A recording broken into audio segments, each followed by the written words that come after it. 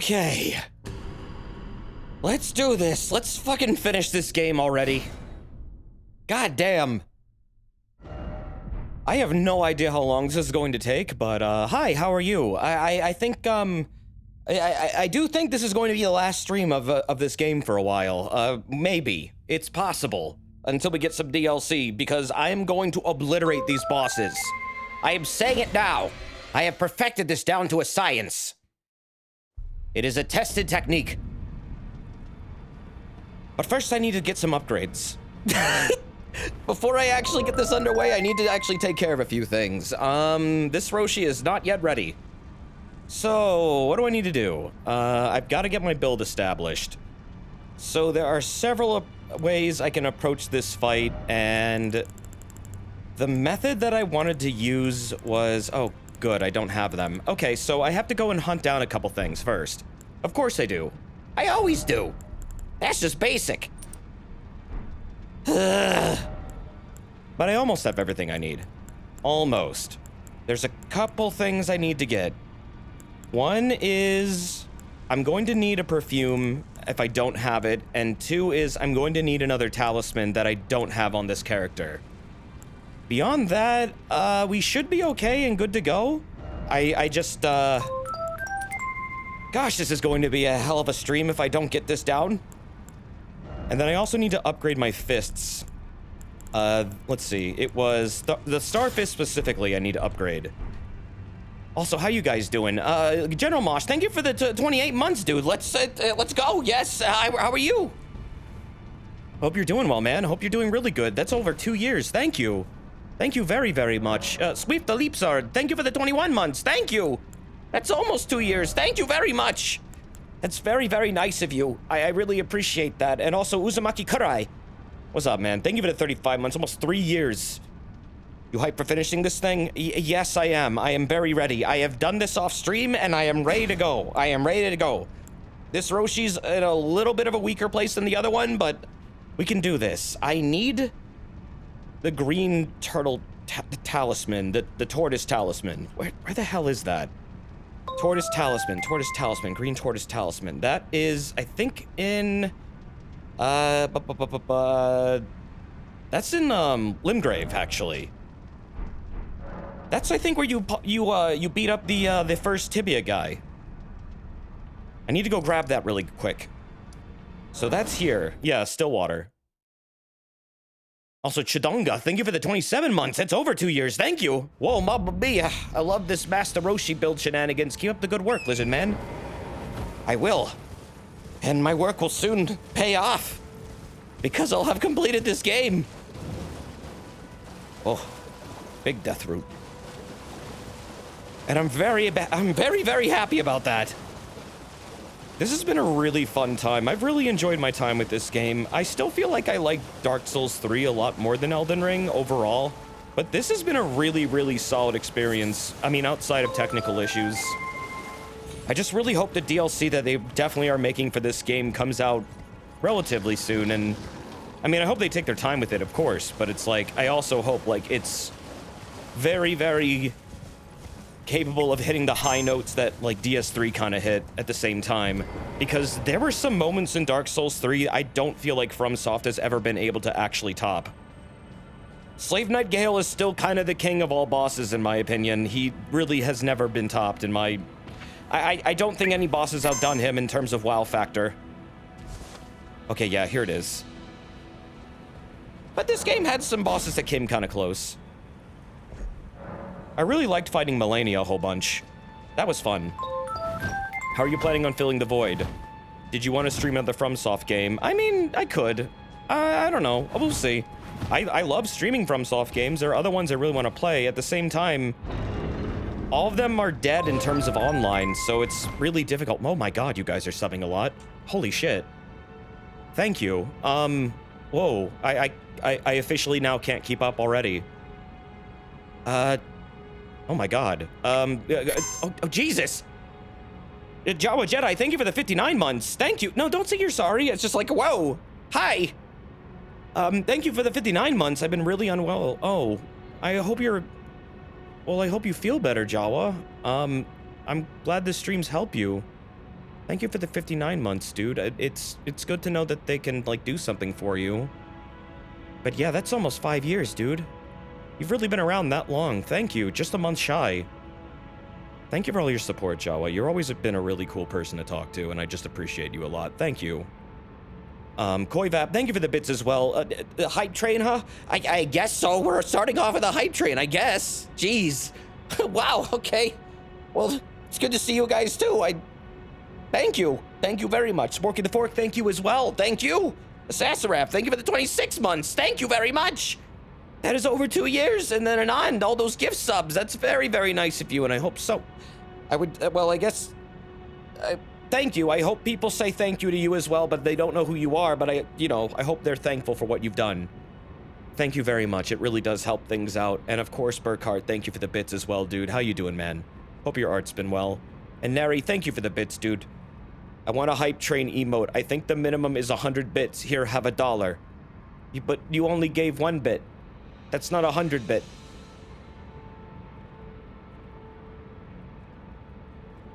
Oh, you put a 1 and a 00 next to the 1. I think you did it wrong. Oh, okay, there you go. Well, now you did oh, God.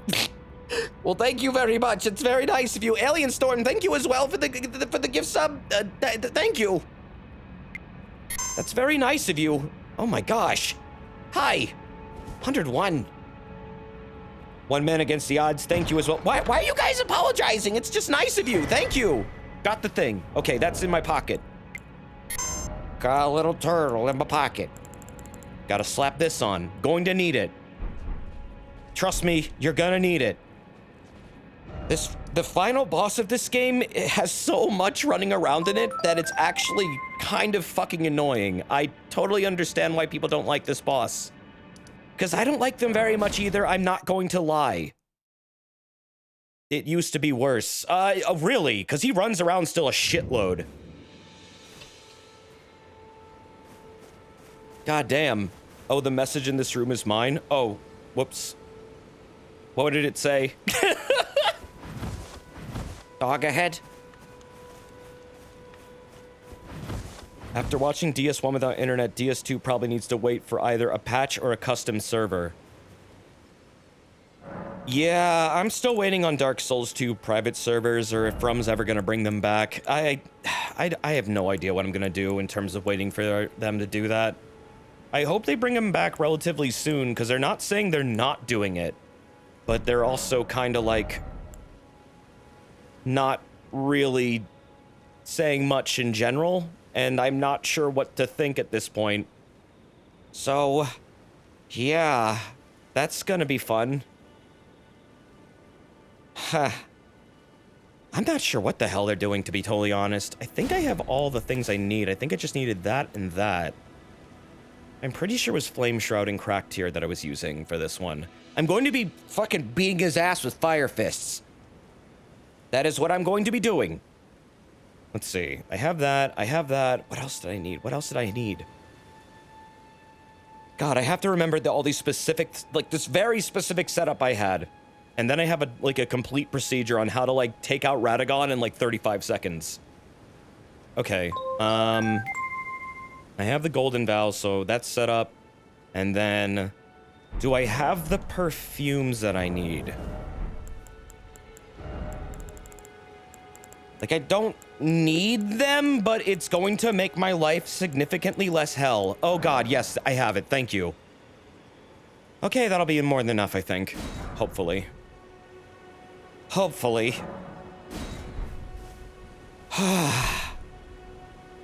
And all that's left is to get... Let's see, that's a 25, that's a 10. All that's left is to upgrade this to 25, and then I need to also kind of respec really quick and pump my strength up quite a bit. Other than that, I think I'd be ready overall. I'm a little bit lower level than I was when I did this on my other character, but we should be okay. I don't think this will be too big of a problem. Oh, wait, nope, not that. There you go. Oh, boy. Roshi's gonna be ultra maxed out. Desert Pokemon UK tweeted out another cursed tweet. They gave a shit poster control. Oh. Well, I hope they solved that then. What did they tweet? Also, oh my gosh, one man against the odds. Thank you for the bits again. Thank you. Precisely, thank you very much for the gift sub as well. Thank you very, very much. I'm not good at this. Thank you for the bit, man. Thank you very much. And Kometis Ice. Thank you as well for the 43 months. It's almost 4 years, dude. Hope you're well, Desert in chat. I hope you're well. That's very kind of you. Thank you. Thank you, fellas. It's a whole lot of support. I really appreciate it. It really matters a lot to me, and it keeps things, you know, stable and going around here, and I like doing this a lot, and, you know, it's nice to be able to do that, and know people want you to keep doing that. So thank you. Thank you a lot. Seriously. And I also value just hanging out with you guys and talking to you. I'm honestly really tired today, and I wasn't sure if I was even going to stream, but I figured I might as well just get this done and also just kind of hang out with people. Let's see, what... I guess I should go to Moog's place really quick just to grab some runes, so I can just level these weapons really fast. I'm trying to remember what the exact amount of runes I need is for, like, getting a plus 25 weapon. It's like 100 something.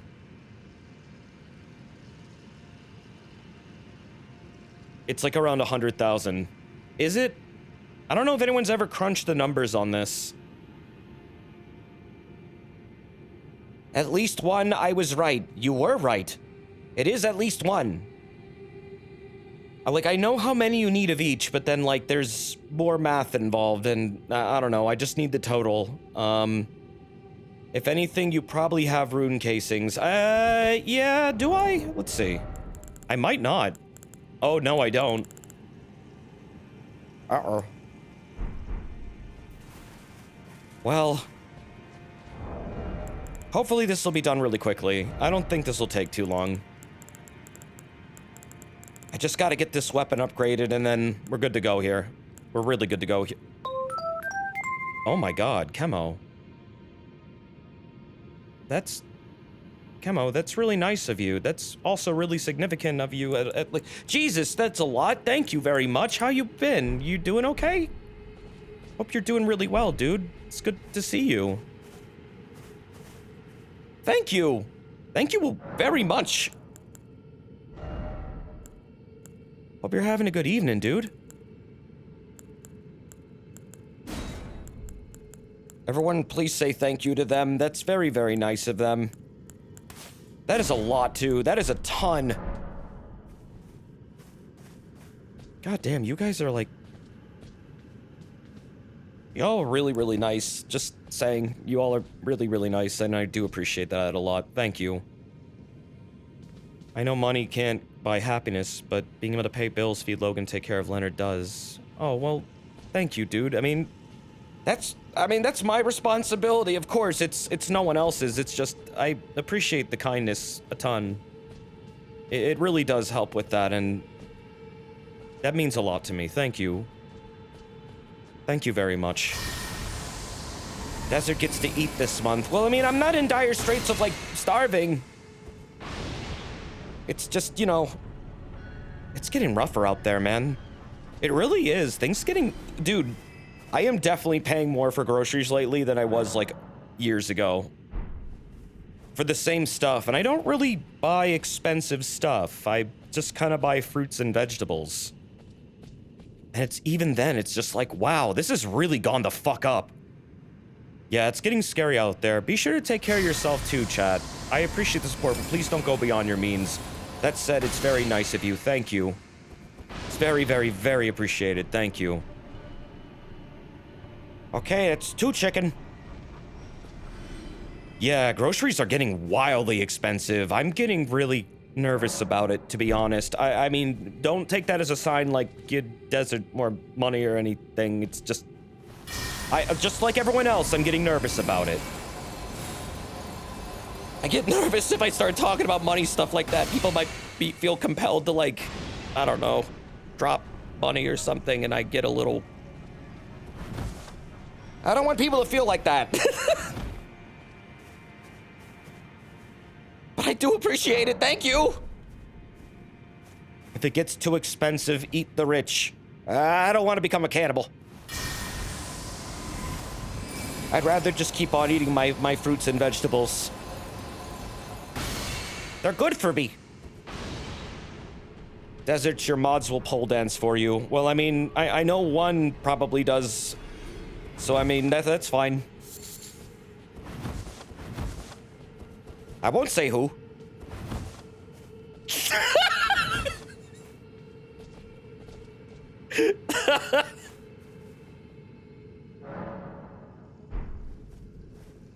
I ain't saying nothing. Listen, you gotta do what you gotta do to get by. You gotta do what you gotta do to survive. Sometimes you gotta eat a tree frog. That's what Solid Snake did.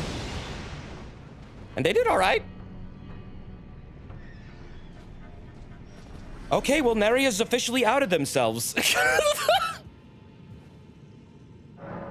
You can take a picture of your pole. Well, there you go. I will not stop you from doing whatever you need to do. That's it, that wasn't Solid Snake. Naked Snake, Solid Snake, Old Snake, Bad Snake, Good Snake, Venom Snake, Slippery Snake, Tube Snake. It's all the same thing. Same character. Every Hideo Kojima character is the same.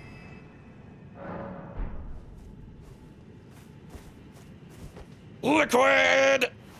Snake. Trouser Snake? No, that's a ukulele character. Also, Bruxima, thank you for the bits, too. Thank you. Here, enjoy some runes. It's definitely not money. Okay. Well, thank you. It's very nice of you. This chicken is not behaving. Chicken, fall in the hole. Bad chicken. Grr. Oh, jeez. All right, come on. Get in the hole. Grr. What's that? 93K? I still need a few more. Should be pretty close, though, overall. I should be able to get these. Once I get these to plus 25, we're ready to go, I think. And then I can go beat the living crap out of Radagon. And his little dog, too. The dog is not little, actually. It's enormous.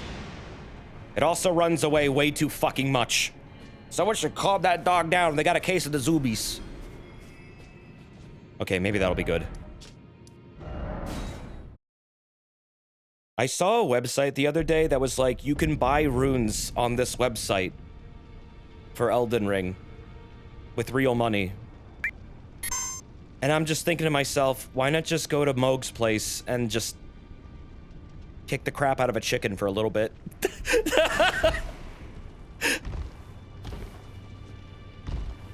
Like, who is buying this? Who is buying this stuff? Now. They asked me to, if I wanted to promote their business, and I said no thank you.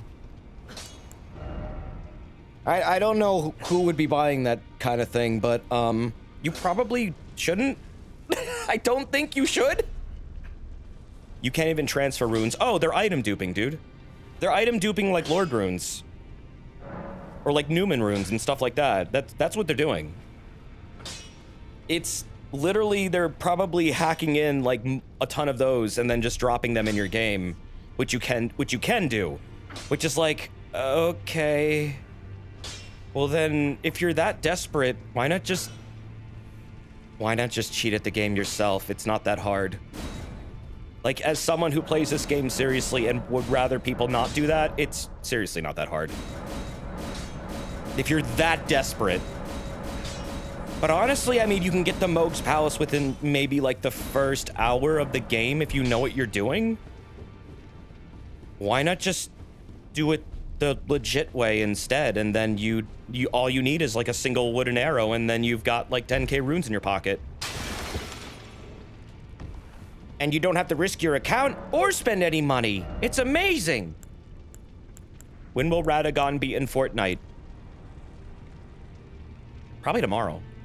Also, Anon, thank you for the 1,000. Oh my god, dude, thank you. Dude, that is really nice of you. I really appreciate that. Thank you. God damn, I keep saying Chocolate Dog's 20 gift subs. That was very nice of you, Kemo. Thank you. Seriously hope you guys are doing all right. I hope everybody's doing all right, man. The world is a vampire. Am I allowed to say that? Will I get sued? Let's just hope I don't. Desert, do you want Raymond? In Fortnite? Does that mean I can, like, you know, take him out of his box? Now. Yes, to dinner. No, just out of the box. He's been in there a long time. Someone should help him out.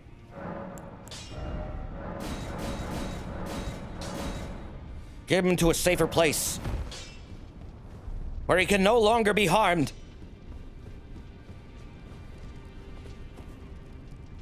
Oh, hey, you want to see something really funny? Not that. This.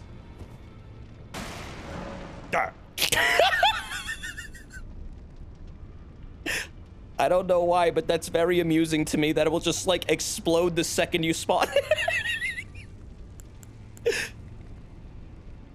It's because I'm on top of where it spawns, so it immediately breaks. I don't know, it's just... Exploding chairs are funny to me. I'm very easily amused. Hi. I'm Desert P. I'm stupid. Okay, let's see. I don't really need the Great Rune, but... I think we're good, actually. Let me allocate my flasks. Okay, those are all good. I don't need health. Kind of am gonna have to no-hit this last bit. I mean, I can survive a little bit of damage, but it's going to be very dicey if I do or if I don't. Okay, so these get... Let's see, what is this? Golden Vow, right. And then this gets... Flames of the Red Mane. Yes, we're doing that. If you don't know what I'm doing, just watch. You're gonna love this. It is some serious shit. Maximum cheese. I would fight Radagon without cheese. Elden Beast does not respect your time, nor do they respect you as a person, and they'll call you a bitch. So for that, I cannot forgive. They really should have buffered those two fights, I'm just saying.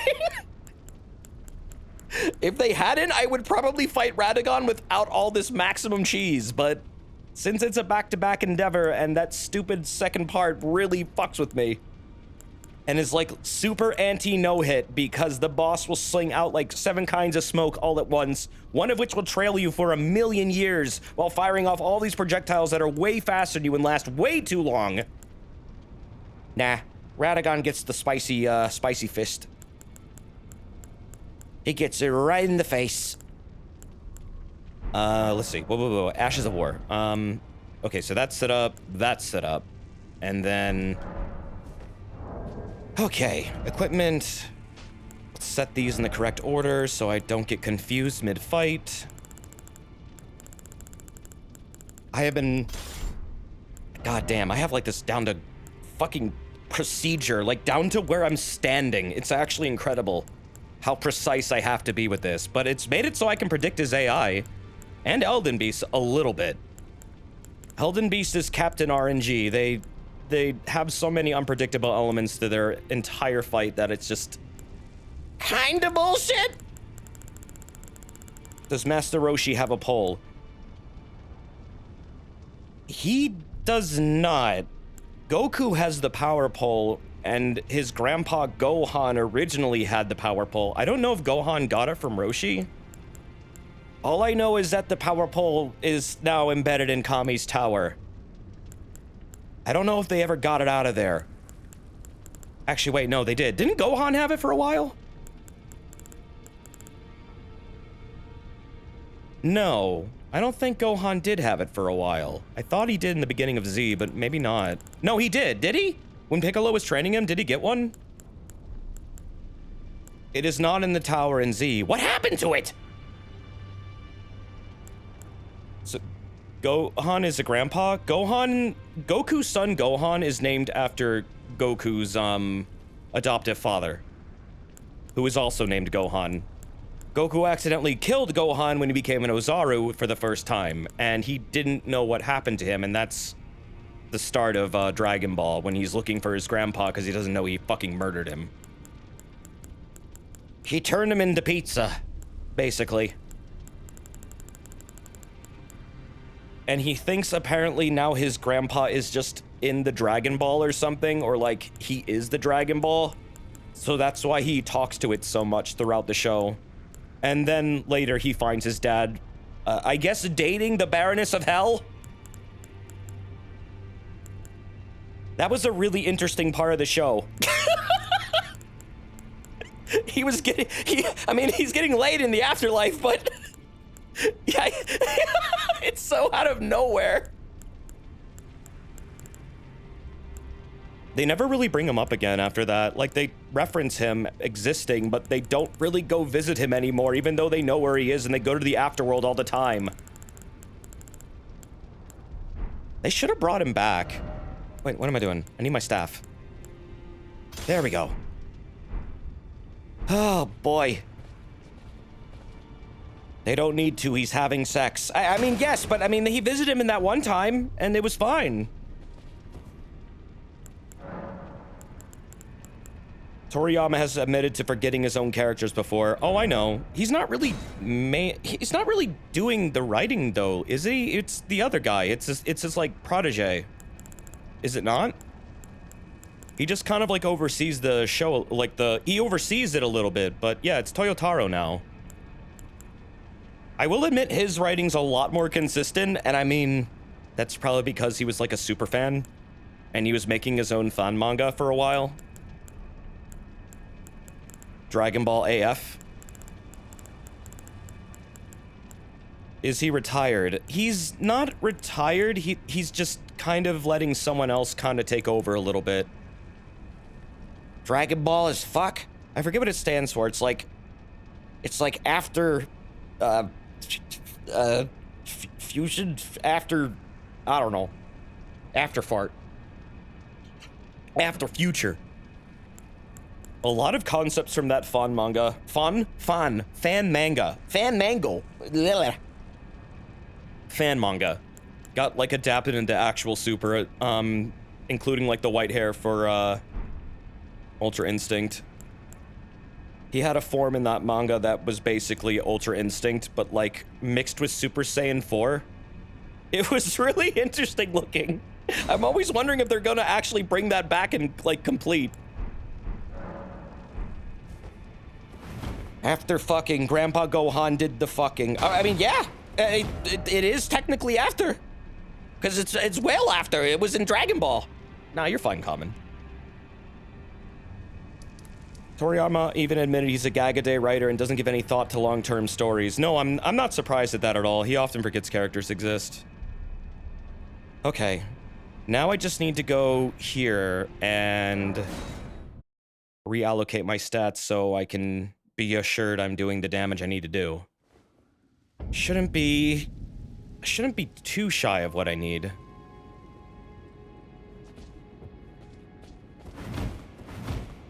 Did he forget about Goku? He tried to make Goku not the main character several times, and then the editors kept saying no. I don't think he's allowed to forget about Goku. Now, bear this sweeting into life anew. Oh boy, alright.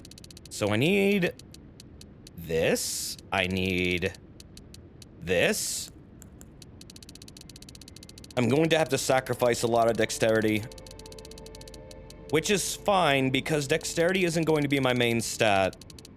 Okay, so I can get that up that high. Let's see. I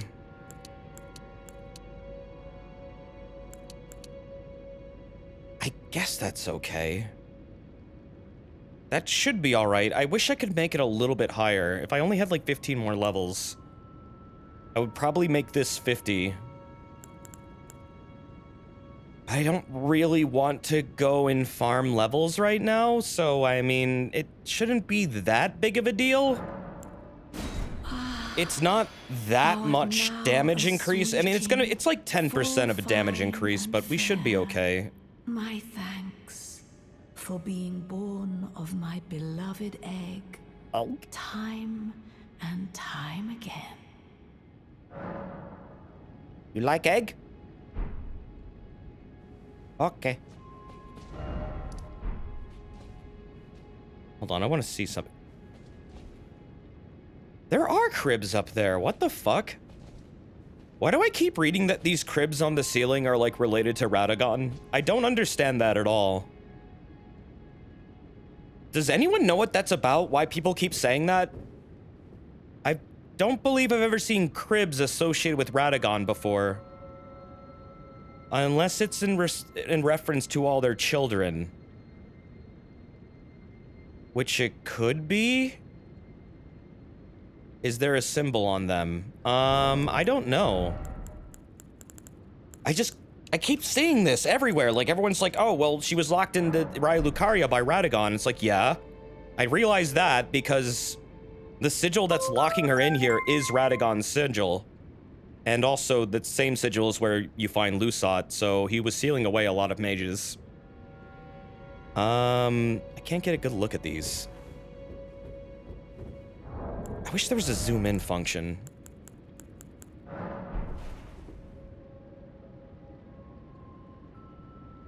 Yeah, I can't make out any details. It's too far away.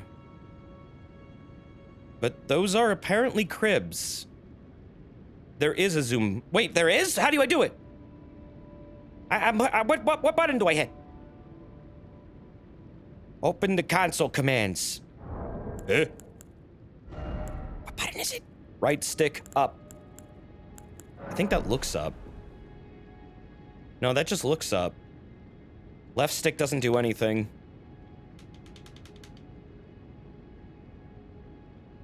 Triggers don't do anything. Nope, buttons don't do anything. Is it D-pad? Let's see. Yeah, I've never really taken a look at these before, but I don't know. I keep reading this and I'm just like, oh, it is D-pad. Wow, those are pretty low resolution. I don't think I'm gonna get a lot out of that. Yeah, those don't tell me shit. Why do people think these are Radagon? You tried. Well, you're not meant to, like, really pay too much attention to these, I guess. But, yeah, why are there cribs up here? That is a crib. That's like a little rocking, like, station at the bottom. That is 100% a crib. It must be because of their kids. For babies. Well, I mean, Radagon's children with Renala were Rykard, Ronnie, Radon, and I don't know. I don't know what a fourth one would be. Richard. Riker. Commander Riker. Well, no, it's Rykard, Ronnie, and Radon, but, like, I don't know. There's 4 of them. I mean, yeah, the Sweetings do drop from the ceiling, I guess, sometimes. I don't know if these are what they would put them in, because they do get, like, reborn. I have no idea. It's just something weird I noticed online a lot. I'm not sure what the justification is. Hi, Selen. How you doing? Being an orb? You having a good time? Do you regret your words and deeds? My friend. I'm Barb. Okay, cool. I have everything from you. It's like those baby cages people would hang out their 5-story windows. Oh my god, like, yeah, back in, like, the 60s. I've seen those. Those are fucked up. Those were real, yeah. People did that. Like, what? Why did people do that? It is so weird to me.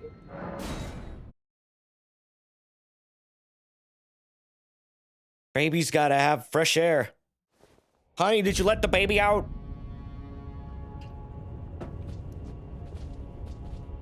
But yeah, dude. I have never understood how that became like a cultural thing for a while. That just kind of scares me. Why would that have happened? Just bizarre. Okay, let's put back on Alexander's thing. And... okay.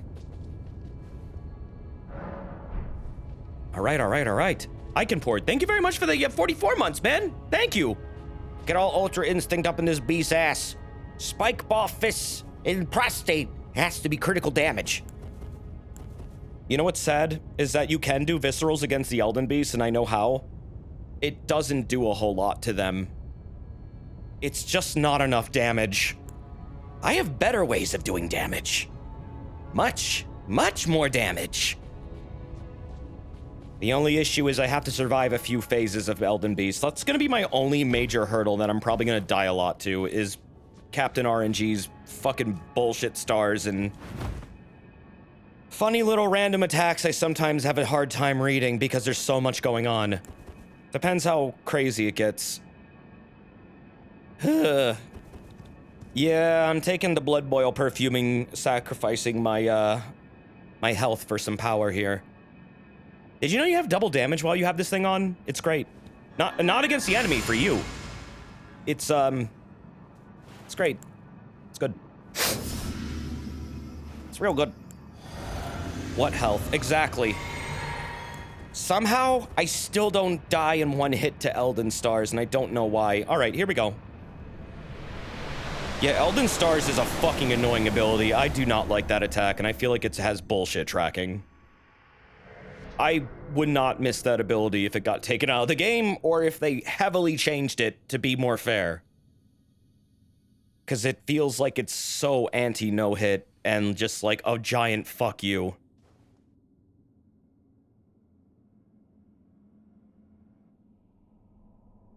Also, why is it significantly faster than you with all that bullshit it slings? I wish I had Torrent to dodge it. There she is. She's cracking up.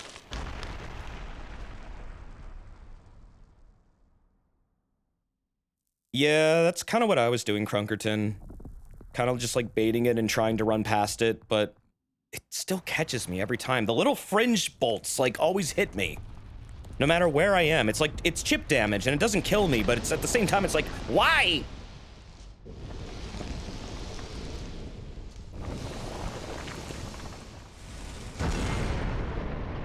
I wish I had cool color changing hair. Yep, she turned into Ratigan. Ratigan.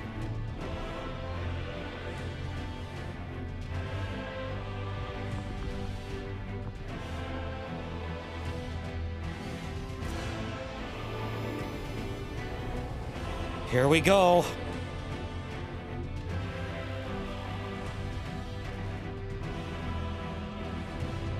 All right. Oh shit! No!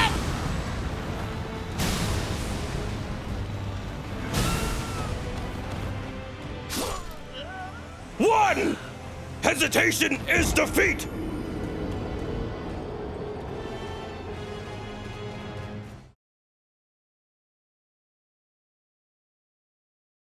God damn it!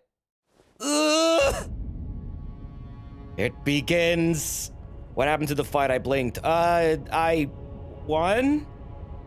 And I'm going to now demonstrate again how badly I can kick his ass. You'll see. It'll be great.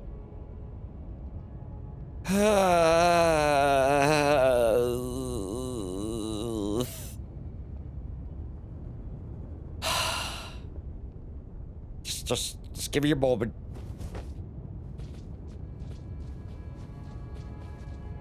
Oh wait, sorry, no. The quote from Al is 1, the parent is absolute. Their will must be obeyed. Yet I am sensing some insubordination! I want to play Sekiro again. I love that game. That game had such a good fucking story. Like, I did not know From was honestly capable of making a story narrative that well done. And it makes me just want more games like that from them. Like, I love this too, absolutely. It's just, Sekiro is very special. Oh, Common, thank you for those bits, dude. Oh, damn, Radagon must have watched that video you posted on twitter.com. He's learned. Yeah, you're right. Uh-oh, I shouldn't have posted my strategy. Would you ever play Neo or Neo 2? I've considered it. I would do that. Maybe one day, yeah. I know it's very different and more mission-based, but it seems really fun. Doesn't Sekiro have a New Game Plus? Yeah, it does.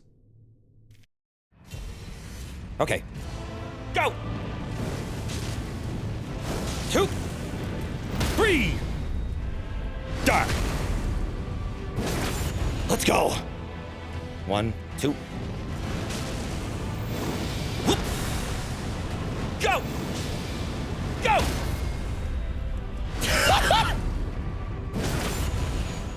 Yeah! 1, 2. Die! Okay. Whew! Let's get ready. Holy shit, you can do that? Yes. Yes, you can do that. You can interrupt the slam. You know how I learned that? Hours of fucking testing and getting frustrated and just spamming it while he did it. And then realizing, oh wait, it's hitting him up there.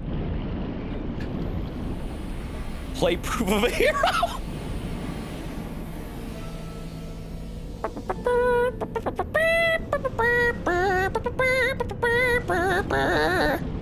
Let's see if I can one-shot Elden Beast.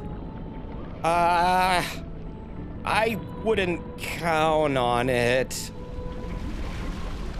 Fucking hate this thing. Oh yeah, he turned Marika and Radagon into a goddamn sword. Isn't that awful? That's their body. It just did that to them. Yep, that sword is made out of skin and bone. It's disgusting.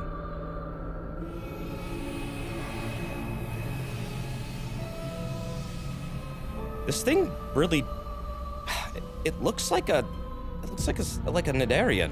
It really does remind me of like Nidarians. Those are like little sea creatures.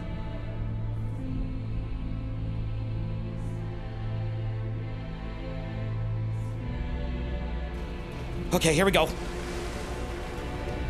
Go! Run, run, run, run, run, run, run, run, run, run, run, run. Okay, go!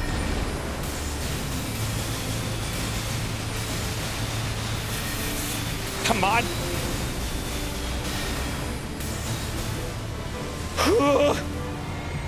Here we go. Where is it?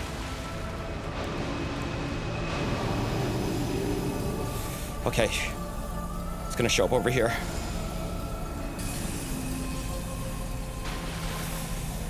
Right about there. Oh shit, no, no, no, no, no, that's Elden Stars! No! No! Fuck Elden Stars, man! I couldn't shut it down! God damn it, Elden Stars. I fucking hate that. It's like the bane of my existence. Yeah, you jump over the rings, and then when it summons 3 in a row, you gotta jump over all 3. It's honestly not that bad if you just tilt your camera up while you know what's gonna happen. And the funny thing is, he always goes, okay, when he arises out of the water, he actually is kind of looking towards where he's going to spawn on a straight line. So you just literally run to where he's looking. And you'll usually wind up right next to him or like really close to him if you just run that direction.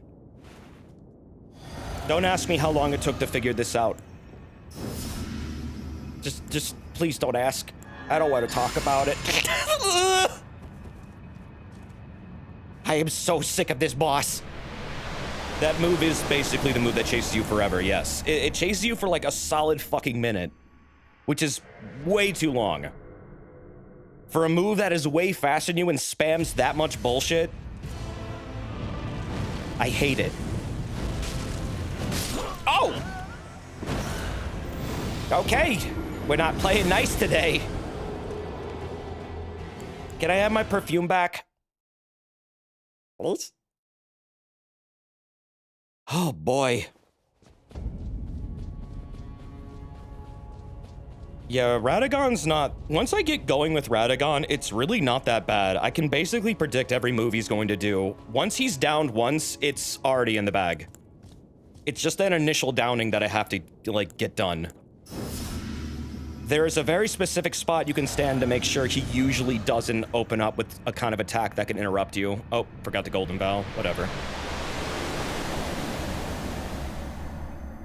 Must be patient. I wish it would let you ride Torrent too. The thing about riding Torrent though is your hitbox is way bigger. I don't fucking care. I hate that fight. And that ability pisses me off. Like, if it can reliably get me to dodge Elden Stars, I do not give a shit if the hitbox is slightly larger. Oh, fuck. Damn it! I was trying to visceral and he didn't do it, and yeah, that's what happens when you miss the visceral. God damn it. Oh boy, I didn't wait a frame long enough and then I got punished for it. You just got telefragged? I kinda did, yes, but it denied me my visceral because I guess I attacked too early.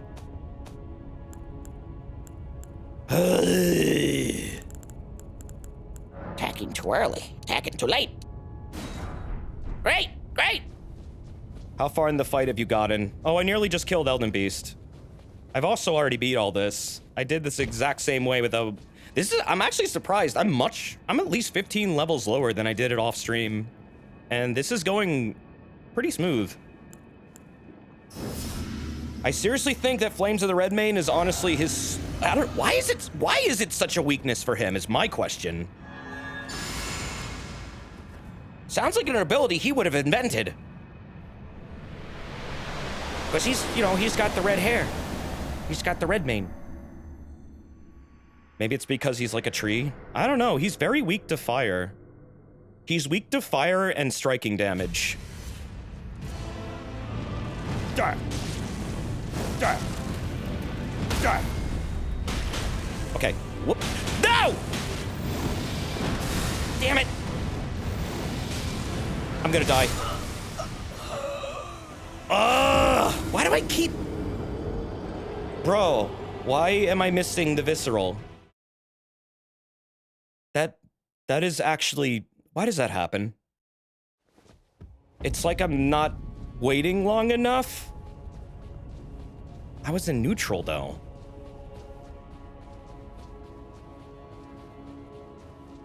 That is like the one thing that gets me killed, missing the visceral, because, I don't know, the game decided I don't get it. You attack like a half second too early. Yup. I need to be more patient. I wish it was a little more lenient on that. Whatever. It's not a big deal. That's the only thing that gets me killed.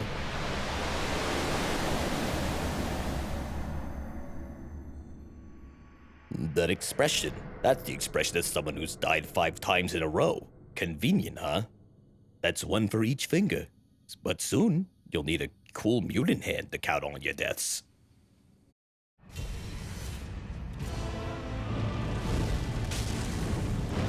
Sans, pick up your sock. Damn it. Okay. Whoop. No! He did it again! Damn it. Ow!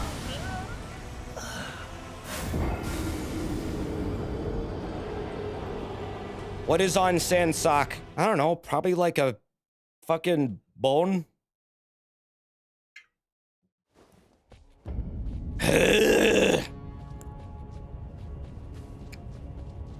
I'm attacking too late or too early. God damn it. desert. I got this. I got this. Don't worry. It'll happen. Why do you drink the perfume is my question. I don't think you do that unless you're an alcoholic. Like, seriously. Why am I drinking the perfume? What's going on there? Nasty. It's because this perfume make you go crazy, go stupid. It's drugs. No, I know it's drugs. I know. The omens take it, actually. Or omen killers. Ah. Okay, goddammit! Ah. Okay, whoop. Get up. Get up. Get down with the sickness. Hey, there's a donkey here. He's looking at the pool. Ah. Okay. What? Huh? Get down! What the hell? Asshole! He always goes to 1 HP. Nah, I've gotten him to instant be. I got him to die there. It's just funny that it's funny that can happen. Okay, 1, 2. Okay. Whoa. 3, 4. Okay. Come on. Okay, good. Do not do Elden Stars over there. Thank God. Okay, he's going over here.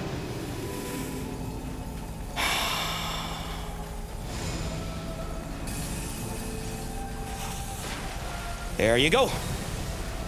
Where are you? Whoop.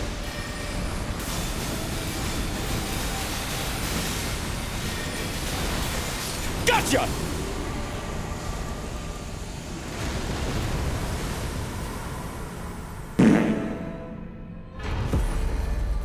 It's a new lap record! Also no hit. Oh my God, I just no hit it. Chad, I no hit it! I fucking no hit it! Well, there you go. Done. It is done. The evil has been defeated. I no hit the final bosses. There you go. It can be done. You don't need health in this game. The hell is that? Ronnie. Oh, right. Okay. Can I grab these and... Okay, thank you. I'm taking these really quick. Well, shit, what now? Now we get to have fun with the endings. So you ready to watch movies? Save backup time. You are correct. Oh my God, thank you for the... Oh my God, fellas, Jesus! Oh, that is a ton of... Wow. Captain Stein, thank you for the 13 months. Thank you, Bruxima. Thank you for all those gift subs. Holy shit. Thank you very much. Aqueous, thank you for those gift subs. Fellas, Abyssal Tempest, thank you for those gift subs as well. Plastic Squid, thank you for the gifts. That is a ton. That is a ton. Anonymous, thank you for the gift subs. Thank you for the gift subs, Anon. There's a lot of Anons happening here. Oh, God. Nary, thank you as well. Oh, jeez. You guys are... Holy shit. Wow. Thank you. Thank you very much. It's very, very nice of you. And I get the vigor. No, not yet. No. I'm stuck in my ways now. I have proved to myself I no longer need vigor. I am a glass cannon at heart. At fart.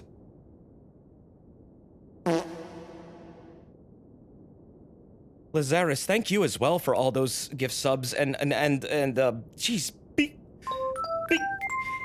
thank you, fellas, very much. It's really nice of you guys. I really do mean that. Thank you. Gosh, I don't think I've seen a sub bomb like that in a long time, actually. Well, thank you very much. Adam.png, thank you for the bits as well. Thank you! Thank you so much. It's very, very kind, and it really does help out, and I can't believe I just did that. I can't... Dude, I was just complaining for, like, at least half a day since I beaten this boss off stream that no-hitting this thing was something I didn't feel like doing, and I didn't feel like deserved my time to learn. And then I just did that. Bro, why 10 Vigor? Oh, for the challenge. Because people were claiming I needed health to beat this game, and no, you don't. Just no-hit it, my dude. Forehead. So which ending is your preferred one? None of them. None of them are godless endings. I want an age of only man. The gods have done a shit job of taking care of this world. I'm sick of all these outer guides and all these inner guides and these sideways guides and everything in between. Will you do a run now that's only Vigor leveled? That would be really funny. I wonder if anyone's done that. I mean, if I could upgrade my weapons, that could be fun. If I'm allowed to at least upgrade my weapons, that would be interesting. What class would I be allowed to start with, though? That's the other thing. Like, should I start as Wretch if I did that? I don't even know. Because the thing is, like, that would also lock you out of a lot of items in the game. Which, I mean, yeah, that's the point of a Rune Level 1 run. But that's like a really weird, gimmicky Rune Level 1 run. It's like, you have health for days, but you can't really use much. Oh, gosh. Okay, so... Oh, man, Mr. Nobody, thank you for all those gift subs, too, dude. Thank you. Jesus. Thank you so much. Thank you. Oh, my God. Fellas... Mitz McGee, 20, what? That is so many. That is so many. What the? Jesus, this is a lot. You guys are really... Oh God, Anon too. Oh, thank you all very much. My brain has stopped working a little bit. I'm shocked. Plastic Squid, thank you for the year sub too. This is like when you beat Fatalis. I guess a little bit. Yeah. No thoughts, head empty. Well, my head is filled with like a lot of gratefulness right now.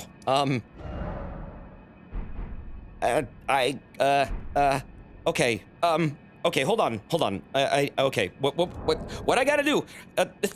Thank you for all those gift subs. Oh my God, I'm like stuck. My brain has stopped processing. What I have to do now is this. I have to exit out the game. And I'm gonna need a few minutes to like get something done here. So, okay. I need to quit. And then we'll have this playing for a little bit. So now what I gotta do is prep a few things. And by that I mean I need to get the a couple extra save files going here so that way I can just show all the endings. Because I'd like to do that. I haven't seen them all like actually yet. I've actually refrained from doing them off stream. So let's rock it through all the ones I can do. I can't do Dung Eaters. I do not have Dung Eater. But what I do have is pretty much every ending but that. If I were to do another run, I would probably just go for Dung Eater's ending, and then that way I would know I've seen everything. The funny thing is, the game completely dissuades you from doing Dung Eater's ending. And by that I mean, it like gives you literally no reward for doing it. You don't get an achievement, you don't get any special cool item, you don't get any neat weapons, you don't get anything. In fact, you get locked out of a lot of shit. It's honestly meant to feel terrible. And I think that is so fucking funny. I do wonder if they're ever going to spin that around someday and then just be like, oh, actually, if you get a lot of cool shit now if you do Dung Eater. Has there been a Hercule run yet? How would you define that one? That's an interesting idea for a run. What would it be like themed like? Huh. You don't get anything for any of the endings. Well, you kind of get like, I mean, if you go across the quest line for the endings, for like Ronnie's, for example, you get some really good weapons. You get a Dark Moon Greatsword, you get like a Duelist Moonblade, you get all kinds of stuff. If you do Gold Mask thing, I guess you get a lot of like those fundamentals. You get a lot of like Golden Order like incantations along the way. Oh my God, Cat's Bagel. Super Shade, thank you for the gift sub too, dude. Thank you. Cat's Bagel, thank you for the gift subs as well. Jeez. I very much appreciate this. It's very nice of you. Good lord. Yeah, Ronnie and Fia's endings have boss fights too, and also give you some interesting stuff along the way. Like Fia, you get a very special mist attack, which is really good. Yeah, it's like Dung Eaters is mainly the only like special ending you get where you don't get anything. You really don't get anything that you couldn't get doing anything else. Yeah, Gold Mask also gives you a T-pose, so I mean, that's pretty cool. Okay, let's see. Let's see, how many do I need?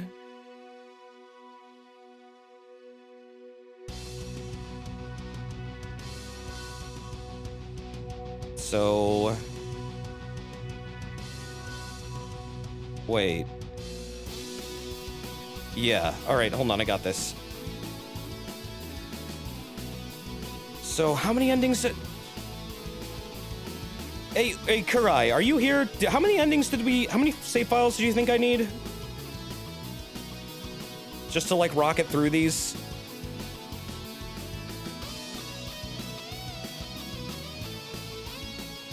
I'm basically replicating my save. It was like 6. Okay, hold on. 1, 2, 3, 4, 5, and 6. Well, yeah, it's 6, but honestly, the 5th one, the 5th and 6th one are the same ending. One just has a bonus cutscene. So I really don't need to do that. So I think it's just full. Well, yeah, I think it's just 1, 2, 3. It's mostly just 5, I think. There's only 3 completely different endings. Well, Dung Eaters is the original ending, but you know, poop. It's just everywhere is poop. Everyone has to breathe the poop. Seriously, the world becomes like totally shit brown. It's actually fucking funny. You're locked out of Flame and Dung Ending Eater, I guess. On my main character, on the stream character, yes I am. But my other character is set up to get the bonus cutscene, so I'm gonna switch over to them when I the cooler Roshi. When we want to view that one. Why are we talking about poop? Oh, because Dung Eater, he covers the world in poop. That's what he does. He's a wild man. What do you get for the Frenzied Flame ending? You get one of the best seals in the game, which is the Frenzied Flame. Okay. Let's see.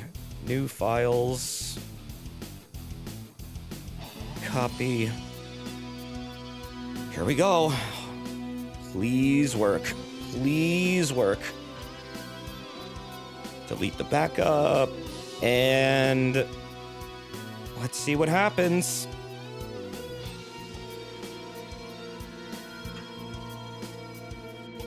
Yeah, the Frenzied Flame scales with strength, dex, int, and faith, and also gives people madness. It is a ridiculous seal. I love it.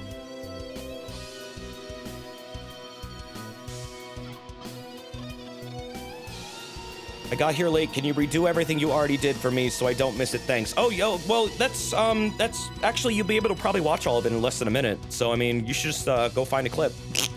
Because I think I beat the bosses that fast. Let's see what happened here. Did it work?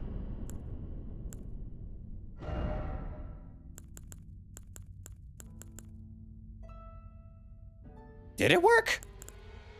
That doesn't look right.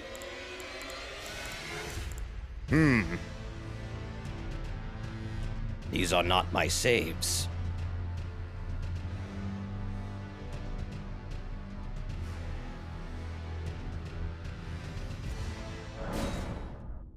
Well, this is the character this is my real character, yeah. Yeah, this is fine.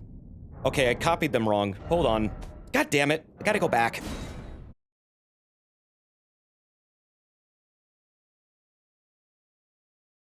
What if you accidentally deleted you know hitting the final boss? I have a backup. It's fine. Better believe I backed that up. Okay, let's try that again. So, one more time. One more time. So, what we do is...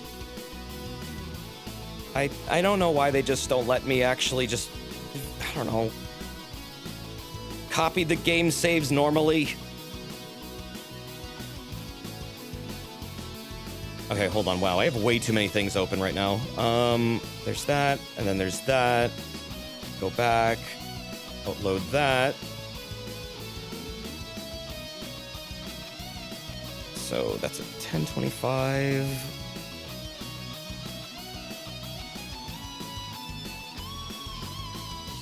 Okay, that's loaded. Oh, I know what happened. I know what happened. I messed up the procedure. I have to do this a few times, actually. Okay, I have to pay attention to what I'm doing here. Alright, so set that to new. Copy from this to slot 4.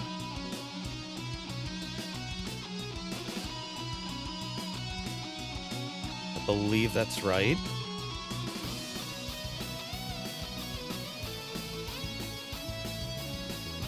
Just making sure. Okay, copy. Whenever it wants to do that. This tool is very, very buggy.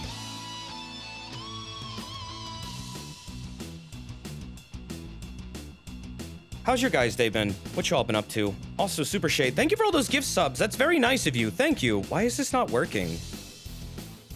Thank you very much. I guess I'll reload it really quick. Jeez.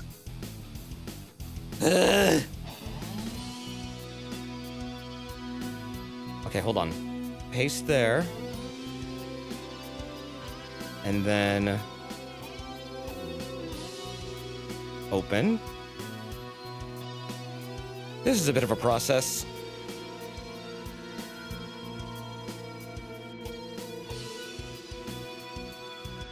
Saw Doctor Strange today with your little bro. That was fun. That sounds nice.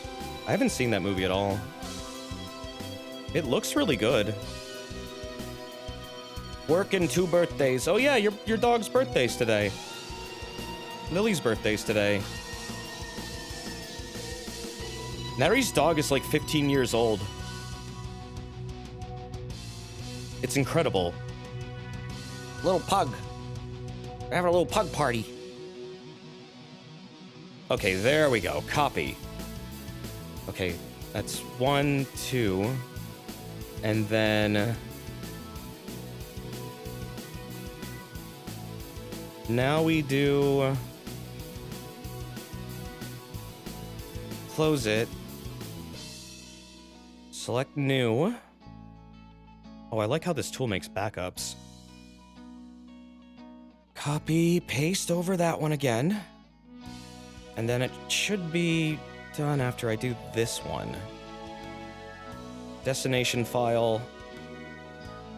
Sorry if I'm just kind of talking out loud and doing these steps out loud, but...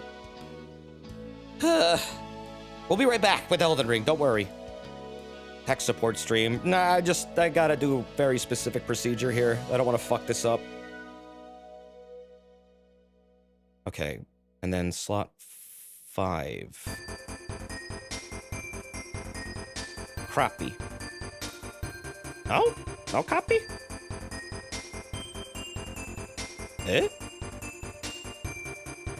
Why no copy? What it do? Oh, they're the same fucking... Oh, jeez. Wrong file. There we go. That's why it wasn't working. There we go. Okay. So... Yes, copy. And now if I load this, what does it say? 1, 2, 3, 4, 5. Okay, cool. That should be good. Sorry about that. Now it should be working. I didn't realize... I didn't apply the logic that I needed to actually do this a couple times in a very specific way. Okay.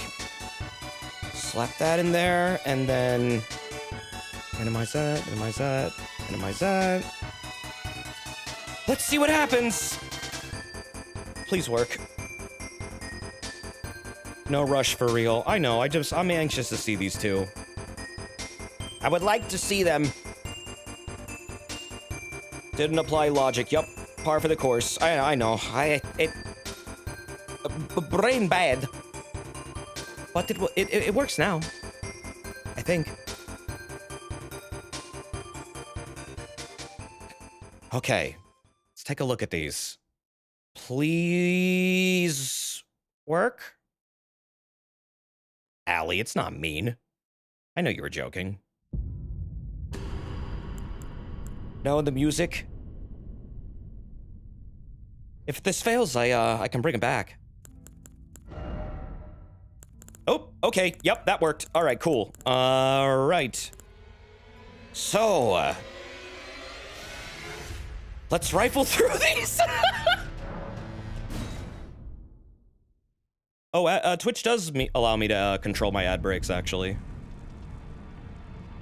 Wait. Hold on. Oh, damn it!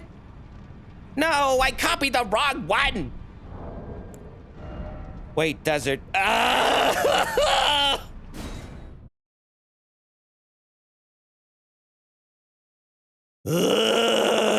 Why is this so confusing?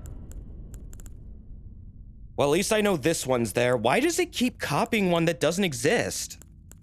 I don't know where these came from. Okay, hold on, I got this. I'm gonna delete these. Okay, delete that. Delete that. Delete that. Keep this one, that's the good one. The Roshis are multiplying, they are. Okay, hold on.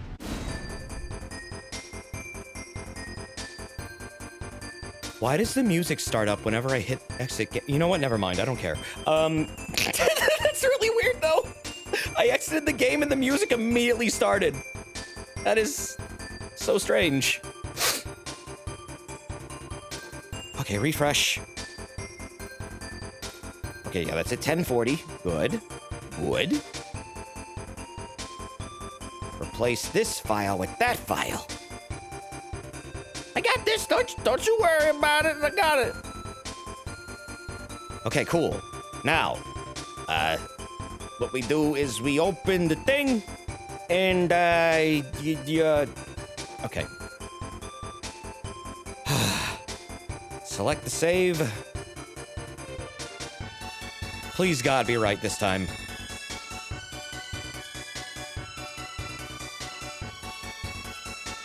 Okay, destination file set up correctly. Good. Copy that one to...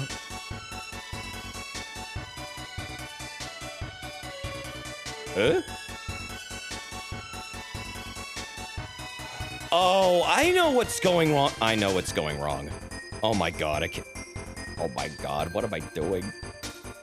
I fucked up another logic step. That's why this keeps happening.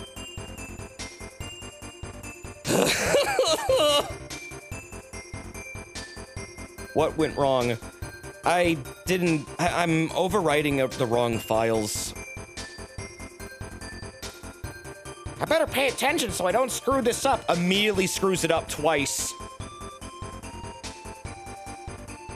It's hard to describe what I'm doing, but basically, it's magic. Okay.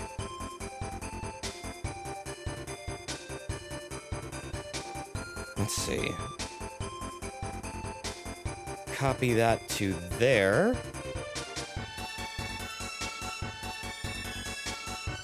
And copy this to here.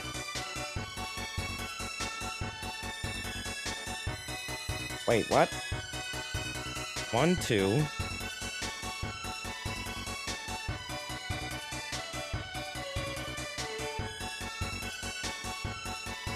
Eh? Why is it not actually loading? Oh. Damn it, I'm stupid. Okay, close that. Copy it again. Jesus Christ, this is a lot. Why? This tool is very confusing. Okay, copy that. Just like the EB Games guy. Copy that. What tool? It's a funny tool that lets me replicate my saves. Don't know why I can't do this in-game. Doesn't really matter, in my opinion, but whatever. They used to let you do this. I don't know why they don't suddenly. Whatever.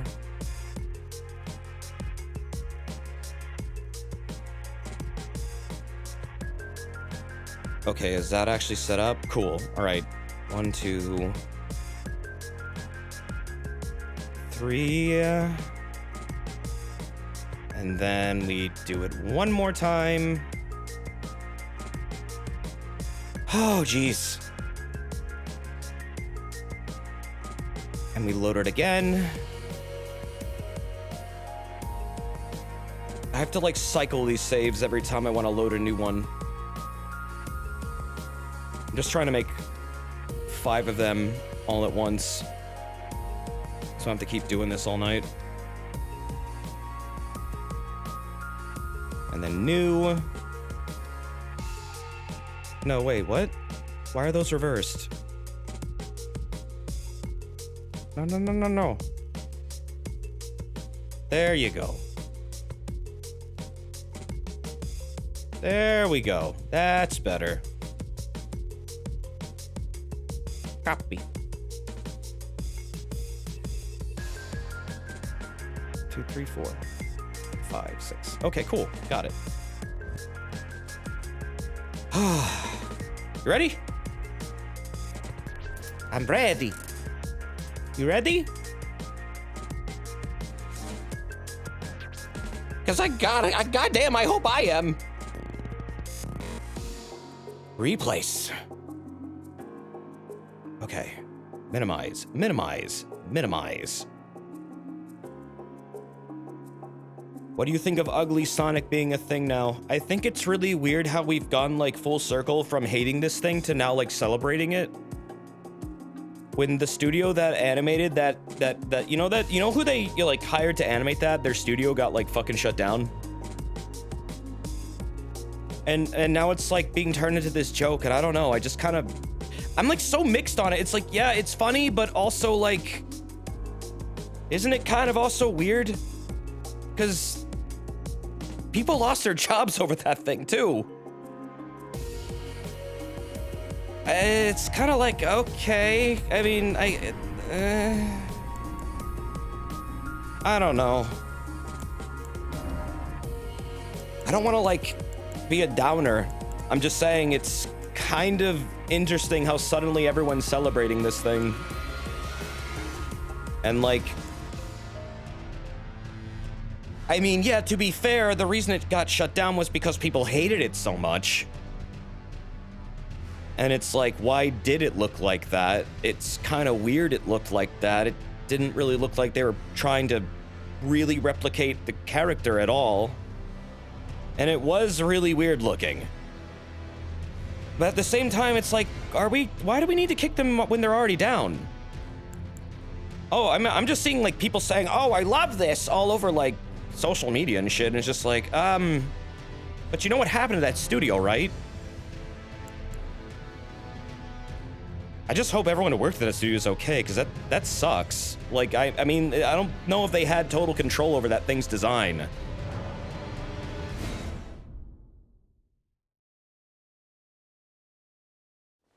I hope it's not like totally mean-spirited.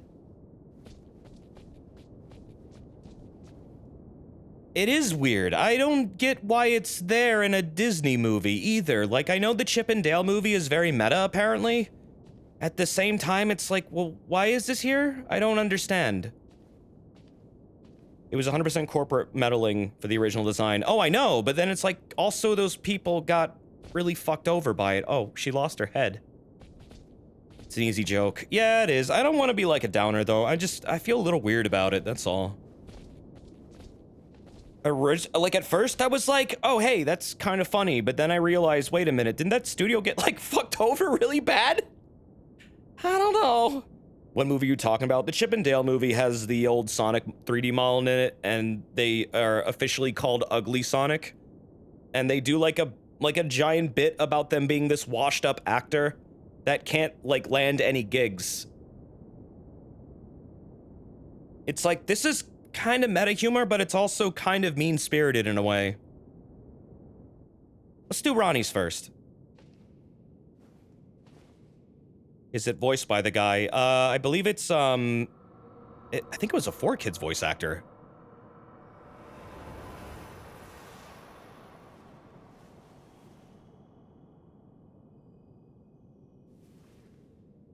I think it was an actor that was in the Sonic X cartoon when 4Kids dubbed it, but not Sonic himself. It's not Ben Schwartz. No, it's not him. It's something Robinson, I think. Like Thomas or something. Not Tony Robbins. Anyway, shut up. America's dead. Moment of silence. Is it Radagon, her dad? Yep.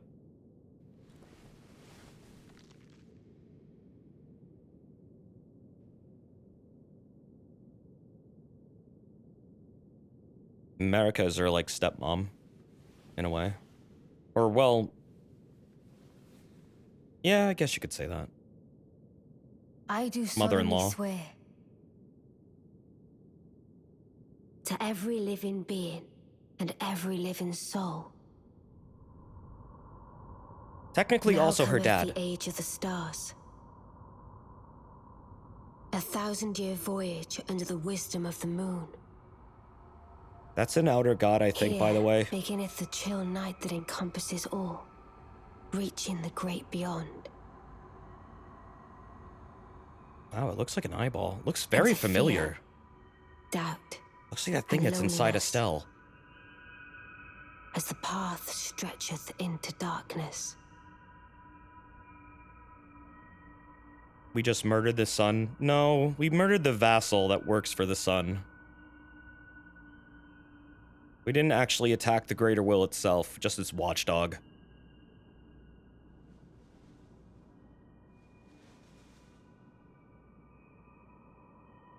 Well, the interesting thing about this ending is that even in Japanese, it's still really weird and cryptic in a different way.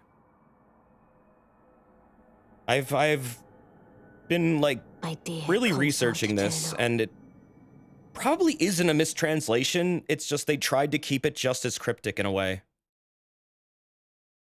But basically, the entire point is she's going to fuck off to space and still try and govern the world. Which...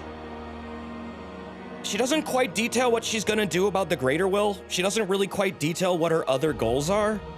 So it's still kind of very vague what she's doing. And if I've played... maybe I've played too many Miyazaki games, but I don't fully trust Ronnie at all. She seems... I mean, she lies to you for a lot of the game.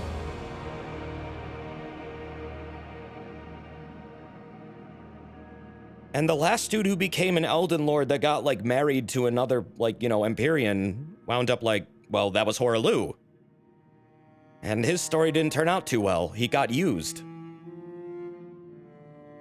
So I'm not entirely hopeful for this ending. I don't feel like this is quote-unquote the good ending.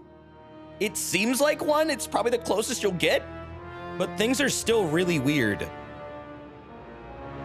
Outer gods are still influencing the world. Greater Will has not been taken care of. Ronnie still wants to govern reality, but from a distance and not be a physical presence in the world, which is better, probably, but also leaves a massive power vacuum. And you also have an outer god she's working with that we don't really know anything about. The Dark Moon is an outer god. It's not known what their goals are. What vacuum? Everyone's dead. Well, that's the thing. There's still people that actually can inhabit the world and apparently travel into the lands between, so there's also still, like, there's technically actually still people around to govern things. It's just things are really weird right now. Nothing has kind of been set right. It's just kind of like in this weird purgatory state. Rykard will be back. Rykard outright is, like, explicitly said to be able to return. So, I mean, what happens when he comes back? Rykard works with Ronnie. Do you want a world where Rykard's running around without anyone to challenge him? Because that's what we're kind of getting. I, Kenneth Haidt, did not die. I mean, yeah, Nefali is around. Kenneth Haidt is around. Likely the Tarnished could return to the lands between under their rule. We're still there. Well, technically, we went to space with Ronnie. Gold Mask is around? No, Gold Mask died. He died creating a rune. Miquella's also still asleep and we don't know what the hell they're doing. There's a lot of unresolved shit in this ending. I just feel like there's still some things to be addressed. I don't know. It kind of comes off as this isn't actually an end. A really bad ending would be cool, like a full betrayal story. That's technically Dung Eater's ending. Everyone gets cursed and becomes an omen.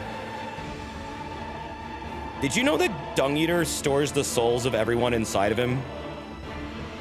Rodrika actually tells you about this. When he appears in the round table, she notices that she can suddenly hear a ton of, like, really tortured souls coming from where he is. That's because they're all inside of him. He is like a Kappa. He is eating their souls.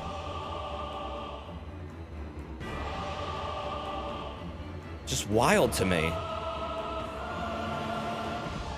He is really, like, he really thought out his plan, which is scary. I don't know. I don't think his character's done. Yeah, the screaming in the halls. Those are the souls that he's devoured. He eats your soul literally out of your ass, chat. I'm not making this up. I'm pretty sure this is a yokai reference. Because it's not the first time, or even, like, I think the second or third time that they've referenced this specific thing. He rips out your insides completely and eats them. And then somehow this also results in part of his process as a remaining curse on your flesh that doesn't allow you to return to the herb tree. And if you do wind up getting revived at all or being reborn, you will be an omen.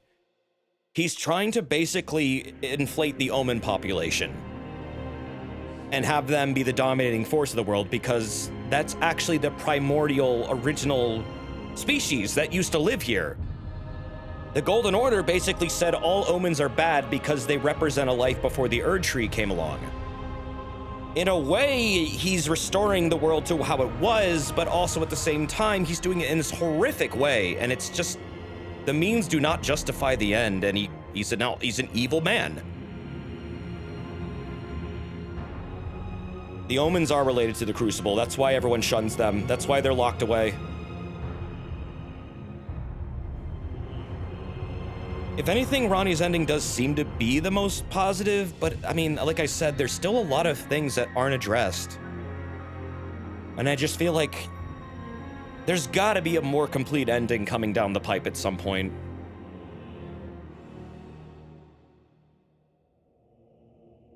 Regardless, any ending that doesn't get rid of the Erdtree problem or the influence of the Greater Will, I feel like technically isn't a good ending. If the Greater Will can even be, like, removed at all. FromSoft endings are always gloomy. Dark Souls 3 actually had one hopeful ending that I appreciated in the DLC. That, like, it's possible everyone that was still alive at the end of the game's events managed to escape into the Painted World. And escape the Singularity until it comes for that world again. It's another cycle, but at least people aren't all hopelessly dead. That's why you were doing that. You were trying to create a world again that wasn't rotting or being consumed by a singularity. Sekiro has a good ending. Yeah, Sekiro actually does have good endings, like legit good endings. Bloodborne and 1 or 2. I think the true ending for Bloodborne is kind of a good ending. I know it's a weird one, but it's like, at least it's not some evil outer god that's in control now, it's you. Like, yeah, you sacrificed yourself to become one, but maybe it's not really set clear if you'll set things right. However, all of Bloodborne also took place in a nightmare, literally. It was all in a dream. You can wake up from that dream in one ending. However, the curses of the outer gods still remain. Was the moon presence even evil? It's believed the moon presence was a progenitor of the curse and also was benefiting somehow off of Gurman's, like, maintaining of the hunter's dream. And in cut content, there's dialogue. I don't know if this is still canon because it's cut. Gurman was waiting for Lawrence to do something out in the world to basically, I guess, fix their dream problem dilemma. But it's not really outright said what they were trying to do, but whatever Lawrence was trying to do, he failed, clearly. Because there is in-game dialogue of him taking... Gurman does complain at one point in the game that Lawrence is taking too long, and he doesn't know what happened to him. So they did have a plan to do something. That's canon, but it's never said what. But apparently they were also going to fight over the right to get eaten by the moon presence. Apparently that's a thing. The Great Ones were, like, not necessarily evil in Bloodborne, in my opinion, but heavily misguided and really not understanding that humans can't absorb their knowledge. It fucks us up really bad.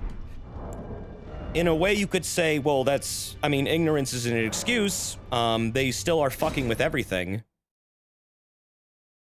And they're still incredibly bizarre, cruel creatures, you could argue. But it doesn't seem like they're outright trying to cause problems. It just... humans got enlightened by them and started going nuts was the problem. I guess there was probably 1 or 2 explicitly evil ones, yeah.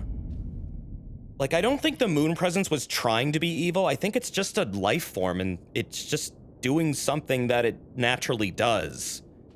Abridus was trying to enlighten people, but didn't realize, I think, that its enlightenment would cause horrific mutations. Because it's knowledge we shouldn't have. And that's how Rom was created. Koss seems like the only one that tried to help. Koss is very mysterious. I'm not sure what Koss was really trying to do. But it didn't seem like they were evil either. And Gurman apparently regrets killing them, or like... Whatever Gurman did in the fishing hamlet, he heavily regrets it. To the point where he has, I think, a dream manifestation of Maria try and convince you to go away. And then kick your ass because you won't go away. Gurman was not in the fishing hamlet. I thought he was. Wait a minute. I thought he was. How do you know all this lore? I played through Bloodborne. I was fascinated by it. The only confirmed hunter in the hamlet we know is Maria. Well, then why is Gurman so relieved after you finish it?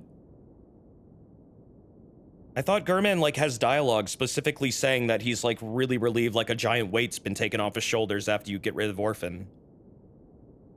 I don't know. It's kind of an unclear ending. Okay, let's do this one. He's still aware, but he wasn't involved.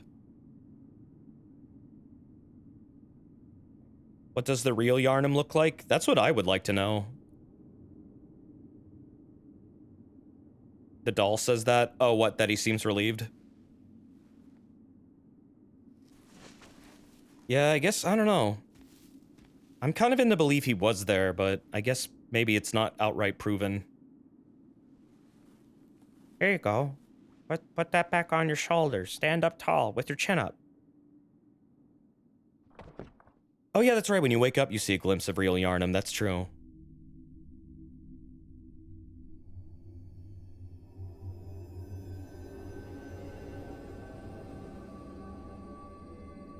I do wonder what Lawrence was trying to do. It's really not told to you. What was Lawrence trying to do? What happened to him? Why did he fail? Why did they both want to get eaten by the moon presence in the cut content? He literally explicitly says that they are fighting for the right for it. And it's like, okay, that doesn't sound nice. The fallen leaves tell a story of how a tarnished became Elden Lord. In our home, across the fog, the lands between. Huh? Our seed will look back upon us and recall. Who is the narrator? That's what I want to know. Age of fracture. I thought it was Horalu at one point, but it's not.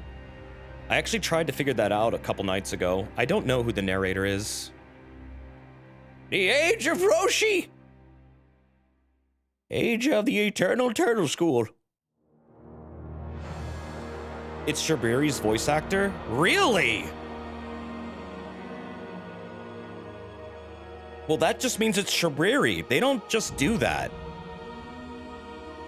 It's not Gideon either, because he refers to himself and it doesn't really imply it's him. If it's Shabiri, that's interesting. Why is Shabiri the narrator?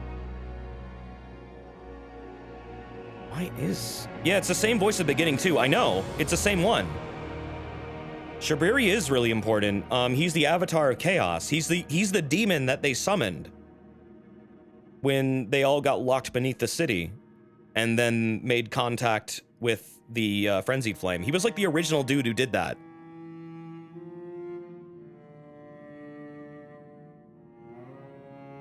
He's like the will of the Three Fingers, basically. But he was also a guy who was horrifically tortured for, like, heretical crimes against the Golden Order.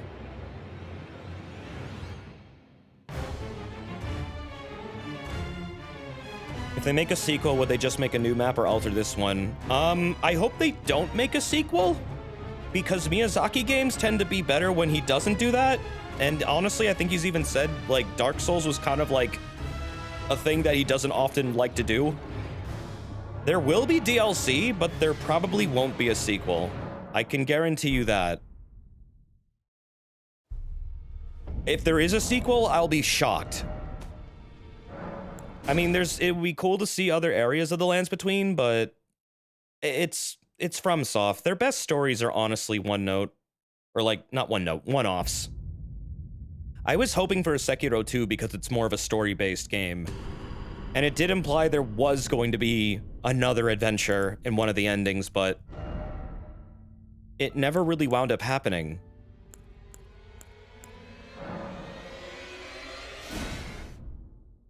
I could see this getting a ton of DLC because it's Bandai Namco and this game sold a shit ton. Google is saying the narrator is Jimmy Livingston, which is different from Shabiri. Who else? Did they play anyone else in the game?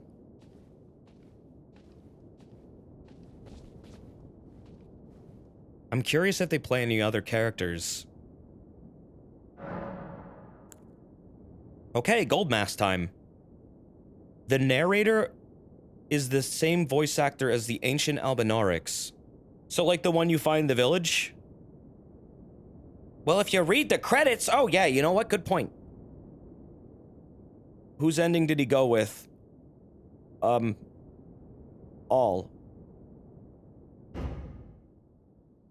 Oh, wait, I think I need to copy another file. Oh, fuck. Do I need to copy another file? No, wait, no, I don't. No, I don't. I don't.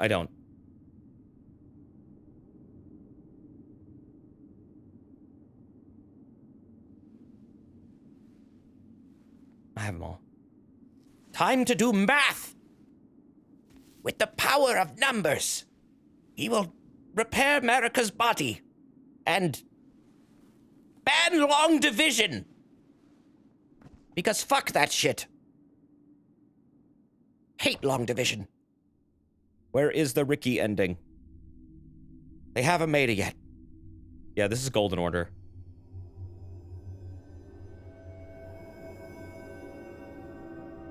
Long division fucking sucks. Yeah, all my friends say long division. Yo, fuck imaginary numbers. What the hell they doing? They ain't even real numbers. Get out of here.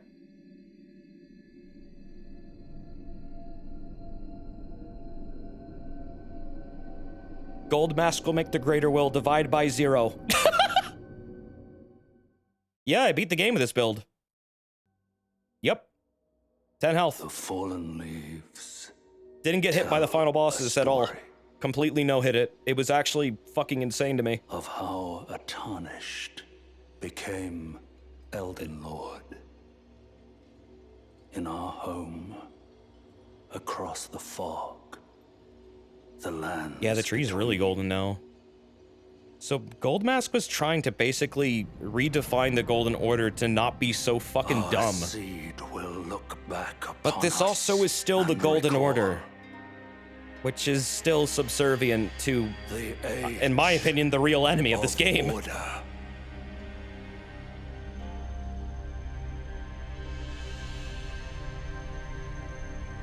Fuck you looking at?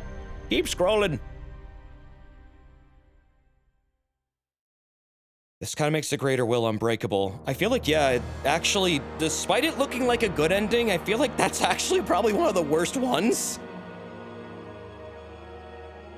Because all you're doing is empowering the greater will again.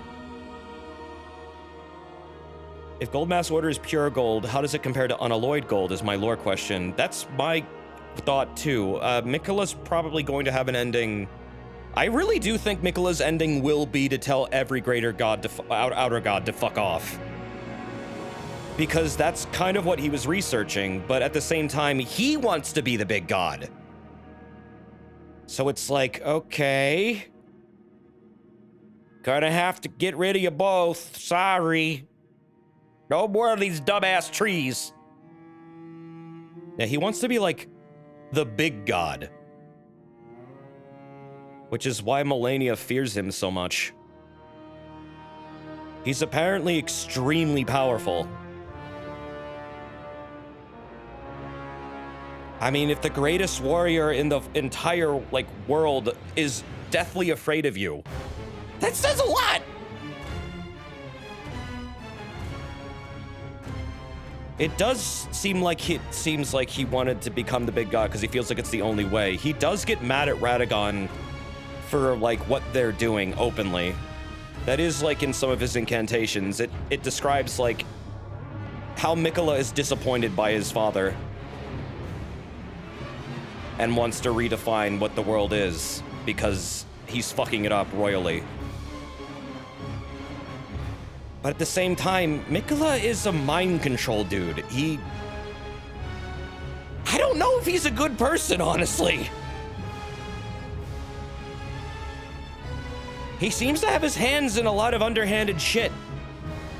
The dude literally spreads his faith by stabbing people with drugs that give you, like, dreams and visions and that are addictive. This is in the lore of the Saint Trina shit. He is Saint Trina. They are literally interchangeable. I don't think they're that good of a person if they're trying to go around doing that, forcing everyone to obey their will. That's kind of really fucking weird.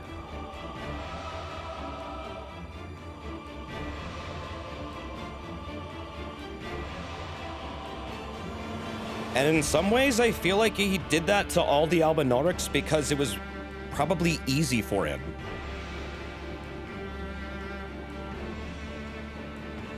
Just, he's a really mysterious character. I do not think he was a good person.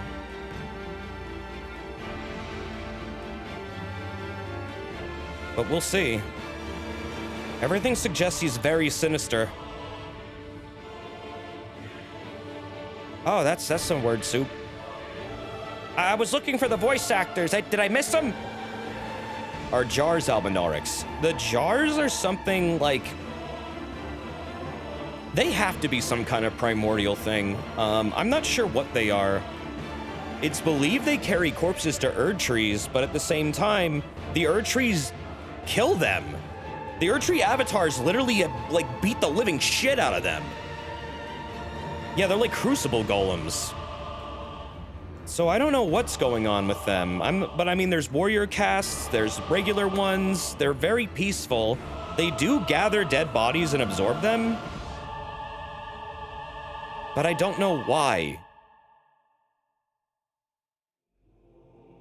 You gotta feed the trees when the jars deliver the goods to the Erd trees. Right, but like, why did they get destroyed? Oh, here's the voice actors. Did it say narrator? Did I miss it?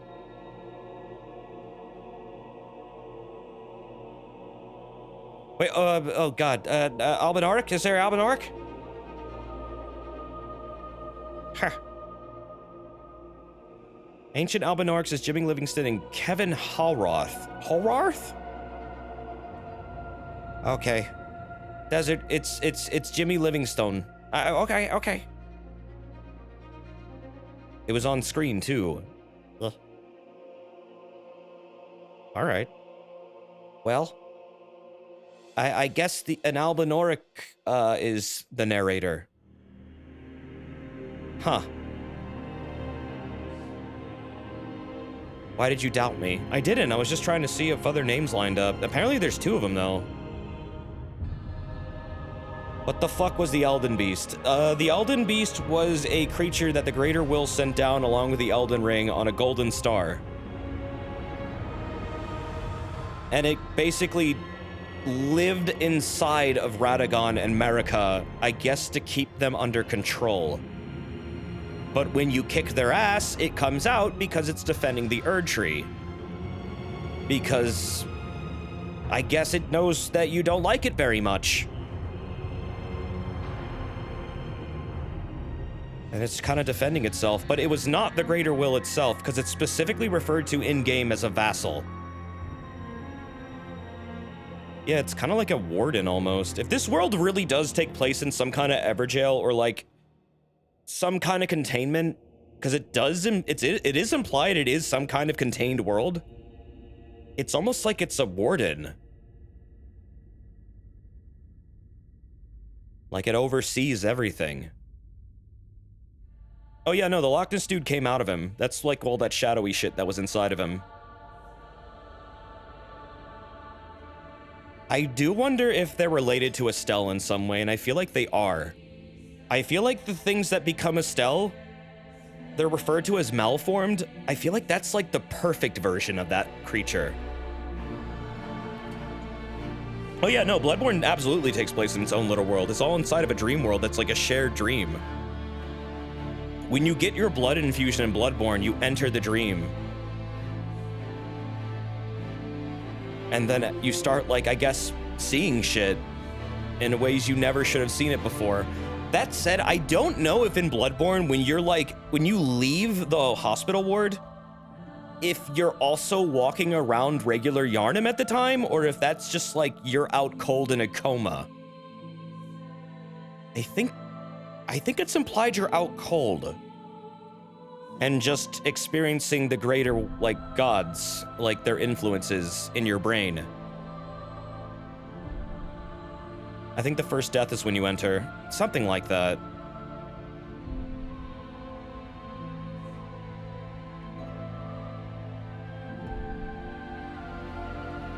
It is kind of like Silent Hill, yeah. It's very much like Silent Hill.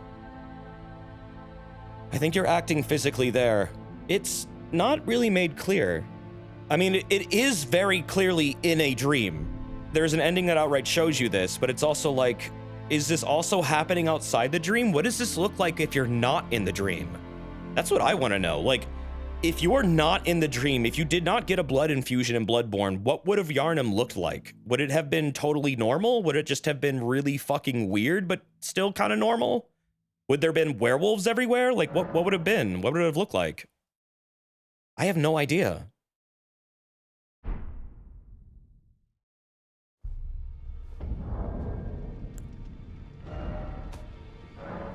That was a neat ending.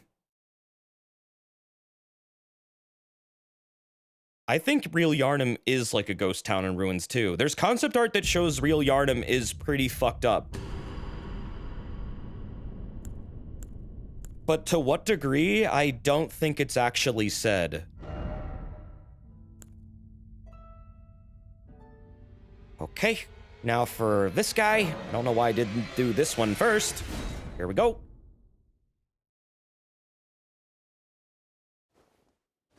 That was the exact same ending as the last one. Yeah, I know, they're not incredibly varied.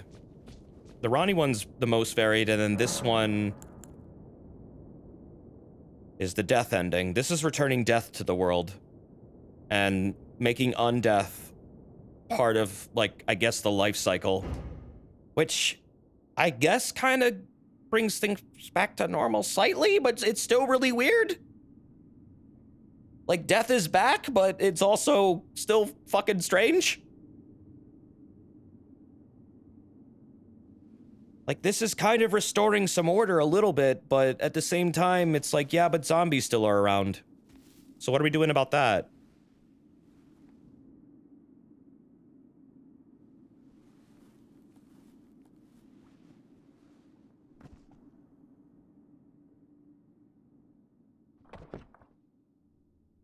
I do wonder if there's going to be another version of this ending in the DLC that involves you, like, I don't know, either really meeting Godwyn in some form, or I don't know. I don't know how they do it.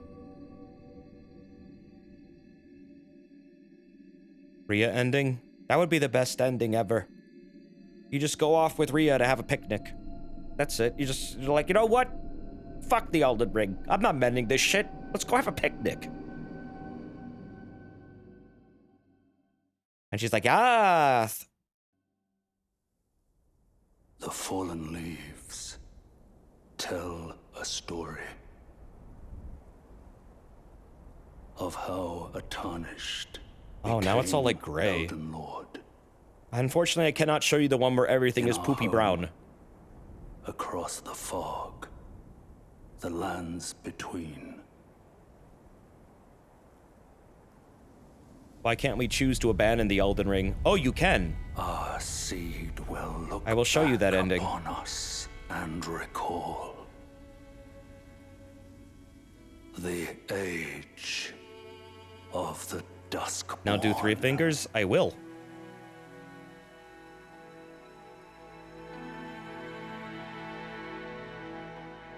So this is death returning to the world.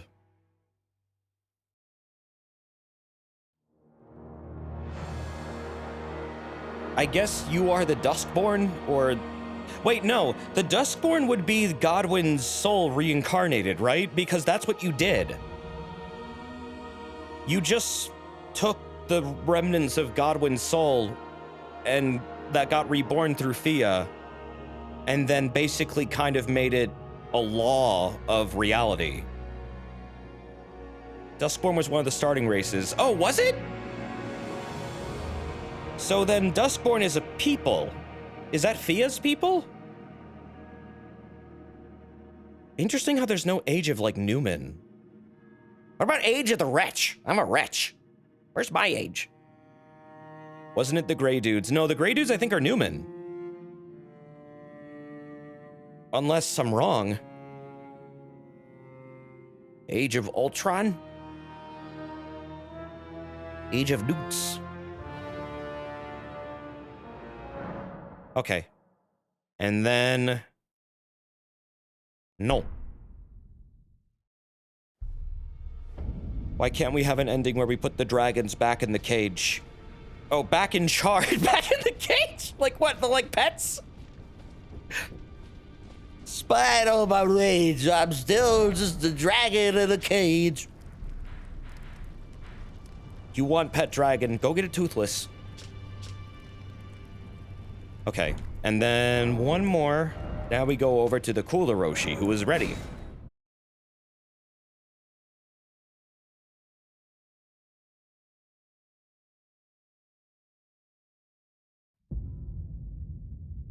Okay, let's go. He is prepared. He is ready. This is like the giant fuck you, everything gets reset. Oh yeah, Roshi now refuses to wear his suit anymore because he has ascended. He's being very stubborn.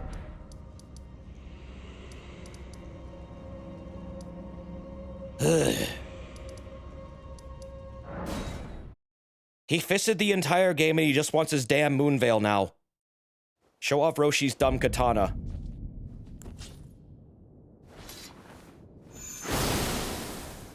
This fucking thing does goddamn bleed damage. This weapon is stupid. You know what's even dumber? You know what's even dumber than that weapon? Where is it? Oh, no, it's up here.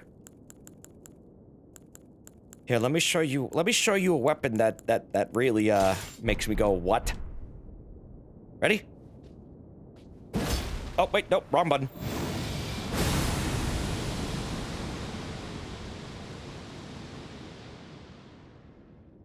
That does over 1,000 damage, by the way. It's the XP farming sword! To be frank, that's strictly post-game. I know, it's funny as hell that you could also, like, bring it into PvP and shit. It's just, even though it's not even that good, it's just, like, it's funny as fuck because it's so intimidating to see. It's not that good. You can just jump over it or roll through it, and then they're open, but, like, when you first see weapons like that, you're just like, what the fuck? What do I do? Yeah, you can bring it into New Game Plus, absolutely. I think you can bring everything to New Game Plus, including the Frenzied Flame. Become Lord of the Frenzied Flame. Get ready for the bonus cutscene. This is going to be a radically different ending, by the way. Oh, wait, you can't? I've tried? Wait, you can't bring the Frenzied Flame into another ending? Do you lose it? Do you actually lose this one? The rewards stay, but you lose that. Okay, so you don't get to keep the seal. What other ones do you not keep? Oh, the seedbed curses. Yeah, they don't carry over. That's true. The remembrances do. Apparently what you can... Okay, so you know how you can only get one weapon in a single playthrough of, like, a specific remembrance weapon? You can actually get both of them by copying one before you go over the New Game Plus, and then just finding a mausoleum, like, first thing, and then copying, getting the thing again. Yeah. It's actually hilarious. It works. You keep the seal, you just don't keep the ending trigger. Oh, okay. Here we go. Oh. Roshi, you okay? Oh.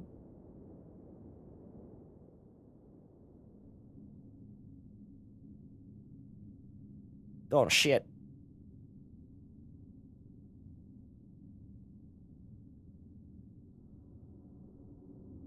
Oh, wait, I never showed you guys what happens when you...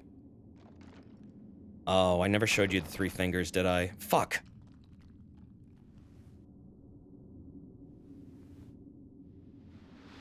You did not. I can reload the saves really quick. I don't think they're there anymore, right?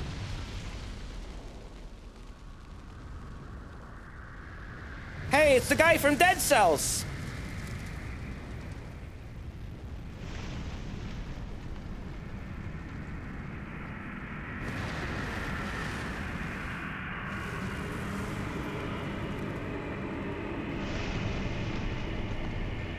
May chaos take the world!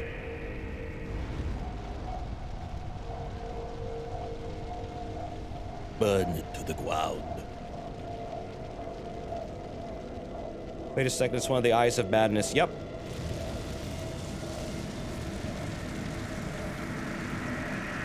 You are going to melt the world to the ground. You are the avatar of the frenzied flame.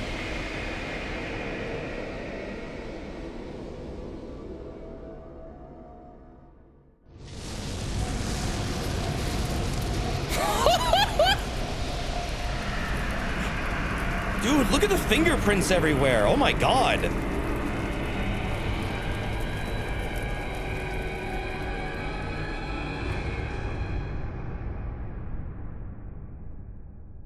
So anyways, these are my reasons why this ending's a good ending. Fire is cool. Thank you. Thank you for listening to my TED Talk. Oh, here we go. Bonus thought. Or bonus seed. Bonus seed. Bonus thought on this ending. It's cool. Oh, is that Tauren? Oh my god, no! Lord of Frenzied Flame. Pay attention, this is interesting. I will seek you as far as you may travel.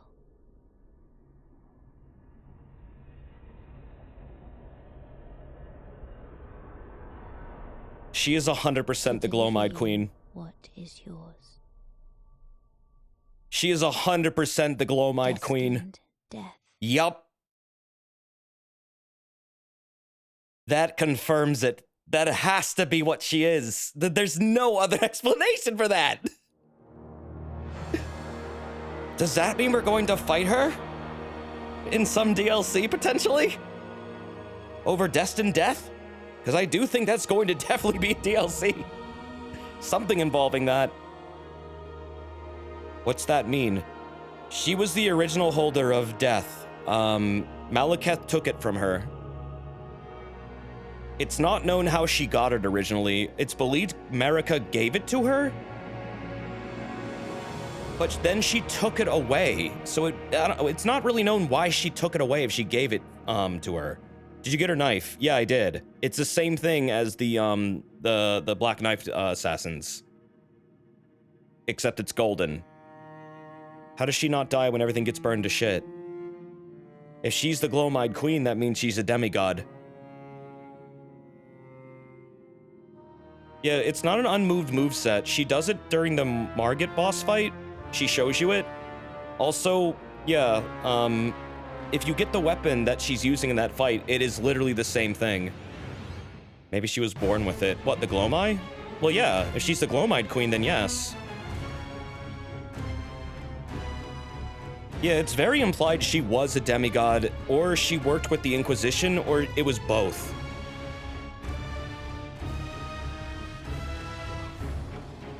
I think it wasn't just taken from her. I think she was killed for it. Her soul then went to the Erd Tree and she was reborn as Melania. Or, yeah. Well, not Melania, Melina? Yeah, not Melania. Yeah, no, that's probably what it is. It's just nothing in the game outright states that. So this is technically the good ending to this game. It's an interesting one. You're destroying the entire world to set it back to zero. It's not known if that's a good or bad thing. It's not really known what the hell happens after that. All you know is that the Three Fingers really wanted shit to burn. What's your favorite ending? That one. It's implied she has a connection to Ranni. Well, yeah, that would make them related. Maybe they're also both in connection to the Ice Witch. Rena.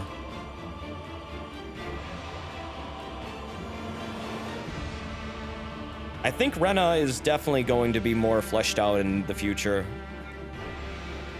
Ranni has the other Ice Shield, so yeah. I mean, yeah, I mean, hold on. Rena has an Ice Shield too, right?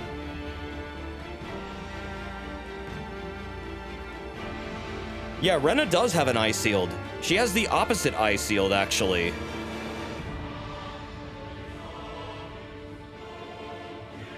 Yeah, that's not Ronnie, that's Rena. Ronnie modeled her doll after Rena. I mean, we've seen Ronnie's dead body. We don't really know what she looked like before she was a charred corpse. But, I mean, probably a lot like Melina. I mean, if anything, maybe they are the same person. In a game with dual identities, it's not totally impossible that they are related in that way. She had red hair? Wait, did she?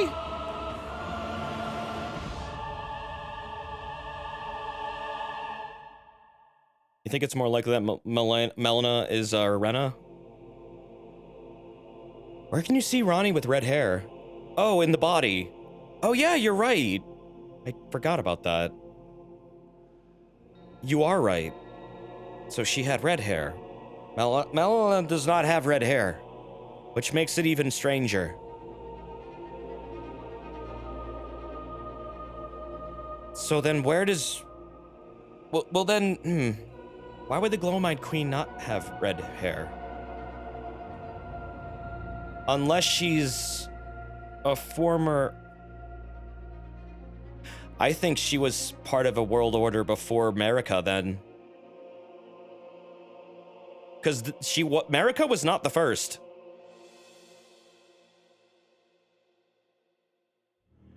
She might not be related to Radagon at all. That's what I'm thinking. Maybe she's a different Empyrean. Well, the dragons were first, yes.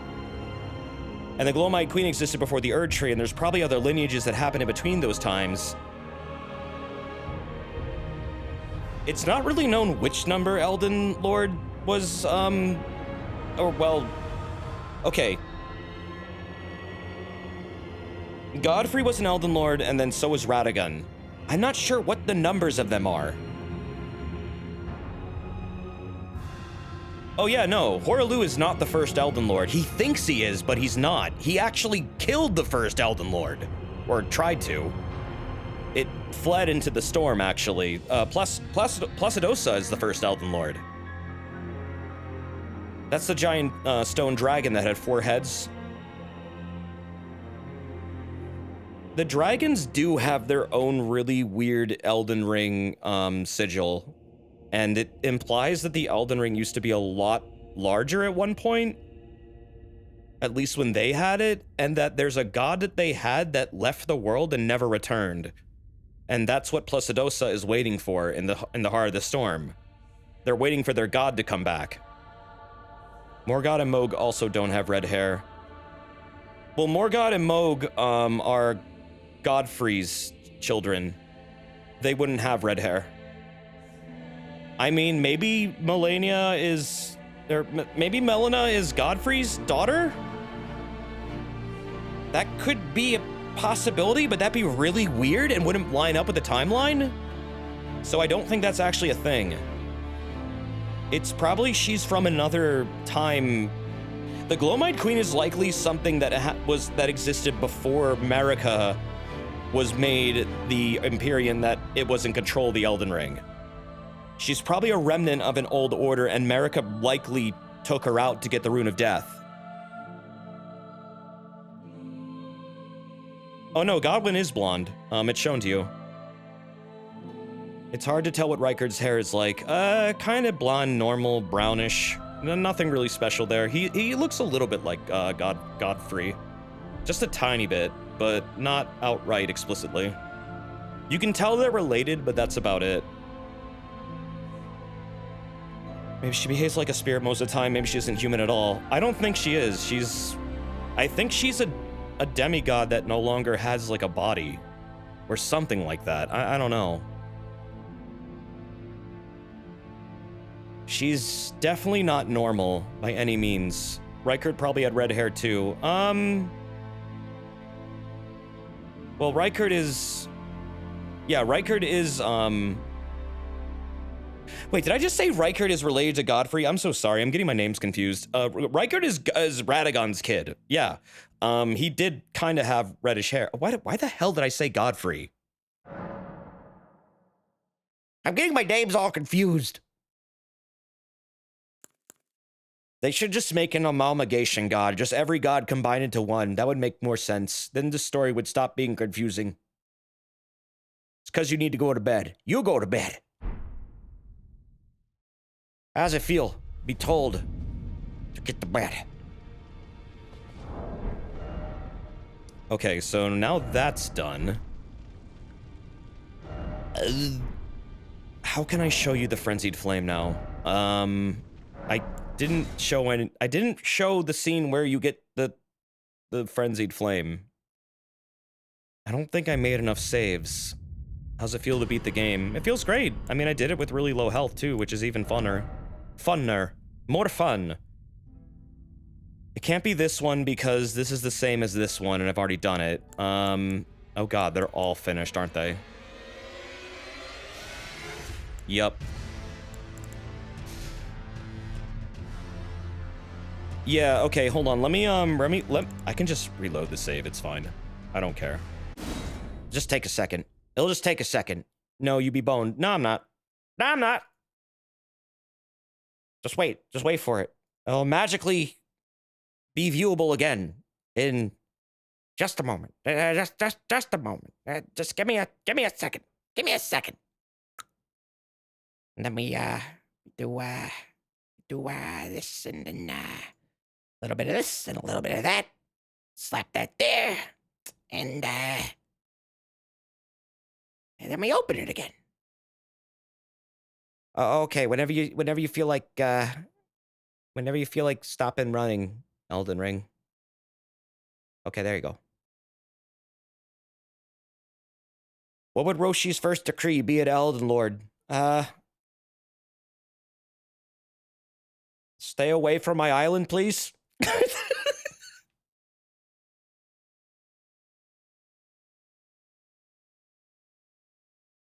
Desert, I missed you beating the game. Can you play it again? Maybe. I was thinking about doing a normal run. Or a slightly more normal run. I feel like I'm just too used to being a glass cannon now. I can at least give myself new weapons and armor. Yeah? Okay, there we go. See? Oswell! Here, we'll do this Roshi. Roshi 2.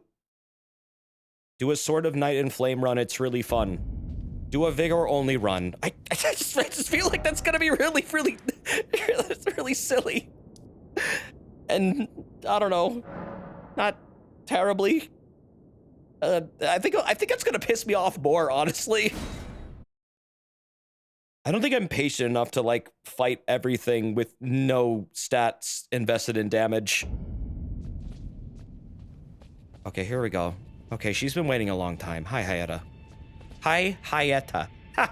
Go to the door ahead. After divesting yourself of your possessions, it will surely open, and the three fingers will welcome you.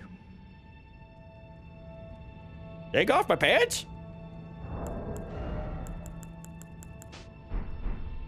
Could you speak up? I'm not wearing any pants. Go to the door ahead. After divesting yourself of your possessions, it will surely open, and the three fingers will welcome you. Master Roshi kinda got a dumpy. Vigor only, no weapon. Takes 12 hours for one attempt where you just tank a bunch of damage. I don't think I'm patient enough, man. What's interesting about this is, like, Vike somehow got in here without removing his armor. And I don't know if that just means the Three Fingers has updated their policies. But you're not allowed in here anymore with armor, apparently. I mean, I already showed this ending, but I showed the bonus scene, too. I can show you the normal version as well. Which is the same fucking thing, just no Melina. I think it shows he wasn't fully committed, he wavered. Yeah, he's an interesting character. So the three fingers were sealed away down here and you weren't supposed to find them. But look at them!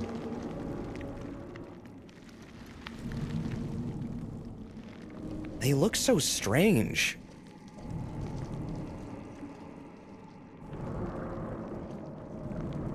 This is what the fingers are.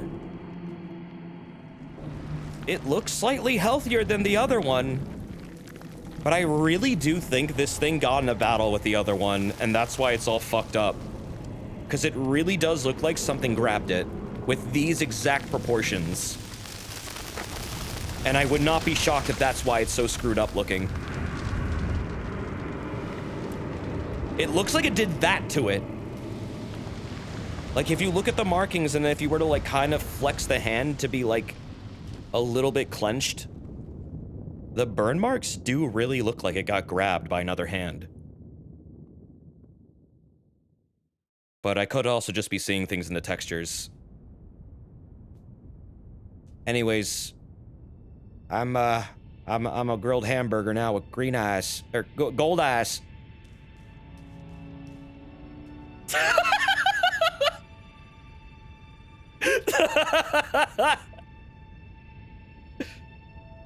I have special eyes! May chaos take the world!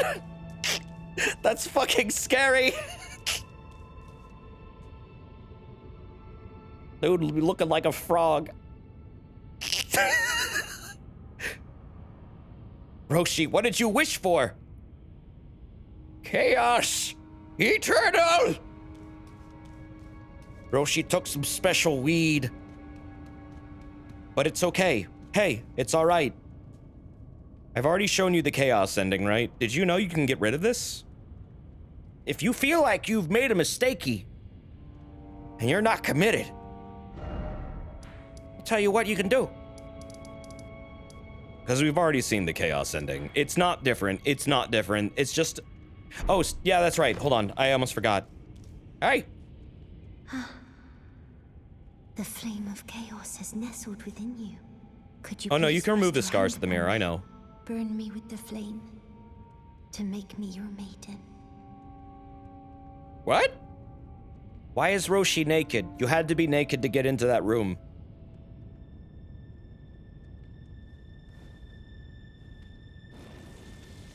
Here you go. It burns. My eyes, they're melting.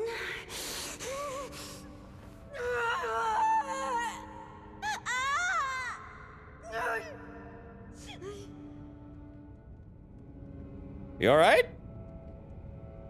Did you need some milk? Why'd you do that? She asked for it. I didn't know that was gonna happen. Look, she's even saying thank you. She's fine. I have touched them. The words of the three fingers. As your maiden, I scroll back. allow me to divine them. All that there is came from the one great. Then came fractures, and births, and souls. But the greater will made a mistake. Huh? Torment, despair, affliction, every sin, every curse, every one born of the mistake. Mistake. And so, what was borrowed must be returned, melted all away with the yellow chaos flame, until all is one again. That's very interesting that she referred to a mistake. Did I miss what she... Those who gave me grapes howled without What's the words, mistake? saying they wished they were never born. Become their lord. Take their torment, despair, their affliction, every sin, every curse, and melt it all. Oh, I mean, she's talking about the greater will. as the Lord of Chaos. It's not the thing from Demon Souls. That's not the old one. No more. It's similar.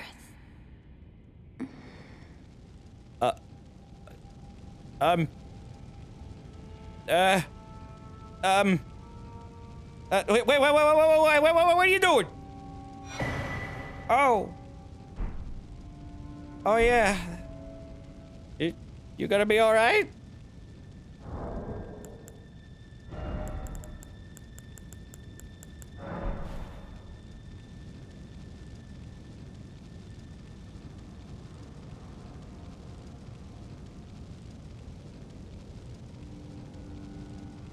I smell a barbecue.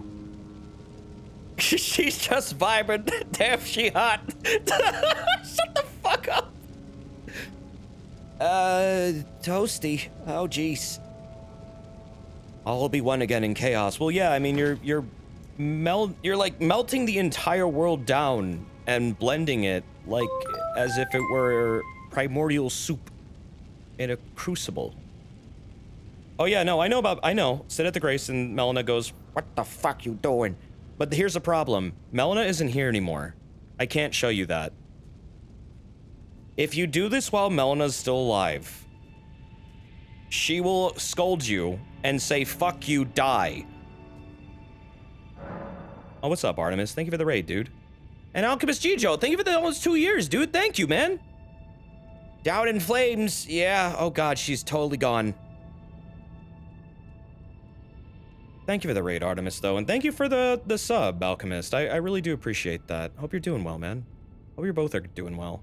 Also, hope everyone's having a good evening. I just beat this game. I'm just kind of exploring the endings and cutscenes now.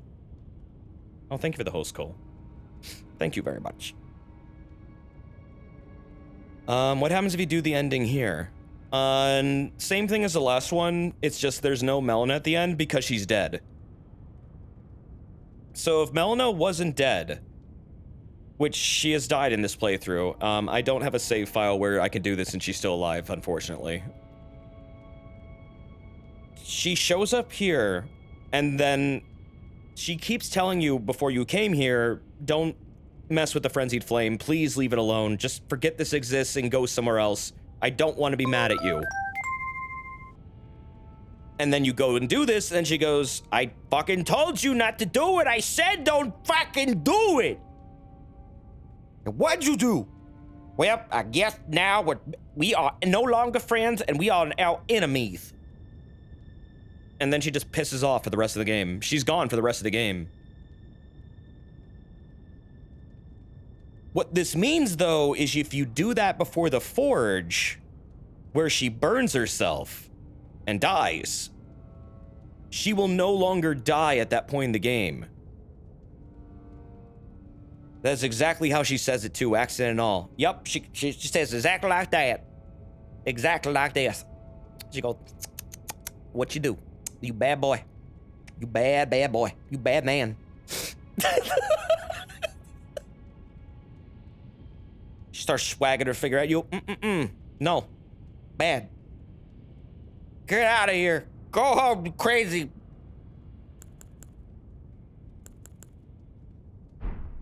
But no, yeah. She tells you to fuck off. And then you'll get the ending where she says she's going to kill you and reveals she's the Glowmide Queen.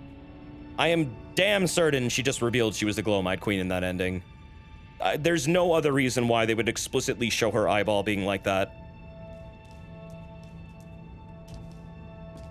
The what? Oh, there's a hidden ending if you keep Melina alive through this process and do as Shabriri wanted you. She'll have an ending, a bonus scene at the end of the Chaos ending where she'll outright say she wants to kill you. The god of what? What, the Glowmide Queen? Glowmide Queen is the god of death, originally before America. It's thought. It must be. She must be! What is the Gloam Queen? She was the original holder of death before Malekith took it from her. And tried to seal it away in Farum Azula. Not wants to, she's going to. Well, I'd like to see her try. So I can do this. Also, you get a really cool little, you do that, you get a cool little trinket. It's pretty neat. Formless Sacred Seal, bestowed by the Maiden of the Three Fingers, enhances incantations of the Frenzied Flame. This seal is the mark of the Lord of Frenzied Flame. Scales incantations using strength, dexterity, intelligence, and faith all together. This thing is the highest scaling in the game for incantations. As far as I'm aware. This thing's outclassed. How is she the god of death? If they talk Marika was made before death stuff. Marika is not the first god who was Elden Lord or had like control the Elden Ring. She's just the current one. There were ones before her. Gloam means twilight. Yep. Marika is just another one in a long line of people that the Greater Will has tried to control. People have matched Ranni's ghost side and her, and it lines up. Oh, really? Okay, maybe they are the same. I mean, again, dual identities in this game's world is very interesting. It makes me wonder if the Gloam-eyed Queen is very similar to... I wonder if they're also part of, like, the Dark Moon God and their little plan. Whatever their plan is. Isn't it interesting, though, that the sun and the moon can, like, there used to be a ritual in this game's world where the eclipse was something, like, that was celebrated, and now that practice is, like, banned? I wonder if that's related to all this bullshit with outer gods being the moon. Oh, I think Renna's way more important than just being Ranni's mentor. I think Renna is going to be totally fleshed out in some DLC, and you're going to learn a lot more about her, because she's still around. You see her at the start of the game, but then she disappears. She says you're not likely going to meet her again. I think you will meet her again. Saying the moon is right. I don't know what the moon is. The moon's something. Something going on up there. Gotta get NASA to check it out. Fix it up. What, a bird again? This time naked?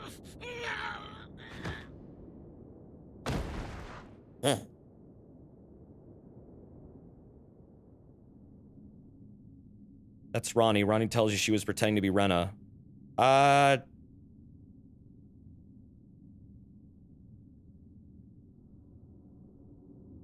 Does she?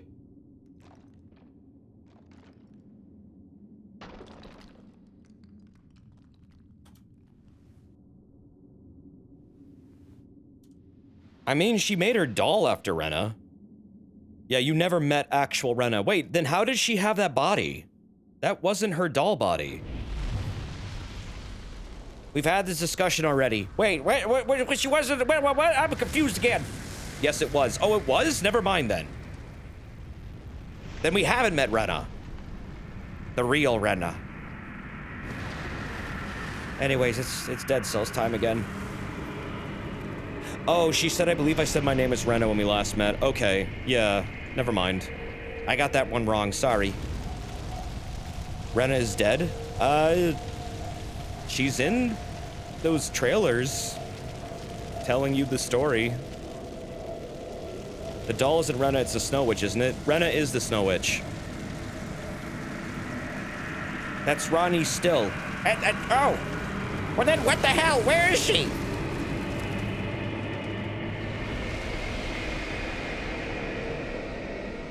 Who is Sandwich? Who is your daddy? What does he do?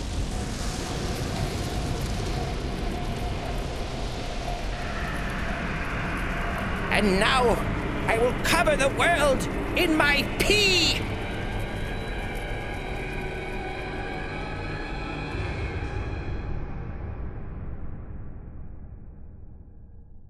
May it rain golden showers upon ye. What if Renna is Melena's sister? What if Renna is Melina? That's... shit. That could be it. Wait, what if Renna is Melina but also is the Gloam-eyed Queen? Is that possible? Because Melina is the Gloam-eyed Queen, and then what if you are Renna? What? No. You're putting your money on Renna being Melina's mom and the Gloam-eyed Queen. They're all related in some way. They have to be. What if Renna was just in your head? What if your head is just in my head? How about that? If I stop thinking about you, you disappear. From, like, everything. You are just a concept. Be scared. Wait, no, please. Huh? What? My ADHD kicked in. What? What was I thinking about?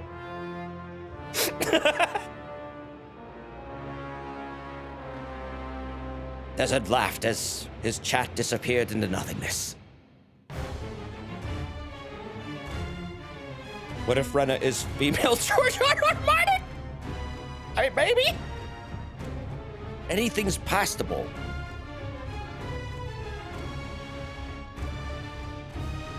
This song makes me wish they had gotten, like, the orchestra from Bloodborne again, because it's very similar.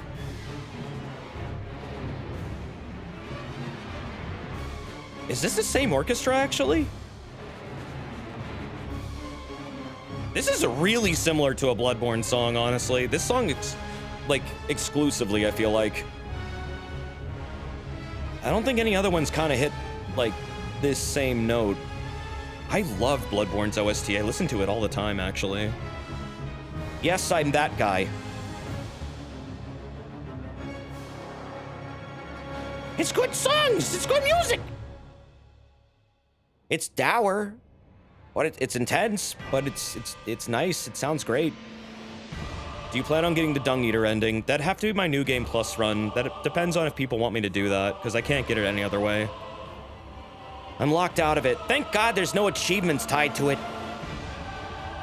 Oh yeah, dude, I love the Bloodborne OST. Bloodborne. Bloodborne.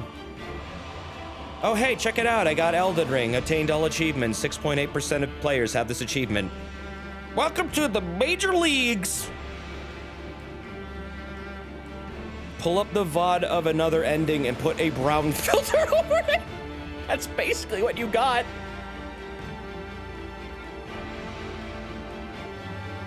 Do you want to see the Dung ending with the wall which I made? No. No, I gotta get it myself. Oh, hey, Stu Scheiden time. Thank you for the raid, dude. We just kind of beat the game. And viewed all the endings. And now I don't know what the hell I'm doing. 6.8% isn't rare. Yes, it is! Okay, maybe it's not. Hey, 6.8% out of how many people bought this game? You're in the major league, son. Just saying. You should be proud. I think I have a couple, like, 1% ones, honestly. I forget which ones they are. Also, Artemis, thank you for that 5 months earlier, dude. Thank you. This is spoiler city, so I'll just leave this here and bounce. Enjoy, though. Yeah, this is spoiler as hell. I'm sorry, dude. Oh, that was like 10 minutes ago.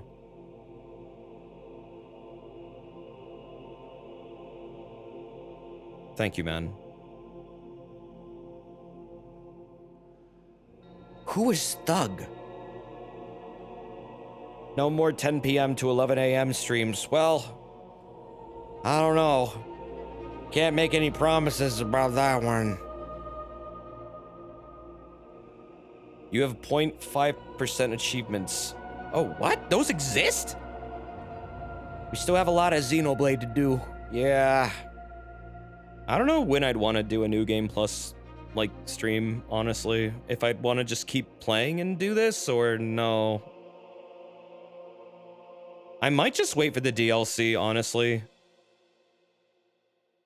What now? I could plan my New Game Plus run.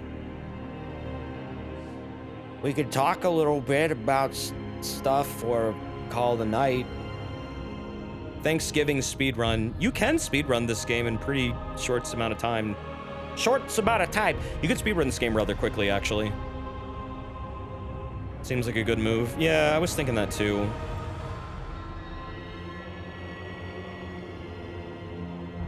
This whole Elden Ring stream in general was a full spoiler from Dark Souls and Bloodborne games. Yeah, I mean, I've played a lot of them.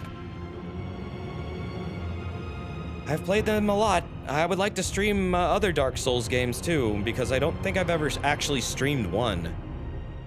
And I know I haven't streamed two. Fucking loved 3 though. I love 3 so much. And Bloodborne. 3 though is easily my favorite out of every game, however. The bosses in that game are just so fucking good. No bosses have topped Gale. Yep, I said that. Which bosses do you think have been topped then? I'd have to really think about that. I just know that Gale is basically my my favorite boss probably in the entire series, just because of Just the spectacle of this fucking massive dude hauling ass for you across a desert, breaking all the established rules of the game and turning an entire region you didn't realize was a battleground into one was ridiculous to me. And I loved it. And I don't think I've ever had a whoa shit moment like that since. As nowhere near as intense. Just all the implications of that part of the game were fucking awesome. Slave Knight Gale's like the best final boss of the entire series. I mean, he is the final boss. He is the final boss. He literally becomes the pygmy right in front of your eyes. It's fucking badass. Ishin was fun. I loved Ishin. Ishin got me to like laugh. It was really cool. It was a cool spectacle. It was weird. It was bizarre. And it was just a really good, challenging fight. He also just randomly had a gun, which was even funnier. That's why that was the funny element.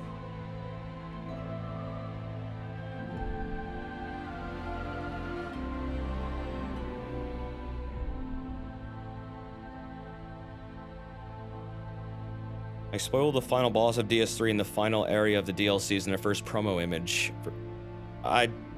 Gale wasn't in any promo material from the first one.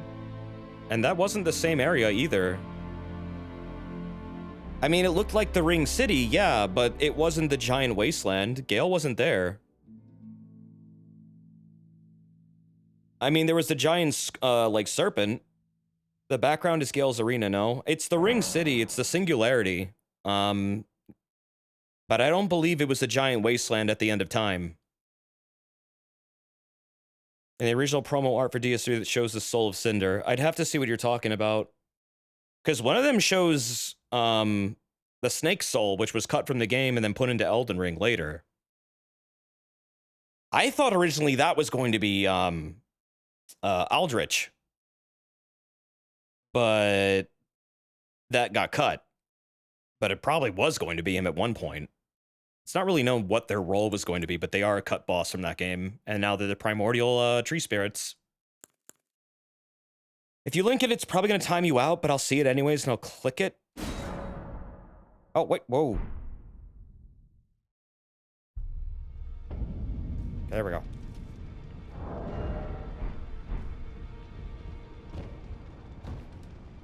Why can't you have an ending where you cram all the runes in one at a time?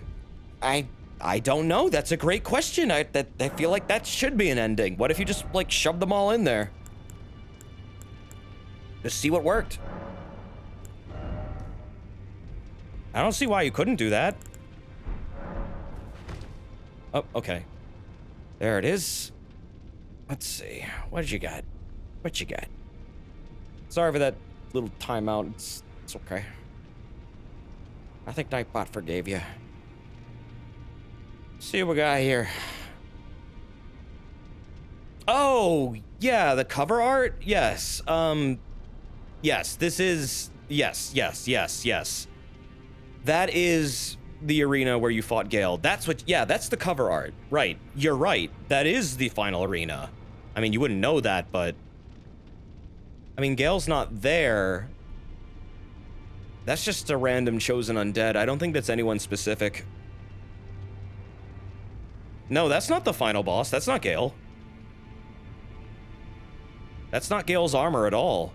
That's... Oh, well, yeah, that's Soul of Cinder. Yes. You're right, that is Soul of Cinder. Actually, I never realized that. You're right, that is Soul of Cinder. Fake fan. Whoops. Yeah, how did I not notice this? What the hell?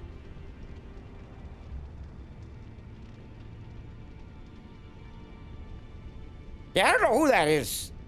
It's somebody, I don't know. Some character. They never told us. Soul of Cinder is like every person who's linked the fire ever merged into one being, including Gwyn. I like the idea of Soul of Cinder. I wish their fight was a little bit more interesting. It's a fun fight. It's just, I don't know. I was expecting more of a spectacle. Apparently at one point in development, he was going to be fucking massive.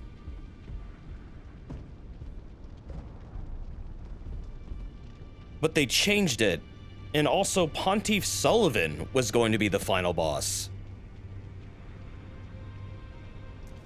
Which is even weirder to me. I guess to bring about the Age of Deep, but... him? Why? I don't know. Who's that again? He's a really difficult boss in the middle of the game that you fight in Boreal Valley. He's the boss that everyone likes to parry. And outside of his boss arena is another little arena that a lot of PvP would happen at. But yeah, he's to do with like the magic swords and the stand attack. He was apparently going to be the final boss at one point in development, from what I understand. Or like super endgame. No, not the dancer. Not the dancer. Different character. The Soul of Cinder didn't exist until like a few months before DS3 finished development. Yeah, and it was going to be a really different fight too. He was basically like the leader of that faction. Yeah, the like the Church of the Deep, right. He feels like a final boss at times. Like, he is really, really, really hard. He is a wall for a lot of people. It's weird considering it's the game's mascot. Well, I mean, Dark Souls 3 underwent a ton of radical changes over the course of its development. A lot of its content eventually got repurposed into the DLC, The Ring City and Ashes of Ariande. Ashes of Ariana Grande. Ashes of Ariandel. Ashes of But yeah, no, it was going to be a radically different game with a totally different progression path. Like I've said this a few times, like Smoldering Lake was going to be how you got to Irithyll Boreal Valley. There was going to be a cave at the end of it that took you there. There's even a remnants of that cave still in the game, not just in the code, but in the maps. Both maps actually have remnants of their leftovers. There was going to be a boss, the Bat Boss, that turned into the Demon Princes in Smoldering Lake that it's believed was going to be something you took down with the giant crossbow, but that might not be accurate, actually. There is a targeting point for the giant crossbow in the game's code for where you fought the old Demon King. And that is likely where you were going to fight the bat. But beyond that, there isn't a whole lot known how that fight was going to go. And then also, Old Demon King was going to be fought in a totally different location that was cut. Which was like some ruins in the ruins. Like there was a giant boss room in there underneath the Smoldering Lake in the ruins. That's been restored in the code. People have like gotten that back. And then... let's see, Osiris was going to originally have a baby that he was going to smash into a fucking pancake. That was going to happen. And then he was going to walk around with, like, their blob, like, skin and flesh, like, stuck to their hand, and it would make, like, noises as they walked around. That's in the game's code. Frampter Cath was going to bust in on the Lothric twins fight and, like, through a window with, like, wings. That was going to happen, too. That's in the code. It's just, there's so many things in that game's development. There's a totally unused model for mini winged serpents that were going to be flying around instead of the angels that you see in the sky above Lothric. They were originally going to be like little baby serpents, like primordial serpents that would fly around. They were actually a repurposed model from DS2, but they had like their legs removed, so they looked more like serpents. People have found that. Like, this game was going to be radically different at one point. I kind of wish we could see that game at some point. I don't know. Like, we can get remnants of it back, but that's about it. Yeah, the audio and texture files are still there. In fact, the model of the baby can even be replicated. It's with animations and everything. Someone managed to do that. There's a YouTube video on it. Perhaps a beta exists somewhere. Well, I mean, the network tests usually are what people use to get these files back, and I believe that is how they got it back. all the network tests for like this game, for Dark Souls 3, for like every game they've done a network test for has had really interesting elements in it. Same thing with Bloodborne too.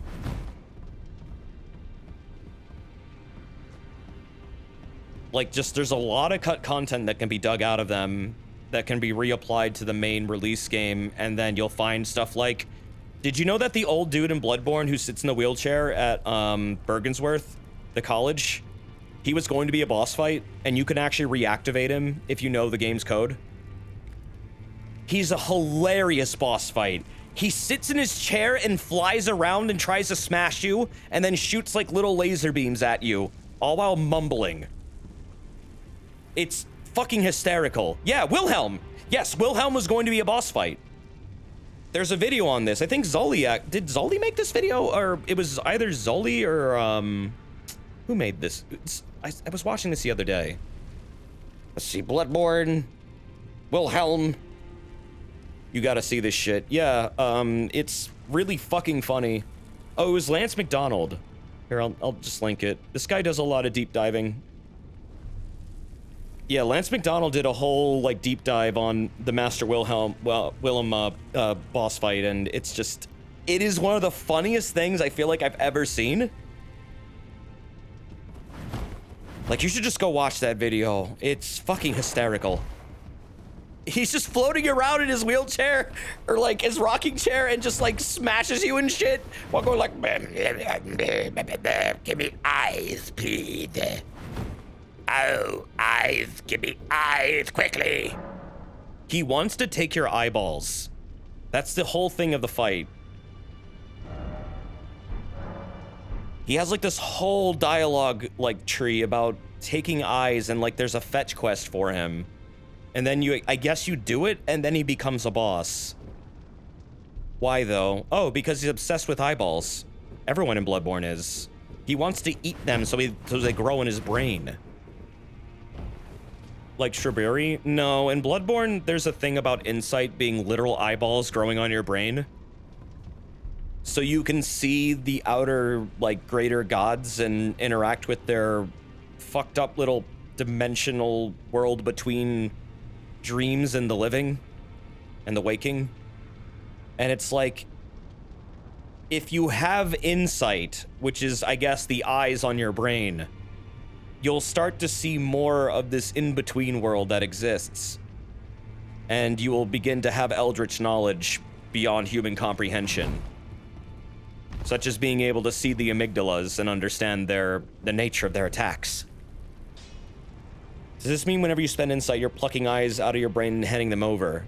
It could be something about, like, yeah, growing eyes on your brain. Yeah, I mean, yes, it's believed that is kind of what it is. You are getting filled with eldritch knowledge, and that's why you can see more of the world around you. That, in such a more sinister way, the realities of the world begin to unfold to you. And as a result, you see things that you were not meant to see beyond the veil that was made by Rom. Rom got so much insight from Ebrietas that he mutated into a Great One.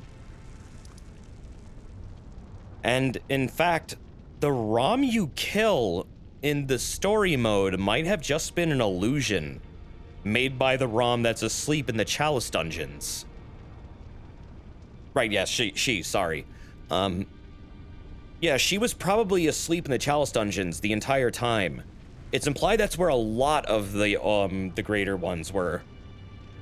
There's even apparently a cut moon presence that's in the Chalice dungeons that is like really fucking weakened and all screwed up. And it was apparently going to be the real body of the moon presence, and the one you fought was a dream illusion, like a projection of their actual soul. But their real body was all fucked up. Doesn't Mikolosh say that it was Kos that granted Rom eyes? It was either Kos or Ebrietas, because Ebrietas is also seen with, like, some kind of Romish looking corpse. It's weird it was Kos. I thought it was Ebrietas, though. Ebrietas is often, like related to this, isn't that? Aren't they? Hold on a second. Yeah, Bridus is hanging out in front of, like, a dead Rom. So maybe... I don't know, maybe there's more than one? There's a corpse of Rom in front of Abritus. There's also a Rom in the Chalice Dungeons, and there's a Rom in the lake. So there's at least 3 of them. Yeah, the Altar of Despair, that what they're in front of, is really... that's weird. I mean, that's believed. That's what happens when you get too much insight from a Great One, but I don't... It's not really outright said. There's a lot missing there. Bloodborne kept a lot vague for the sense of just, I guess, making things really weird and alien and mysterious. I don't think you're meant to fully understand, because that's the point. Are Chalice Dungeon bosses canon? Yes. Absolutely they are. The Queen of Yarnim's down there. That's a canon fight. It's just people often skip that shit because they don't like the Chalice Dungeons. I love the Chalice Dungeons, but I'm weird. And honestly, infinitely random Soulsborne sounds like a really good idea to me. But yeah, everything in there is canon, including the beast. What? There is a in Lordron, Lordron? Was it Lordron or was it no Loran? In Loran, there is a progenitor of the beast virus that you fight down there. Not the Dark Beast. It's a very specific one. Is it the Abhorrent Beast? I think. No, not the Bloodletting Beast. The Bloodletting Beast is related, but they're not the same thing. It's the one with the centipede inside of it. That was, like, apparently the source of the beast virus for Loran. I think it is the Abhorrent. The Abhorrent, Beast. That's the one with the thing, right? Oh, no, wait, no, you're right. It is the Bloodletting Beast. I'm sorry. I thought the Bloodletting Beast was a different monster. I thought it was the one that you fight, kind of early on in Yarnum. There's also the giant wet naked dudes that roll around the Chalice Dungeons. Yeah, what's up with them? What's their deal? What's going on there? Why are they just rolling around? Why are they naked? What are they doing? Looks fun. I want to join them. They got guns. They also are very, very hard to kill. Oh yeah, there's also a cut wolf boss from Bloodborne that was like... I'm not sure what their deal is. I don't think they've ever been repurposed. It wasn't like Radagon's wolf or anything. There's a lot of interesting Bloodborne cut content. You can find them all in Chalice Dungeons too, which is even more interesting. Like, if you have the exact, like, codes to get into these specific Chalice Dungeons, you can find cut content. What? No, that wolf is in a Chalice Dungeon. Yeah, I know. It's not in the actual game, though. It's a different one. No, not the Fire Beast. Not the Fire Beast. It's a totally different one. It's, Here, I'll show you a picture of it. This thing. This was not in the game. It's incomplete, actually. Yeah, it's not really known what they were. They might have been the actual source of the beast virus, but yeah, Bloodletting Beast currently is the believed source of it. At least for Loran. Yeah, there's a lot of really cool bosses in Bloodborne. I mean, Bloodborne had peak boss design. I think Dark Souls 3 had peak boss fights. And Elden Ring kind of is like a little bit of a middle ground between both of them, but I feel like it, at the same time, doesn't hit the same highs as both games in terms of presentation or mechanics. However, still really good, definitely in like one of the top 3 like Soulsborns that they've made. I really do place DS3 Bloodborne and Elden Ring, I think, at the top 3. I think DS3 is the top, Bloodborne comes second, and then I'd place Elden Ring. I would say Dark Souls 1 is very close to my heart, so I'd put it after all of those, but I would put Sekiro in there, but it's too different to really rank them among them. And I kind of consider it its own thing because it's so radically different from the rest of the Soulsborne series. It's almost its own character action game. In fact, it is. Whereas this is more of an RPG. I don't know what to really do now, honestly, besides, like, plan a build or something, but I can probably do this off stream, if anything. I'd be able to focus a little bit more. Is getting a +9 Moonveil before Margit overkill? No. Do whatever you feel like. The whole point of Margit is to tell the player to go out in the world and, like, get stronger and come back. I see. You're here for No one some reacts to you, spirit like, tuning. doing the ending. It's kind of weird. At least Hugh's still here. Yeah, Sekiro was supposed to be Tenchu. Let's go smithing. I mean, I like that it's its own story. I just kind of wish we could get more of it sometimes. Even though I know their best stories are often one-offs, I feel like Sekiro would work as, like, a series that had other entries, just because it's more character-driven, just, like, from a narrative perspective, than, you know, Dark Souls or Bloodborne or Elden Ring. Like, this is your character. They're not really a character. It's just you are role-playing as them. But they are your own creation. There's not really a whole lot to be said about their backstory because it's whatever the hell you want. Whereas in Sekiro, Wolf is an established character with a past. He has his own personality. He has his own, like, quotes and things to say and ideas and opinions. Like, Wolf is his own guy. And I feel like that would work for more games. And, I mean, there's still more they could do with it. I really feel like that. I hope they don't just leave Sekiro hanging after, like, that one ending where they go west. I feel like that should be the second game if they do one. Do we know why Hugh was a prisoner at the Round Table? Marika chained him up here to make a weapon that can kill a god. Marika wanted to kill the, I guess Radagon and the Elden Beast, or something like that. His mission was to create a weapon to kill a god, and that's why he's still smithing for you, because he realized you are that person that can use his weapons to kill a god. So you are his lord. Even though he has Alzheimer's, it seems like now, he doesn't remember you anymore. His last will was to make you a weapon that would, you know, complete the task, and you did that. It'd be nice if you could at least tell him. Maybe one day you will. It'd be nice.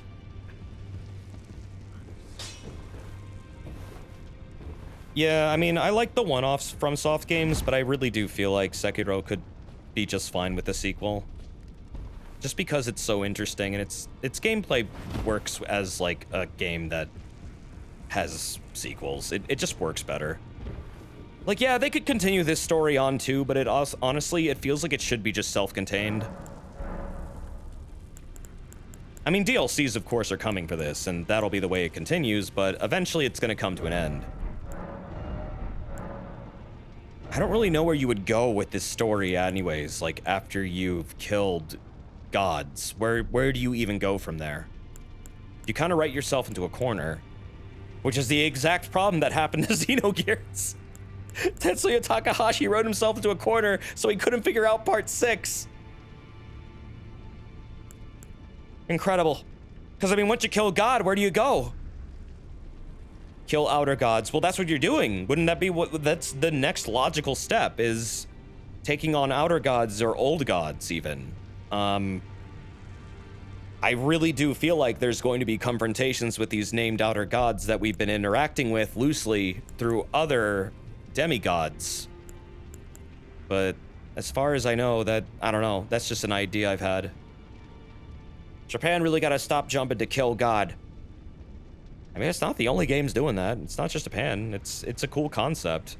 It's a cool fantasy concept. I mean, what kind of highs can you aim for if you want to have the ultimate power fantasy, which is what these games kind of are? It's like, shoot for the highest. to get the most epic, I guess. I don't know. A lot of Miyazaki's stories are about immortality being a terrible idea and how gods are the same as man. And we really shouldn't be looking up to them and leaving them in charge, because they are just as bad as us when it comes to making decisions. And look at what their decisions have wrought. A world rotting away.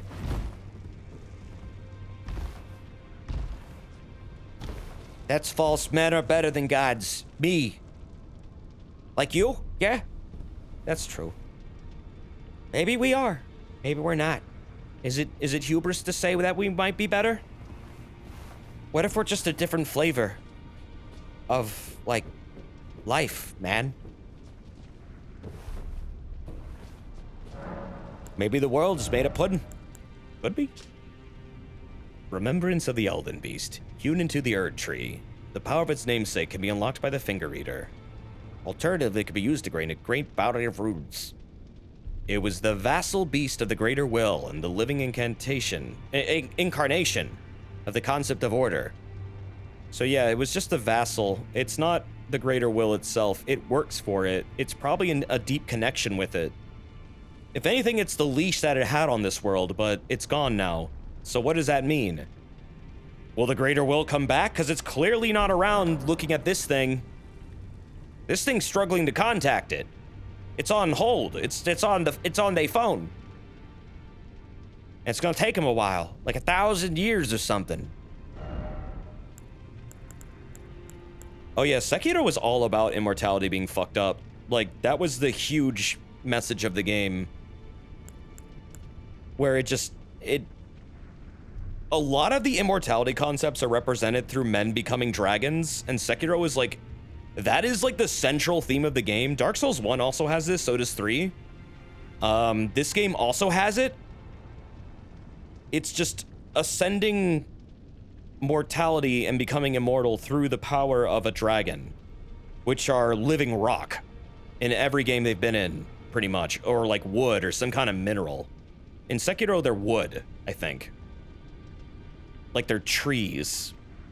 In this game, they're rock. In Dark Souls 1, they're rock. In 3, they're also rock. Immortality means crawling on your belly in this game. Well, immortality, that is a curse. That's like a cheap mockery of what it is to be a dragon. That's the thing. That's a mutation thing.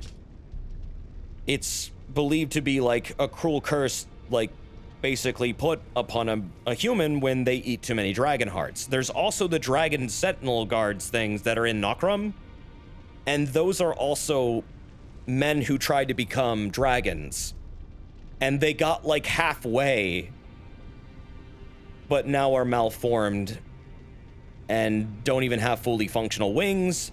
They're just these grotesque half dragon things that are just, they're like neither dragon nor man. They're just in between. But not in a way that's like good. It's in a way that looks really fucking terrible. Also, they have their innards removed, and I don't know what that's about other than it being likely a slavery thing. It seems like a lot of things in this game that have their innards removed happen to be like slaves of some sort. The trolls that have their innards removed, I believe it's because they can summon the Fell God through their body, and that face that they have on them is gone, so it can't happen anymore, and they can control who has the Fell Flame, which is the red giant. I don't know why the dragons would have their entrails removed. I have no idea. Unless they were also fused with giants. Unless they were giants that were fused with dragons. I don't know. And I feel like that might be it. But I don't know. I don't know enough about them. It's not really said. Nokrum's a really mysterious area of the game. There's a lot of holes in its lore. Let's see, stone hammer made in the hands of Newman, outside the lands between. The tool with which Queen Marika shattered the Elden Ring, and Radagon attempted to repair it. So Newman can make stone hammers that can shatter a fucking reality-bending tool? Neat. The hammer partially broke upon shattering the ring, becoming splintered with rune fragments. And then sword wrought from the remains of a god who should have lived a life eternal. Thoughts on what the weapon portends are many and varied. Some consider it the mark of a great sin, or a sign of a great devastation. Some think of it as an end of an age, while others the beginning. This is what happened to Radagon's body. I mean, Marika might have been a part of that too, but that's absolutely Radagon's body. Because he shoves it into the ground and then it turns into that. Which makes me wonder if Radagon's even around anymore. So we repaired Marika, and I'm not sure what the hell that means, but... I mean, this is apparently Radagon now. They're a fucking sword. So what does that mean for Marika, if we just repaired her? That's what we did at the end of the game. We assembled her body back. What's with this game and making swords out of people? It's, I guess, another curse of immortality. They became a tool for some outer god being that just wanted to control everything. I don't know what the Greater Will gets out of controlling everything, but it clearly loves to do it. This was the first actual Elden Lord. Or, if not the first Elden Lord, this one was well before Godfrey was one. So it's kind of weird that Godfrey says that he's the first one when he definitely wasn't. Because Placidusa was. Well before him. So that means Godfrey was being lied to the entire time. Which, yeah, he was. He was used. Yeah, I don't think he knows. I don't think he knows. Even though he fought this dude, and that's why it's missing 2 heads. This was the Lord of Stormvale. They worshipped the Storm, which was a god that's no longer around. Which might have been a time god, because in the Storm, there's no longer any time. And if the god of time is left, then it's, I don't know, it's just possible that that is like the... Whatever that is, it has to do with time. It has to. First Elden Lord of the current age. Maybe? But it's before the Erd Tree existed. And as far as we know, this is the earliest Elden Lord that we know about. Maybe the Rune of Death is the Rune of Time. Possible. But Malekith has the Rune of Death. So it's also maybe not quite. But yeah, this is before the Erd Tree, so this was like during the Great Tree era. Which, there's not a whole lot said beyond the Great Tree and the Crucible, and the Erd Tree used to be like, kind of harmonious. And it wasn't really this whole thing about the Erd Tree being a dominant force. It was like they both existed with the Crucible, but they weren't really, I guess, greater than or otherwise. Like, they were kind of like a symbiotic thing. Because they were entwined with each other in the roots. And the Great Tree is now shunned because that's what the Crucible Knights worship, and they're shunned. And the Great Tree basically represents the primordial world, which also is tied to the Omens, and the Misbegottens, and likely the Demi-Humans. Well, the thing is, it's not a parasite, really, because it used to be just fine. Something happened to it, and I think the Greater Will just... Maybe that was the mistake that the Greater Will made. Maybe it corrupted the Erd Tree and caused an imbalance. Because that's what Hyetta tells you about, is it made some mistake and now it's paying for it. I can only think of it being that. Like it fucked up the balance somehow. Which threw the entire world out of whack.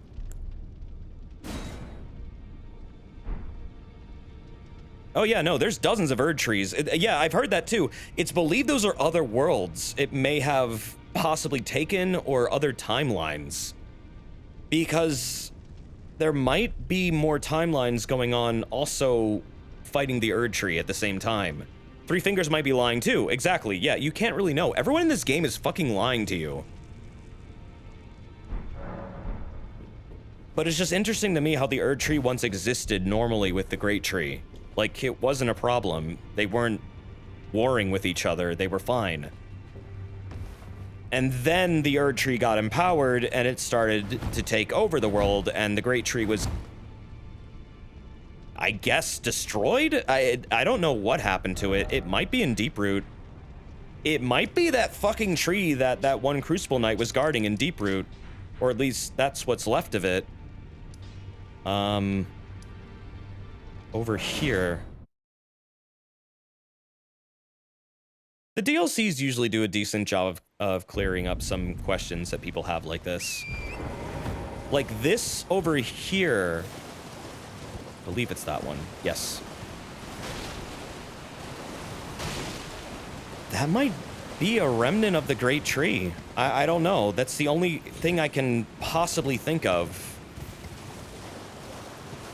You're not so sure about being happy harmony. I'm not either. I'm just going off what the game has said. And that they both existed at a time, and there was a time where they were not warring. But yeah, this might be all that's left of it. That said, I don't know that for sure. I just know that there's a Crucible Knight guarding this. And they are a named Crucible Knight. They're a boss. It's a major encounter of the game. And why would they be guarding this? What's so special about it? And I think it's because it's like all that's left. Because their roots were entwined. Does there become very vigil? Nah, I just like lore theorizing with you guys. It's fine. I have no ambitions there. I don't know. Theory crafting is fun. What's the relationship of the Crucible Knights to the modern leaders anyways? Mikola had some, Morgott had some. They represent a different order of the world against the greater will and the Golden Order. So I don't know why Morgott would have some other than he's an omen. And omens inherently represent another time before the Erd Tree was a thing. Because they were definitely like a people before that all went down. And then also when it comes to Mikola, Mikola is trying to basically establish a new order. So it would be like him to try and take under his wing a lot of very powerful, you know, warriors, if that's the case, if that's what he did. I don't know. It's not known.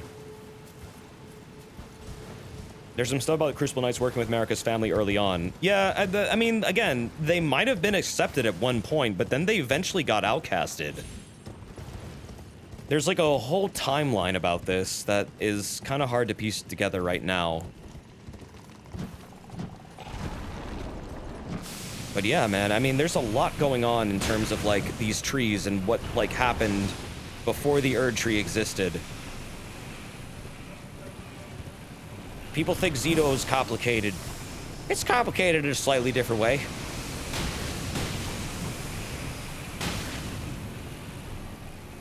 What if the first Elden Lord was the Erd Tree, the mistake granting a portion of power a la the Elden Ring? There's a belief about that too, yeah. That the Erd Tree was likely some person that got turned into a tree? But I don't really see that either. I don't understand the logic there. But I guess the mistake might have been the Erd Tree. Something about it. Either way, world is not how it should be. We should do something about it. We should kill God. Like Bach being forcibly turned into a mimic tree. Who turned him into that again? I actually forgot. Who turned him into that? Oh, you know what I should check? I wonder if he's gone now, because I have the Frenzied Flame.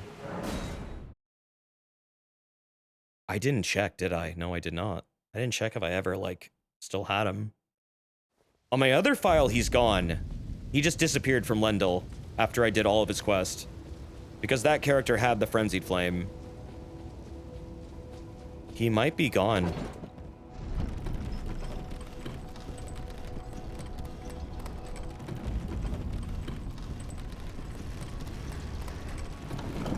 Yeah, I mean, it's not known if you can return the world to a state before the Erd Tree was a thing and the Greater Will started meddling with everything. Maybe it's possible, but it's not really known. Oh.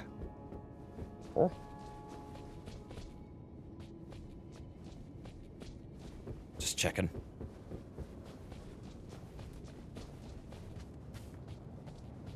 Bach doesn't seem to mention who did it to him. He just says some Claude. Maybe like a Godric soldier? Godric's the only... Yep, he's gone. He's missing. Okay, let's see if he comes back.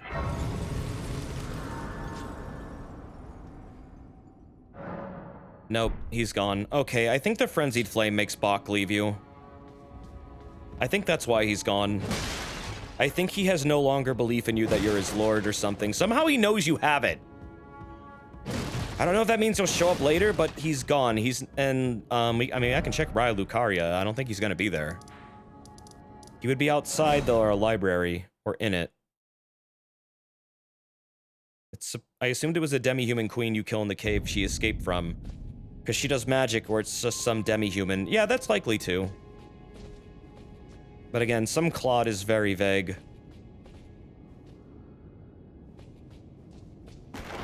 He's either like in human form in the library as a corpse, or it's just his regular form as a corpse. He would be out here, I think, right? He's not here.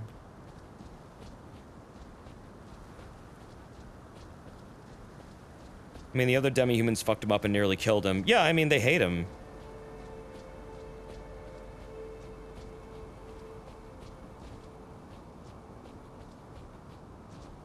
Probably was demi-humans. When does time start to flow straight again, or did it ever flow straight? I don't know. I think time in this world is all kinds of fucked up.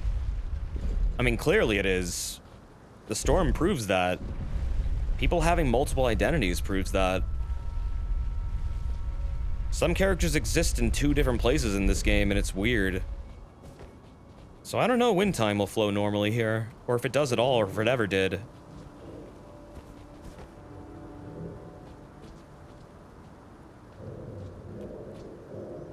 The hell is that sound?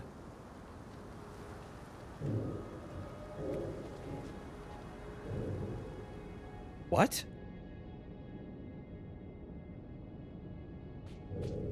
Oh, that's a pumpkin head. Right, they're up there. I remember now.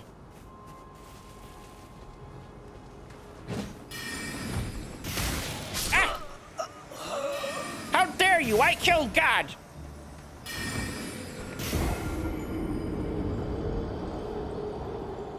I let you do that! Yeah, I never went up there on this playthrough. I can show you. There's a thing up there. Now they are God. Still low vigor weaking in the end. Yeah, I'm still a weakling, I know. But I have the punch to kill God, man. I beat the ass of a eldritch space slug thing. Don't fuck with me. That's the new Elden Lord. No, I gotta get my title back. I am Elden Lord. I like how Godfrey says Lord. He like breaks his accent for a second and goes, Lord.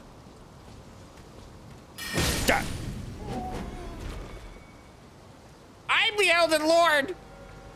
Me!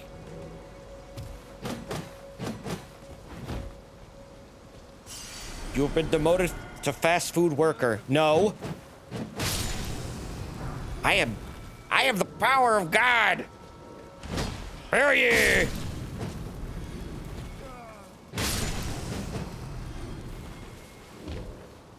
Yeah, there is a lot of sea creature elements to the Elden Beast. Like I said, it looked like a Nadarian. It straight up looked like a sea sponge / Nadarian. And I think that's exactly what it's supposed to be. what the significance of that is, I don't know. But also, I feel like it's tied to the Astels as well. I mean, it's said... It's Hold on.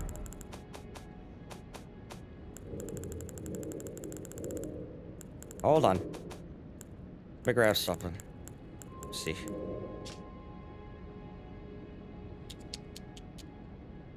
What was the thing that talks about it being on a seed? Was that the golden Elden Stars incantation? Do I even have that? I don't. It was Elden Stars, yeah. It says it was on like a golden like star or golden seed or something, and it's just like, okay, then you got malformed stars, and it's like, are they related? Because they both apparently are like related to greater will shit. Or at least, I don't know. Astel was said to like have been brought to the world to punish Notcrom. I guess for some kind of heretical thing?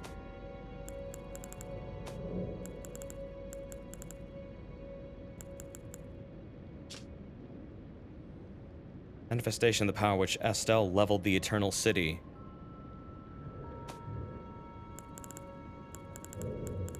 And then we also have...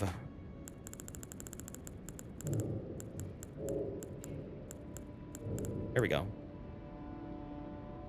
A malformed star! Born in the lightless void far away. Once destroyed an eternal city and took away their sky. A falling star of ill omen.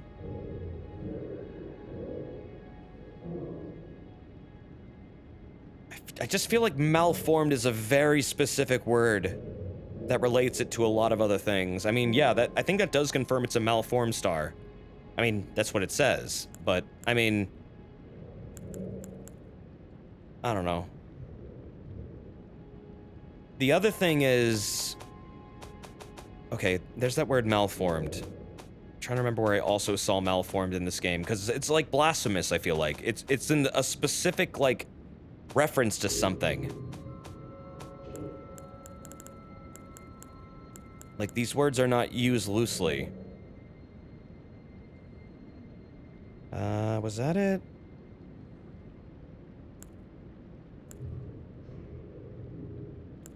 Not these. Okay, that's a seed of stars. Right.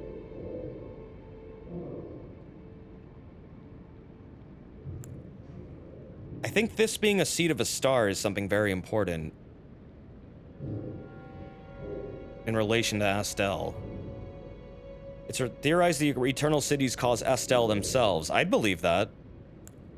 There was something else that talks about this. I'm trying to remember what. Isn't dragon stuff also called malformed? Is it? I don't think I have any incantations on this character. Hold on. It's like I'm trying to solve a puzzle. Give it to me a little bits. I should probably get on Cooler Roshi if I want to do some lore deep diving, because he has all the items and I'm missing some on here. The malformed sentinel armor. Oh, is that so? Do I have that? Good catch. Maybe that will put a hole in my theory. Which, good. If people put holes in my theories, that means I can stop being wrong. I don't like to be wrong. Do I even... I don't know if I have it. Oh, here we go. Malformed dragon armor.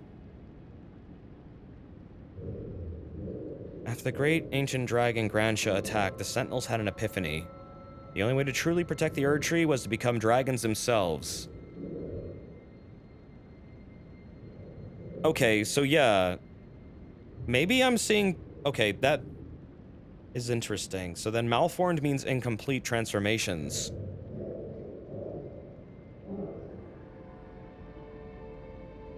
Possibly.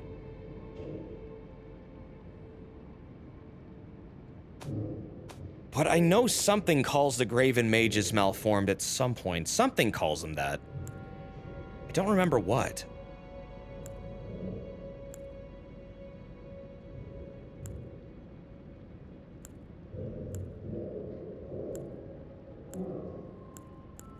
Oh, of course Miyazaki has this all, like, in footnotes somewhere in his closet. Absolutely.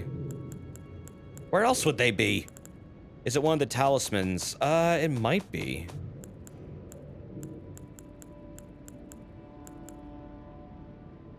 I don't know which one it would be, though. I think I would have to get on Roshi. I do think the scorpion does represent the Glowmide Queen, or at least maybe the outer god of Rot. I'm not sure, though, but it might be the outer god of Rot. There is apparently a scorpion god. There's a dagger that refers to it. I'm just gonna hop on my other character. They would be able to look at this shit way better. Check the Omen armor. Hold on. I'm gonna get to my other dude. We must find his closet. Yeah, we should find that closet. There's probably a lot of skeletons in there, though. That dude loves death. He loves death! Dead things. Desert Soulsborne people will always say you're wrong. That's okay. It's all subjective. I don't have the fucking notes for this game. I accept being wrong. I am often wrong. Okay, that's Rykard. More of that. I mean, the Omen helm is Dung Eater's helmet that he wanted to just use to represent his Omen heart. He might literally have had an Omen heart, by the way. Like, that might be a literal thing. Maybe he's like half Omen, or like he doesn't have the phenotype of an Omen. So it's like, it only was like his insides that are like that, but not his outwardly appearance. That sounds uncomfortable. Well, I mean, heart birth defects aren't really an impossible thing. And I mean, Omens is referred to in this game kind of as a birth defect. Maybe he was born with the heart of one.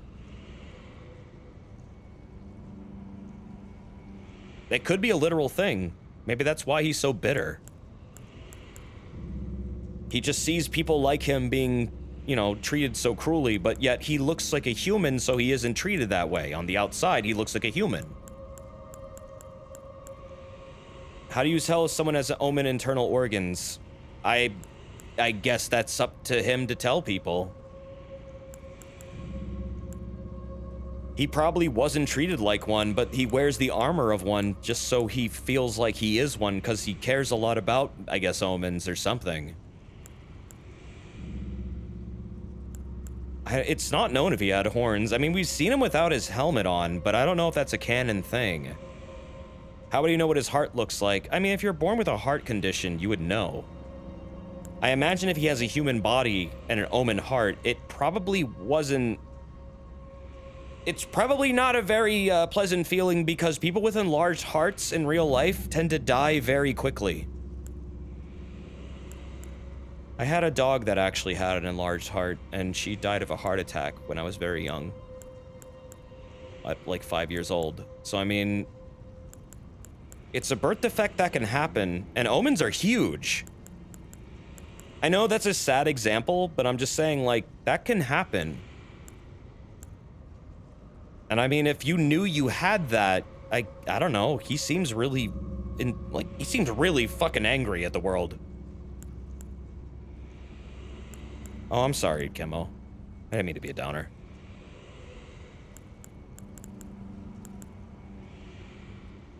Let's see. What are we looking for again? Just kind of reading descriptions right now, deep diving into lore shit. Oh, wow, that's a huge arcane boost. I didn't realize that. Oh yeah, Morgoth's body returned to being a tarnished when he died. Which is even more interesting. So wait, so when omens die, do they return to being, like, human looking? Like, it seems like it all left his body. And he talks to you even like that for a little bit. I do think there is a thing in this game where the more powerful you are, the larger you are. That's always been a thing in Miyazaki games. It's like the more power you have, the larger the character is. That's why Godfrey's a fucking massive beast. Like, inhumanly large. Morgoth's horns disappear when his curse stained the thrones. I wish I hadn't killed him so fast. He had dialogue that was really good. Where he, like, laments that he's fucking up the throne room. He gets really upset about it. Well, yeah, omens often have horns cut off, but you often come across some that have had their horns removed. And yet they're still omens. So I don't know.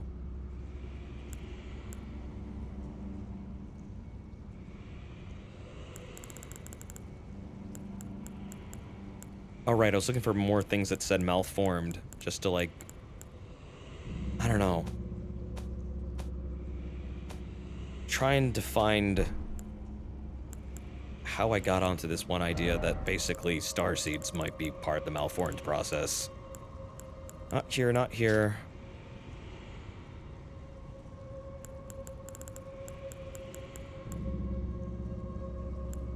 Something in this game describes them.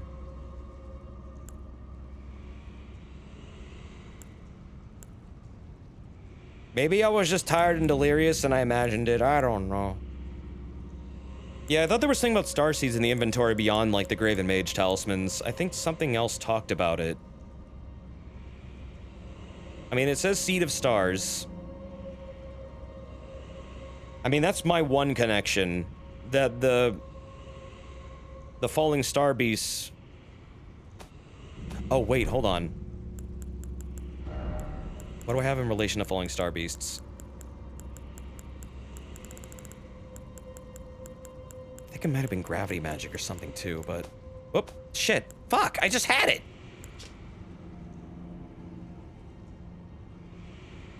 I mean, Falling Star Beasts are...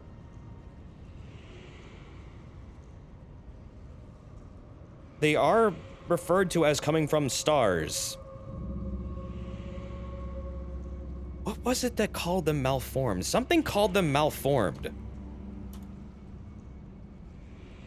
Was it a Selen thing? I don't know. Now I'm looking it up, because I don't remember. Malformed star. An insecto... Oh, okay, yeah, it's an enemy! The malformed stars. That's what the mini Estelles are called. Right. That's it. That's what it was.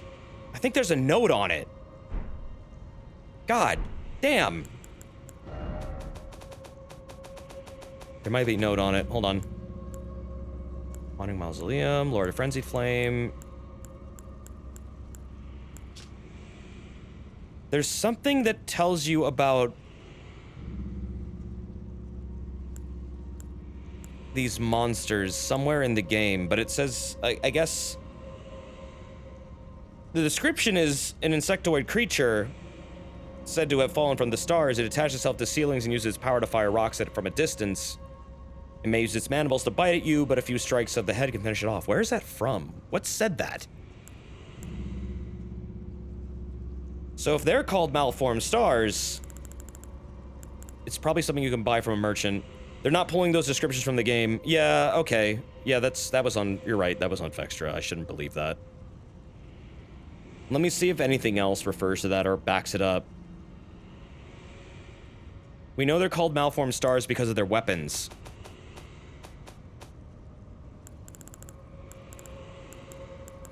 Okay, so there is credence to the name. This is natural born of the void.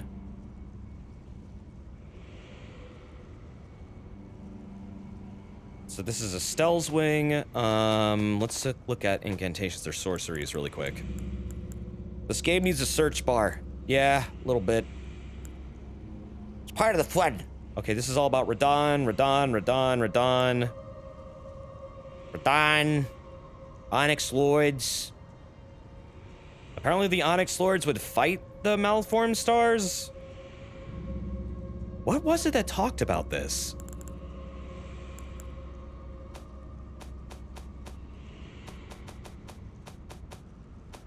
Would it be like a meteorite weapon?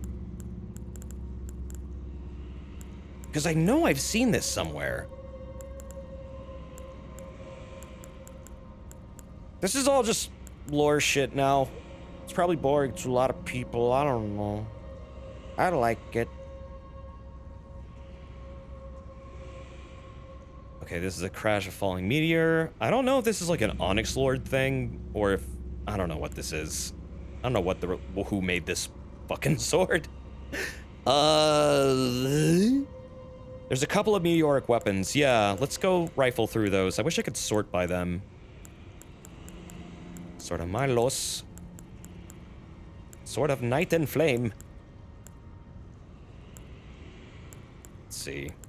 Michelin Straight Sword, no.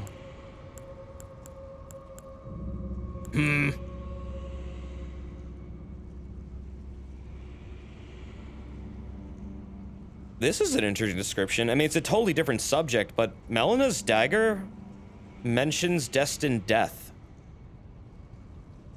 I don't know. I just feel like that kind of like doubles down on her being the Gloam-Eyed Queen. Did that just say an ill-starred sword with no master? What, the Michelin Blade? The Michelin Blade? Yeah, it did. This is Miquella's Night Sword. I remember asking how the hell we got this and why it was where it was. Because it's just kind of on the ground, but it was never offered to anyone, but you just kind of pick it up and find it. I don't know what ill-starred means, though.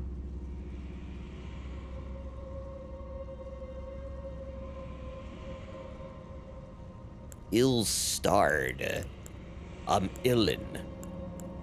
You're the Gloam-Eyed Queen. No, you're the Gloam-Eyed Queen. Who's the Gloam-Eyed Queen? Who's the Gloam-Eyed... What? What is it? We are all queens. Oh, this is a cool one. Dagger fashioned from a great scorpion's tail. Glistening with scarlet rod. A ceremonial tool used by heretics, crafted from the relic of a sealed outer god. I think this is literally what Gowry was. I think that sealed outer god was basically channeling itself into the rot dudes and made Gowry to interact with the world. I think it is a giant fucking scorpion. That said, I have no idea where they're sealed, but it wouldn't be the first time I've seen a scorpion referred to in this game.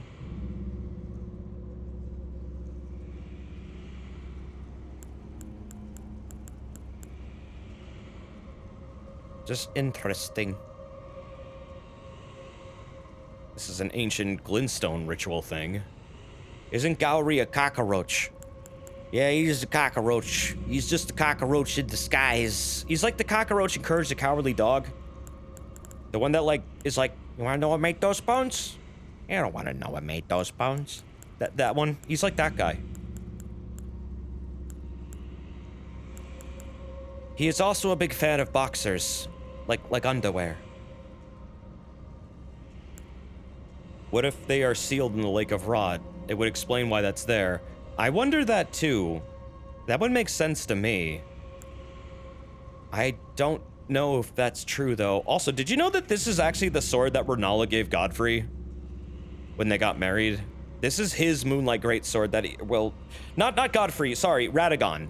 Radagon took his Moonlight Greatsword and basically made it a fucking holy blade instead of a magic blade.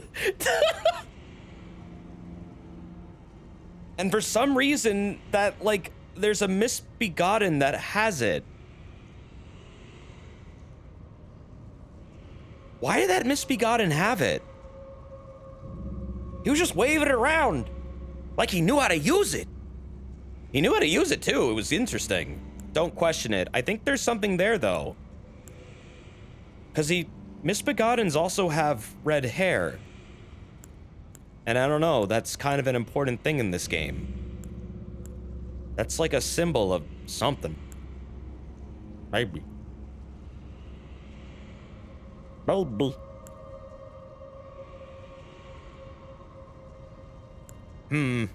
Yeah, I can't find it. If there's a weapon that refers to that calls those monsters falling, malformed stars, I don't remember which one it is. My god, there's a lot of them in this game.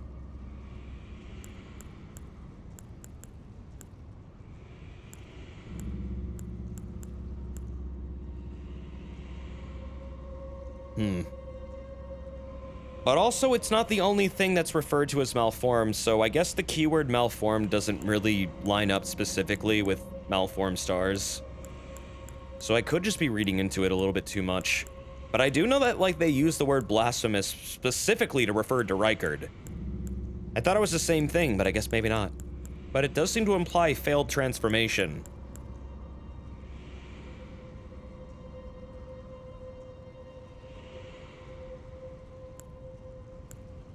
Well, I don't think Godric was always malformed. I think Godric just grafted himself so he could become powerful and turned himself into what he is. It's likely that he was just a normal dude at some point, and I think it's implied that he was in one of the trailers before he was grafted. Could it be another mistranslation? No, I don't think so. I mean, the people who translated this game have been translating these games. It's the same dudes for, like, well over a decade. I don't think they make mistakes like that. It's not like Miyazaki doesn't know English and wouldn't look over their work. That would just be silly.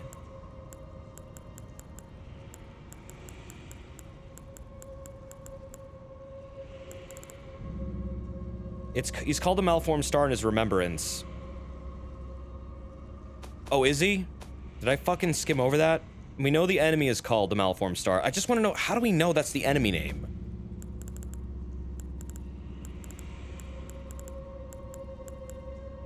There's gotta be a reason for it. Where is it? Where's my members? Where's my members?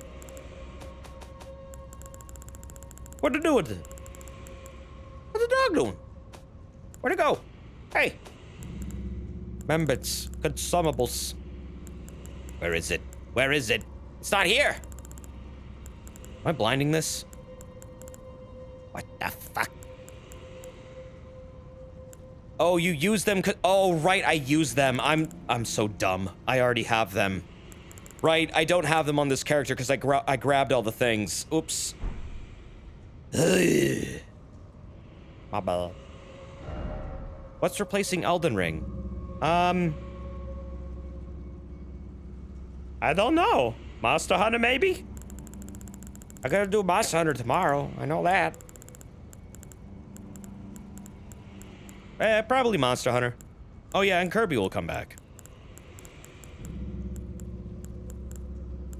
You think you're done with third-person character action sword fighting games? Hell no. Nah, dude.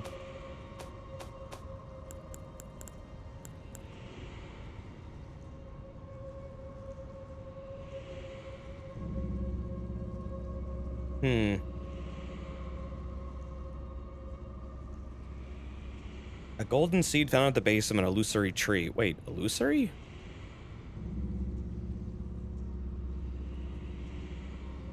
Based on illusion, not real. What? Those little golden trees, they're not real? Those trees are lies. What? What does this mean?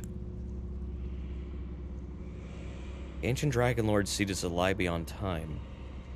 Oh wait. Smithing stones said to be polished by a golden gravel stone, a scale from the Ancient Dragon Lord, and hidden treasure of Faramazula. Ancient Dragon Lord seed is said to lie beyond time. The stone lightly twists time, allowing the creation of a weapon capable of slaying a god. Huh. So why did we beat it with a level 1 weapon then? What does that mean? What does that say? Eh? What? Who knows?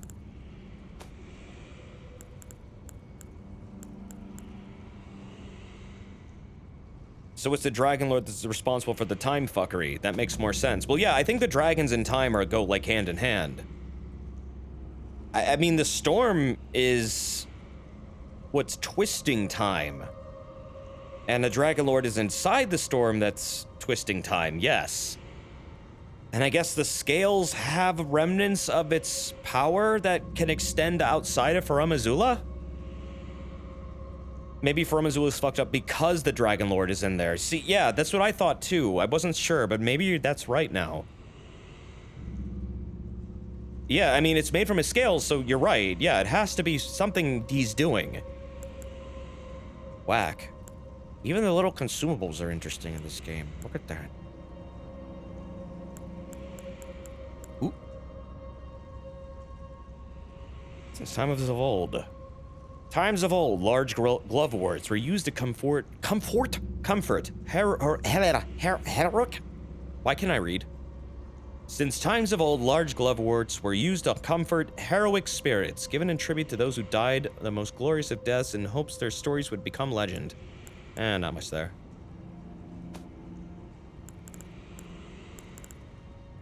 The whole world was messed up before greater will. It's possible. I mean, I'm not saying all was well beforehand, but it does seem like an alien force now is taking over.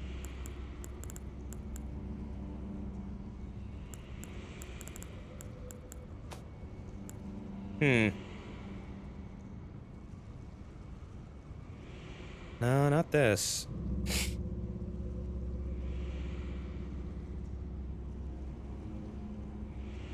Not that. Yeah, I don't know what it would be. Beyond the Remembrance, but yeah, I guess Malformed Star, and then Seeds of Stars, and seeds grow into stars, and then the Elden Beast was like a star that was golden, and I don't know, I feel like it's all somewhat tied together, and then astrology got banned, and I feel like it's because they made like an Astel, and I feel like the Astel like crunching down all that fucking city and the goddamn Nokrum. I feel like that's why it got banned. I don't know, it may be. The seeds of stars and trees, and where are the bees? Nowhere. Good. Hope they never come back. Elden Beast description makes it clear it's a parasite. Yeah, I mean, it definitely isn't a natural thing that occurs, and it's siphoning energy in some way. I think it's like sucking up parts of the souls of the living or something and to empower itself.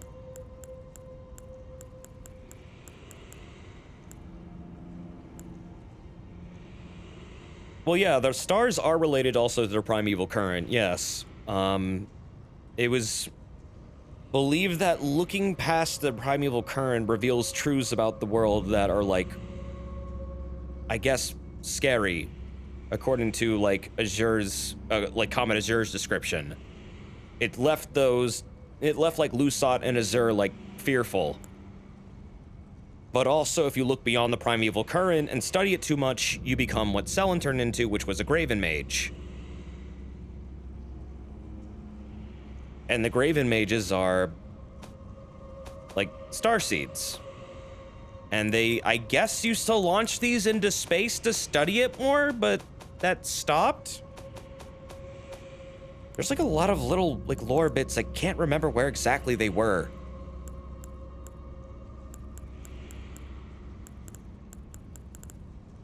Why is the lore so deep? I don't know. It's fun. It's fun to do. Fun to figure out, really. Just to look through all this shit. Try and piece it all together. Feel like I'm a historian. Studying some ancient civilization that never existed.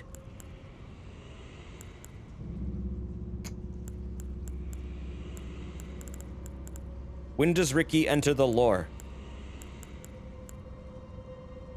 What if this is all about Ricky? That's what it's trying to tell us.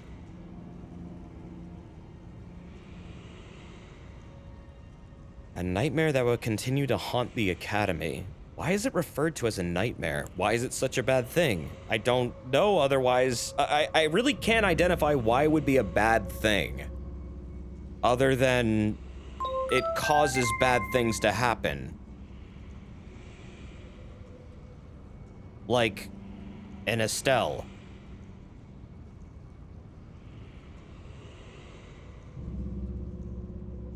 Well, yeah, you do lose your humanity, yes, but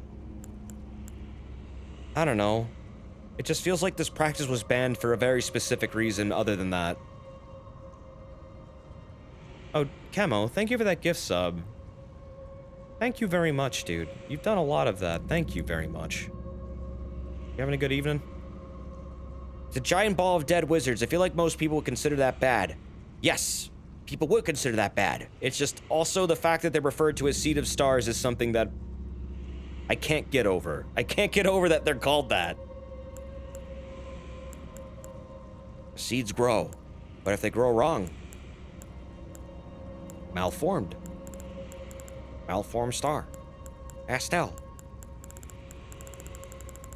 Astel makes city go boom. Everyone's like, oh my god. And then they took the stars away.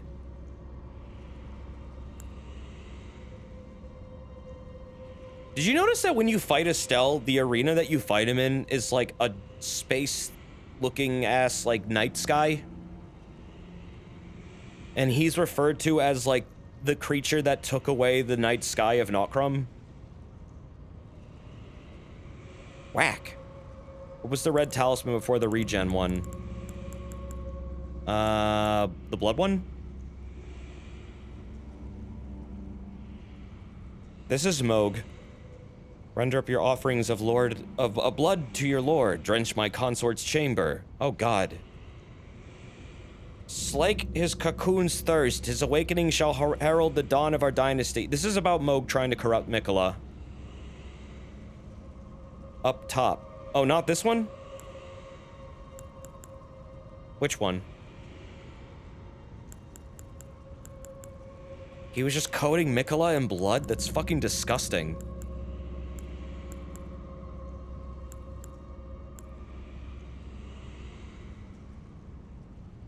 The Erd Tree was once perfect and eternal, and thus it was believed that the Erd Tree's seeds could not exist. What? Oh my god, wait, what, why do you get, what, If the tiny little Erd Tree seeds things are not real, then wait, what? How does this line, what is this for? Where does this go? Where does this go? What is this trying to say? Why would there be seeds that don't exist? And yet you're picking them up?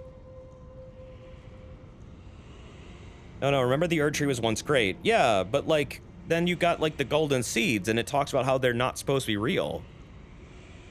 There's stuff about how the Erd Tree was once fantastic. Hello? Then it got worse. Oh. The Erd Tree's old sap comes amber, treasured as the most precious of jewels, the age of Godfrey. First Elden Lord. Elden Lord. Primordial life, energy is in that thing, I guess. This once thought that a blessed sap of the Erd Tree would drip from its boughs forever, but that Age of Plenty. The Age of Plenty shit is kind of cool to me. Like, you keep hearing about it, but it's like, why did it stop? It sounds like things were doing all right during that time.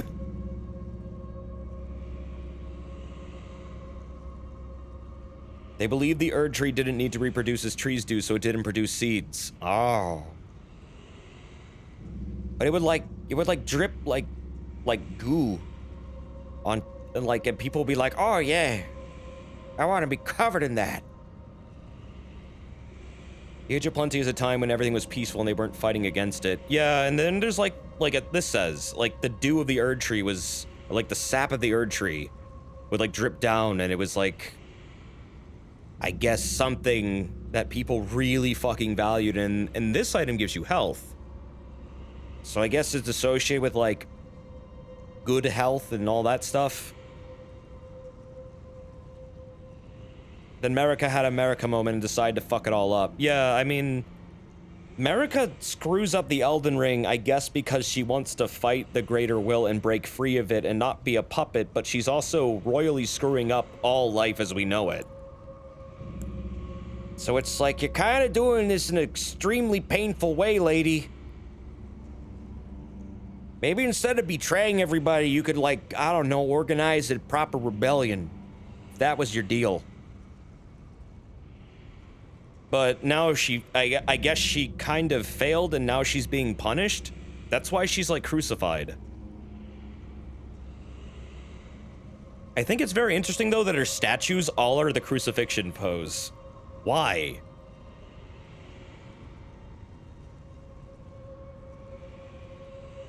Yeah, she's punished and locked away, but it's like there's statues celebrating this, and it's just like, what? Why? To send a message? Maybe.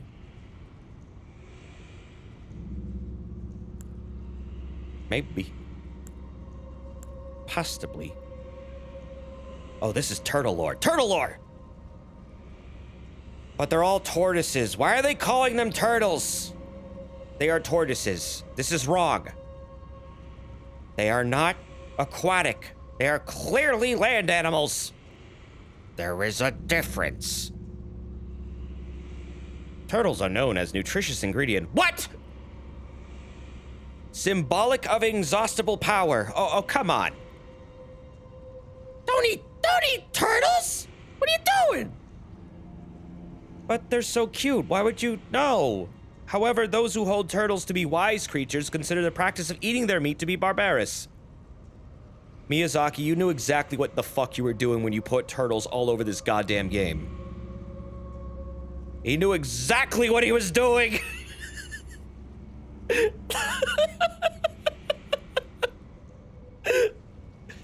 He's playing with your heart. God. Shame on you for eating turtle meat. This is a certified Miyazaki moment. It was said when the Age of Erdtree began, such blessings were personally bestowed upon recipients by Queen Marika herself. Well. Wait, what is that figure? Oh, wait, no, that's the statue. Wait, yeah, I've seen that statue before. What is that statue? There's a statue in the, I think Castle Redmane that shows that pose. That's Marika not crucified. Yeah. And pouring Erdtree sap from a cup. Whack.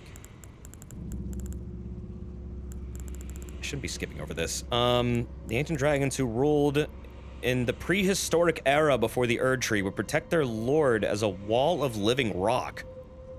And so it is the shape of the dragon has become symbolic of all manner protections. Is this why there's rock walls all over Caelid? Maybe? Or are those just rock walls? Yeah, I would think so too, because they specifically bar off Dragon's Barrow.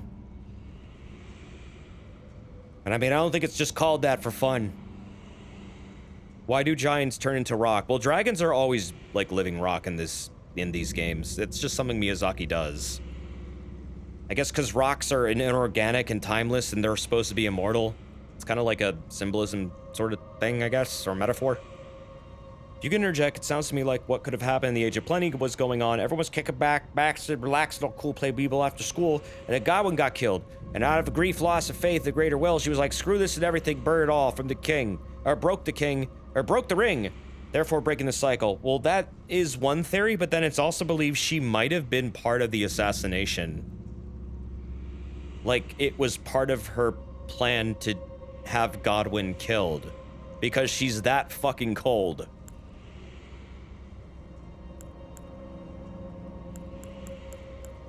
But that one is a bit harder to prove. Why would she, though? That's the thing. We don't know.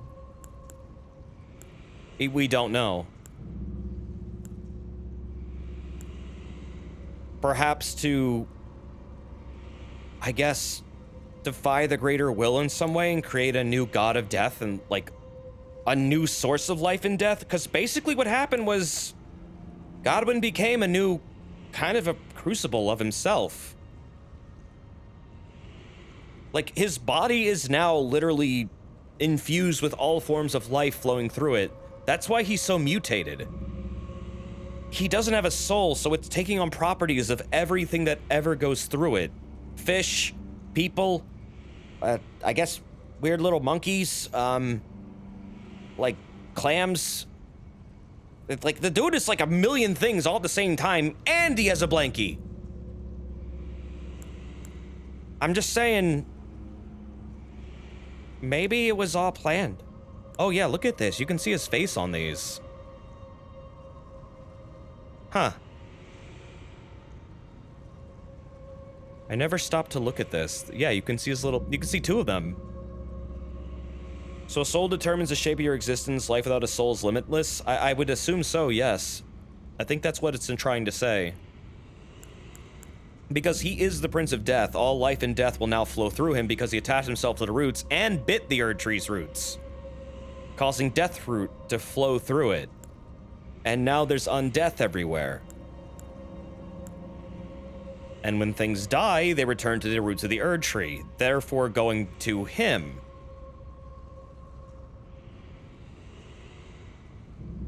So that's why I think, yeah, he's like his own little crucible. Because what do crucibles do? They mix things. They break them down into their raw components. And he's a mixture of lots of different shit.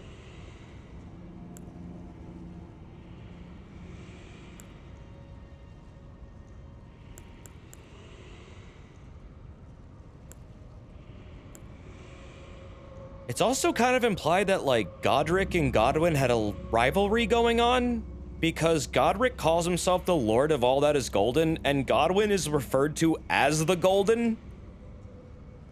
It's kind of like, I don't know, man. It's like, it's like Godric was trying to live up to, like, I guess his cousin's, like, worth or something, or trying to rival with it. I mean, they weren't really siblings, but they're definitely like cousins or related. Yeah, he's like, he's dead, so it's my title now. Exactly.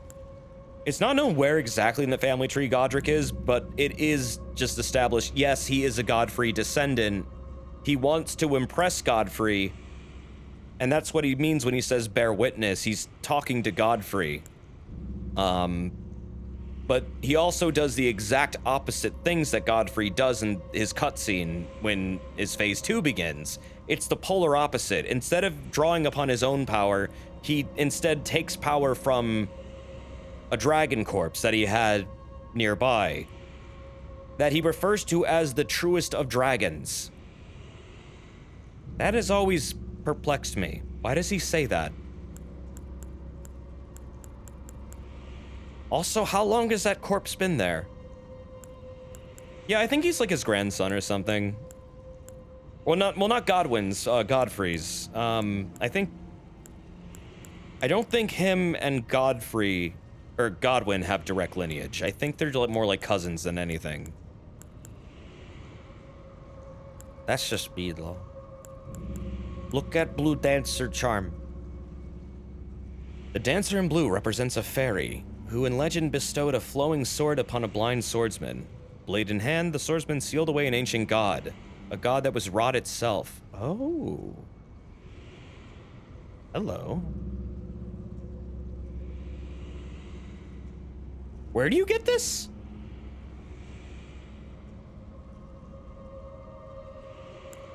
Funny how this is right next to the scorpion talismans, which represent, I think, the god of Rot. Also, did those assassin talismans refer to scorpions? Which assassin talismans? Concealing Veil? This one is for Night of the Black Knives. This one's for Crepus, who is apparently a dude you kill. The Volcano Manor tells you to kill their alter ego, apparently. Yeah, this one's totally unrelated. He was another Tarnished. This one, I have no idea what this thing's deal is. I have no idea who the Longtail Cat is or what it represents. Other than, like, it's a fairy that played in the bell tower, but beyond that, I'm, like, beyond the literal words that this says, I have no idea. It could be a Dark Souls reference. It could be. Maybe that is what it is, but maybe it's its own thing, too. Yeah, America was a Newman before becoming an Empyrean, and the Black Knife Assassins were all Newman. That's why a lot of people think that they were in league with each other. One of the many reasons, but there's still nothing definite in the game that totally links them. Shabriri's lore is fucked up. This is Raya's mom that she had on her person for some reason and didn't know it was her mom. Why did she have this? Did they just give it to her out of, like, guilt? Maybe she found it. Maybe. But she had it. It could be why she went out on her own journey. I mean, that would make sense. Like, she figured out who her real mom was, and then was like, oh, okay. I guess I'll make my own path now. She went looking for answers, found this, and freaked out. Pretty much. She did ask to die. And you said no. Well, I said no. The Glomide Queen cradles newborn apostles swaddled in this cloth. Soon they will grow to become the death of the gods. Eat.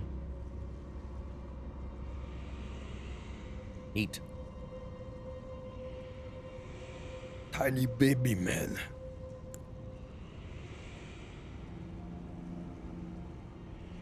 And this is Kindred of Rots. For the Scarlet Goddess. Oh, Scarlet Blossoms, flourish in distant lands and return to us, the unwanted children. I guess he's talking about Mikla's Halig Tree. That's a reason for everything, y'all.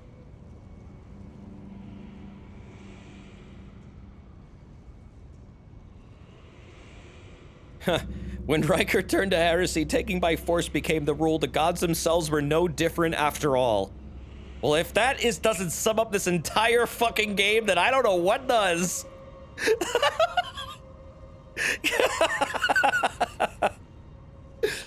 That is a hell of a description. That's definitely not spoon-feeding you everything in, like, a sentence. That is a good one. That's a very good one. Okay, here we go. A number of new gross blood from the antler-like horns of the fallen king. Yeah, the ancestral spirit shit is really interesting because, like, what are the ancients doing to them? Why does one of them have a skull? Why do they have their skulls? Why is that one guarding a skull of the baby? Are they killing the babies? Why do they have dead god babies on them? Like, I want to know more about that part of the world. Like, what happened there? Each glowing with light. Thus does new life grow from death, and from death one obtains power. Huh. Dead gods can dream? I guess so, yeah. Ancestor spirits are horned, and horns equals crucible. Right. Yeah, I mean, they are primordial. They're definitely, like, before the Erd Tree. That's Radahn's armor. That's about how he took up Sarosh. Pattern on a scorpion, freshly shed of its exoskeleton, its claws seizing a heart with a blessed glow. A heart? Is this darkness in Sora's heart? A heart that burns with fire. What heart? Whose heart? Vestige of the crucible of primordial life, born partially of devolution. It was considered a signifier of the divine in ancient times, but now increasingly disdained as an impurity as civilizations have advanced. I can't help but look at this and think that's like a misbegotten wing, or like the dragon wings. You want to make a timeline kind of thing for sequence of events or a spreadsheet? Nah, I'm not that. It's just kind of fun to read this stuff. I don't like to make big sheets. I'll leave that to someone else. Just kind of having fun reading this with you guys. I don't know. Nothing else to do, really. It's kind of fun. Probably won't get to do this for a while again, so might as well do it now. It is. Some of the Misbegottens have 3 wing stubs, but they were all cut off. Yep. The Crucible was once revered, but the Greater Will and Erdtree opposed it. Yep. So much going on here. There are gardens known only to the perfumers, whether hidden on the fringes of the highlands or obscured by shadows inside caves. The flowers blossom in secret, waiting to impart their scent. Does this imply that the perfumers are the poachers of the jar people?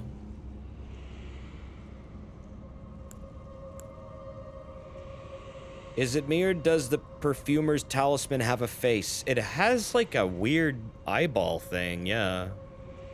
I mean, I kind of see the face, but I don't think it's actually a face. Yeah, I think that does mean they were the poachers. Maybe it wasn't Volcano Manor after all. They want the stinky innards for stinky perfume. Probably. Probably. So much story. What a good story. I wish it would make sense.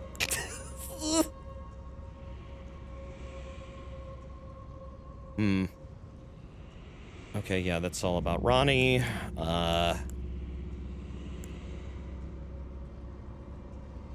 These are the 4 sisters that were born in the Swamp of Aeonia. That's Millicent and her sisters.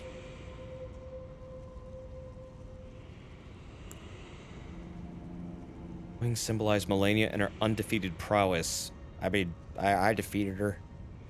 Though she never knew relief from the accursed rot she was born into, her blade was forever beautiful and relentless. Uh-huh. Yeah, not so relentless now, though. A talisman patterned after swords used in a ritual combat held to honor the Erdtree. The practice had died out by the king consort Radagon. By the age of the king consort Radagon. But remains of the arenas where ritual combat took place can still be found in every land. Those are the Colosseums. That's gotta be DLC, man. That's definitely gotta be DLC. I mean, those Colosseums have graces in them. Did you know that? They're coded in. They're there. It's gonna happen. Just a matter of time, I think. I really hope it does, like, do some really balanced PvP stuff where you can, like, fight someone without someone else having 10 flasks. They have graces and can spawn enemies. Oh, that's gonna be cool. So there's gonna be PvE in there, too? Nice. I really hope that comes out soon. Seems like it's kind of ready. I don't know what's taking them so long. Bull goats are associated with the stout and mighty Tragarth, said to be unflinching in combat, now a silent comrade to those who fight. Tragarth is just a super nice dude. I love him. He's so nice. All he wants to do is just help Tarnished out. That's his entire thing.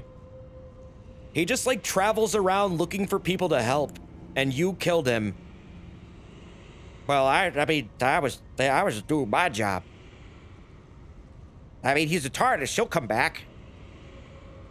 Right? Yeah. It's not like I erased him from existence. I mean, he'll come back. They all come back. I hope he comes back. Desert, he was graceless. No. No, he wasn't. He was called here by America. That's why he was here. No resurrection. No, please don't say that. No.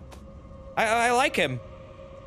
You can also summon him to fight against several things you don't kill him. I know, I fucking love it. I hated the fact you have to kill him to finish Volcano Manor. It's bullshit.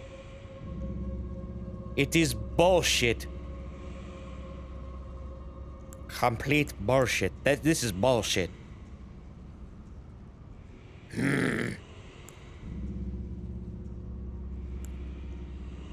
Apparently Relay the Idol was the, like, sneaky dude.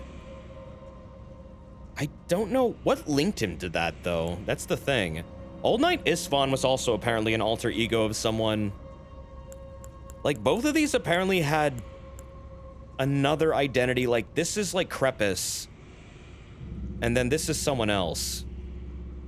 You only need to kill Targoth for Patch's quest. Yeah, I know. I got the dancer things, I think. Don't I have them? I think I have them. The dancer's castanets. Yeah, here we go. Castanets used by dancers from foreign lands, received from Patches. A passionate dance comprises no seductiveness, but merely a dignified beauty. Hey, you want to go see what old lady T is up to lately? Got a little clappers. Did you do all the paintings? I think I did. They don't really get marked off. Just hanging out here with her hubby. Just enjoying the volcano. Just having a picnic. Just, you know, relaxing and after a nice hard day of work, and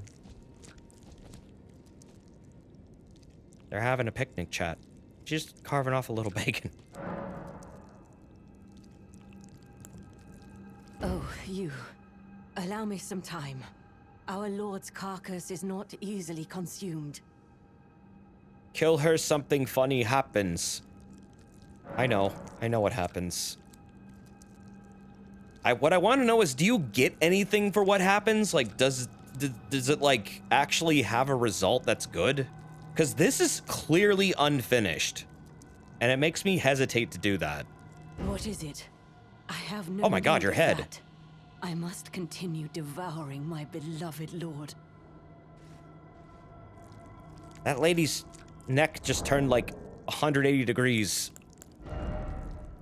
You also get her clothes. Her clothes, give them to me. Hey, chat. She said she didn't want them, but she took them. So what the fuck? Why is she eating him, though? There's no root in there. Oh, she's trying to eat the corpse of Eglay and him. So they're reborn inside of her, and she'll become the next big serpent, I guess, as part of them. Rykard is part of an elder god thing that existed when the world was still primordial. Eglay is a giant snake god who ate Rykard, and Rykard fused with them and became even nuttier than normal, which they were already ridiculous. Dear Rykard, please, find purchase within me. I wish to be your serpent, your family. This is why she's eating him. Let us devour the gods together. Together! Dear Rykard, I wish one day... Did he eat Riker? Well, Commander Riker? I don't know. They were in the end of Enterprise, so I mean, they're probably okay. That was in the future. But, this Riker is kind of... Well... I think they're Dunskies. Oh, you can look inside of them? Ugh. Ugh. What is even going on in there? Yeah, that's not what an inside of a head looks like. That's not even a brain. What is that? I bet Rykard sits on chairs super weird.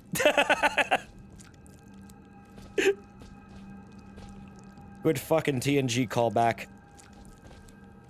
He's got spaghetti in there. Oh, you could see like his tongue and his teeth. Yo, wait, what's going on? Why is his tongue like bandaged? What the hell?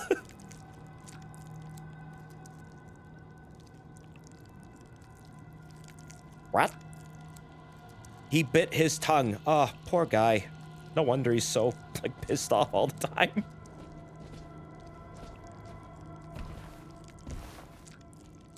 I like how it's implied that all these little hands are like the souls of people he ate. And soon they will grow into big hands. Oh, look, there's one right here you could probably do a handshake with. Does she eat the wiggly parts too? Maybe. I don't know if she plans on eat. Are you gonna finish like the whole thing? Like, what is she gonna do? She can't possibly eat all that. She's just one lady. I'm kind of worried if I, you know, bop her with my staff. Like, go, bah. it's gonna lock me out of whatever they plan to do with her. Why would they give you an item that does fucking nothing that she takes? And then there's... No matter when you give that to her, she'll never ever, like, have something to follow it up with.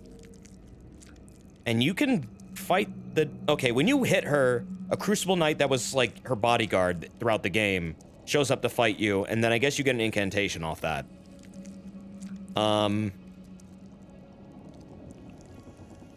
Desert, you have, like, 17 versions of the save file now. Ah, my lord. Rykard. Huh? Invaded by Tannis Knight! Hi!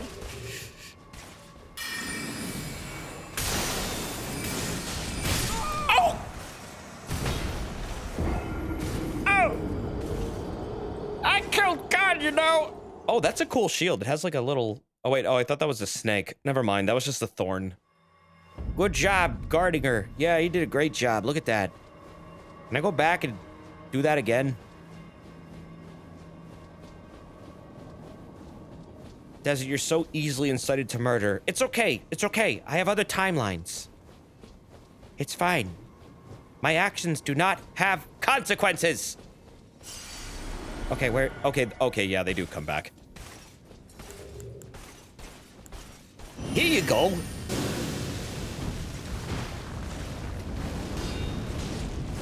Oh god, yeah, that doesn't really do much, does it? Oh! What the hell? What is that? Ooh! That's a new... Oh my god. Juggernaut. Did they just parry Rykard's Rancor? I don't know. I'm scared. Whoop.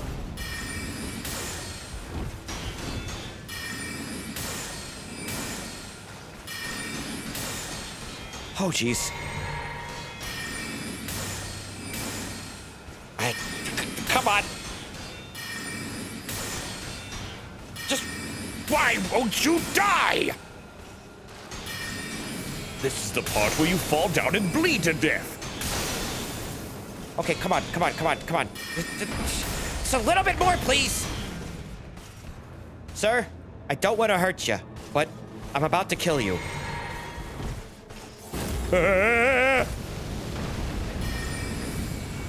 Last chance!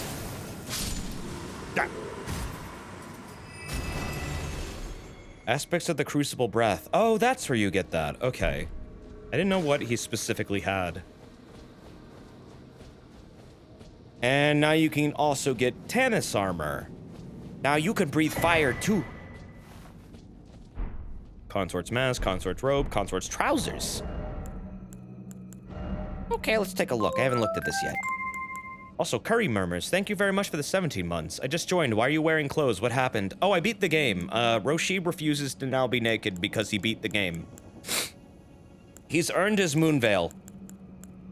I have fisted everything. Thoroughly. With hot sauce. No, really, that's how I beat Radigan. I fisted him with hot sauce. Oh, wait, hold on. Oh yeah, these are the ancients. Ancestral followers keep their distance from the Erd tree, awaiting new buds. They are certain to sprout from their very flesh. And indeed their souls. What? That's weird. I don't know what that means. Do a solid snake run next. I think people have already done that. Because there is a whole sneaking system in this game. Mask worn by Tanith, Lady of the Volcano Manor. In the image of a foreign queen. Increases dexterity. Long ago when Rykard first set eyes on Tanith, she was working as a dancer in a foreign land. The Tarnished Land? Soon he made her his consort. She was the only human to remain by his side when he became the Serpent of Blasphemy. In that moment, Tanith was truly charmed by him. Hey, Gamiac, what's going on? Yeah, I guess it's not said. Nobody really knows. I would assume it's the Badlands, but... we don't really know a lot about the Badlands, other than that's where you came from, most likely.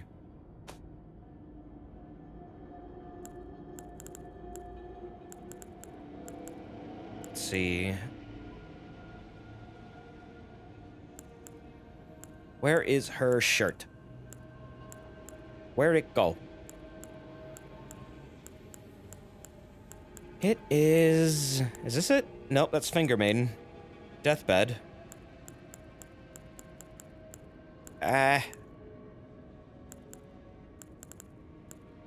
Oh, there it is. Okay, that's the same lore. So that's not different.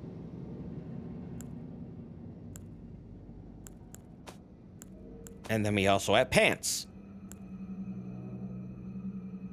Nothing really there.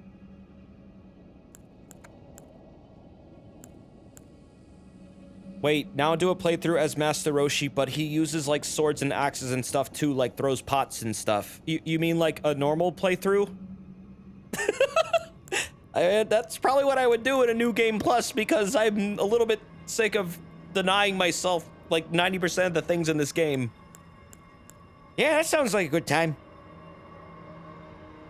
I mean, I like this game. I'd be happy to just rush through it and beat the shit out of every boss, now that I know everything in the game. Keep the Roshi face for nostalgia, but what about Joseph Bagstar? What happened to him? He was a past life. He's gone now. Use the finger hammer. Oh, God. Rykard's big ol' fingy? That could be gross.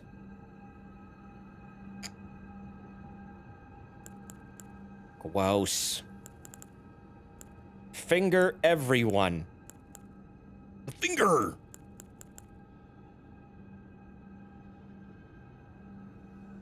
More gladiators and Colosseum shit. Long ago, the Nox invoked the ire of the Greater Will and were banished deep underground. Now they live under a false night sky, in eternal anticipation of their liege. Their liege? Oh, the Glomide Queen. Of the coming age of the stars, and their Lord of Night. This is related to Estelle. No, the moon. Okay, Dark Moon then. Noxtella's moon is Ronnie's. Right. So, if they invoke the ire of the Greater Will, does that mean the Greater Will send Estelle? How does this work? If the Greater Will worked for Estelle, then that... I mean, we've talked about this before. Right, they tried to make a lord from mimics. Correct. That's what they did. Yeah, I remember that. And they also wore masks to, I guess, deflect the Greater Will's, like, knowledge of what they were doing, so they couldn't get in their heads. And that's why Iji wears one. Because he's using the same, like, I guess, tech to keep secrets. Because that mask is used by people who are, like, committed to treason. It's literally a fantasy tinfoil hat. Yep, it is. It actually literally is. It's fucking hilarious. But it works. Rousey isn't in Undertale. That's what you think.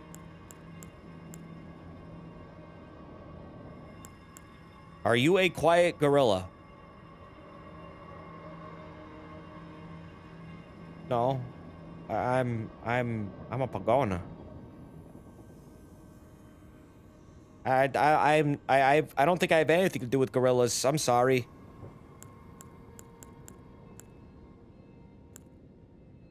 Pogonas aren't real, sorry. Damn. I thought they were real.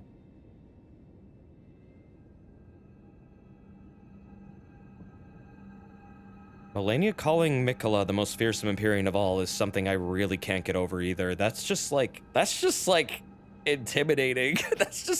This is foreshadowing as fuck to me. The most fearsome Empyrean is the baby that got older. In the egg. Okay, yeah, this is the armor that makes people think that Marika might have also been part of the Godwin assassination. The assassins that carried out the deeds of the Night of the Black Knives were all women, and rumored to be Newman, who had close ties with Marika herself. Why the fuck would Marika kill her own son?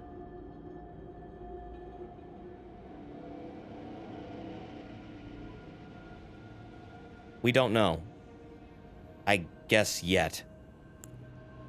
Because she's evil. I think it was part of a plot to, like, take control of death or something.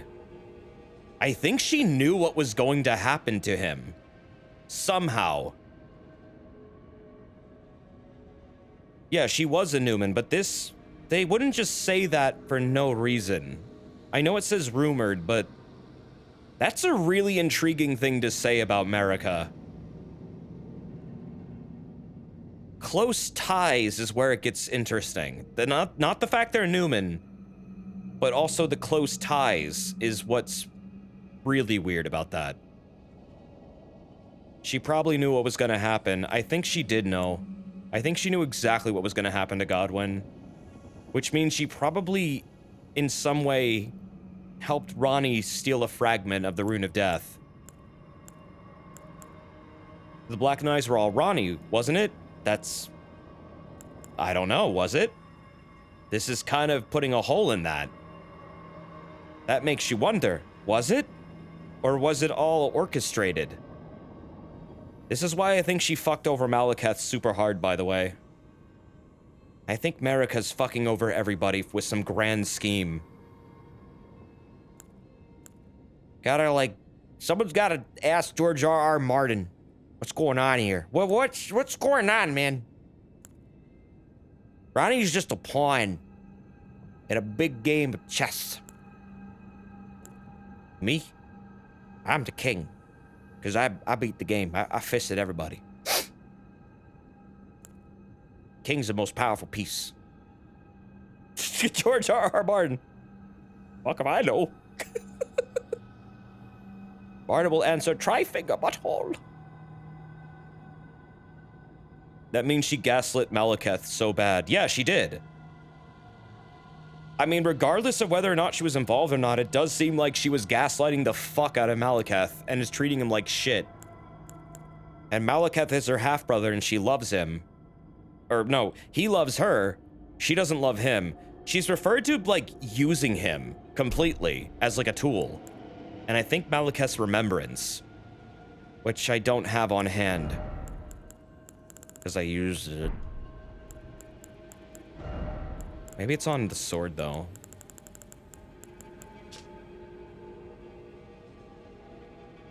Malekith's black blade, which once harbored the power of the Rune of Death, a sad shadow of its former glory. After a fragment of death was stolen the fateful night, Malekith bound the blade within his own flesh, such that none might ever rob death again. Yeah, and that fucked him up really bad.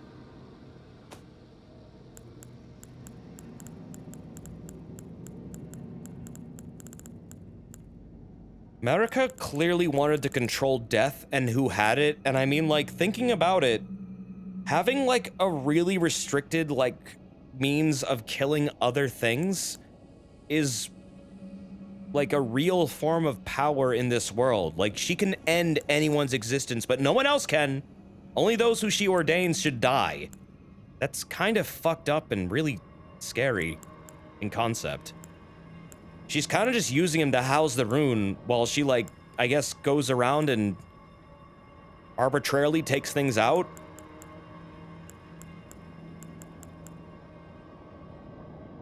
Yep, death for thee, but not for me. This is another scorpion thing. I think this... The inverted hawk is the emblem of the company of slaves ordered to explore the eternal city. Really? The hawk? The hawk? I thought that was for the storm. Maybe she wanted to die herself and Malekith refused. I feel like Malekith would refuse that, but I don't know. Inverted hawk. True.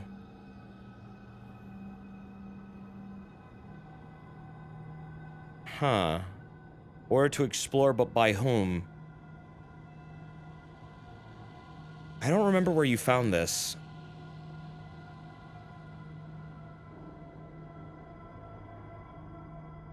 Who would order to explore it? Look at the kite shield for deathbed lore. Hold on. Medium-sized metal shield, easier to handle than a kite shield. This is about Sarosh.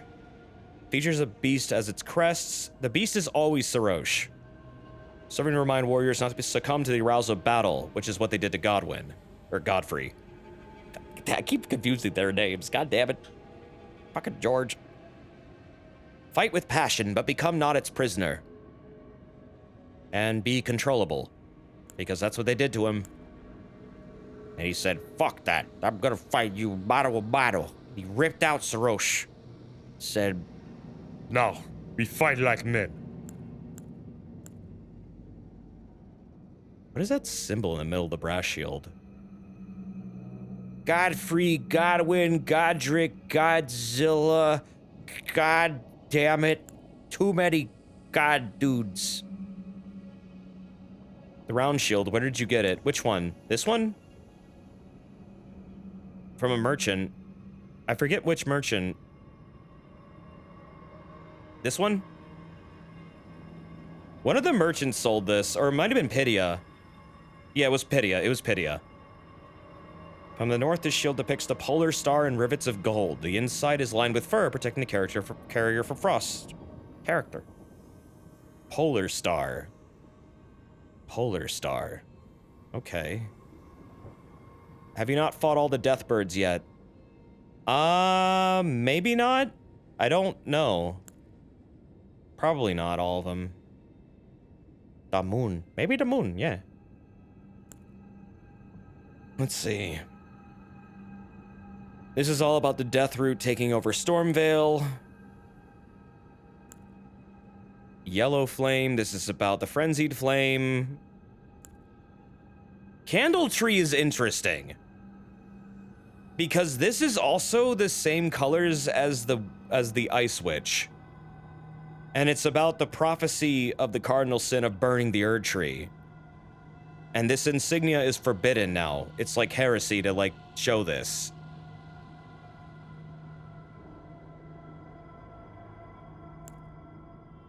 And then Horse Crest.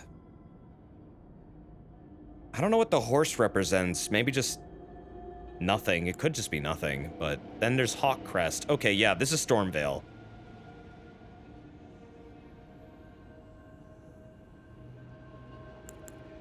And this is Inverted Hawk. So maybe it was Godric who sent people into the Eternal City?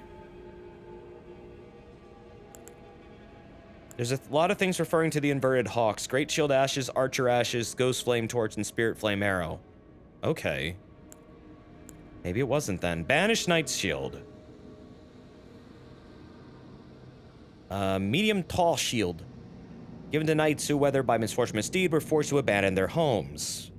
Most of these knights were sent to the fringes, where they were forced to start anew with only despair for company. I do think Farum Azula used to be above Stormvale. Because you find banished knights in both places, and they wear the same armor. And, I mean, it's... based on, like, how the ruins of it are distributed across the lands between, it would make sense that it got destroyed above it, and then, like, the tornado carried it away over the ocean. And now that's where Placidusa is, inside the storm outside of time. And I guess that happened when Godfrey kicked his ass. I don't know if Godfrey kicked the entire place over there, but he ripped that place to fucking shreds, clearly. I don't know why the why do the Deathbirds protect Farum Azula fragments, though? That's what I'm stuck on. I don't know what their role is there. I know their role in, like, nature, but I don't know why they're honest. Why are they constantly found around them, is my question. You wonder who the dragon served before? That's the thing, we don't know. Like, God of the Storm or something? It's not really clear. It's just a nameless god that we don't know about yet. Yeah, I've heard the Rune of Death being related to time. It could be a possibility. From Azula housing the Keeper of Death? Maybe. Albanoric Shield. Albanoric's most formidable foes were sorcerers. Huh. They were made from the primordial drop of dew. So they took dew from the Great Tree and tried to make life with it. Okay. That's what Albinorics are. No wonder they're hated. That's why they're so fucking hated.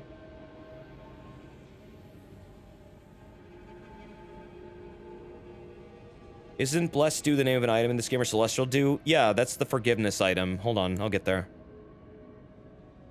Yeah, that's how they were made. They were made from primordial dew. Not Erdtree dew, primordial drops of dew. That would explain a fucking lot. Celestial dew was used to woo Radagon. Right, I think the Tortoise Pope tells you that. Shield fashioned from a tall broken jar carried by beastmen from Azula. There's a particular knack to wielding it. The beastmen have always fired earthenware jars for the express purpose of making shields. Such are their ways, strange enough though they are. Wonder if jars are related to Form Azula in some way. Does this mean they did the dew? They did the primordial doo-doo.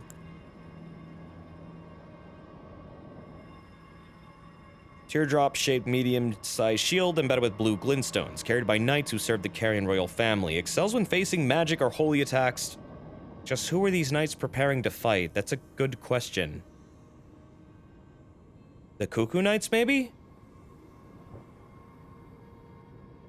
Or the Golden Order? Like, this is an anti-magic shield, though.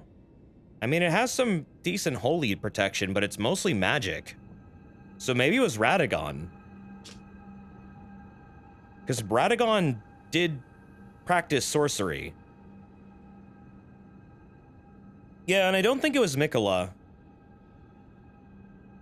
Or, I have no reason to think it was Mikola right now. Why would they fight mages? Oh, because Radagon went to war with Raya Lucaria. And the Carrion royal family is part of Raya Lucaria.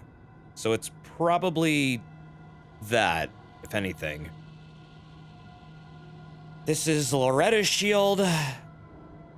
Shield is said to imitate that of a sacred drop of dew. Oh, fuck, okay. Which inspired the absurd rumor that Loretta herself was an Albinoric. Now that makes sense.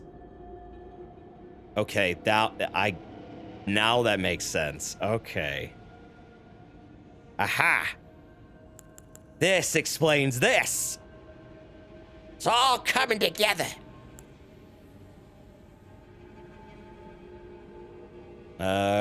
Turtle shell shield natural curve helps its contends with foes' attacks. Turtle's a symbol of tirelessness. The shield boosts stamina recovery speed. Not a whole lot there.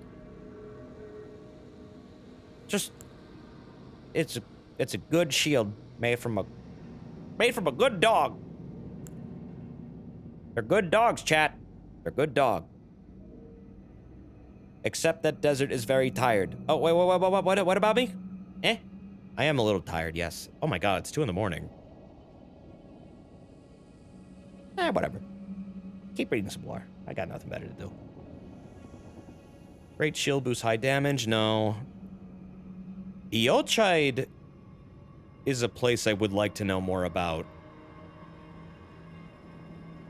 Because this has a lot to do with the bell-bearing hunters. And the Shaded Castle. And the Morais family. Eochade is the, yeah, that's where Elamur came from.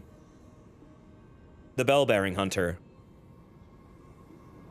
It's, I guess, somewhere outside the Lands Between. And that dude was obsessed with Melania. I think he wanted to, like, marry her or something. Yeah, there's Eochade, there's the Badlands, there's wherever the hell the Newmen are from. And the Lands Between. There's might be a couple others. Where's House Hoslow from? Oh yeah, the Land of Reeds, that's another one.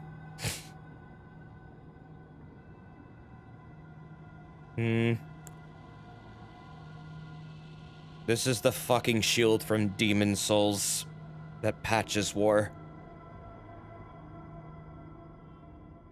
Or at least it's similar in shape and effect. Great shield painted with divine scene. The recipient's of a blessed tear from the Erd Tree, an item that looks back fondly on an age of plenty. Golden Beast Crest Shield, another Sarosh shield. The beast depicted is Sarosh, age counselor who guides the golden lineage.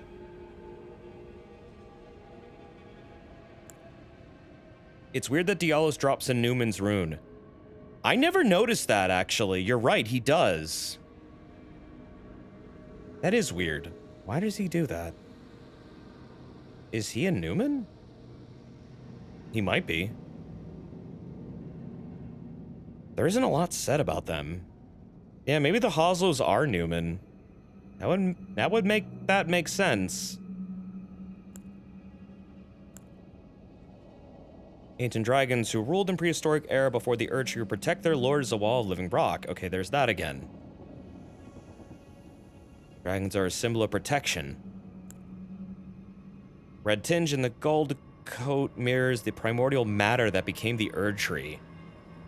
That became the Erd Tree? The color of homeward yearning. So the Erd Tree was created then from primordial matter. Okay. It's a creation. Isn't this about the color of real unalloyed gold? It might be. It bloomed from the primordial soup. Soup? No, I know, it wasn't always there. But then it was like entwined with the great tree's roots for a while and nothing was wrong, and now it's like totally dominant. Cuckoo Great Shield. Okay, yeah, I think they were gonna fight the Cuckoo Knights, because here it goes. Our enemy is none other than Caria itself. I think they were going to war with them. This is Radagon's, like, army. The Cuckoo. Cuckoo. Oval Great Shield made of gold, carried by knights to protect the royal capital of Lendil. Knights of Lendil are reputed for their sturdiness, exemplified by the shield's exceptional guard capacity.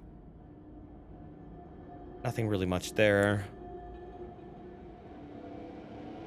Great Shield, the red tinged gold, carried by Crucible Knights, features a great horn. Red tinged gold. An ancient holiness dwells within. The Crucible horn skewers foes when performing shield bashes. That horn is there for a fucking reason. It's another horn thing. Primordial shit. Red tinged. Red tinged. So red tin shit. That's old school. That's old school. Is the horn from a falling star beast? The horn I think is in reference to like omens. Or I guess the Misbegottens. Lots of primordial creatures in this game all have horns that get cut off when they're slaves or when they're born. And the horn kind of is like a giant like symbol of that era of like history that they want to kind of bury. Here's something interesting about where Hoslos hail from. The land of reeds has long been locked in a miserable civil war, during which time it has remained alienated from the cultures of its neighbors. Little wonder that the entire nation has succumbed to a blood-soaked madness, or so it is said. Yeah, and the tale of Hoslo will be told in blood. I always wondered if that was related. I mean, it might be. It could be.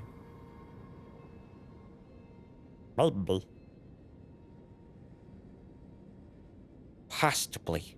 Dragon Claw Shield. Great Shield said to be whittled from the claw of a great ancient dragon, wielded by grotesque tree sentinels who yet serve the Erd Tree. Imbued with lightning. Great stone shield with an intricately carved fingerprint design. One of the heaviest of all great shield. Part of a tomb of an ancient god. The 3 fingers. The readerless fingers relayed their message through these imprints, said to be the very seeds from which Frenzy first sprouted.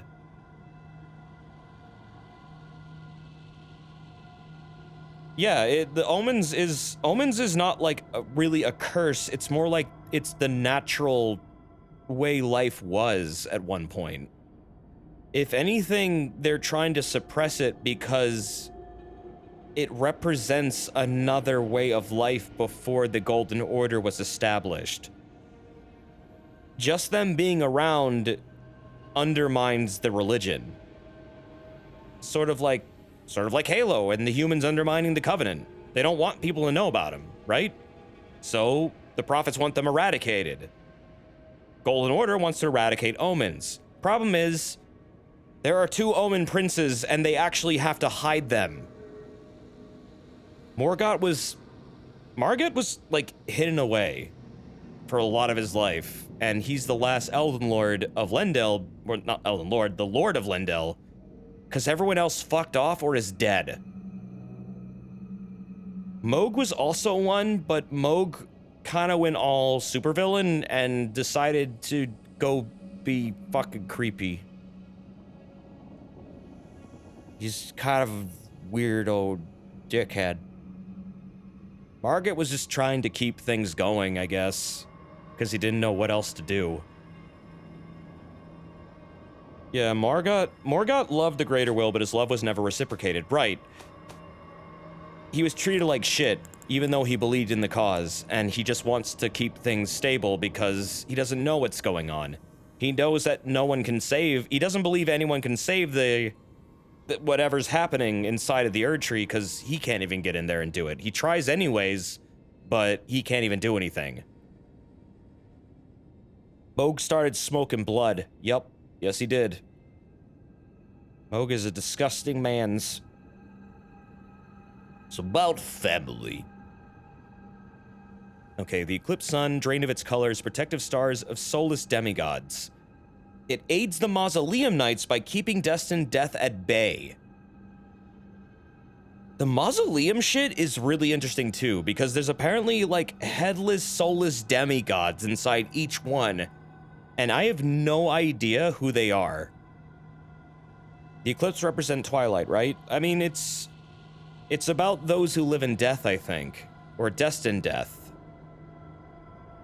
But again, this is like the eclipse thing. It's about a soulless demigod, but I don't... Notice how it says demigods? So it's not talking about Godwyn. But maybe... Does Godwyn have children? What's interesting here is it's plural. And I think it's in reference to those corpses you find in the mausoleums, which are headless. But what's going on there? Like, I really want to know more about this. I think that the idea is all the people who died in the Night of Black Knives was Godwyn's whole family. Possibly, yeah. Yeah, there is a lineage that leads to Godric, and Godric escaped Lendel using the disguise thing, the mimic veil.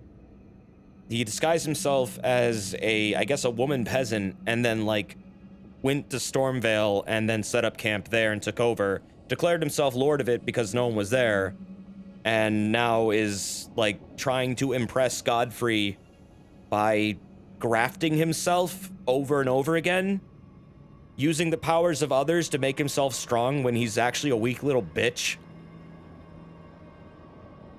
He also took the Great Rune because, I don't know, he's just a greedy little man. Remember one of the ghosties near a mausoleum says something about a soulless demigod being Marika's unwanted child. Yeah, that does happen. The ghosts do give you a lot of lore. That would say a lot about Godwyn. That would say a lot about Godwyn. Unless there's another child we don't know about. Oh, Miquella's not dead. Miquella's in a dream. Yeah, Gideon also says that he's not dead. Miquella's like in a weird fantasy coma, I guess, and no one can wake him up, but he's not dead. He's just inert. I don't know how else to describe it other than he's like inactive. Miquella is playing Bloodborne.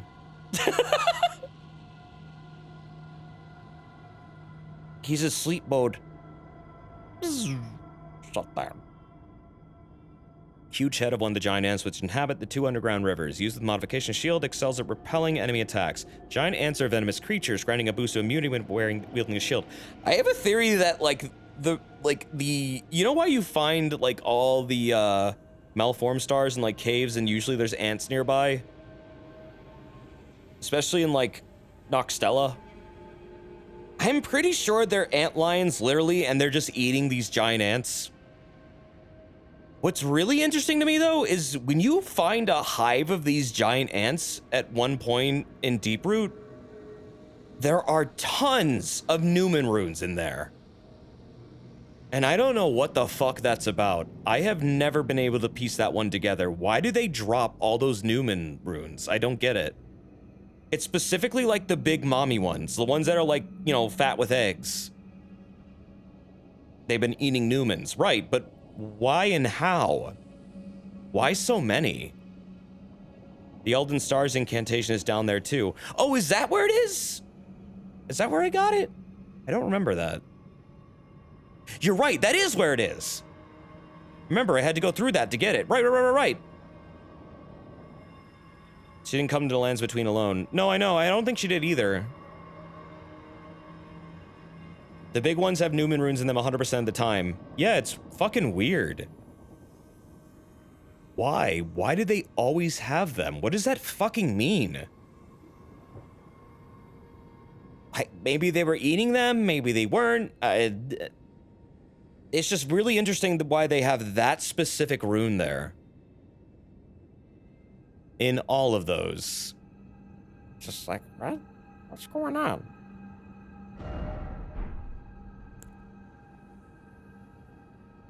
The ants are part of the old death life's recycling system used by the Great Tree. That is something I thought too at one point, but I have nothing to really base that on other than maybe they eat detritus, because often you find them eating piles of corpses in the caves. So maybe they're detritivores, and yeah, maybe they do recycle life in some way. Nidhogg ants. Well, I mean, Godwin is literally a Nidhogg reference. I mean, that's what he is doing. He's munching the trees of the... He's munching the roots of the Erd Tree. That's something Nidhogg does. Or Nidhogg. You know what I mean. The Norse dragon dude who ate roots at the World Tree, Yggdrasil. That's literally what Godwin's doing. What the dog doing? He hungry. Nidhogg is a good game. Oh yeah, it is. It's a fun little game. Nidhogg 2 is pretty good too. I don't know anyone who plays that stuff though. I liked it though. It was fun. Newman are several from the greater will, right? Severed? So what if they follow fate in the stars leading to the star seeds that get eaten by ants to become Estelle? Yeah, I don't know. I don't know enough about the Newman. I don't really know where I can find good lore on what they are, or what they do, or where they're even from. Just I know America's one of them, and they came to the lands between, so they exist outside of it, but what do they do there?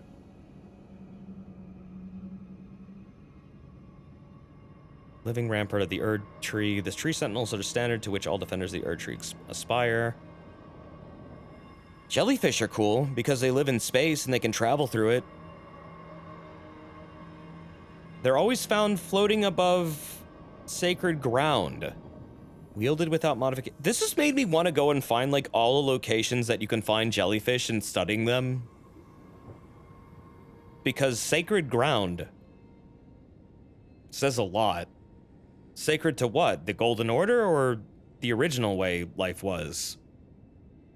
Because there are two forms of holy going on in this game, because that's a whole duality theme. That what is holy is subjective. That's constantly a theme in every Miyazaki game. This one just kind of takes it to the next level where there's multiple religions going on, battling. Jellyfish were often in front of a lot of catacombs. Yeah, they were. Did you ever notice there are different varieties of spirit jellyfish? You mean besides red and blue? I thought blue and red ones were the same, but one was pissed off. Unless there's another type that I didn't notice.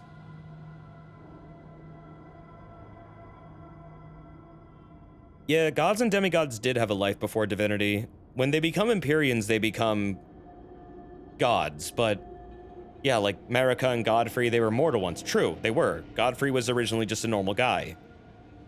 He became the Tarnished when he was removed from demigod status. Marika was also just a Newman. She became an Empyrean for some reason. And then Radagon, I'm pretty sure, is just another part of Marika given form. I don't think Radagon was ever their own person. I think Radagon is a creation to keep Marika under control. This is the Fell God. A malformed, one-eyed god. Okay, there's that word again, malformed.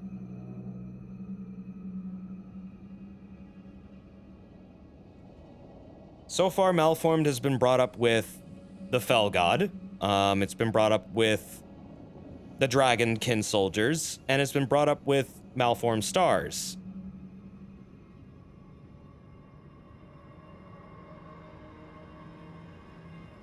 In this instance, it doesn't seem to be talking about a transformation. There's that word again. Is it, like, malformed in the sense that, like, maybe to the current reigning society it's not correct, or I don't know. Yeah, I think you're right, Lizzie. I think it's mean to describe something that's unnatural by the Golden Order. Correct. That's exactly kind of what I was getting at. Two Fingers calling everybody malformed, but I mean, have they looked at themselves? They don't look so right to me. I mean, Vari's a dick, but he does kind of talk truth when he says that something's up with them. Something ain't right there. Something going on. I don't know.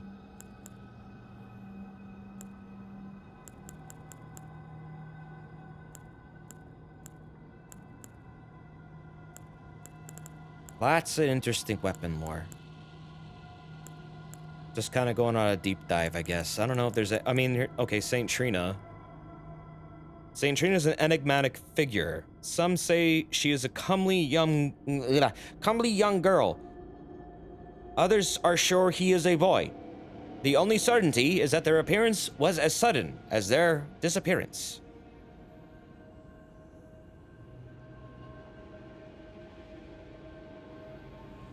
And I believe that's because they're the same person as Mikola, and that's just an alter ego. Right, yeah. This is, I mean, this kind of hints at that. Because Mikola also is described in the same way. And they also suddenly disappeared. Yeah, the cut content obviously makes it more concrete, but I mean, yeah, the game also is outright kind of pointing towards it as well, still. Saint Trina puts people to sleep. Right, their domain is dreams. Also, they put people to sleep in an addictive way that's, like, implied to be some kind of drug that is used on the arrows. Did you see the giant statue in the area where you got the scorpion dagger? It's in the Lake of Rot area with all the pests. No, I didn't. The giant statue. Oh, God. There's a statue in there? I could go look. Treasured Sword of Eochaid, a lesser long-vanished domain. Oh, long-vanished? The copper coloration is not to be confused for rust, but is a conduit for its wielder to move it by their will alone. You know what's interesting? This is an arcane weapon. Eochaid is... A lot of their weapons have to deal with arcane. And arcane in this game is constantly a stat that is in reference to all the status effects. And all the status effects appear tied to some kind of outer god. Maybe the reason it's gone is because outer gods are bad. And it was wiped out. I don't know. It's one of the only arcane weapons that isn't a bleed weapon. Isn't, like, the super version of this, like, a bleed weapon? No, wait, no, it's not. Never mind. This thing just shreds things, though. Eochaid trade. You trade. Nah, it's not bleed. I was wrong. Elber Fudd. Bell-bearing hunter. Snatched the sword from the site of his looming execution. Oh, he's gonna be executed. And furnished it with the battle skills from his home of Yokade. Yokade. Yokade. Yokade. Yokade, Addy. Lands Between is just the Outer God's newest stop for ruining. It's like a battleground. It's interesting. It's also the Jedi sword, yeah. I mean, this is also kind of a Jedi sword. Oh, good night, DLC. Enjoy your sleeps. Yeah, this is the blade that used to be given to Tarnished. I guess they don't give it out anymore because I didn't get one. How come they stopped giving it out, man? I want a lightsaber. I mean, I have it now, but it wasn't given to me. I took it. Astrologers superseded the sorcerers, established themselves in the mountaintops that once touched the sky, and considered the fire giants their neighbors. I mean, this is why I think they've been launching them starseeds into space, man. Because they were up there. Making that shit. Night End Flame is so good. Oof. Kring. Ignore that I leveled this up fully.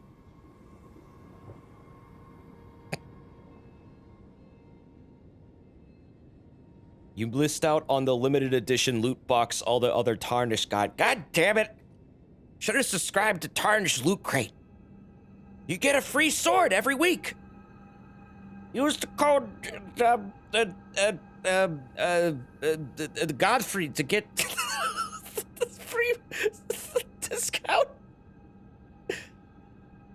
Kring, it's a cool sword. No, it is cool. I know. It's just people thought this was broken for a long time and it got nerfed apparently to the ground. Apparently it's still alright, but it's nowhere near as disgusting as it used to be. Use code GODFREE. Godfree. Still good in PvE. Oh, in PvE it's fine. It's great. It got nerfed to require stat investment, but honestly that's it. Oh, okay. Yeah, it does have rather high stat investment. I mean, I'm like just shy of the faith requirement, but that is pretty hefty. Speaking of hefty, hefty blades. Hefty, hefty, hefty. Whippy, whippy, whippy. Even the knights who, whether by misfortune or misdeed, were forced to abandon their homes.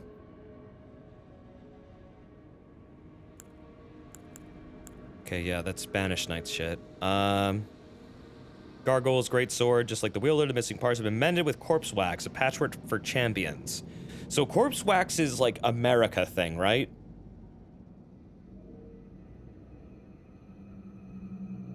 I think? It's like a Golden Order thing? Because then there's the other version of it, which is when it has like, I guess like that other form of matter attached to it. Hold on, there's another one. The halberds talk about this actually. Oh wait, here we go. Gargoyle's Twin Blade. Bronze twin blade wielded by valiant gargoyles. Just like their wielder, the missing parts have been mended with corpse wax, a patchwork for champions. Of champions. Now this is blackened corpse wax, and these are from Black Blade kindreds, which, yeah, they serve Malekith. So every time you've seen one of these and you fought one, it was working for Malekith. And I think the one that fought you at the lift was basically trying to prevent you from getting to Farum Azula. Because it probably picked up on the fact you were going to go and try and steal Destined Death. Did you beat Radigan? Yeah, no, I did it. I beat them and everything else, and we're just kind of talking about lore before I end. It was fun. Very fun. Probably gonna wrap up soon. It's like 2:30.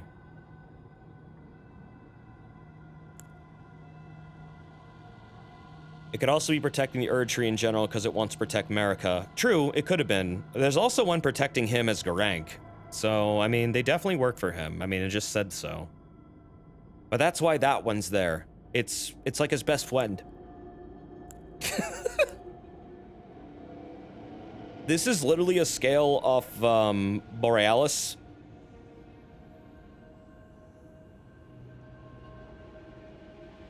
That one ice dragon of the freezing fog. The sword is modeled after ripples that are thought to be the origin of their species. Again, oh, yep, this is another hint at that it was dew. Okay, so yeah. Albinorics are made from great tree dew. And that is why they're so hated. Steamed hams.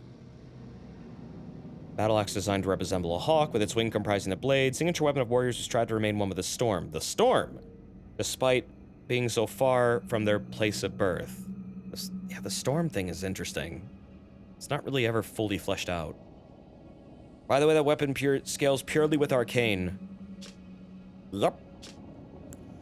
Yeah, it do.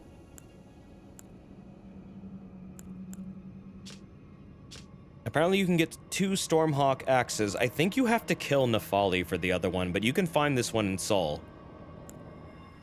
But yeah, I think you have to kill Nephali to get the other one. So, if you feel like doing that, I guess you could do that. You don't. You can actually find both. Wait, really? You can find them? Oh, shit. Rosis, sir, not appearing in this film. I mean, he's a statue you find everywhere. This is the statue guy. The one with the candle that, like, gives you a little, like, guiding line. That's Rosis.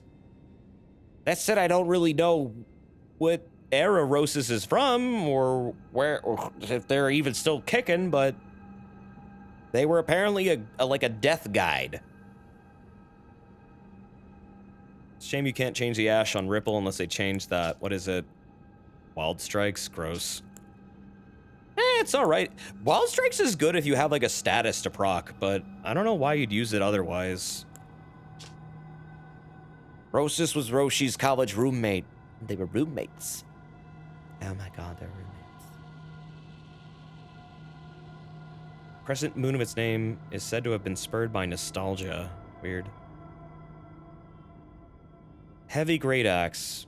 Recognizes the weapon of choice of Badland chieftains. Okay, that's where you're from. Apparently. At least most Tarnished are from there. That's where Godfrey, went to go and establish the Tarnished Kingdom.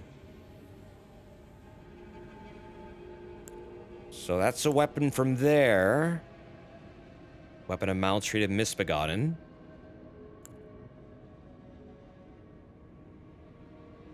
This is Omen Killer stuff. You can get 2 of these and power stance them. Yeah, that's where Nephali's probably from too, the Badlands. That's why I think she has the Lu surname. She's probably either like a descendant of Godfrey or just part of that clan, but either way, definitely related. Possibly even her daughter. Or granddaughter or something like that. Who's that girl that helps you beat Godric because she's related to Godfrey? That's Nephali. Nephali Lu. Horalu is probably her ancestor, who is also Godfrey. That's the real name of Godfrey. Apparently Omen Killers are based on Capra demons. You fight one that has 2 dogs at one point? Yeah, you do. In the village of Albinorics, yeah, you do. It is a lot like the Capra demons. They're also perfumers that are on PCP. They take drugs to numb themselves so they can go out and kill omens because they know it's wrong. Kind of fucked. Pretty fucked. A rusty anchor wielded as a weapon. Each of its 4 flukes is thick and sharp, enabling piercing attacks and totsugekis. When the Tarnished left the lands between with their lord, Godfrey, 1 boat alone was said to have been left behind. Is that important? 1 boat? 1 boat? The only great axe that does piercing damage. Oh yeah, it does! That seems kind of important. Yeah. I keep seeing all these shipwrecks out there. I remember Jeff was looking at them too when he was playing this game. Yeah, I don't think he's booted up in a while, but we were like always like wondering what the fuck was up with those. Like, what's going on out there? Why are there so many shipwrecks? Is something preventing them from leaving? Because there's a ton of them. Yeah, the zombie dudes that are walking towards the ocean with the wrecked ships on the horizon. Yeah, I think it's like linked to that. You could do a Popeye the Sailor Man build with using an anchor. You could do a May build. You could do who else wields an anchor? You could make a pirate. Still haven't gotten to what he was talking about, but I love that. Oh. Wish the rusted anchor had his Ash of War that was the spinning full body throw from Smelter Hammer. What is the Ash of War? Barbaric Roar? Is there like a spinning Ash of War where you just hold your weapon out and spin around like a madman? Because that would be fucking perfect for this. God, I wish. Yeah, I do too. I find it weird that this one has Golden Land.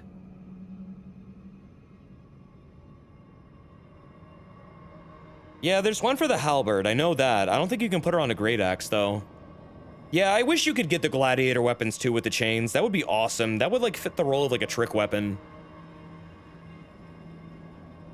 There's also the big disc. The central sea is flowing off that's visible out at the edge of Caelid, north of Garank's place. Probably really fucked up in the sea lanes whenever it is that happened there. Oh, you mean for Amazula? That's the remnants of the giant, like, fortress that used to be, like, above Stormvale. Unless you're talking about something else. It was carried off to the ocean in some giant fucking storm that I think Placidosa made. Placidosa. No, go to Garank's place and look north into the sea and down. Okay. Okay, maybe I will. Maybe I will. I'll do that. I'll do that. Can't tell me what to do. I'll do it. Tell me what to do. It's Golden Land because you used an Ash of War on it. Did I fucking really? Oh, yeah, you know what I did? That's infused, isn't it? So what is it normally?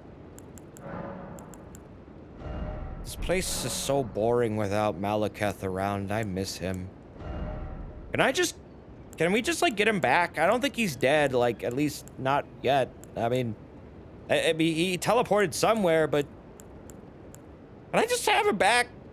He needs a friend. Badly. Someone please get that puppy a friend. No, he's dead. He's not dead! You can take out Malekith and Garank will still be around because they are displaced across time. He's not dead. Don't say that.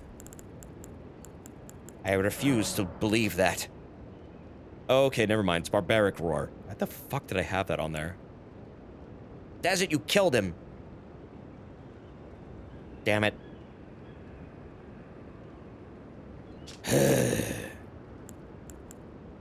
Let's take a look at this disc. Oh, I never noticed this. Oh yeah, there are little dragon statues in here. That's cool. And those are the statues all over Farum Azula. I mean, if anything, this place just kind of nails in with its own little details. Yeah, they're the same fucking person.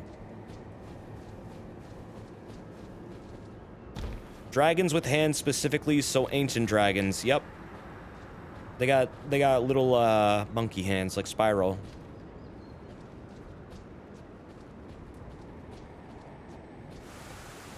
Yeah, they're not like wyverns. They're like the real deal. It looks like he hole and he pee-pee. I was going to not say anything, but you said it for me, so thank you. Yeah, yes, the torch is coming out of a very strange spot. I know. Yes, I know. I was trying to be the adult in the room.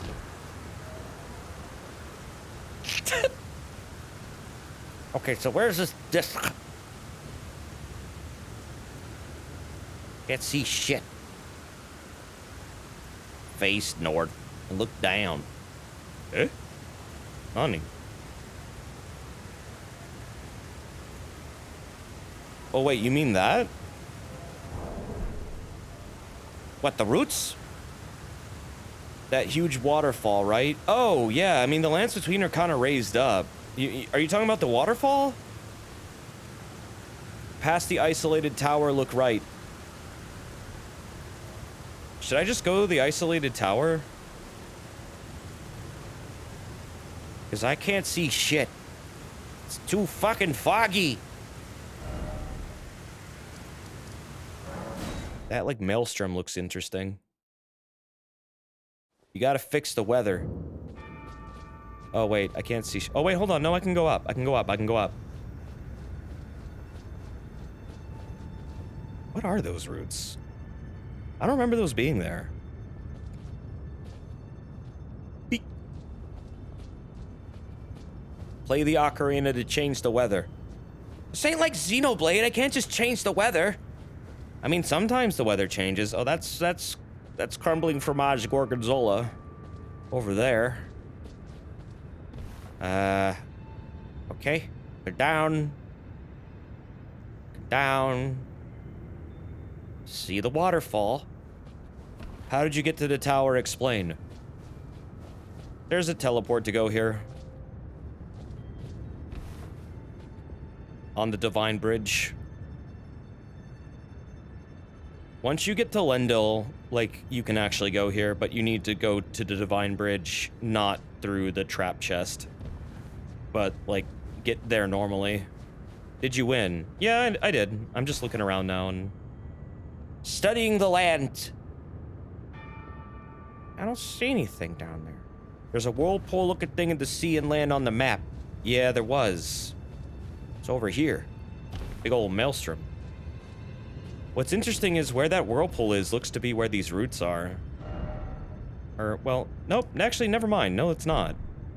That would be over there. Like, kind of over there? I don't think you can see into the middle of this, and I'm pretty sure it's intentional. Something going on in the middle of all this crap. Pretty sure about that. Whoa. Oh, okay, that's just the lighting going weird. I thought there was like a giant thing down there because of the way the fog was moving. I was like, wait a minute, what was that big thing? Just fog. Just my imagination. The Elden Squid. Them roots do be on fire, though. I guess they're Erdtree roots, then. What? Hmm? Nani? That doesn't look right. Oh no, I know the map is shaped like a finger. It's shaped like a bleeding finger, actually. And the blood is coming off right where Mohg's domain is, which is even more interesting. Yeah, it looks like this, but like turned or is like 180 degrees. It's shaped like a shrimp. It does look like a shrimp. You're right. Maybe it's all about shrimp. Up shrimp. Old shrimp. Grilled shrimp. Shrimp jambalaya. Shrimp sandwich.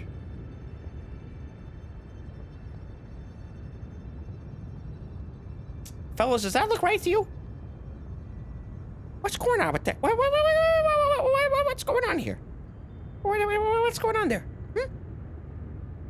That tree, he floating. That don't look right. Miyazaki, explain. What's the lore on that? What's the lore on that? It is a magical tree. Yeah, it is. It do be magical. I really do feel like there's something in between all of these. Also, if you paid attention to this map's layout, you would notice that it looks very suspiciously like Super Mario World. Complete with all the same number of towers. In very similar locations. The lands between what? Life, death, pizza. The things all humans strive for. Except for death. I don't think anyone wants that, but it is part of life. You gotta accept it at some point. Can't outrun it.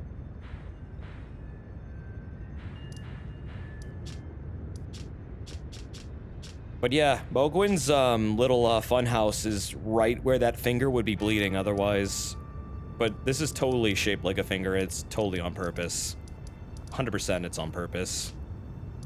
But that's right where the bleeding fingernail would be. And it's red! Look at the jellyfish in Castle Morn. I think it's important. I don't think it's important. I think it's just weird. Castle Morn is... Oh yeah, that's right. They do have like a lot of jellyfish. Why is there a lot of jellyfish down here? I don't know what disc you were referring to, by the way. I couldn't find it. They are unique. Are they? Hold on.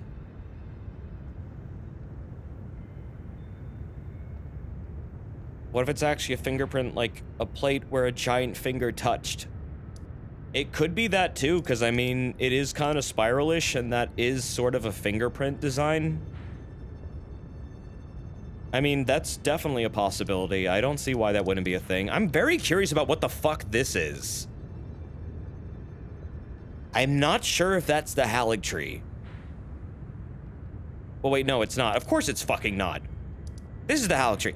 But here's the thing. Okay, hold on. The reason why I said that, if you look out in the ocean, like around here, there's like roots and like a structure coming out of the ocean somewhere over this horizon. I've shown it before. It's not the Haligtree. I don't know why the fuck I said that. But it's definitely interesting looking. I don't know what the hell it is. Maybe it's the third type of tree. I mean, it could be the great tree. It could be the great tree. I don't really know if it is, but I mean, there's also a possibility the great tree's remnant is here. But that's really small. But there's a Crucible Knight guarding it. Why? It is strange how the Lake of Rot is directly underneath Liurnia. I always wondered what the fuck was going on there. Speaking of, there's a big fucking statue I need to look at.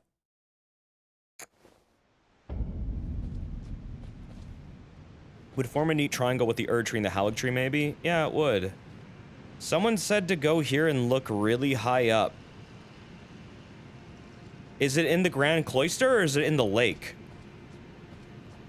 Oh, wow, that is big. Okay, is it that?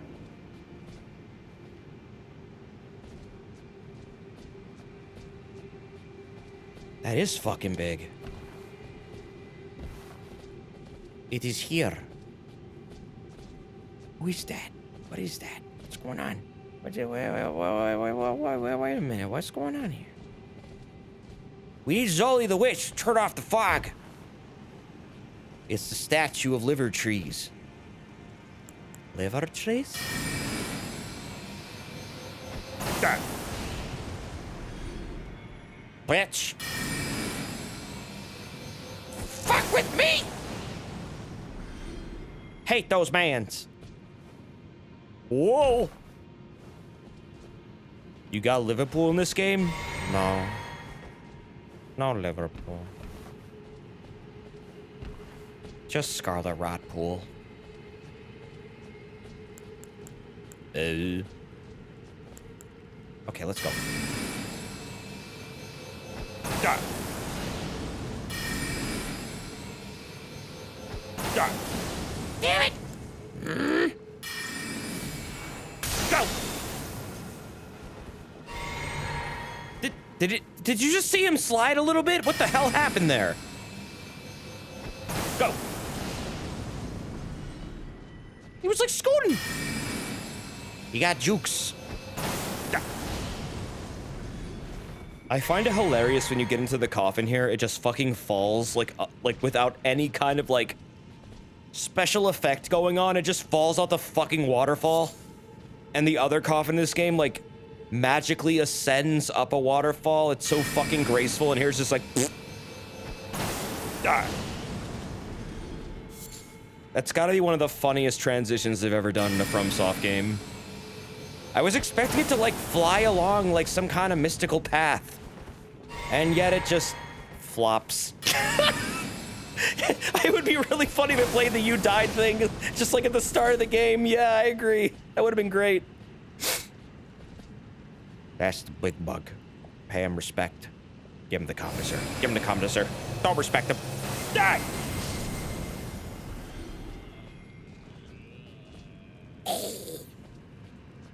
You gotta look up. What is that? What's going on up there? What is that? Is that a statue of Melania? Maybe? Maybe? What's going on up there? She got roots. Got a leg. Can't really see shit. Hold on. Might be the rot god, but the rot god I thought was a big old scorpion. Desert, stop staring at the knees. I'm not trying to. I'm trying to get a better perspective, okay? Give me a second. Give me a second.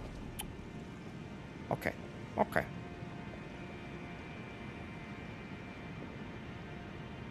Still not seeing a whole lot. They're clutching something. Wait a minute. That's Melania and Mikola. I think that's Melania and Mikola. It is. That is totally Melania and Mikola. There's another statue like this in the Haligtree. That is absolutely what it is. It's Baloroid and Nickel. It's Metroid and Mario. Mario. That's a long way from the Haligtree. I mean, they worship Mikola or Melania, though, right? That they're like, they refer to her as a goddess. It makes sense that they'd worship a statue of her, and I mean, Mikola and Melania are almost inseparable. They're twins, so I guess to respect Melania, they would also worship Mikola at the same time because they don't want to piss off their goddess who already hates them. They're just trying to find love from, you know, their mommy. Because that's kind of what Melania is. Why is it here? I think they built it. I think the Kindred of Rot straight up built it. Yeah, I mean, the Rot Scorpion, if it is a scorpion, the god of Rot is referred to as a sealed away god. Somewhere around here. And yeah, this is where you find the dagger, right? In that building. The Rot god dagger, the scorpion thing. They can into buildings? I mean, they got hands. They got thumbs. They seem intelligent enough. They know Melania is a goddess. They have even quotes. Gowry is also, I mean, they're intelligent. Clearly these things can talk. I don't think they're just dumb beasts. I think they're like actually sentient forms of life. That said, they're considered unnatural, so, I mean, everyone hates them. Especially me. I hate plague threads.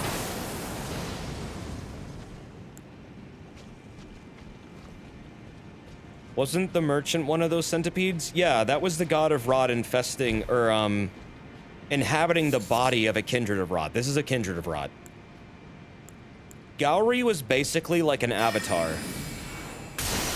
And every time you kill him, he just says, I'm just gonna come back. I'm like gonna just possess another body and come right the fuck back. It's pointless. Stop this. Stop this now. It's annoying me. Yeah, their weapon is like some kind of alien technology. It's referred to as like being of intelligent design, but they don't know what it really is.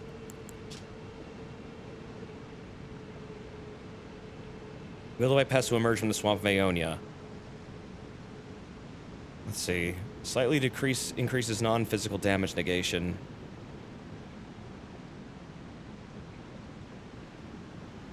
Though men might recognize the keen intellect of pests evidenced by their spear's uncanny design, will never be understood by them.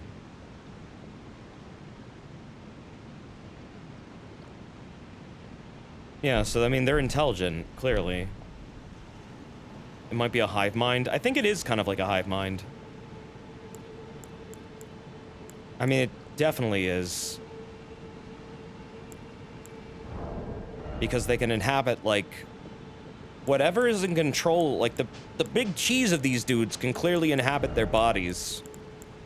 So, I mean, I have no reason to think otherwise, really. Oh yeah, no, the Swamp Vaonia is Melania's fault. I know. She nuked all of Caelid when she had a sore losing fit. Because she couldn't kill Radahn. And she's like, ah, fuck this. I'm just gonna remove my needle and just nuke all y'all. And Radahn's like, oh no, please don't do that. I won't live. He's like, I don't care. I don't care about no things. And then she ripped it out of her arm or something. And then Finlay's like, oh god, Melania, what the fuck did you do? And he picked her up after stabbing Radahn in, like, the face. And then, like, carried her all the way back to the Halig Tree. That's kind of what happened.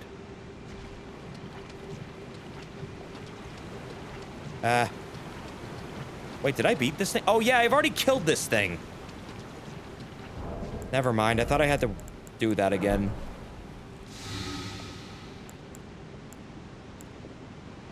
This character already dealt with it. I fucking hated that thing, by the way. Awful, awful placement for one of these things. Whoever placed a goddamn, like, spirit, tree spirit there, I want you to know, I did not appreciate that. I know you probably don't give a shit about what I think, and you're probably never gonna see this, but I did not appreciate that. That thing killed itself in your off-stream playthrough. Yeah, there's a glitch that'll fall through the floor. I don't know why it happens, but there's a way to make it spawn on accident, and then it spawns out of position beneath the map and then just falls to its death. That's why it dies all of a sudden randomly.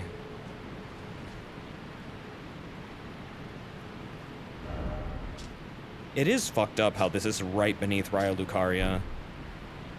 I don't know what that means, but I'm sure it's important to something. With how fast and potent the rod is here, I think this is where the god is imprisoned. I do too. I don't know where, but I mean, it's probably somewhere around here.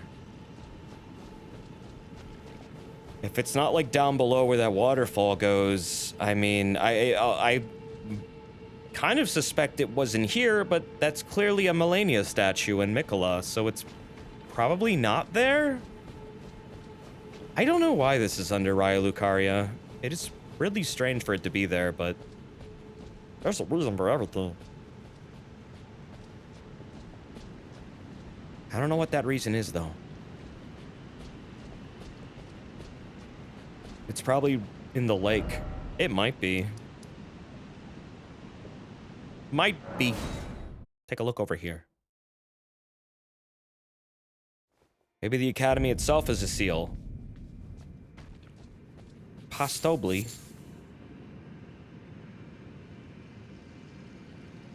Yeah, and then there's like all this like architecture down here too.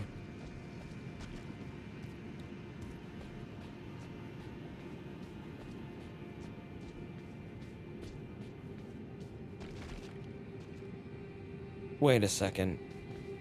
Those statues are over there too. Oh god, this area has loading problems. I don't see anything else along these walls. God, I wish I could summon Torrent. That would be so nice. Ho!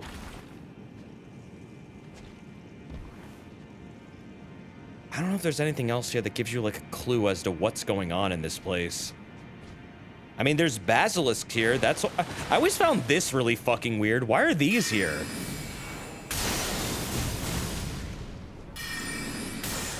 I am pretty sure basilisks are associated with Deathroot, so I really don't know what the fuck they're doing down here. Other than if there's Deathroot nearby. Because you almost always exclusively find them near Deathroot. Can you look up again? Yeah, there's like glintstone. I think that's Raya Lucaria. Yep. That's the glintstone beneath Raya Lucaria. Why are there basilisks ever anyway? Why are there basilisks ever anywhere? I have a theory that they're like living Deathroot, but I don't know. I don't have anything to base that on other than they look like they have Deathroot on their backs. They also have features of Godwyn. And I think the giant eyeballs either could be Gideon or I mean, Gideon has also giant eyeballs associated with him. I don't know. Some people think it might be related to Deathroot in some way. And who the fuck is that?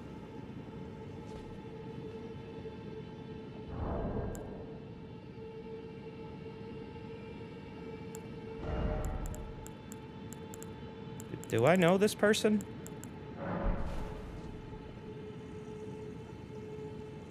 Why are you here?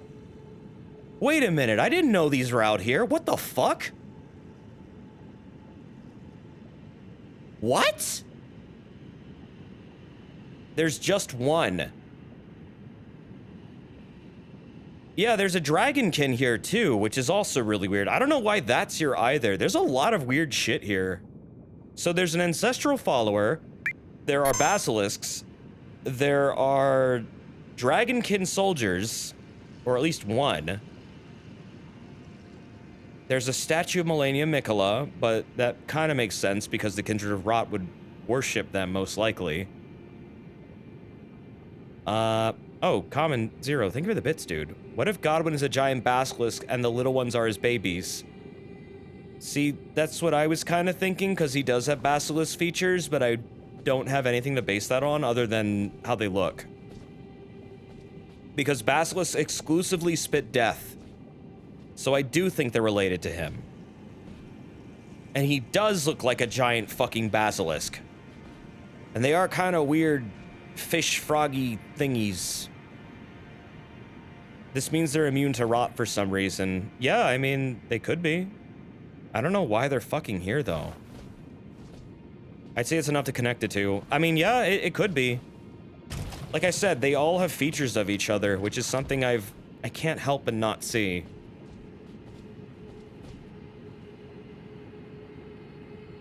I think those are the same statues. So maybe if I get a little bit closer, I can take a better look at them. I love the details in this game. Like, this game is really good world building, like, super good. Sometimes I wish the environments weren't so enormous so I could look at things easier, but at the same time, it's kind of more intimidating and imposing that way, and it has a certain atmosphere I appreciate. Roy Lucario was built over this probably because of Noxtella. Noxtella got meteored by the outer rock god or something. Well, Noxtella got taken out, I think, by Astel. Check the Lake of Rat map description. I don't know why this all is underground. I don't know if this is related to Noxtella. It'd be interesting, though, if it was. Can I even look at those map descriptions? Where are they? Are they here? Key things? Keys?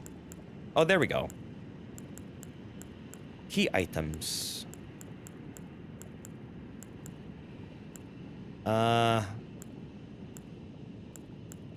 Which? Oh, here we go.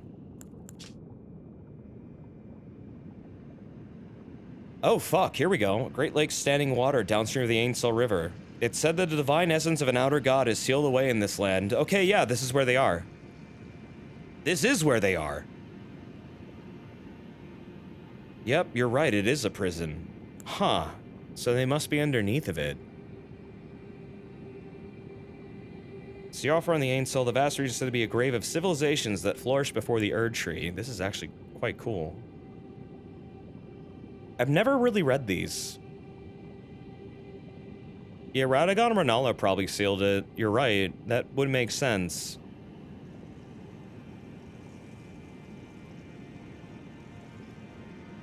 Okay, this is just about Mog. He's naming a fucking empire after himself called Mogwyn? And that's just combining the name Mog with Gwyn, and there's nothing but... I have nothing but contempt for that name. It's like two of the worst characters Miyazaki has ever made. Two of the biggest fucking assholes. Combined into one. Good lord. I never noticed that until right now. What a tool. He's a tool. Bog. Mufasa? You are a tool. No! I have not watched DuckTales 7 in so long. You should go watch that on YouTube. It's fucking hilarious. It's like about Scrooge McDuck. And there are pot brownies involved, and Vegeta is there, and he hallucinates on LSD. It's incredible. I'd show you, but it has copyright music. Also, there's a Dragon Ball Z Frieza battle in it. See, at the very depth of Erdtree's majestic roots lies the source of the Ainsel and Siofra rivers. Here too begins the network of great tree roots that spread throughout the lands between. I think there's some implication with the wind. Something about that name contains it, but mostly just because of Dark Souls. I think it is just a Dark Souls thing, but it's just like, oh yeah, there you go, spot the reference. DuckTales 2? No, DuckTales 7 with a Z. DuckTales with the Z. It's a very silly 3D cartoon.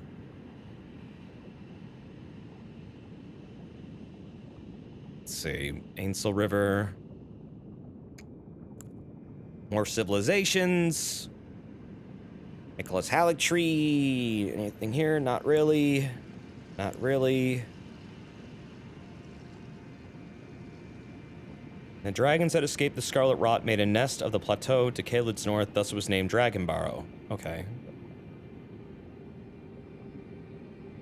Caelid knows the locale. The last battle between General Radahn and Melania, Blade of Miquella, is a vast land consumed by consumedly marred by Scarlet Rot.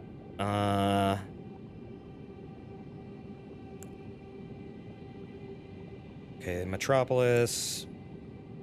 Robotropolis. Sonic the Hedgehog? Mount Gelmir. Altus Plateau. Scars from the Shattering remain apparent to this day. I guess that's all the fucked up, like, architecture.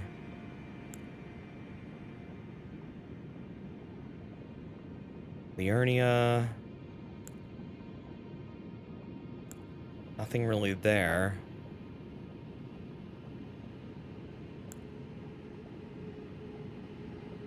Nothing really there. Nothing really there either.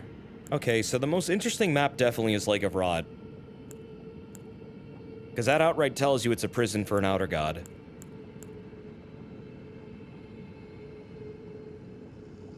Huh.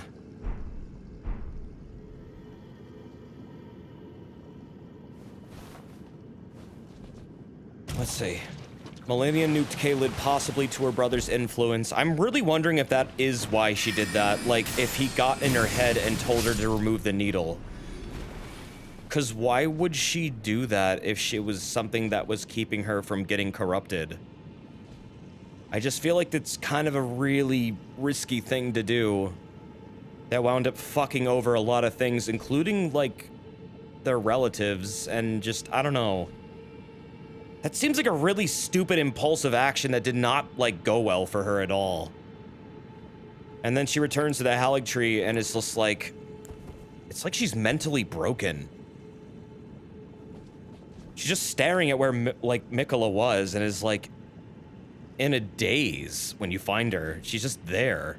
Yeah, no, DuckTales 7 is, like, 36 minutes long. It's a full fucking cartoon. It's funny as hell. If you need something to watch... That's a good one. Yeah, what the fuck are you guys doing here? Ah, shit. I don't have my... Oh, god damn it. Oh, I don't have my law of regression. Oh, I'm gonna die. Oh, I'm gonna die. Oh, I'm gonna... Look, the statues. They're holding like a haggis. Do you have Flame Cleanse Me on? No. Just flame grant me strength. I should probably slap that on really quick while I'm exploring this place. I mean, I got the other one too, but...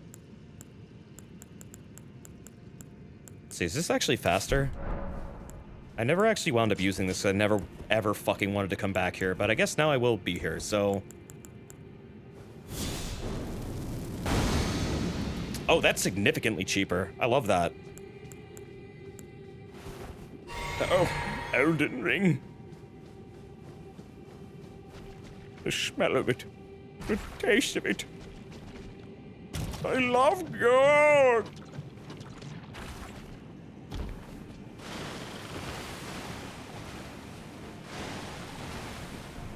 I haven't watched Austin Powers in a long time.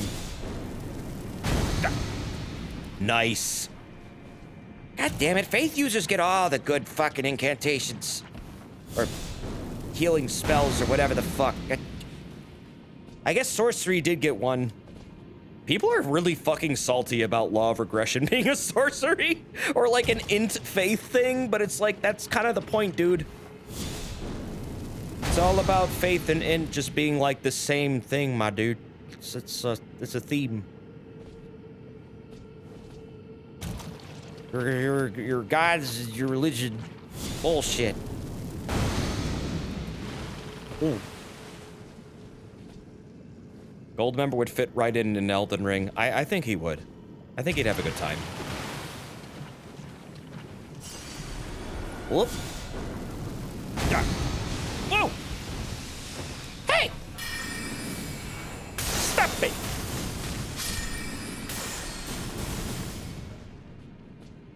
Yeah, someone who mains faith, literally everything in this game is based around int. Yeah, but it can't throw really cool lightsabers or lightning blasts or whatever. Look, it's got like a little beak. But if you look carefully, that's its real face. And those are its teeny tiny little eyeballs.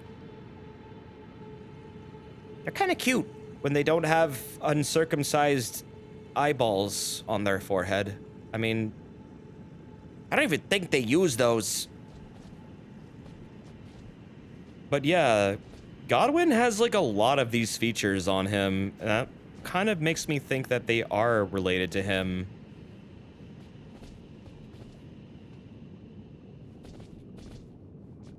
But you get Giant's Flame Nuke. But yeah, but did... I don't know. I could do this, I guess. That's kind of cool. Sometimes. How you know those are eyes and just not nostrils? I mean, they got veins and they got, like, pupils. Whoa, game. Hi. Whoa. Game said, whoa, ho, ho, hold on. Gotta load some shaders. Slow down. But yeah, they're like plant-like in features. They have these like roots growing off of them. I really do feel like this is like living deathroot or something. Because that's just weird. And Godwin has these same little fins all over him. And I mean, the eyeballs growing off deathroot just tell me possibly related, but I don't know. I don't know. You know? Because I don't. Where's that dude just walking around out there? This is very reminiscent of Maneater Mildred. Do you get anything from taking them out? Like, why are they there? What is going on with this dude? Why is he just going for a walk in the garbage goop? Just stomping around. He has a talisman. Wait, does he really? Get out of here. No way. Really? Really? Resistance talisman. Oh, wait, really? Wait, hold on. Which one is it? Maybe I have it already. Is it this one? Or is it a different one? Gotta go get that now. Oh, Jesus.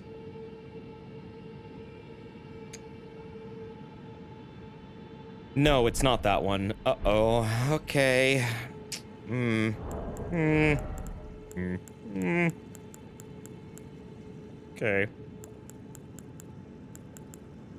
What is it that gets rid of, Scarlet Rat? What is the one? It kind of looks like the Ancestor Spirit Horn. Oh, okay. It's, explanation. Immunity.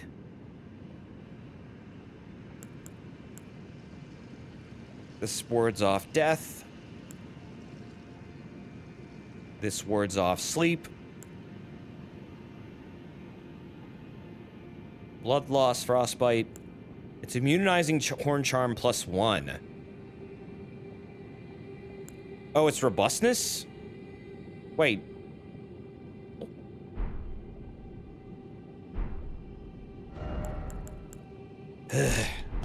I'll just run. I'll just run. It'll be fine. I'll just run in there and just start blasting. I don't see any fucking platforms though. How the hell do you get out there? And not like die?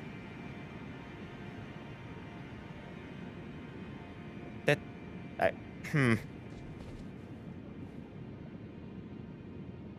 you go to Altus Plateau at night and get the shield? It's got juicy lore on the Deathbird. Which part of Altus? That's the neat part. Tank it. Run and cheese. That's a lot of cheese, chat. Vigor. No. That's it. I'm going over there. No! Oh, shit! No! No!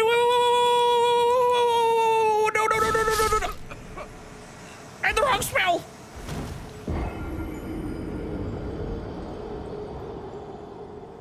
Ooh.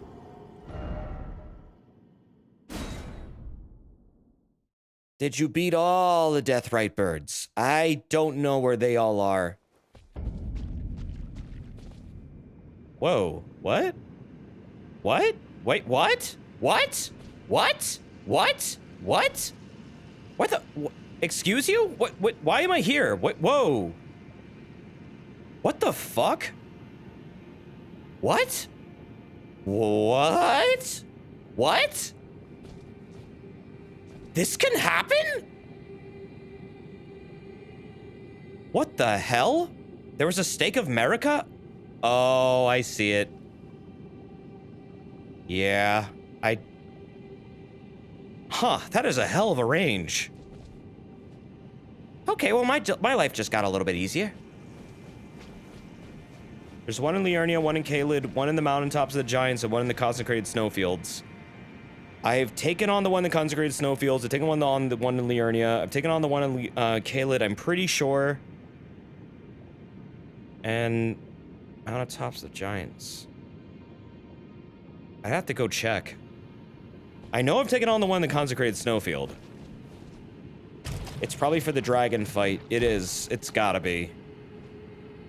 Which is funny because it never activated for me whenever I fought them. Mean and rude. Little temple over there.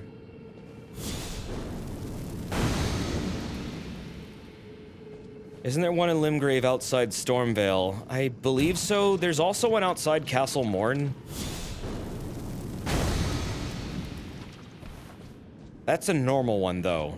As far as Deathrite birds go, let's see. I mean, I have the Death Poker, which is like one of the best weapons in this game, apparently.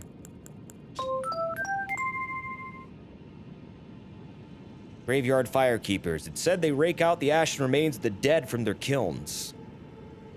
Oh, Zombie Wang, thank you for the 43 months. It's almost 4 years, dude. Thank you. Thank you very much. It's good to see you. I appreciate that support very much. Looks like a fancy cane. This thing, like, fucking explodes. It's great. I love it. Look at this. Watch this. Oh, shit. No. Get your ass back up there. Ah. And then... you can make, like, a big fucking trail of ghost flame. This thing's badass. What?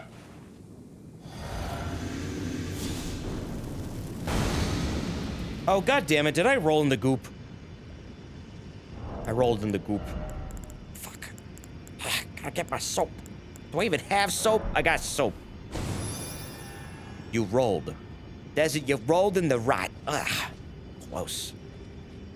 Ugh.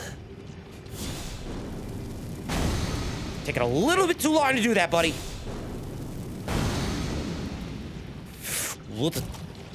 Oh, shit. I'm gonna die. I am not gonna live. You just hanging out down there, little feller? What you doing? What you thinking about? Think about your mistakes? 'Cause you made some by standing still. I love how panic rolling can actually get you killed in this game because the fucking status effects don't leave you alone. He's thinking about taxes. Oh. I don't have any flasks because I'm a dummy. There you go. And then, oh, wait, hold on, I got it. Shit, oh god, I'm flubbing this one. Okay, good. Can I make more of those? I guess I also have... Oh wait, I have a lot of these, don't I? What am I doing? I can heal. Did you know if you use these in co-op, you can potentially kill your host on accident? Fun. You know what I never did? I never saw the cutscene where you remove the needle from yourself. I don't know if it's too late to do that now.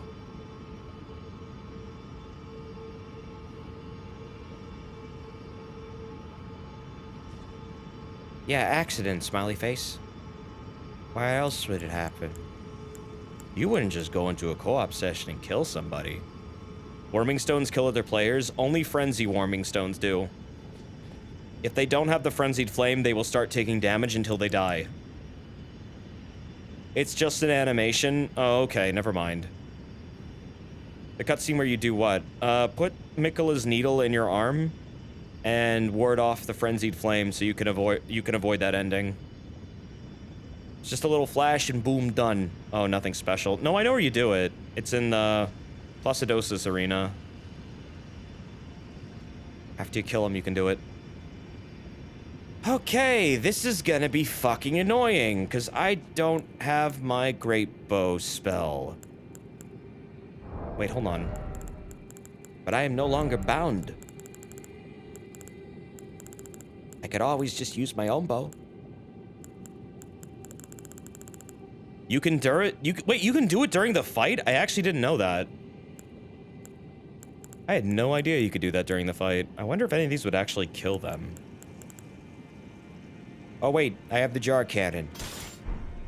I leveled this up because I saw a video where it looked really fun to use. Oh wait, do I not have ammo? How do I load this thing? I need ammo. Well, that's not it. Ow! Oh, okay, there we go. Ah.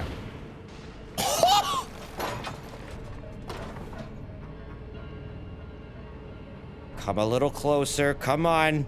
Come on, come on. Don't make me walk all the way out there. Come on, come on. Come on. Just get up. Yeah, waddle your ass over here. Just waddle your ass over here. What you looking at? Get your ass over here. What, you want another? Yep, come on, come on. Come on, come on. Slap my hand. What are you doing? No. Nope, nope. Not letting you do that one. God damn, this thing fucks. What a beast of a weapon. I have seen people using this to, like, kill AFK farmers that hang out on, like, glitch spots in Caelid. It's just a fucking hilarious weapon. Wait, do I have anything with Bloodhound Step on right now? Yes, I do. Okay, thank God. I can actually probably get through this reasonably.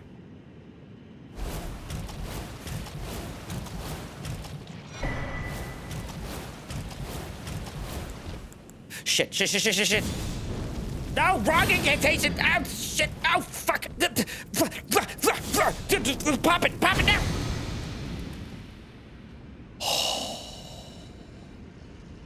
Okay. Isn't it boosted by the Jar Talisman? Yes, it is. This thing is a goddamn nightmare to deal with if you know what you're doing. Saved to the last second. It's alright. It's okay.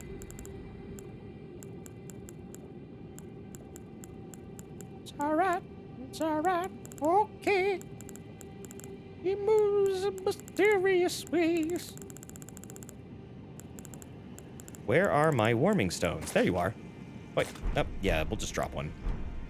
Here you go. A little bit of chaos never hurt nobody, except for people who don't have the Frenzied Flame.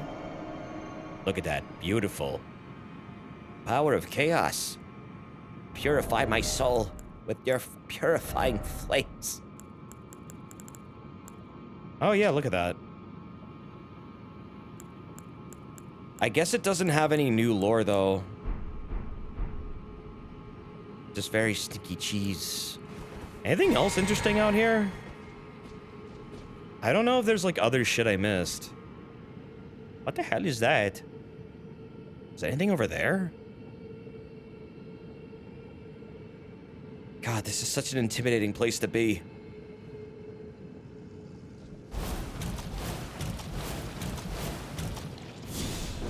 Boop. And boop. Yeah, I did get the mushroom crown. I already have it. I think that's over here, right? Oh yeah, that's right. There is stuff over here. They hid all the things in this area because fuck you. Have fun navigating it. Someone sells the blind swordsman armor, but I have no idea where that is. Oh, really? Maybe I have it. What is it called?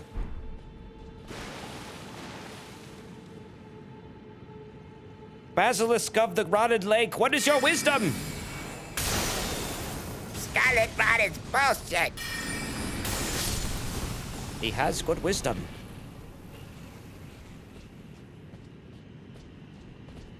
We should listen to him. Is it the blue cloth set? Oh, then, wait, no. I think the blue cloth set is the windmill, thing. Yeah. Ah, whoa, probably don't want to stand in death. Blue cloth. Oh, Lazuli robe.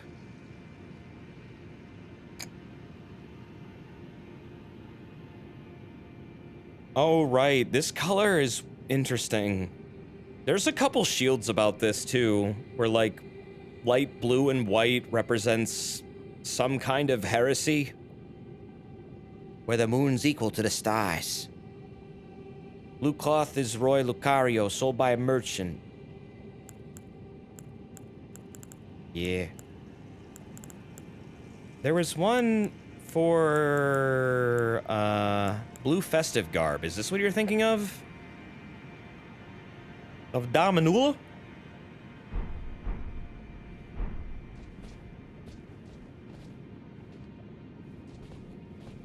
I do feel like Miyazaki got way carried away with this one. But then again, this is just kind of also a callback to World 5 too. The Demon Souls, it's kind of the same thing, just a lot worse and red. You finished Selen's quest, and now you're sad. What the fuck happened to her? She became Borb. It's the Warrior's starting set. Oh. Yeah, I kind of wish they had fleshed out what exactly happened to Selen a little bit more than they did. Because it's just like, she's suddenly Borb. Go fight the Alta's Death Ray bird. Hold on, I want to look at the statue and then I'll go. It's very important. Because this is the statue that everyone was talking about. That we were looking at earlier, but now it's actually visible.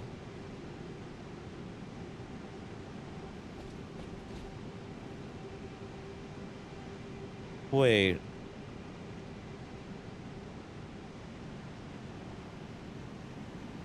Is my memory failing me, or can you go up there and have I already been up there? What? Did I do that already? You can go up there. Yeah, you can go up there. Oh. Yes. Yeah, there's a guy up there. What? Wonder if have I already done this? Other side of the rock. Oh.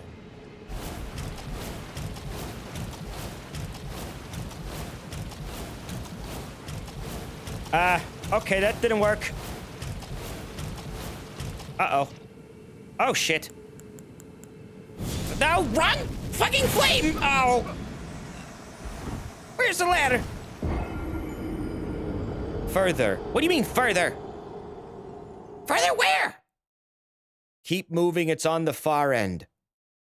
Oh. I feel like I might have done this already, but I don't remember, because I've done so many things in this game, and God, there's a lot to do in this. Unequipped that other flame incantation already, but it gives me strength. When I, live, and don't just die from Kool-Aid. Okay, here we go. And...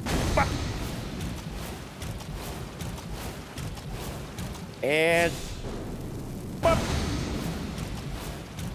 Oh god, am I gonna make this? Oh shit. Ah. Perfect. Oh, good night, Burkhart. Have fun playing in Poop Lake. Oh, I will. I'm almost done. Then I'm gonna go to Altus, take on a Deathbird probably, and then, I don't know. It is really late, and I should wrap up. I don't want to leave this world yet. I want to stay in the lands between for a little bit longer. Oh yeah, I already did this. So yeah, I have been up here. Huh. How did I forget all that? Wait a minute. Whoa, that's not Melania.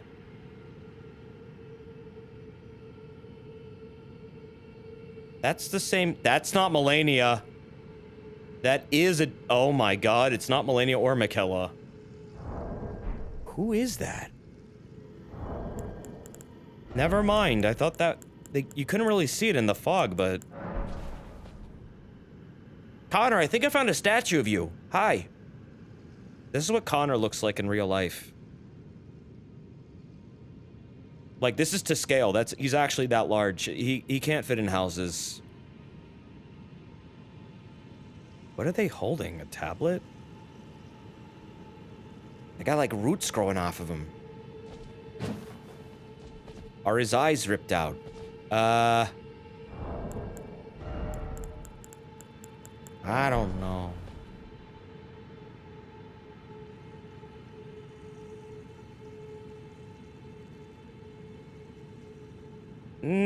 Hard to say. I don't know who that is. Maybe that is the God of Rot. What is this sigil? Have I seen that before? What is that? It's like a rune. I mean, I don't see eyes either. I don't know what's on the tablet. I can't get a good look at that. Maybe that is the God of Rot. I don't know who else that would be. Because if they're totally sealed here, which the map says and lots of items say it. They got Angry Birds in that tablet. They got games on there?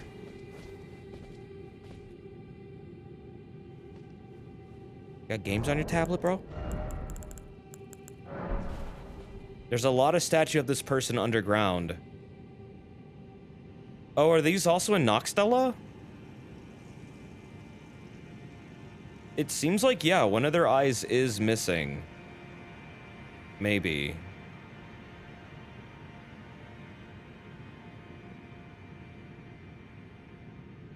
Do they have the original Flappy Bird? I don't know. They've got, like, roots growing out of them. That's really interesting. I don't know who the hell that is. And that rune is also really weird looking, because I don't know anything that looks like that.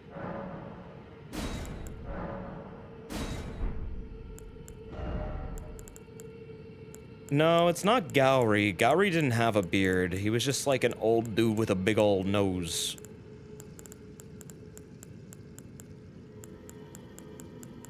If it is Gowry, that he's really good at shaving. You're wondering if the Kindred of Rot used to be humanoid and transformed to what they are. This might indicate maybe they are. I mean, that's possible, yes. Roots growing out of them is a rot thing, kind of. Millennium Clean Rot Knights have that. Oh. Uh-huh. What was I looking for? I was looking for... something... What the heck? Oh, right. I remember now.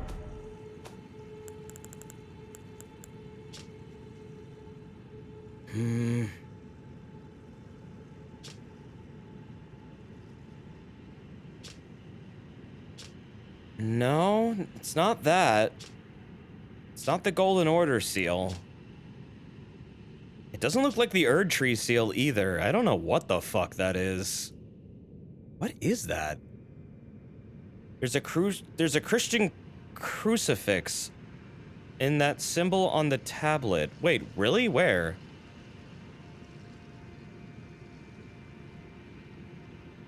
There is? Oh, I kind of see it. I don't think... I'm not sure if that's really a crucifix or if it's just a trick of the light. It could be a sun. Maybe. It's very, spherical and angular. But they holding these stones. What's on the stones, bro? What you doing? The blue dancer charm describes who sealed away the god of rot. Yeah, it was a blind swordsman. Right? I don't know if you've ever encountered them.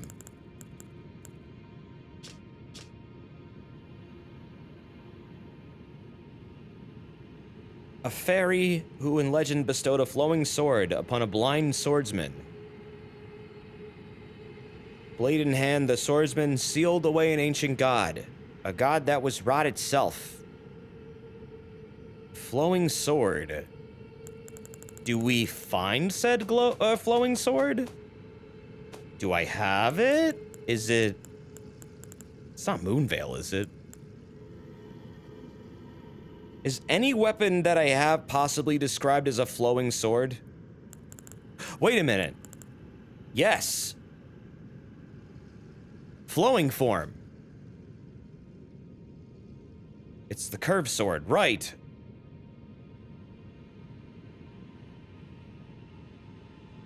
This doesn't really give me much beyond talking about the Eternal City.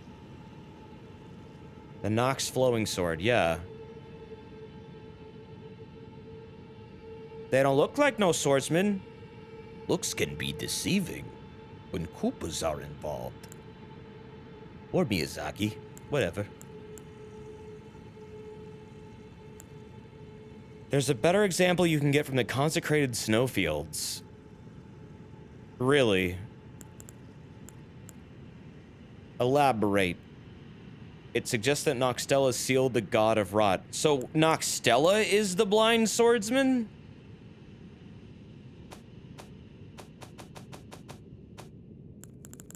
Eh? I think I have a... Yeah. Nox Swordstress crown.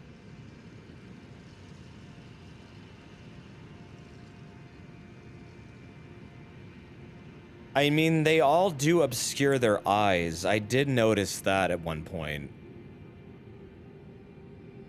It's from the Consecrated Snowfield Troll Caravan. Oh, I think I got that. What was the item you get from there?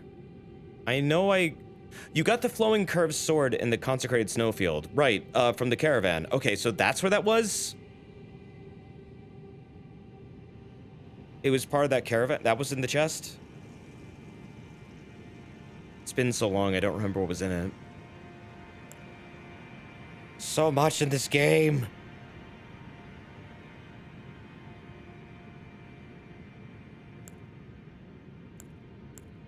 Twin crowns worn by the Night Maidens of Eternal City indicates the highest clerical rank and hides the eyes with silk. Okay, yeah, so I mean, they're definitely related to Noxtella, of course.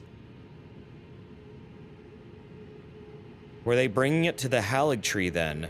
There was trolls, and I don't know what knights those were, the ones surrounding the caravan.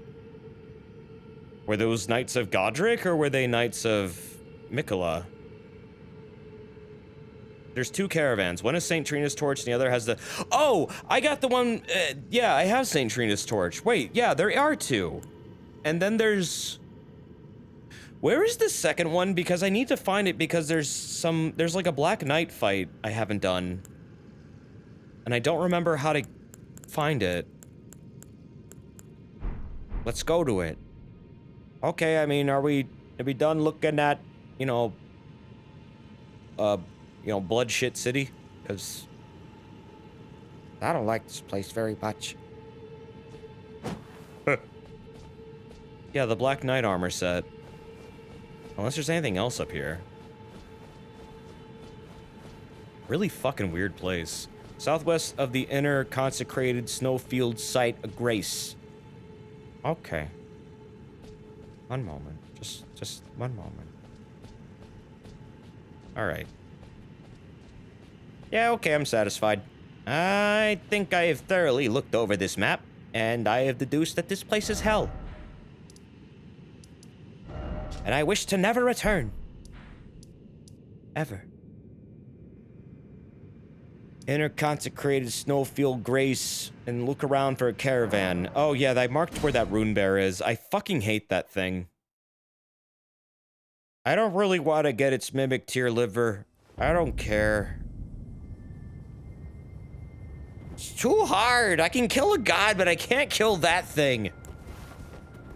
Got a bazooka. Always gotta carry one just in case. Oh, good morning, Avalon. Oh, is that the caravan?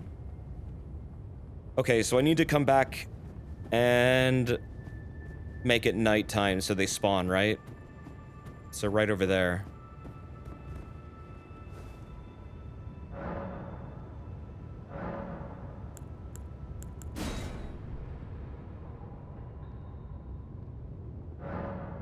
Is that a giant Estus flask? It is a rocket launcher.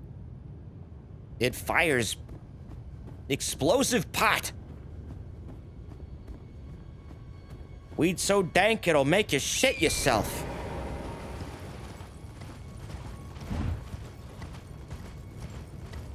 Oh, yep, there they are. Okay, cool.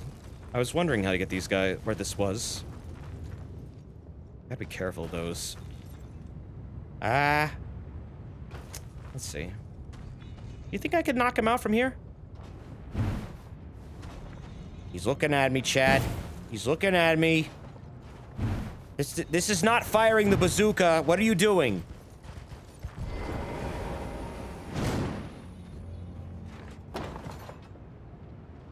Stand your ground! Oh, shit. No!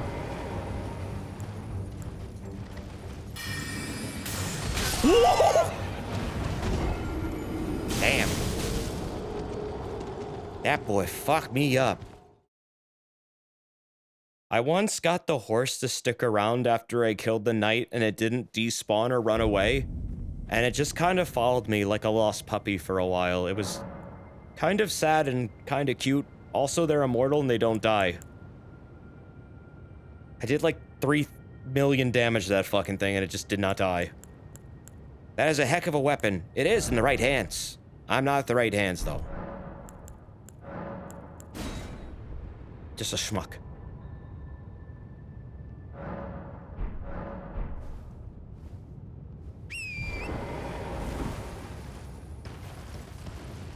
Oh no, the horse is already dead. It's undead.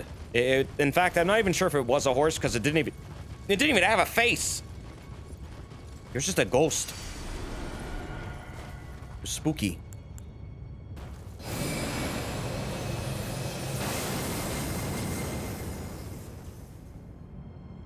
Yeah, come on over here. Come on.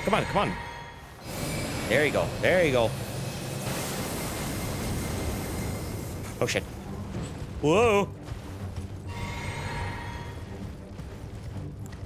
Hey.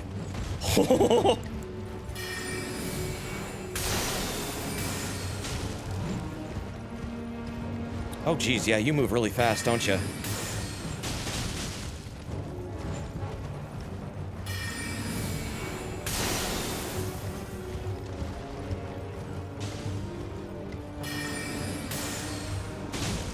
It's a ghost horse. Whoa, oh, shit! No! Binding the crouch button strikes again. Jesus. I tried to set it to long press and it didn't. Oh, God. Why is dismount crouch? Why?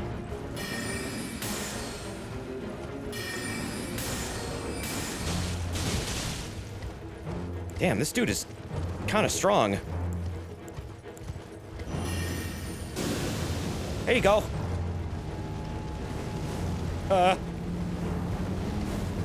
Walk right into it. Jesus Christ. I'm a bit nervous. I don't want to get hit by. I don't want to get hit by you. Whoa. Okay. Okay, let's wait for him to do a jumping attack. Okay. Oh! Oh! God damn! That horse ain't got no, like, face. Jesus. Okay, let's try that again with a better approach. Something I know can get the job done. Something a little bit less risky. Something, I'll definitely put a stop to that. Whatever that was. Yeah, it should work. Or you know what, actually? That should work.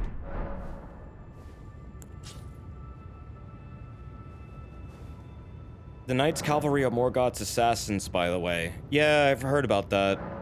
They explicitly work for the Fell Omen, so that means in this context, who knows?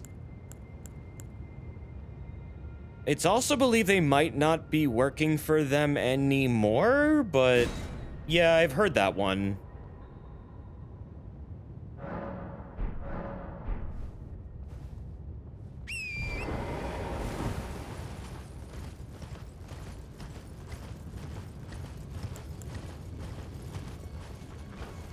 I forget why it's believed they might not be in league with Morgoth anymore, however.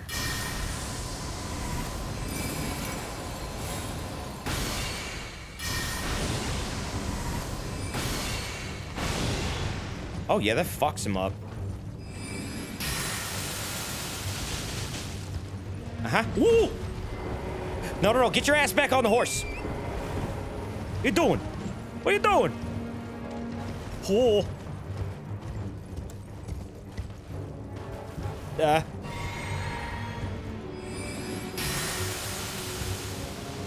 Okay.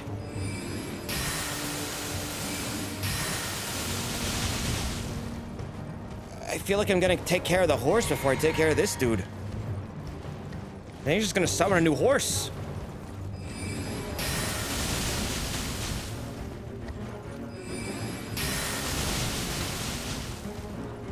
My gosh. They are relentless. Oh! Whoa! These dudes are fucking terrifying to fight when you have no health.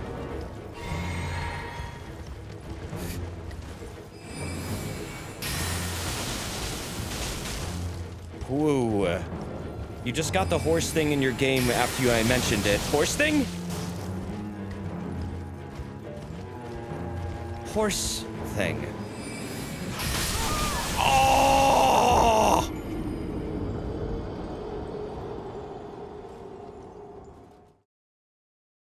Oh. Oh, the horse following you around like a puppy? Yeah, that it's kind of cute, but also it's like, why, horse, please go. I am not your master. Your master is a weird ghost man. I do not even know how to take care of a horse. Yeah, that jumping attack is brutal. Damn. It's like I can kill any god I want, but horses? Do guys ride horses?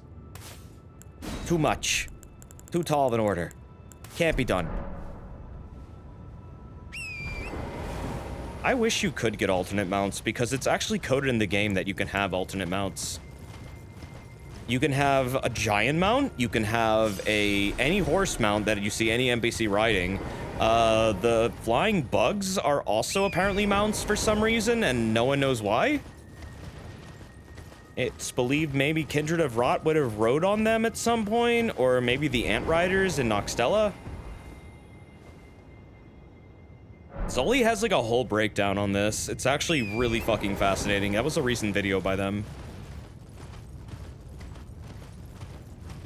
I really suggest their channel. They fucking love deep diving into this game's code.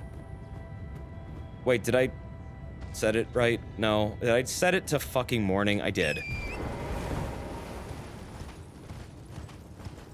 Yeah, the ones in Noxtella are on ones with wings, but they don't really fly. I mean, just straight up, the AI, when there's a rider on these things, is just the dragonfly AI. So it's like those really fucking annoying, hard to hit dragonflies flying around with the dudes with the flowing swords on them, or the Kindred of Rot, and it's like they just combine their attack AIs, and it's so fucking annoying. So the people, I think Zoli actually got this to work, and it's just like, holy fuck, that's horrifying and insufferable. It's just like, why? Why would they want this? I'm glad that didn't make it into the game, and I hope they don't actually consider it for a DLC. Yeah, no, that's like extreme nope, and I don't want it. Pest threads on a target that's impossible to hit. Yep, that's what you would have gotten. I don't know why that's in the code. What it is. I am fearful of Miyazaki's mind. Oh, wait, what did I just hit? Did I just hit some random dude? That's not the target.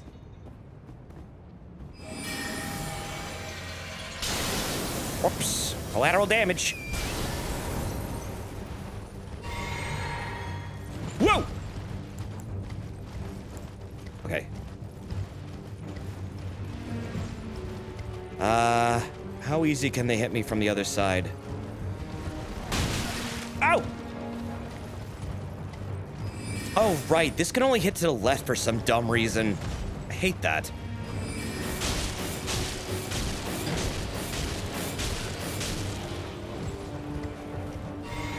Okay, that wasn't bad.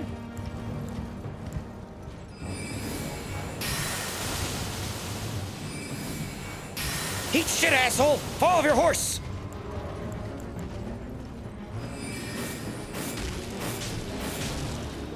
Whoa. Tell him to eat shit, Johnny. Tell him yourself. How he missed you is a mystery. Well, I mean, I don't know if you were making a pun there, but it was a good one.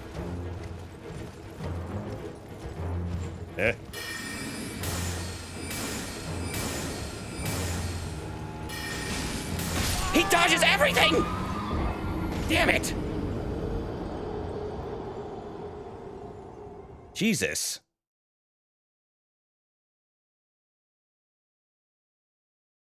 Yeah, I kind of hate how they can just poof, another horse is there. It's just like, oh, it was all for naught. God damn.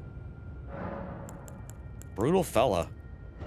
Is this one harder than the one in Caelid? Or Dragonsboro?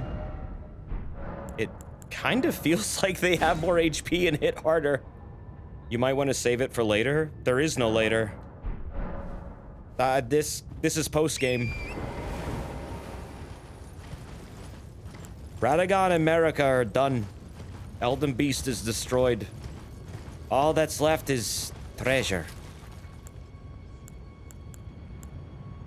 Sweet, sweet treasure. Probably because this is like near the end of the game. This is like 75% of the way through, I guess. I guess it does go to like technically end game, post game-ish content. Is this the last stream then? Probably for a while until DLC comes out, yes. I kind of just wanted to go around finding things I missed. But there's a lot in this game. I mean, there's a ton of stuff I haven't gotten.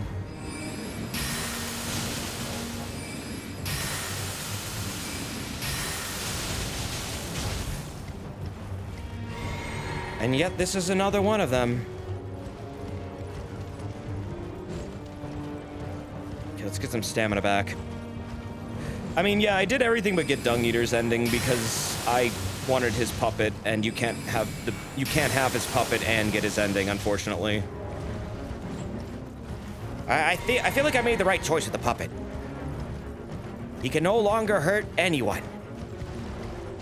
The world is safe, and the poop is contained, and oh god! Hey, wait a minute, how come those don't hurt him?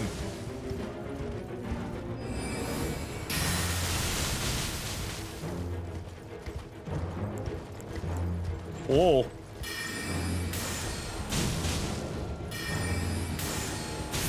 Jesus. Okay,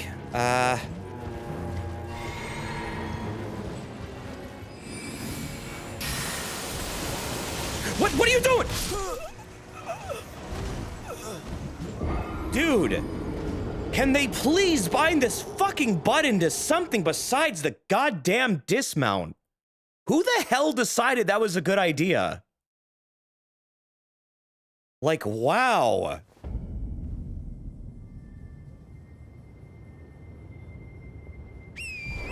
Why would they ever think that was a good idea? I maybe should just unbind again. I'm going to unbind it again. I should never have to do this. They really needed to test this control scheme more because that is such a fucking annoying thing that everyone I know has acknowledged is a problem in this game. Where it's just like, why? Why is that a thing?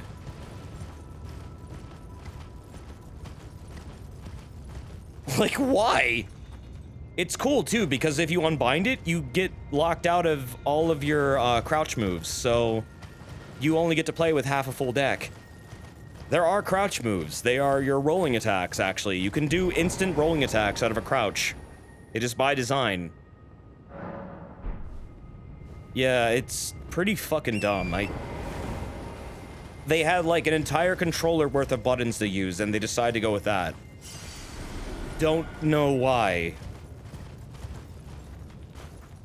Yeah, you can't sneak anymore also. Yep, no you can't. You have to bind it to like spacebar or some bullshit. Oh, God damn it, I have to fucking set the day again.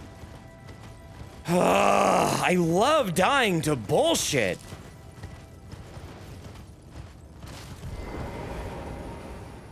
That just is annoying. Come on.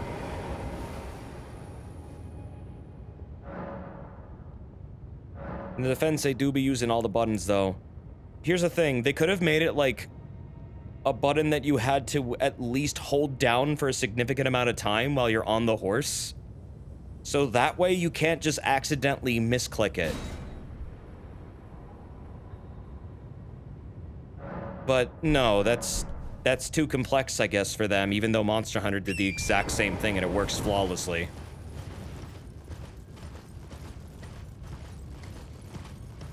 I don't know why they just don't go back and address this shit. It would be a quick patch and doesn't fucking change the game at all significantly other than making it less annoying. Torrent was supposed to have an attack. And I believe it's the same attack that the Dragon Knights use.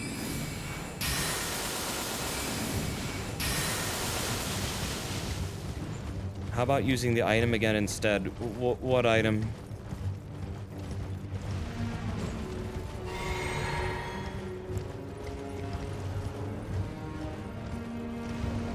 No, I don't think it's a limitation of the game engine because you can override the controls with Steam in order to actually make it so it's a hold input.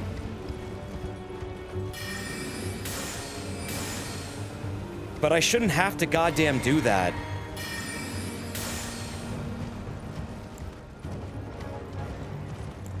The Torrent Summon Whistle? What is that gonna do?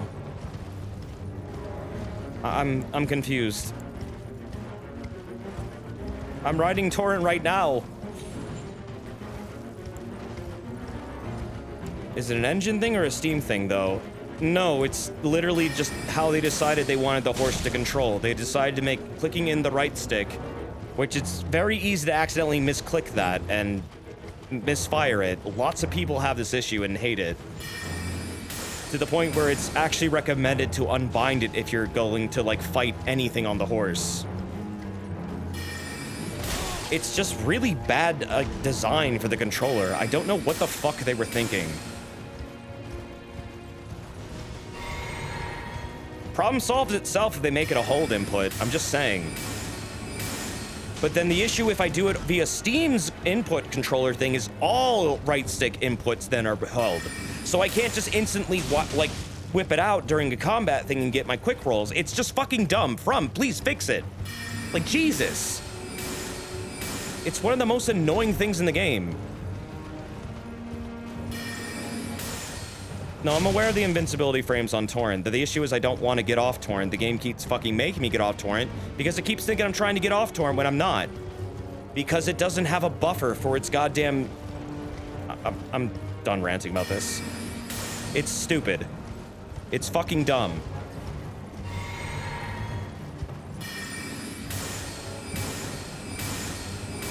Unbind the horse jump from all other good functions of L3. Yeah, that's the thing. You can't. You literally can't, so that's not an option. What if I could? Either you have crouch and sneak, or you don't have anything at all. Because they didn't have the brains to make it a separate command. I don't know why.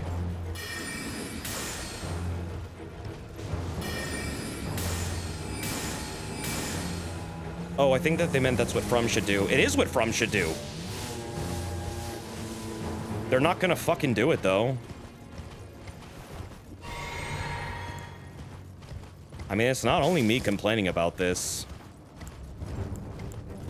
I see lots of people complaining about this. When it's a recommended thing to unbind the fucking button because it's that prevalent and annoying of a problem, that should be a fucking sign to fix your stupid input.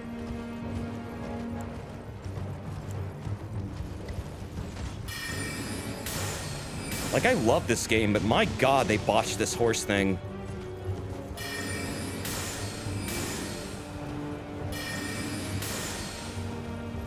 Okay, yeah. I should never have to unbind a button to play the game properly. Just my issue is with that button unbound, I cannot crouch, I cannot do any of the other inputs I would like to do associated with that button. Because they tied them all to the same goddamn thing in the menu.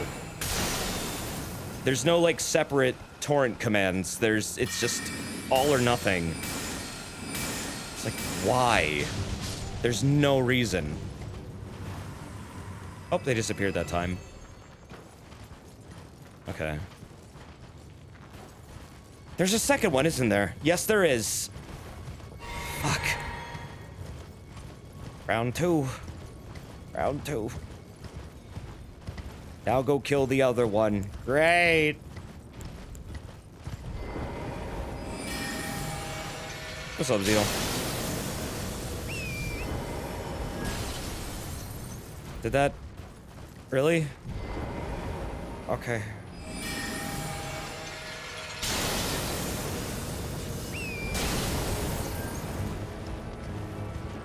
What's the problem we're describing? Dismounting Torrent is tied to accidentally clicking in the left stick. Which... Fuck!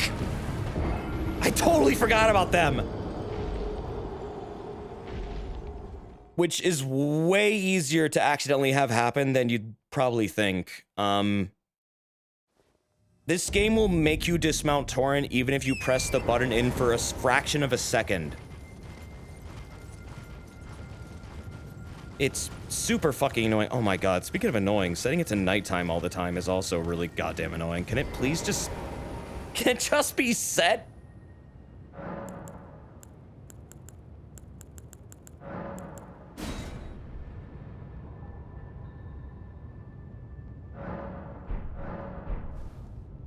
Well, I'm glad you've never experienced it. A lot of people have. I see it all over the message boards for this game. People encounter this issue a ton.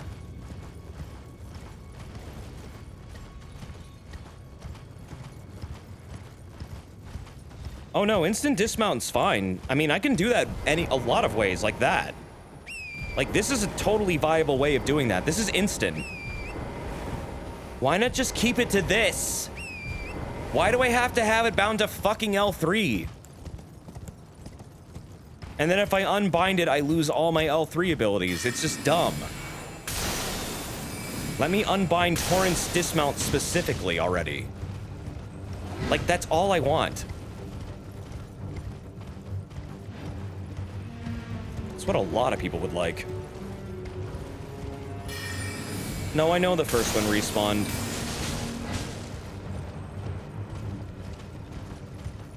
No, they did. They respawned. They're right there. I'm pretty sure they're right there. Oh, god damn it. Fuck!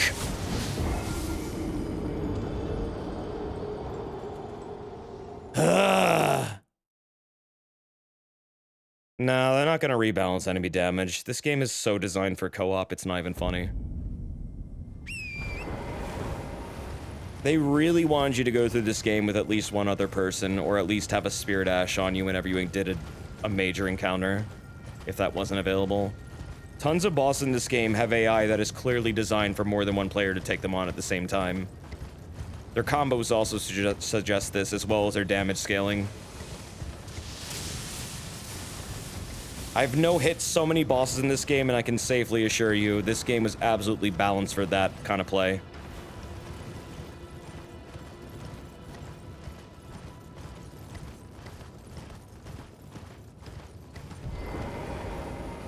Well, co-op and invading are all level tied. If you can't co-op or invade anyone, you might be too high level for your area, or you might just be too low level. There are various levels that are basically, like, hotbed God fucking damn it, I don't know why I keep forgetting to set the time every time I go to these. It's just because it's impatient. I'm impatient. This is aggravating and tedious. Why do all these bosses spawn at fucking night?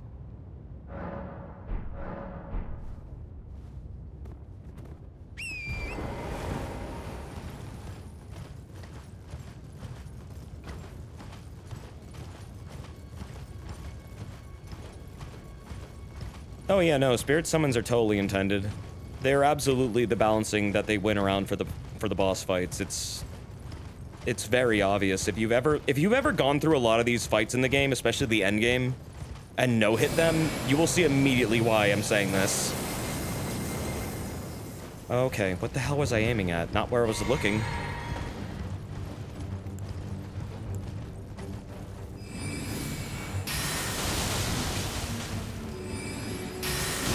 Shit.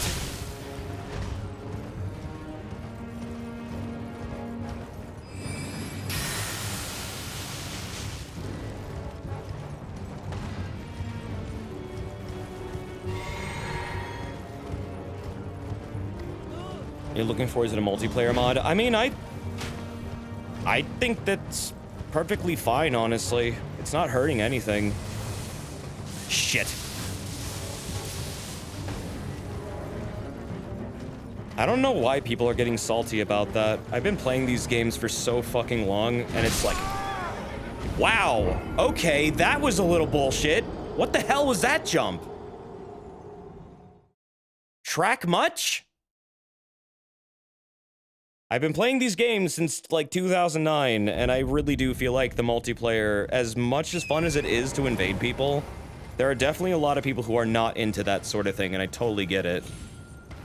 Is it kind of against the spirit of the series? A little bit, but do I really give a fuck? No, I don't.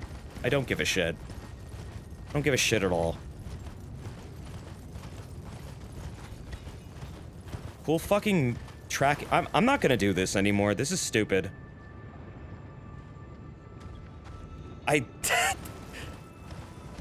This is a fucking awful encounter. Cool, okay. I'll go fuck myself then.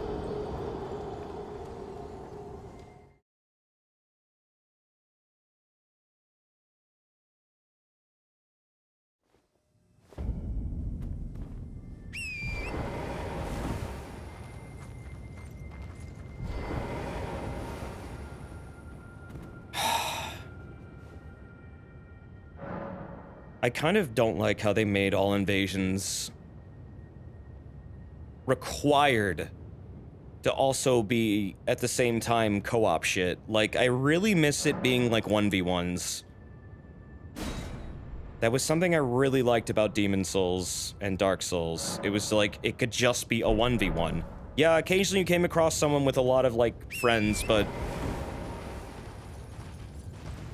this game forces you to always come across someone who has, like, co-op going on. It's just like, I don't know. It's not nearly as fun anymore, in my opinion. DS3 started that change. As much as I love DS3, like, that is probably the one change I don't like.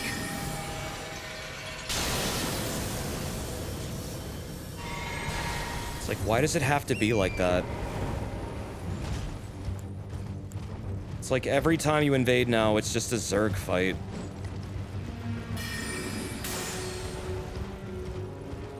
I know it should be a little bit more difficult probably for the invader, but at the same time, it's like, why is it that skewed?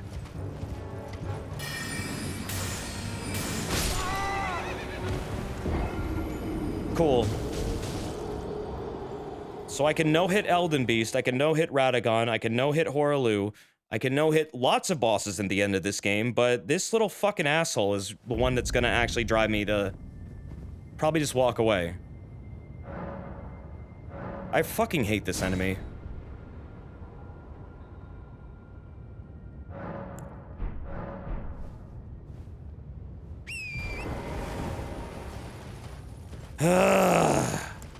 No hit Melania. Like, Jesus. That jump just tracks really fucking well. You know what? I'm not gonna fight on Torrent anymore. Fuck this. Fuck you, dude.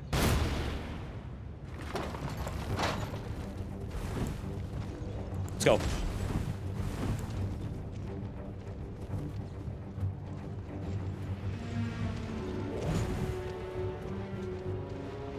I don't even have the right weapon on, but whatever.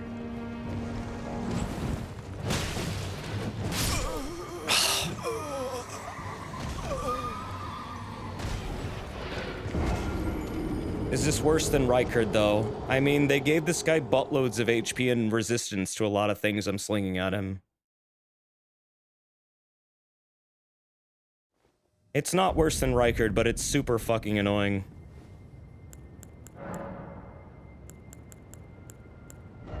Why did they make this enemy type so goddamn strong?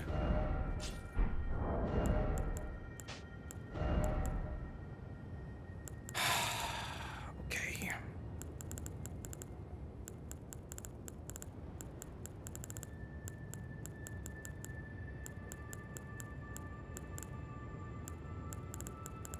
Frost.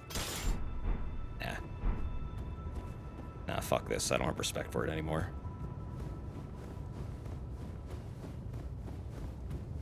Oh, right, it needs to be nighttime, of course. Because that's really fun, having to constantly change it back to night.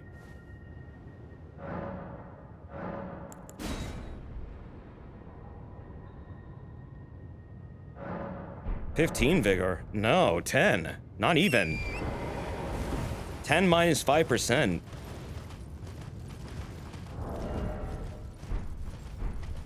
With quadruple damage on, actually. Even still, really fucking annoying enemy that can one-shot you at 40, so it doesn't matter.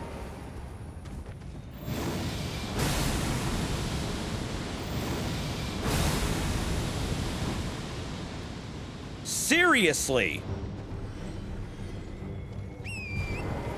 What? Oh, fuck off.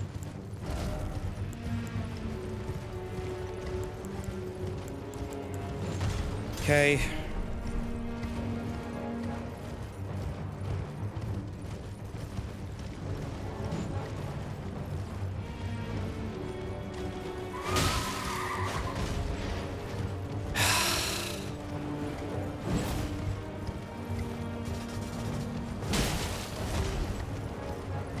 Maybe use the death poker. It's not leveled up.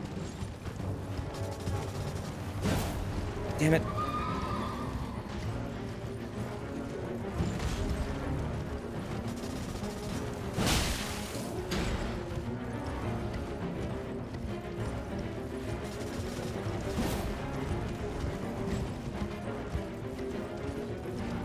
Why do you have to fight two of these dudes?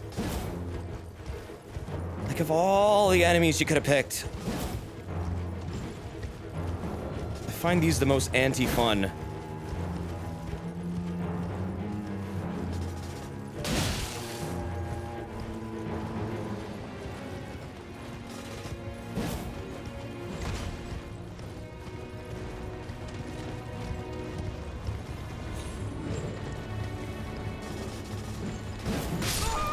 What? Moonveil his ass. I think he's highly resistant to Moonveil, actually. He seems to be highly resistant to magic. That's a magic weapon.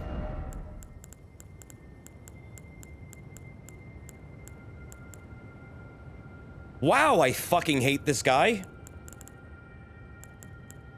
Sword of Night and Flame? I can't use, I don't have the stats. He's also highly resistant to Comet Azure, so if you're thinking the laser beam's gonna hurt him, it's not. It's like this enemy is designed to just counter my every move. And the higher level this gets, the more annoying they get. Why are they so fucking strong?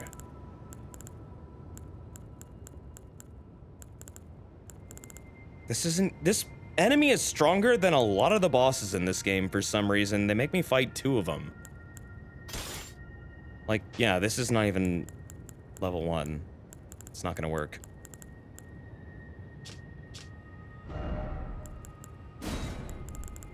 I don't think this is really worth it for the lore. I'm just getting mad. I was having a chill time, and this is not chill anymore.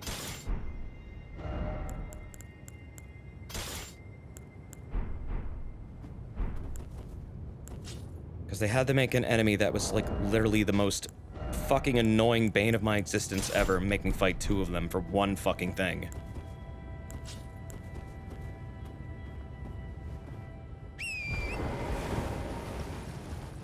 Can you make him jump off an edge? No, there's no edges for him to jump off of.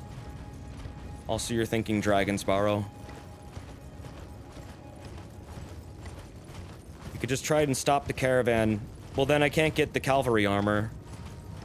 Your reward for beating both of them is the cavalry armor. I mean, I could just do this. Of course I could just do this. It's not about the caravan, though. Like, all I have to do is just make these guys stop, and then...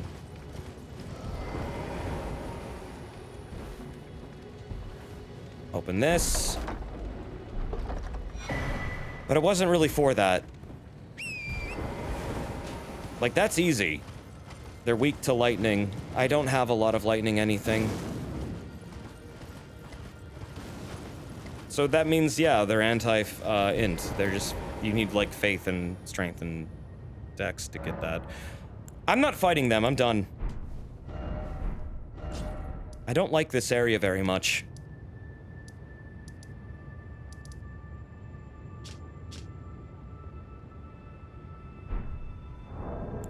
Lightning would be faith. Yup.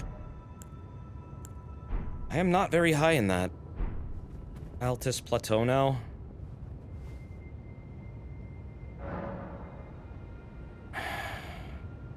God, I want to fucking kill those guys. I'm just getting too frustrated. That's a really stupidly annoying encounter. Like, yeah, I can sling this, but I highly doubt this is really going to do a lot when I don't even have, like, a seal leveled up. So it's kind of pointless. I don't feel like fighting them. I'm just gonna go to Altus. Just like bosses every fucking 3 feet in this area. It's super annoying. If I don't die to them, I die to, like, an invisible dragon dude that just appears out of nowhere.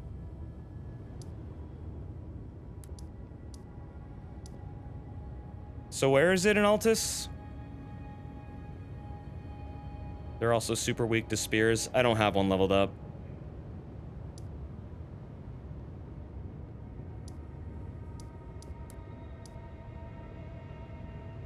I don't know, it's in the capital outskirts of the Altus Plateau. Top of a large cemetery. Above a minor Erd tree.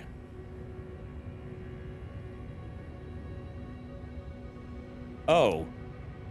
You mean this area? Over here?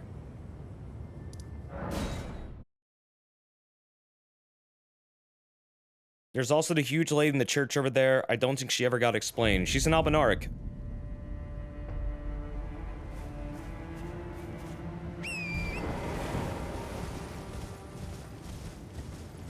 She's probably related to those giant corpses you see in Noxtella. She's also part of, yeah, she's part of a quest for one of your spirit ashes. I believe it was Latenna. Oh, right, it has to be nighttime because...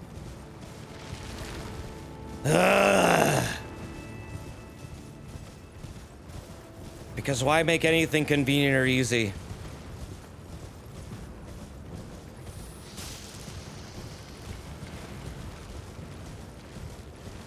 What are the birthing droplets she mentions? Great tree sap. Or dew. That's what Albinaurics are made from. That's why everyone hates them. Because they're reminiscent of a primordial era. Okay, pastime.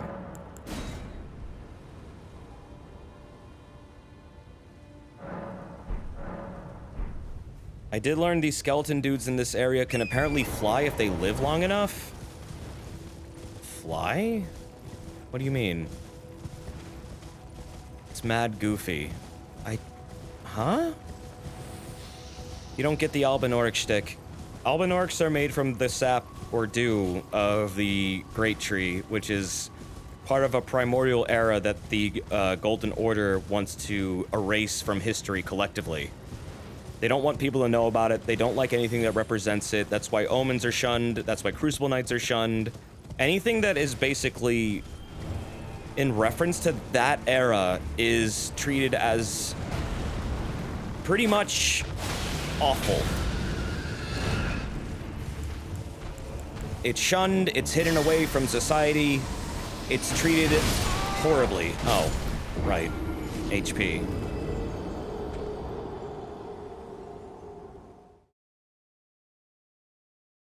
No, Knight and Loretta is not an Albinauric. They just cared about Albinaurics a lot. People thought they were an Albinauric because they had a shield that was reminiscent of the Great Tree's dew, like visually.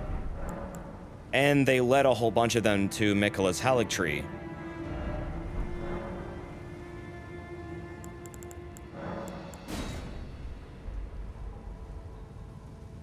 So they were basically branded as an Albinorc sympathizer, and thus were called an Albinorc as a result. They're not an Albinorc, though. They're just someone who really wants to help them. That said, they might be under Miquella's control as well, and so may all the Albinorcs that are under, like, Miquella's Haligtree. They might all be under his influence. Not in a way that's actually good, but more like mind control.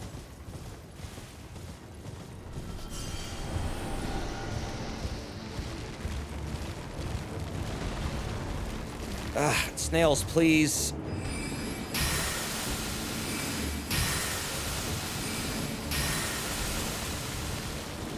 I'm gonna die to Sonic the Hedgehog over here.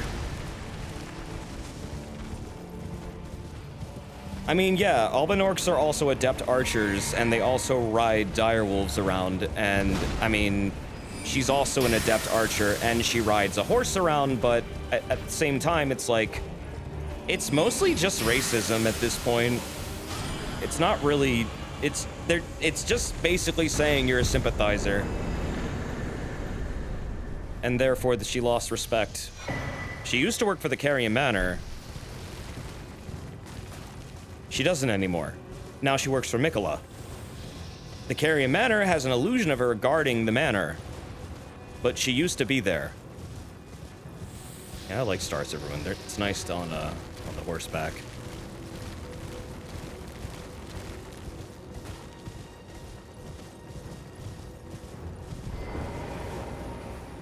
Maybe, unless I'm misinterpreting something, lose their legs, get cocooned, have a weird bug, alien form, and then there's giant ones. No, that's not Albinorcs. Those are two different things. Albinorcs don't evolve into anything. What you're thinking of are malformed stars, and they are not outright explained as what they are, but I think that they might be related to star seeds, which are a whole astrology thing that's been banned. Well, there you are again. There are multiple generations of Albinorc, but none of them have anything to do with the Estelles. That's a totally different thing. Just gonna buy all these. And this. And these.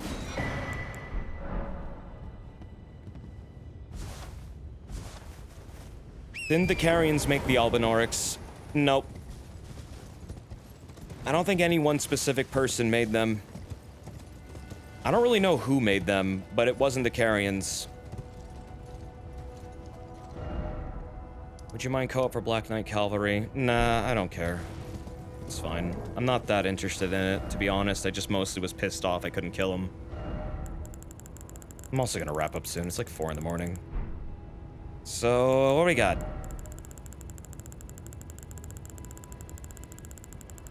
Well, thank you for the offer. Oh, right.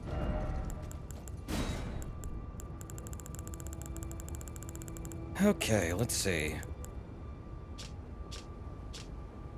Yeah, the cavalry armor just says they work for the Fell Omen. It's really not worth it. I mean, that fight is frustratingly difficult. I'm sure there's some way I could cheese it, but I don't feel like figuring it out right now. Where the giant Albinorcs fit in? Who knows? It's kind of a mystery that's been left open to interpretation, but they might be associated with Noxtella. In fact, no, wait, no. It was Noxtella that made them. Wait, I'm sorry. I omitted a detail that I totally forgot about. Noxtella was working on artificial life to create artificial lords, using Great Tree Dew. And this is why Estelle was sent to crush them. And there have been multiple generations of Albinorcs and Mimics ever since. Albinorcs and Mimics are related.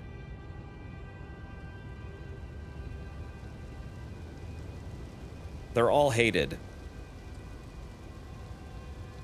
Due to their excessive size. Okay, that's nothing. Where's the one I won?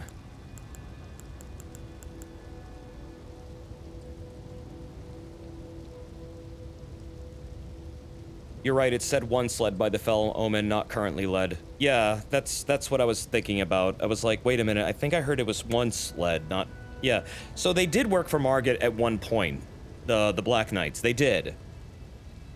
they don't seem to be anymore. And I mean, okay, the one that we just were fighting and dying to and I got pissed off at, that was transporting a weapon I need to look at, because apparently they were transporting that weapon to the Halleck tree.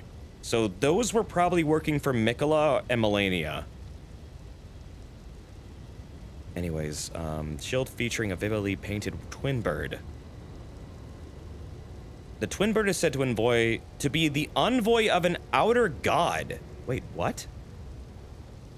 And mother of the deathbirds? What? Huh? Which outer god is this? Mother of the deathbirds. That's not the Glomide Queen.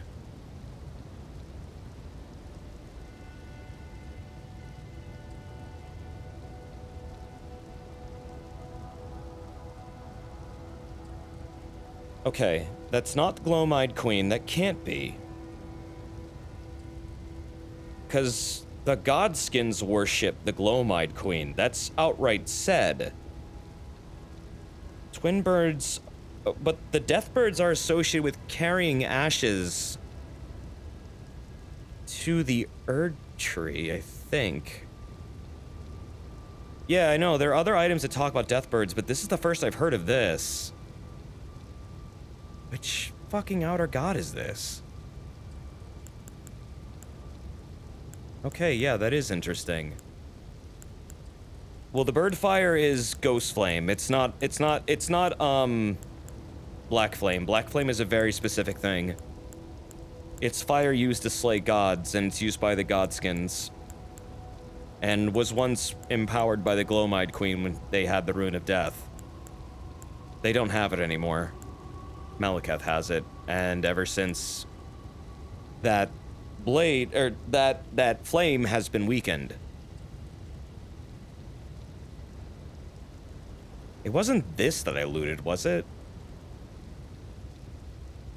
And see, packed rose spines that away from cutting edge are coated in a lethal poison. Thought it was something else. No, wait, no, here it is. Okay, legends speak of a master of the sword garbled in blue, and his curved blade was patterned after flowing water. Waterfell dance. Strong attack unleashes a series of strikes akin to a dance, offering a glimpse into the legend. So this is the guy who trained... Oh, okay, that is interesting. So there's a belief that this is, one, the sword of the blind swordsman who sealed the god of rot. Two, it could be the master of Melania who trained her in the art of the sword. This is in reference to Waterfell Dance. Just try this sword out, it has unique animations. The swordsmen, I don't think we ever learned their name. They're just kind of like this anonymous figure. All we know is that they're blind, and that a lot of Noxtella has a lot of respect for them, to the point it's worked into, like, kind of their army, really. That they wear, like, respective, like, helmets that reference to the fact they were blind, because they hide the eyes.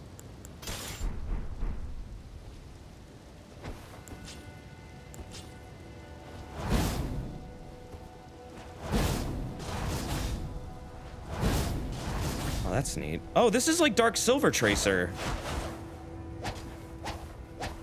This is very similar to the Tracer series of weapons from DS1.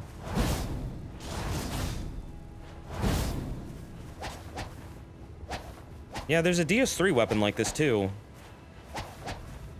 It's cool.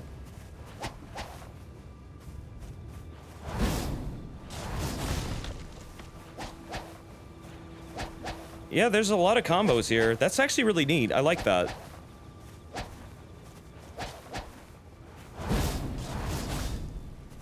It's a cool sword. And then we have Waterfowl Dance.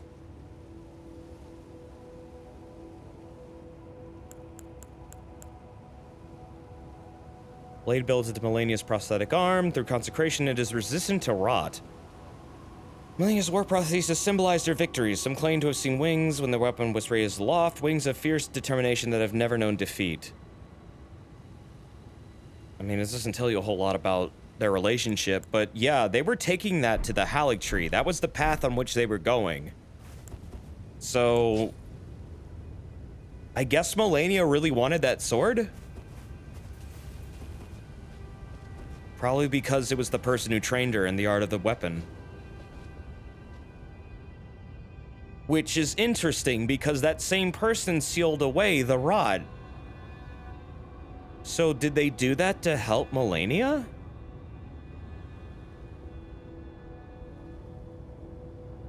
Maybe they did. We don't know a whole lot else about them.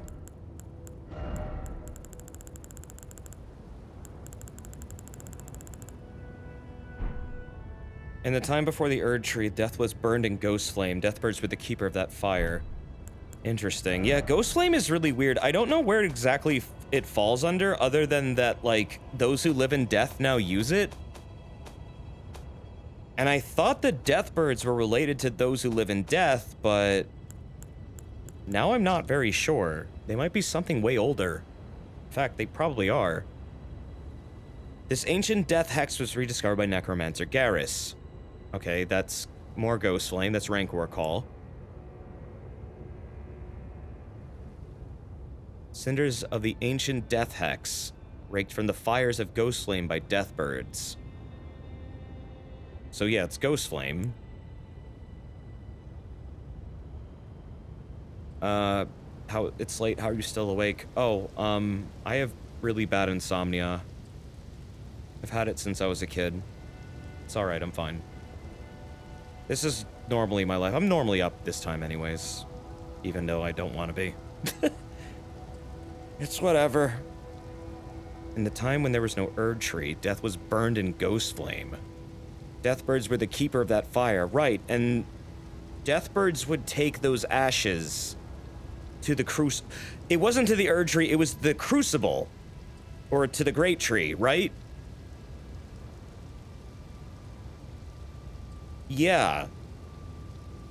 Either or. Because no Erd Tree means Great Tree or Crucible. So they will return the dead in ashes to the roots, and then that would be the life cycle.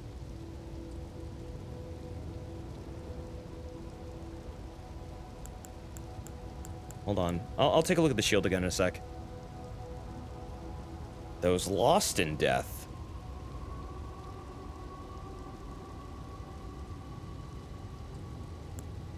I guess it's just those who live in death but haven't found their way.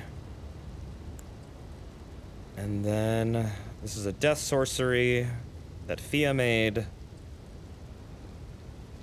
Yeah, the Deathbirds are really fucking interesting. I mean, I knew they were associated with something really old, but I wasn't sure what. Now that's fascinating. So I guess they really are remnants of the old world. But yeah, this says that the Deathbirds were from an outer god. So Ghost Flame, therefore, is likely from an outer god. But it can't be the Glowmide Queen, even though the Glowmide Queen was a... Okay, the Glowmide Queen also existed before the Erd Tree. It's very possible that's a thing. And they were the original holder of the Rune of Death, and then Marika took it back from them and gave it to Malekith. But then again, who's to say that they also weren't in control of Ghost Flame? Mother implies female. Glowmide Queen. I mean, they could be the same person.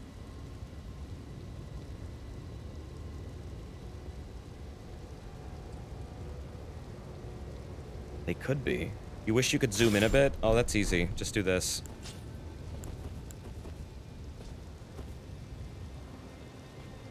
Here.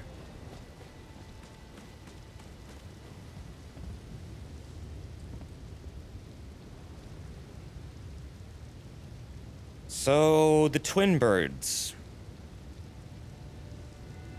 I mean, it looks like a skull. I don't know if that looks exactly like Godwin's head, but I mean, Godwin's head looks a lot like, to me, it looks a lot like a weird kind of, he looks like a super basilisk, honestly.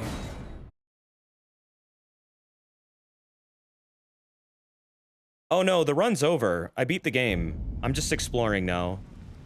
There's a lot of traits on Godwin that are mimicked exactly in the basilisks, including like the fins, the weird ass roots all over them. I mean, yeah, they got clam mouths and shit like that. I mean, he does, but I really do feel like there's something related there. Oh no, it was very quick. I beat Radagon and Elden Beast in like it must have been like 2 minutes tops.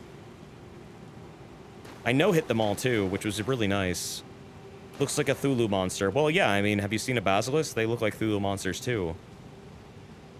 The thing is also, all forms of life are kind of flowing through him right now, and it's violently mutating him. But he's also infecting the Erd Tree because he's biting into it, much like Nadog from Norse mythology, who munches on the roots of Yggdrasil.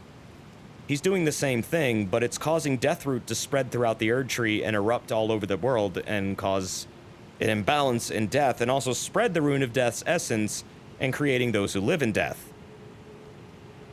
Meanwhile, the Erd Tree is how a lot of life gets like filtered through and repurposed and reincarnated, but he's attached himself to it like a tumor. And as a result, when things die, they have to flow through him, which is violently mutating his body because he doesn't have a soul.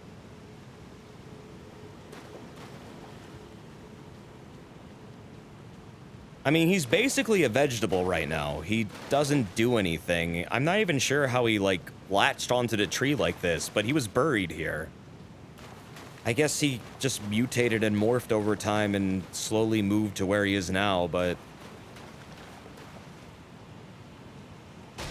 yeah, all the Deathroot is coming off of him and just infecting the rest of the world and is entwined with the Erd Tree roots. And you find, like, if you look at, like, the basilisks, they have what looks like Deathroot all over them. They also have, like, the eyeballs, which are pretty reminiscent to the eyeballs that grow across all of the Deathroot. There's other little faces of Godwin growing everywhere, including in Stormvale. That's the most infamous spot.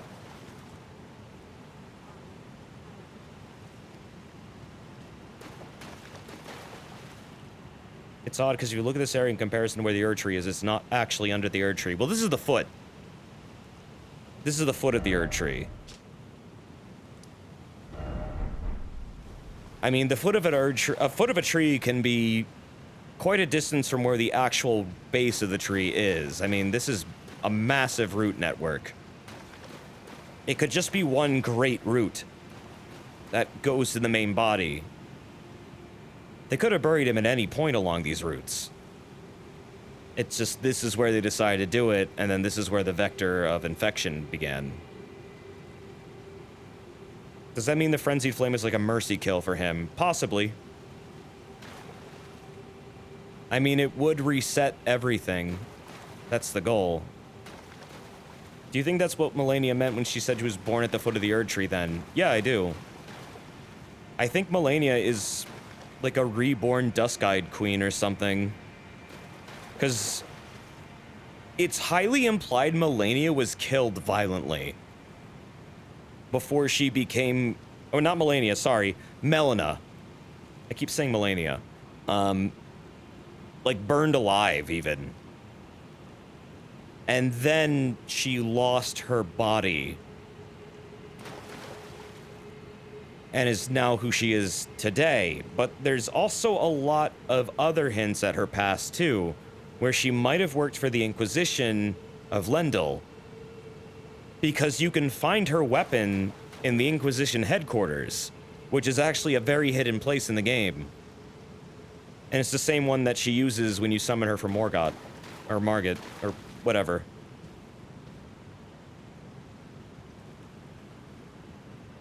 You think Melina is possibly Marika's pre-god self? Well, I don't know about that, but what I do know is that in the Chaos ending, if you have her still alive, she'll basically straight up reveal she's the Glowmide Queen. Her other eye that she always has closed will open up, and it's pretty reminiscent of Night Sky and Gloam. It fits the description perfectly. And she doesn't just open that for no reason. And she also is obsessed with destined death. And she strictly talks about killing you with destined death. Glowmide Queen was the original wielder of that. So, I mean, I think pretty much she's just a reincarnated Glowmide Queen. I don't know what the end game is for her, but I think that's her past. And she did work for the Inquisition at some point. Again, I don't know what all she did. We just know that she likely was a major part of it. And which was involved in killing people and, I guess, government conspiracy bullshit. There's a lot of crap going on in the background of this game. It's fucking fascinating. What's her deal and motivation become the kindling? I don't know. That's another thing I don't know. Her motivations are not clear, and it doesn't seem like even she knows what they are.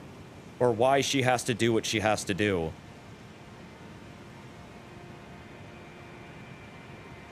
If anything, it's probably some force driving her to get death back from Malekith. But that's all I can really think of. 'Cause you do that.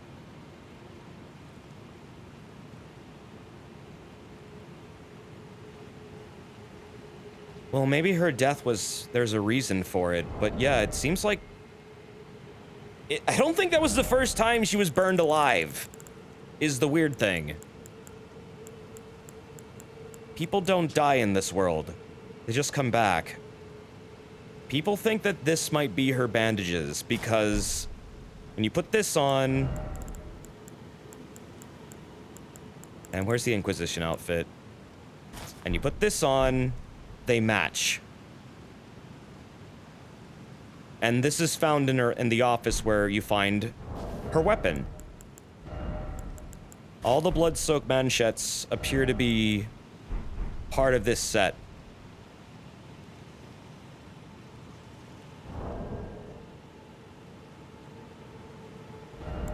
And then, where's her little knife? So this is the Blade of Calling. This is believed to be her knife.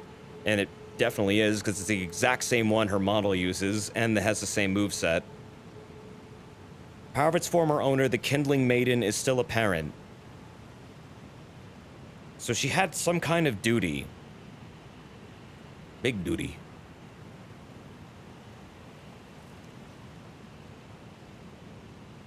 You unbound death, so Melina dies from that, assuming you don't use the Flame of Frenzy. When you unbound death, the black flame regain the aspect of death. Possibly.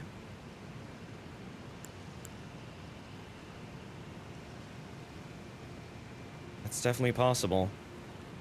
You find those bandages in the shunning grounds, which also maybe doesn't bode well for her previous quality of life. No, yeah, I think she was thrown down there. I think she was killed. I mean, she was burned alive and probably thrown down there as, like, a body to dispose. Also, the Black Knife and the Blade of Calling are extremely similar in design, and they share the same moveset, and the Blade of Death and Blades of Gold are the literal same move, just a different color.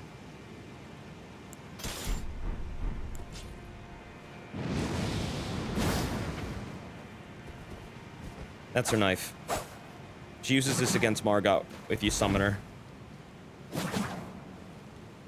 But yeah, these bandages totally line up with this outfit. Those bandages on my neck are not part of the head. They totally line up. It's definitely part of a set. Has to be. There's no other explanation for this.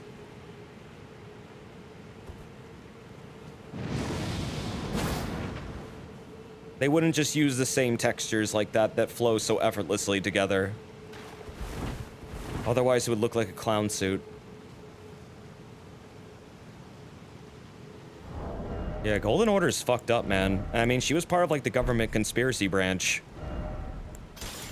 If she really was part of that branch, she was definitely involved in weird government conspiracies at one point. But yeah, same moveset. So, if the Blade of Calling was turned into the Black Knife, which was used to kill Godwin, that raises even more questions. What the hell is going on with these knives? What's going on with Melina? Was Melina involved in the assassination of Godwin? Because that'd be weird, because Marika was technically her boss.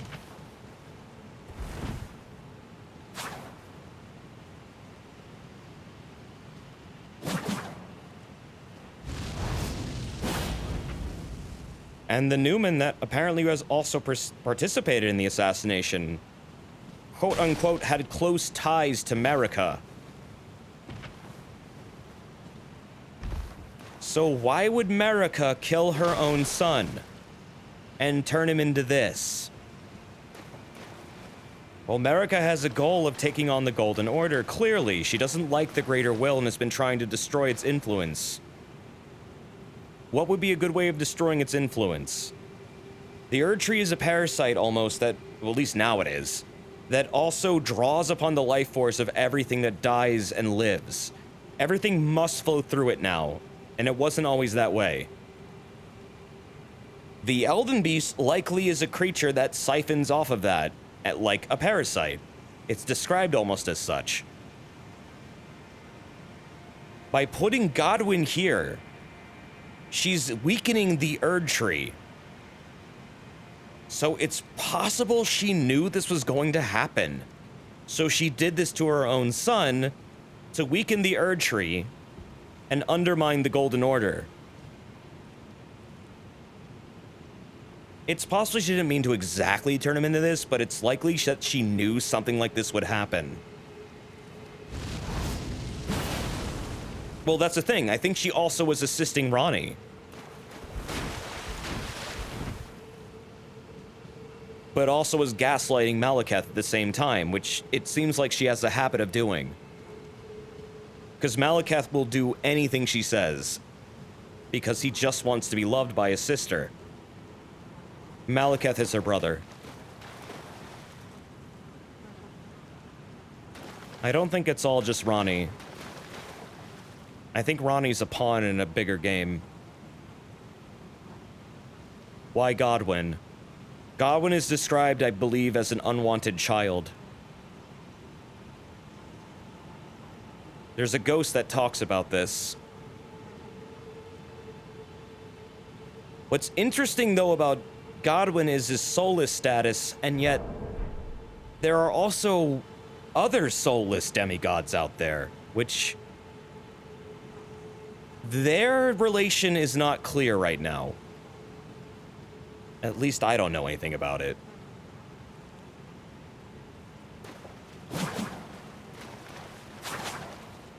But yeah, Marika is told to have a child she didn't want.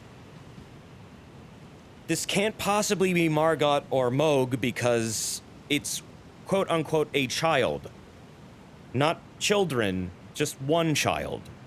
And then which child got killed? Godwin did. Probably because Godwin represents the Golden Order more than Moog or Morgott. In fact, Morgott is unfortunately very... He loves the Golden Order and he wants to be accepted by it, but they hate him. And even still, he tries to keep things going the way they have been when everyone else is dead and gone and all fucked up. Moog outright hates the Golden Order and wants it destroyed. He wants to make a world for Omen. Similar to Dung Eater, but possibly even more evil. In fact, I mean, they're both equally evil, honestly, in some way, but honestly, they're both disgusting people. It's hard to really compare them.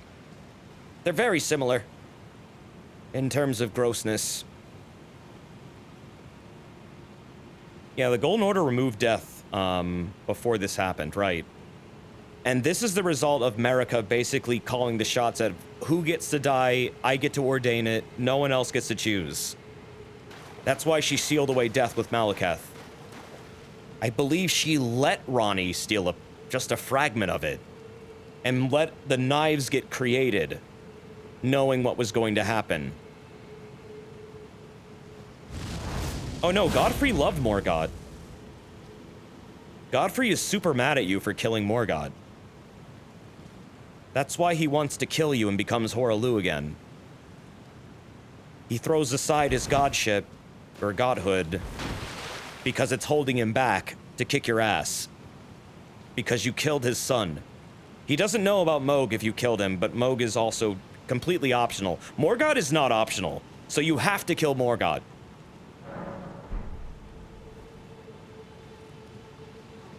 Dung Eater's Path is the only one that restores mortality.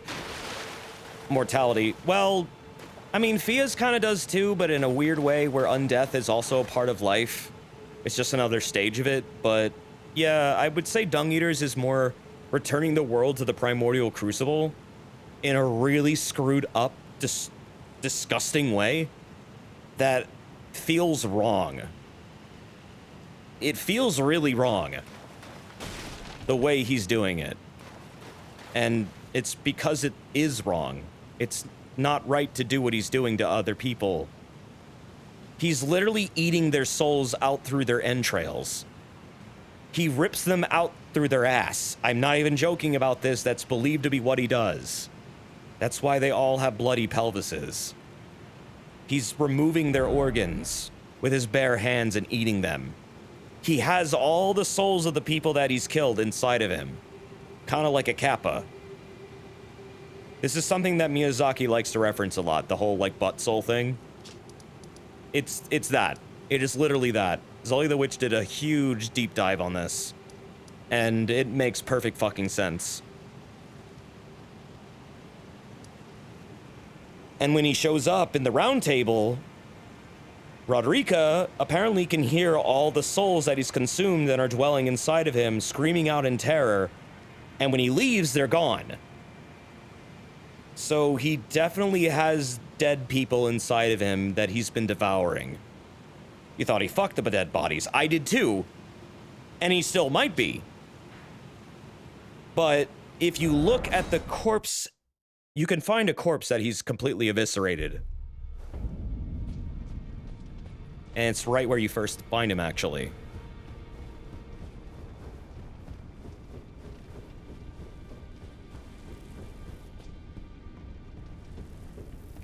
It's right here. This is what happens to bodies that he's done his, like, little ritual with. We looked at this at the end of last stream. Sternum ripped open, cavity ripped open, all organs removed, nothing but curse beds growing in there. I don't know what causes the curse beds to grow in there, but what can be definitely inferred is that he removes all the organs and then eats them. That's why he's called Dung Eater. He eats their intestines with the poop inside of it.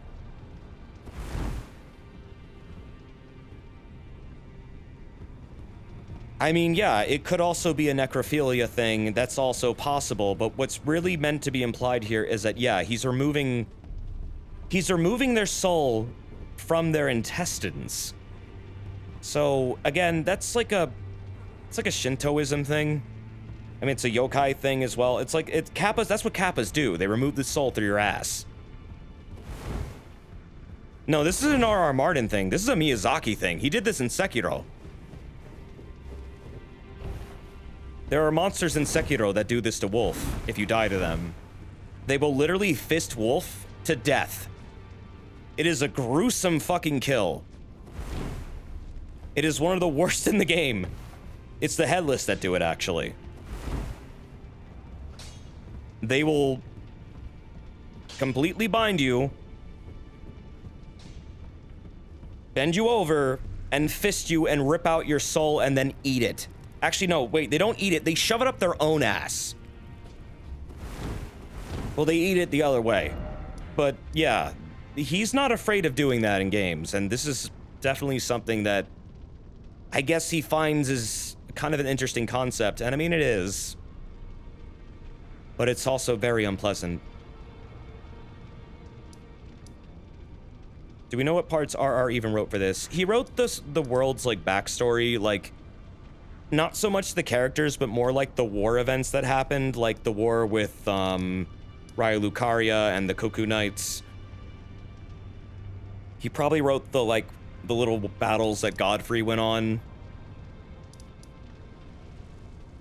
He did a lot of world building at the start, and then Miyazaki did most of everything else. Like all the deeper character details, stuff like that. George says he didn't really do a whole lot. That his importance to the story has been a little bit overblown. But I mean, he did participate a little bit. But I mean, he's on record saying he really did not do that much.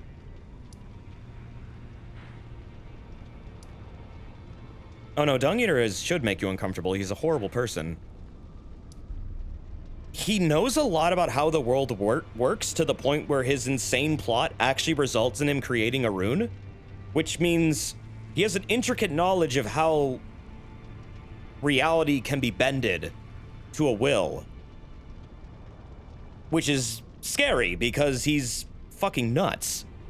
But he says some interesting shit at the same time, which is, like, really indicative that he knows more about what's going on than possibly you do. And at one point, he seems to imply that he's aware of the duality nature of all things in this world.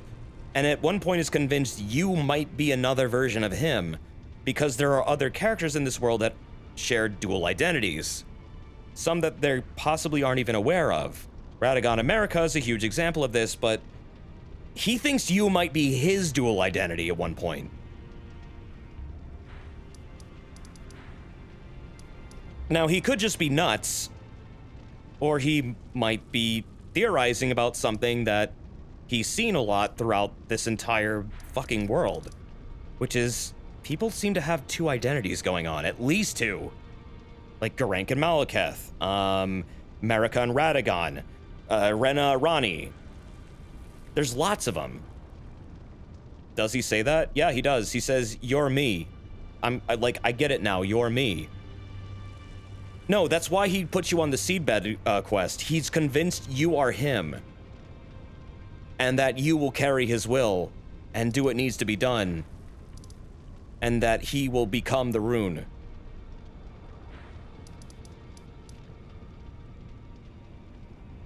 Yeah, it's not confirmed if he actually knows what's going on with the dual identity shit, but it's interesting that he would say that when he's also someone who's capable of creating a rune. I mean, Gold Mask made a rune. He's a goddamn genius. Fia made a rune. She communed with a dead god. Like, became their consort. And literally gestated one. It takes a lot, apparently, to make these runes. So he's doing something... He's not just killing people. He's doing something that fundamentally screws with how reality works. And I don't know. He's a really fucking evil person, but also seems to know a lot. I'm just wondering, how the fuck did he learn that? Yeah, runes definitely are made of, like, a willpower thing. Yeah, sacrifice or conviction. And I guess if you believe in something hard enough, you can possibly create one to mend, you know, the fractured Elden Ring.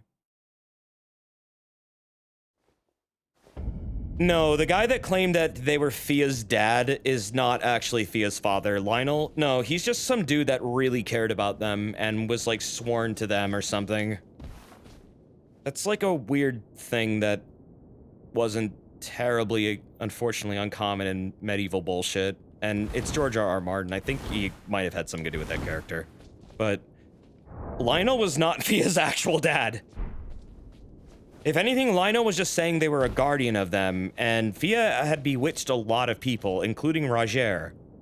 That's why she has all those knights that defend her.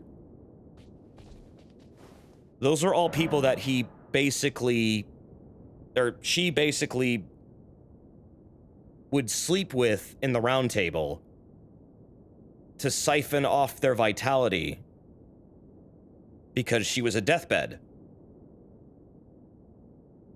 And that's just what she does for her own purposes of reviving Godwyn in the form of that rune. It's a really fucking weird thing.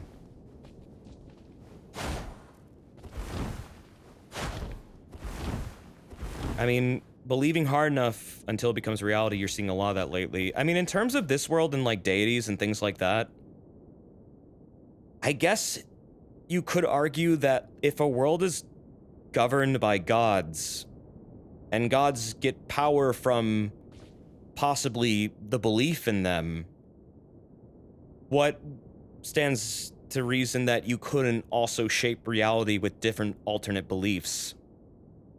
So if Dung Eater believed hard enough that he could, like, warp reality to the point he was convicted to create an eternity where the Erd Tree could no longer be empowered and he could have just omens as the natural order of things, which that's how it was originally, apparently. I guess he figured out a way of manifesting that into a great rune, which you can use to repair Marika with, and it corrupts the Erd Tree. It makes it so omens will return someday.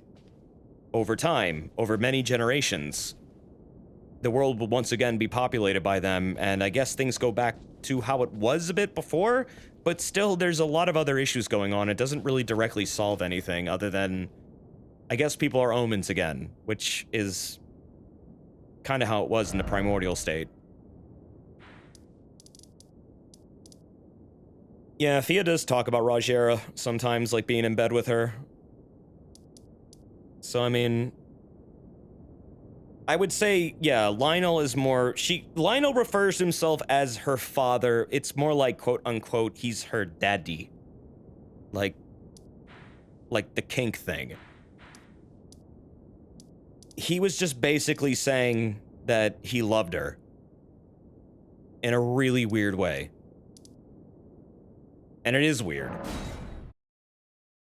But yeah, that's what that was about. They weren't actually related. She just slept with him a lot.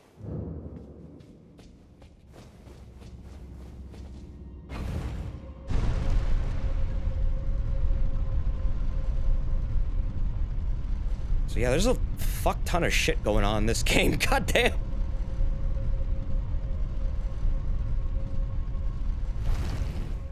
Yeah, we still deep dive in lore. I'm gonna go to bed, I think, now, though. It's like 5 a.m.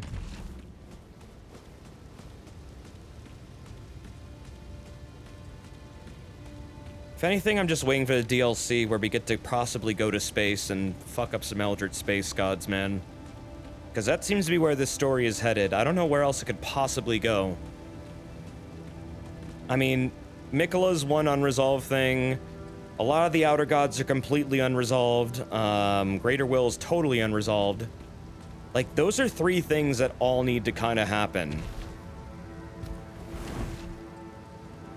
So I guess we'll see.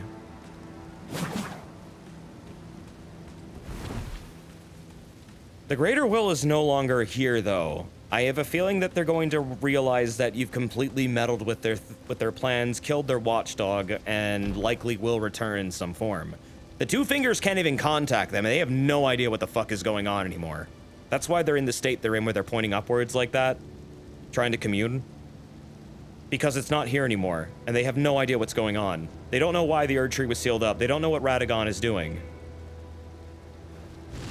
Well, was doing. He's dead. I killed him.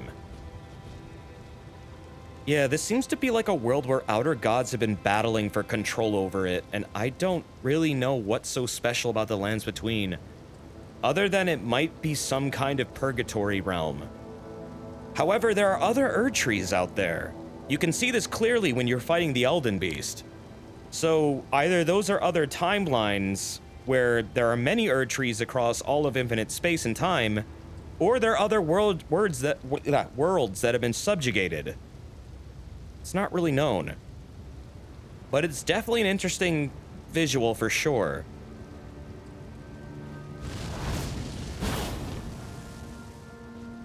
Yeah, Ronnie's ending really doesn't address the greater will issue at all. And it leaves a huge question, what exactly is she going to do? But if she was also kind of a pawn in the plan the entire time, it makes you wonder if this is a false hope sort of deal, and she's playing right into something that she's not even aware of is happening, which I don't even know what that would be. But it's implied that Marika may have allowed Ronnie to do what she was doing because she wanted that to happen.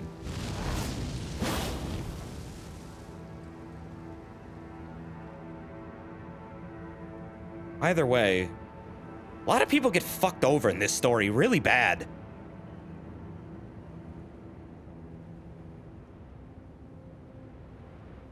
Well, my understanding is that she turns back the clock and makes it so the order in the lands between is no longer directed by the Elden Ring or anything specific as that. Kind of. I mean, the Elden Ring clearly still exists because you mended it with her rune. But what she's doing is she's taking, like, I guess all the divine influence of the demigods and I guess fucking off the space with it? She says a lot of cryptic bullshit, but it basically boils down to, I don't want people to be able to be influenced by the physical manifestations of actual gods. She's kind of saying, yeah, people should govern themselves and we'll just be in the background, kind of, I guess, still controlling reality to some degree, but not in a way that's tangible. And people will likely forget we exist over time. Which, okay, that makes sense, but that still isn't, like, an age of man. That's still just... That's just like shadow government god shit. That's just like behind the scenes they're still pulling the strings. But she also doesn't say what exactly she's doing either. But what is known is she's working with an outer god. She's working with the Dark Moon. Dark Moon is an outer god of frost.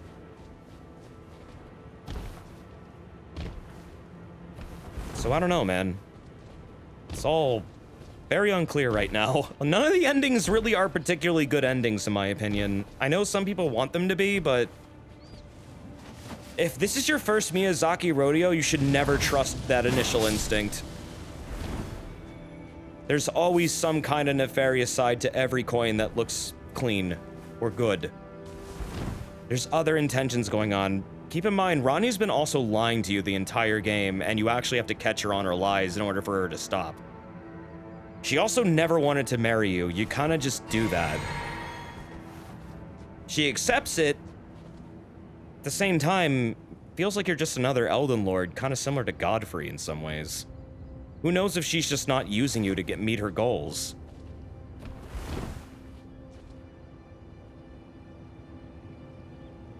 There's a lot of questions that aren't answered, in my opinion.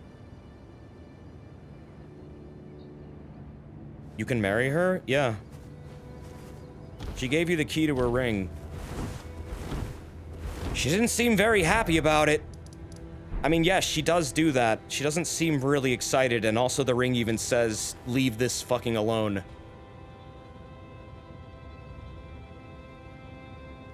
But I guess at the end, she does kind of accept that you're going to be her lord. So, it wasn't like part of her original plan, I guess. It's very strange. There's a lot of changes that happen in her plan right around the end of it.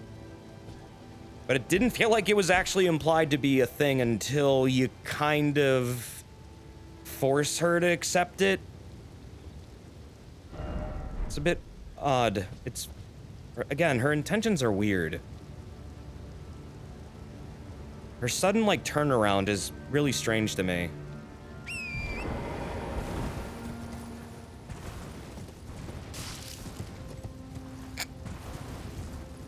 The name of Ronnie the Witch is already sullied by thee is such a vindictive line. It's even delivered out of embarrassment in the moment. Yeah, I know. That's why I don't think she really likes you. It's more like she's just accepting that you're this... I guess you're gonna fit that role or something. But it's really sudden in the way she just accepts it. To the point it's just like, alright, I'll just adjust my plans a little bit. Maybe she realized she needed you to meet some end goal. Was it a good game then? Yeah, it was. I love this game. It's probably my top 3 Soulsborne games. I think DS3 is still the best, though. I'm not sure what Ronnie's in original... Like, I don't know what her goals are.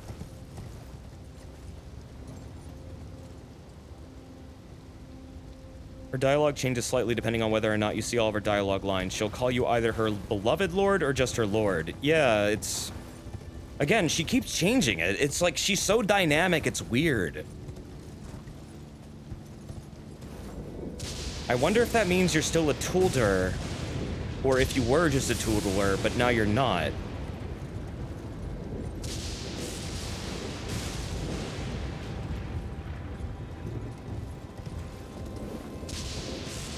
If it's your destiny. If you try getting the finger cutter before you initiate your quest, it straight up says you can't open this, it isn't your destiny. So once you can, it's directly your destiny.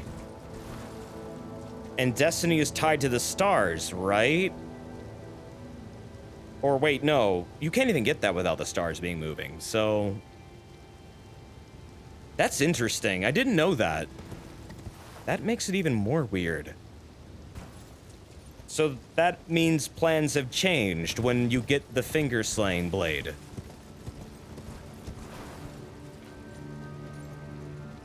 Whack. Okay, that's an element I didn't know.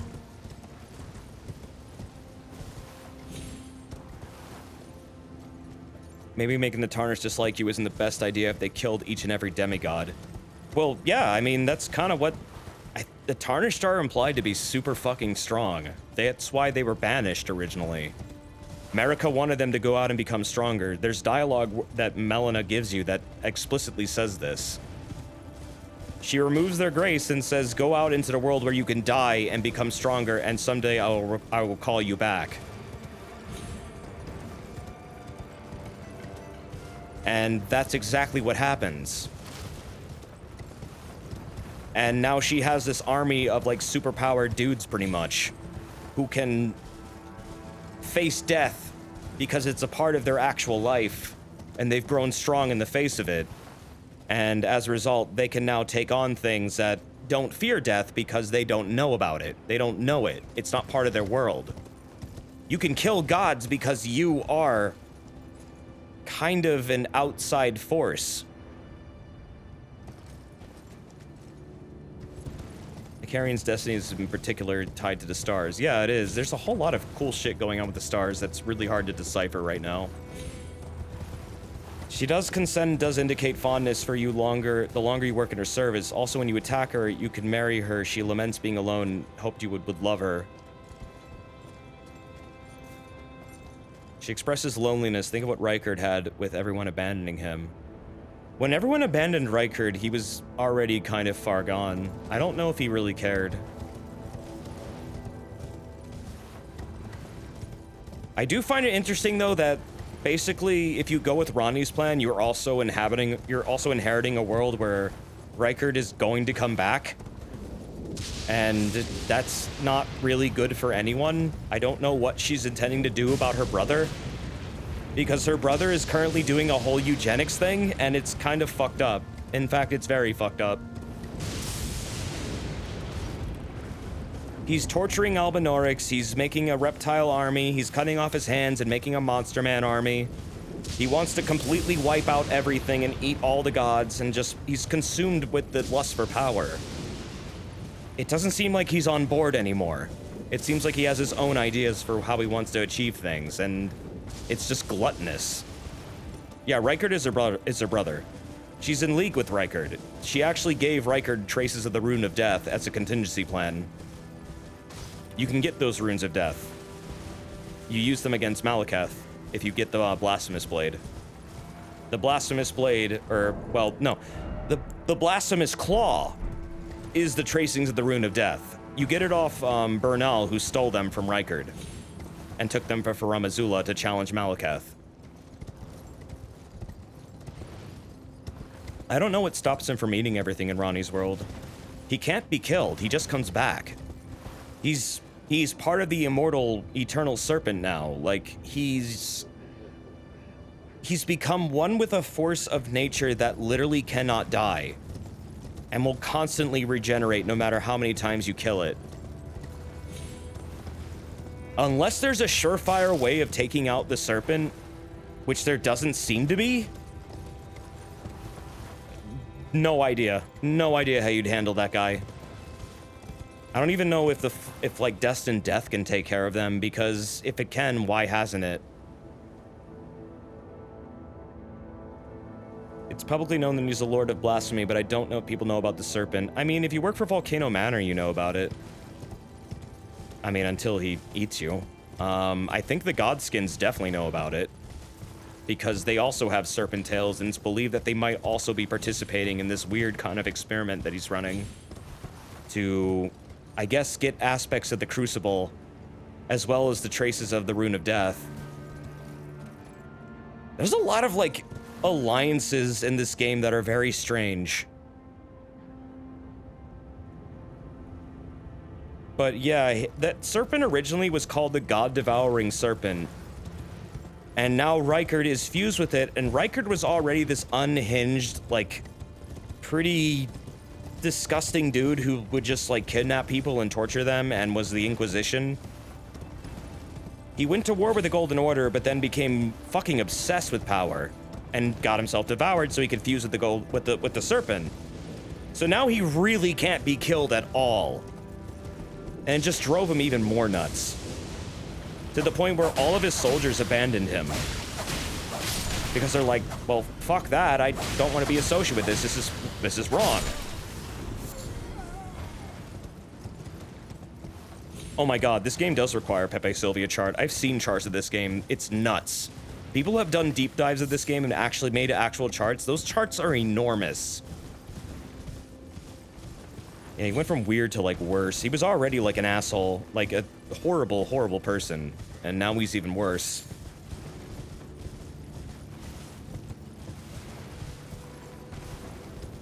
I think Ronnie was absolutely using Saluvis for some reason, but I don't know why. Other than Saluvis being like a teacher to her at one point in her life, I really don't know what the hell else he was doing that made it so she kept him around. Oh, hi. Forgot about that.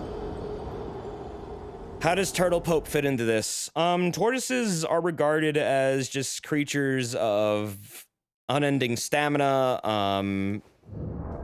I guess patience and reverence. Why they are talking tortoises, I don't know. I don't know why they talk. I don't know why they're so damn smart. I just know I love them.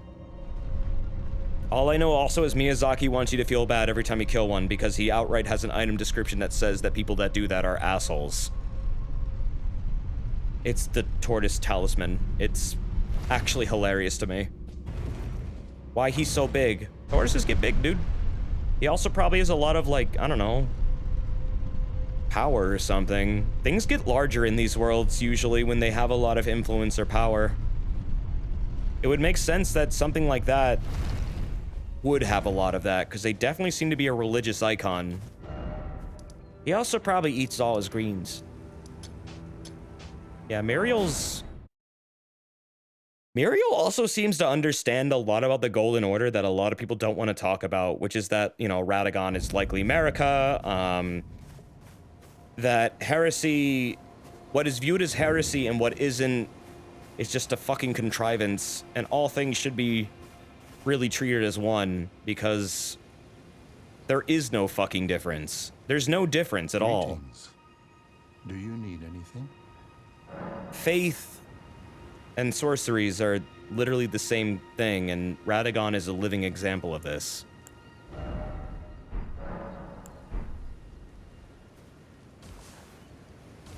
Watch your hat. You can kill the turtle. I know. I don't want to. He also is the only NPC that forgives you for attacking him. I've shown that already. I don't feel like hurting him again. He asks if you're finished, and then he's like, alright, well, I just hope that doesn't have to happen again.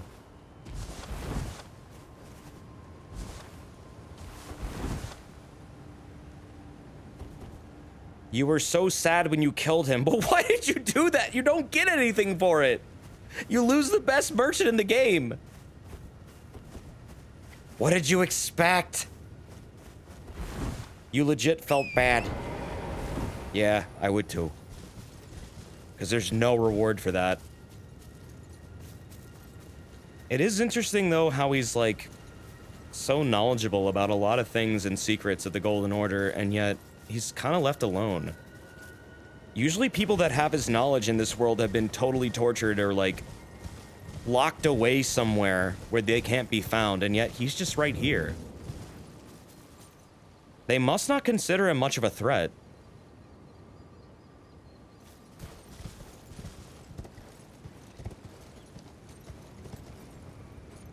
Yeah, I don't know if you hit Rhea, if you can ever be forgiven. I imagine you can be.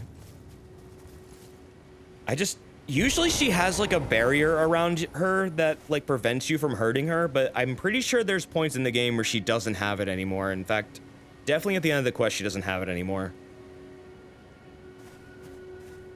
Oh, he's not a turtle, he's a tortoise. But the game keeps calling him a turtle, so whatever. These are not turtle eggs, these are tortoise legs. That's a damn tortoise. He hit the barrier. Oh, yeah. Did you know they added a barrier to Millicent at the end of her questline? Just so you don't accidentally kill her before you get that dialogue that gives you the choice of killing her. Because she's actually kind of hard to spot, and you might accidentally jump on top of her, and the fall damage might accidentally do enough chip damage to kill her. Yep. It's because people kept falling on her on accident. I find that hilarious. If they're willing to fix that, can they please fix Torrin already? I keep getting killed on accident. Thank you. What is this symbol, actually? Hold on a second. Never really looked at this. Wait, that's... What the... Yo! That little red gem insignia. That's destined death.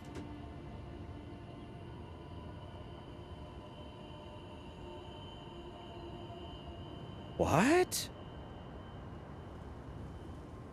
Wait a minute. Oh, fuck. This is even more credence that she was working for the Inquisition. Let me see. Where's Garank's hand? I need to see his hand. The amulet that Garank or Malekith has on the back of their hand where they keep destined death. Can I see the amulet? Need just a good image of that hand. Where is that? I cannot find a good fucking image of this. Let's see. Oh. Okay. I mean, this one points it out. It's not really a good angle, but it is the same color. And it looks the same as it is in the cutscene. I just need a good image of it. Whose dress is that? That is Melena's old Inquisition outfit, I believe. How are you still streaming? I have insomnia. I'm not saying that to be funny. I really do have insomnia. I've had it all my life. I've just decided instead of going to bed, I don't know, talk to people, stream. Makes me happy. Sorry if it's boring to everyone. I appreciate the concern, though. Or, well, I'm sorry it's also possibly concerning to people as well. Not to burst your bubble, but I'm pretty sure Raya's dress also has that little red gem. Does it? That looks like Destined Death. It does.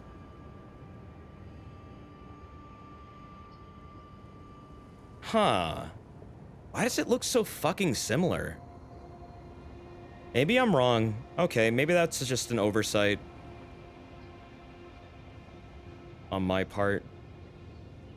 Isn't that the same symbol? I mean, I'm trying to find a fucking image of this amulet. You see it very clearly in the cutscene. Oh, I'm just gonna look at the cutscene and take a screenshot. This is annoying as shit. Google Images sucks. Malekith cutscene. Where is it? That is the outfit Zarias wears. Yeah, Zarias. That is her outfit. Let's see. Malekith Blackblade cutscene. Let's take a look.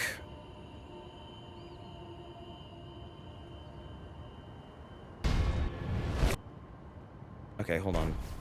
So... just gonna pull it back in a second.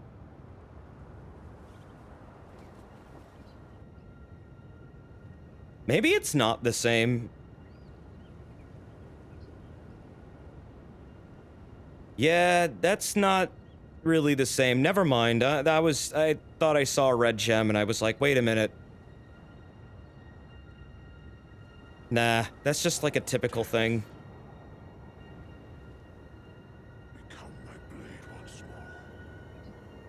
It is really cool looking, though. Good thought, though. Yeah, I was thinking there might be something there, but it's not the same shape. Same color, but not the same shape. Also, it's on other clothes, so it's not purely an Inquisition design. Love this, though.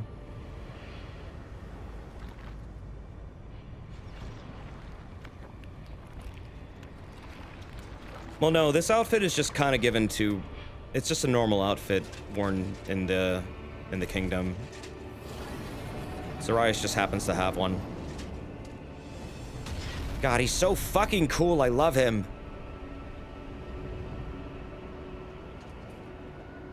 Oh. Okay. Yeah, I thought that might be Destined Death, like, right on that abdomen area, but no, never mind. Thank you for correcting me on that. I mean, unless that is a reference, I don't know. Malekith took you forever. I think he's a really fun fight to learn. I wound up learning all of his openings, and I had a good time no-hitting him. Yeah, that's exactly the same. But this is definitely Melena's old outfit.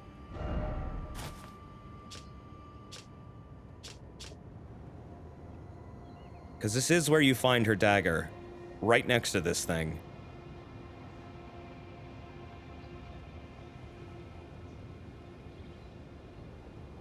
And it would make sense. If she did participate in any assassinations, that would make sense. And her knife pretty much describes it as, yes, that was a case.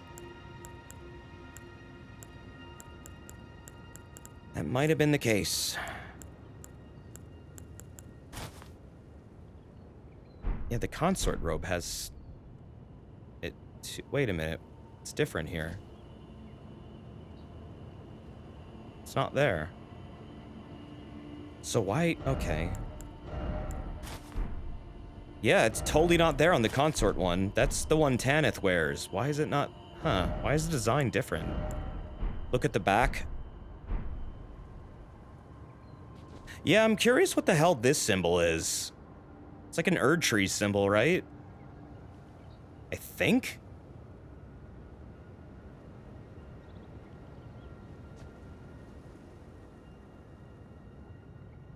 Well, the thing is why people think it's Melena's dress specifically is because of the bandages.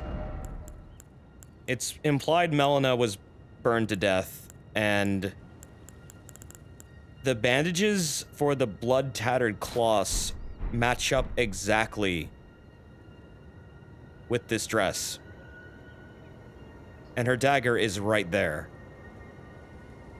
And you find these bandages in the sewers, which probably means that's where they threw her dead body.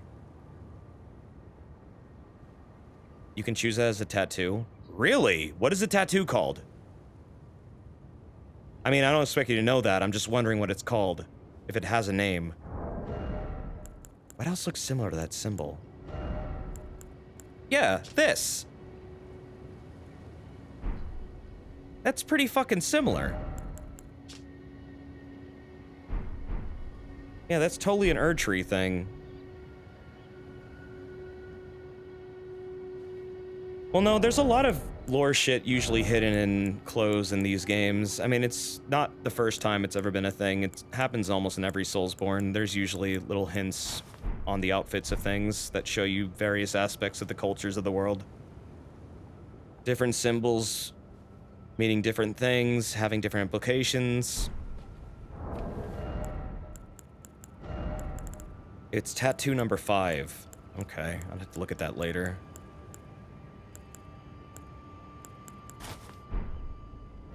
Like that beast is... Like that beast on this outfit is Sarosh.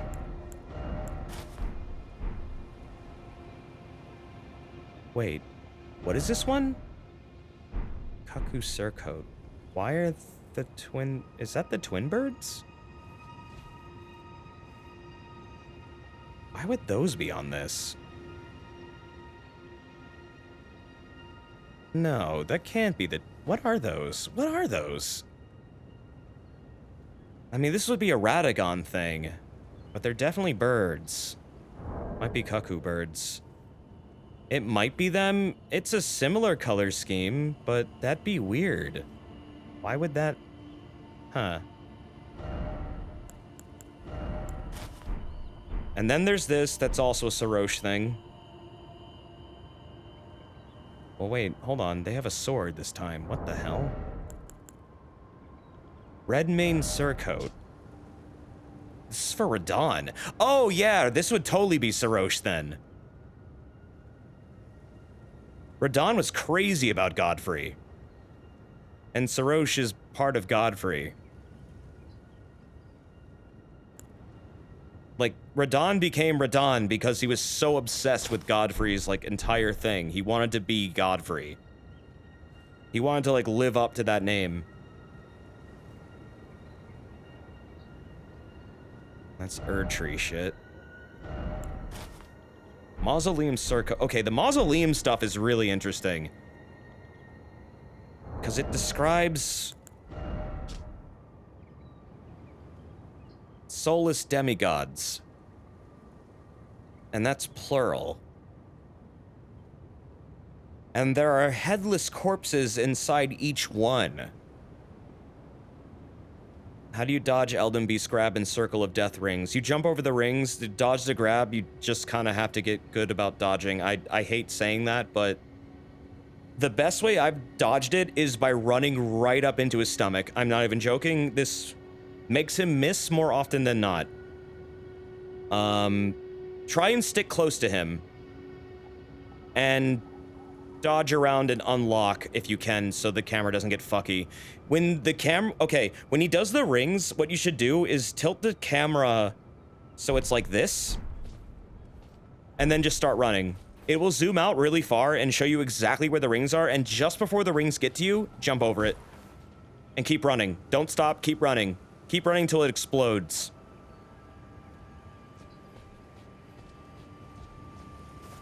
Just don't lock onto him when he's up in the air. There's really no point. He won't do anything up there. And if he does do something up there, he has a totally different telegraph for that. Yeah, just unlock him. Don't watch him up in the air. You'll just get hurt. He will never hit you with those rings. Or he doesn't do anything else while he's firing those rings. He just throws them and you just go this. And if he does the triple one, you just jump over it 3 times. It's a lot easier than I thought it would be, to be totally honest. I really thought that move might be a struggle thing, but no, it's just a matter of unlocking and just tilting your camera like this and looking at the floor. Yeah, just running is a lot of how you dodge a lot of things in that fight. Stay behind him, actually. If you stay behind him on his ass and use, like, Flames of the Redmanes and shit like that, like, you can knock him out really easily after 4 Flames of the Redmanes, no matter what. And then he's free to be beaten on for a solid, like, 5 seconds, and Trust me, that's more than enough time to get a lot of damage in. Especially if you have, like, Spiral Shard. Holy fuck, that melts him. Like, really melts him. I was shocked. That might be the best spell to use against him, to be totally honest. Flame to the Red Mane trivializes that fight. Yeah, it really does. It really fucks his day up. Same with Radagon. Like, I can beat Radagon in like 30 seconds with Flames to the Red Mane. And you can hit Radagon in the air with it, by the way, if you stand under him when he does the air slam. It's long enough that you can fire off 2, and you only need 3 to get him. Red Mane's is damn good of a move. Love it. Yeah, Flame Strike got a big buff, actually. It originally wasn't that good, and now it is good. So both the fire abilities are fucking nice. Don't sleep on them. They're goddamn amazing. Yeah, there is a thing where it says when Gideon glimpsed into the will of Queen Marika, he shuddered in fear. And I don't know why that is, other than maybe he knows that she's taking on the greater will, and he doesn't understand what that means. He seems to just want to go with her plan, but at the same time, it seems he's also terrified of her. Yeah, at the end, that should not be. Dung Eater has another interesting thing on his armor that talks about the heavy sun-shaped medallion represents both the guidance he once saw in the ring to which it will one day lead. I don't know what it means by the ring other than possibly some kind of destined death thing. Sir Gideon Ofnir, the all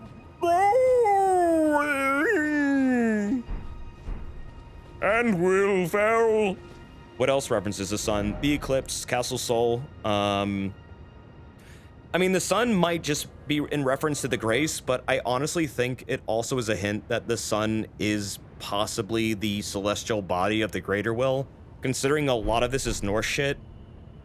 Like, I've been saying for a long time, Formless Mother is most likely a nebula. There's a moon outer god. There are space rock things. There are star beings. Like, every fucking little piece of dust out there has some kind of god associated with it. The sun is oddly omitted, and I feel like there's a reason for that, because there used to be a sun-worshipping society. There isn't anymore. They also used to worship the eclipse. They don't do that anymore. It's like the sun has some kind of secret. And the Golden Order is also often associated with honeyed rays of gold. Sunlight. Gold Mask has a sun mask. He studies the Golden Order. I really feel like it's a sun thing.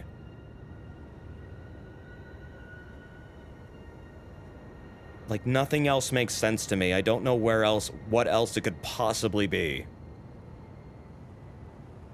Yeah, and trees get their power from the sun, exactly.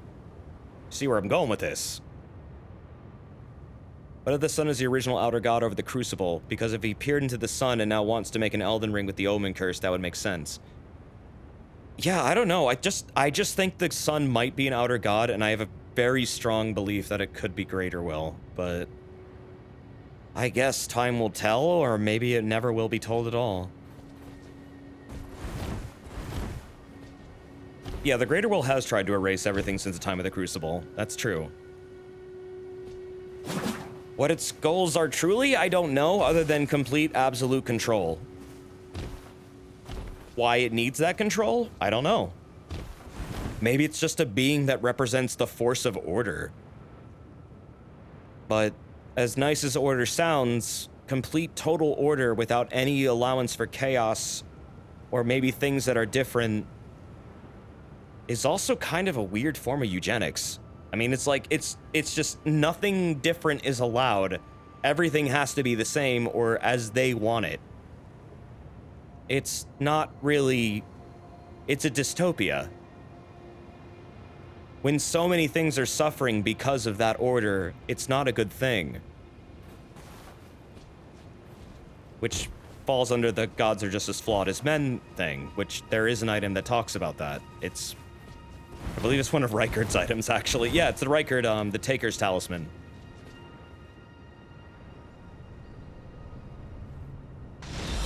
Ow!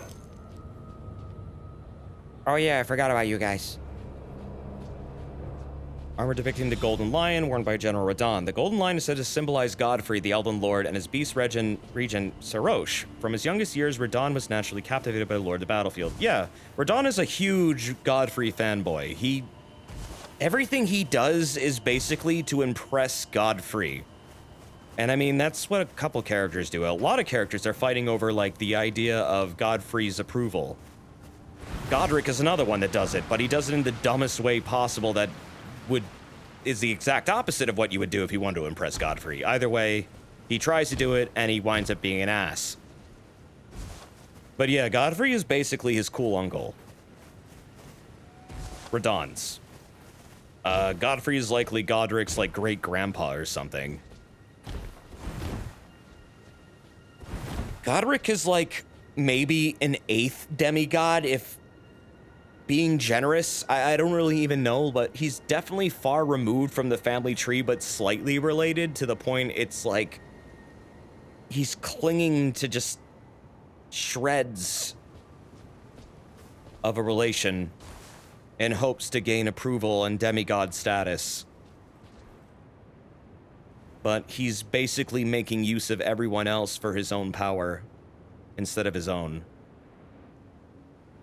Godofroy is basically his older brother that apparently introduced him to the idea of grafting. So they are like his older brother or some kind of like older, not quite that much older, but slightly older ancestor that was sealed away for some reason. I forget why. But there is a connection between them. Unfortunately, they do use the same model, so it's dumb. And I wish they hadn't done that. So at least that character would be a little bit more interesting. But yeah, he basically introduced the concept of grafting. And Godfrey uses grafting to become stronger. Because he is a fucking weakling. And doesn't have his own strengths and needs the strength of others in order to become strong.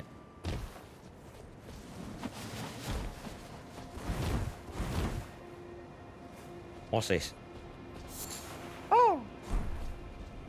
Says it at 6 a.m. I know. I'm going to go now. This was fun. I got frustrated at the Black Knight dudes, but whatever. I didn't need that armor. It's just armor that talked about how they used to work for Margot. That's all. Other than that, I mean, we did a lot of deep diving in the lore. This game is fucking amazing and beautiful. I don't know if I'm done with it personally. I mean, I might still play a bit of this on my own. I'm definitely going to wait for DLC before I probably get back into streaming this again regularly. I might do a New Game Plus run when the DLC comes out and just kind of like, I don't know, shotgun like a lot of the main story and then just like shoot right into the DLC. It also kind of depends whether or not the DLC is incredibly difficult or not if on New Game Plus, which it might be. So we'll see what happens there.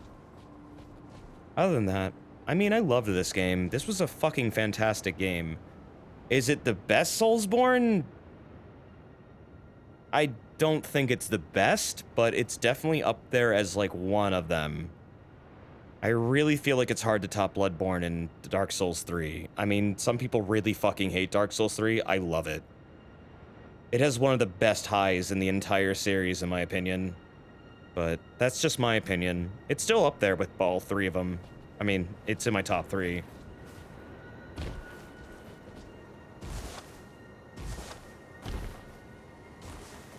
But yeah. Great game. Amazing game. I guess I'll start getting addicted to Monster Hunter again now, so that'll be later. Probably later today, even. But we'll see. I'll be back. Later on. I do have a schedule thing I gotta do. And it will be for Green Man Gaming, but basically they're having a really good sale on Monster Hunter, and I'll be streaming that, as well as getting reacquainted with the game because the DLC is coming out soon.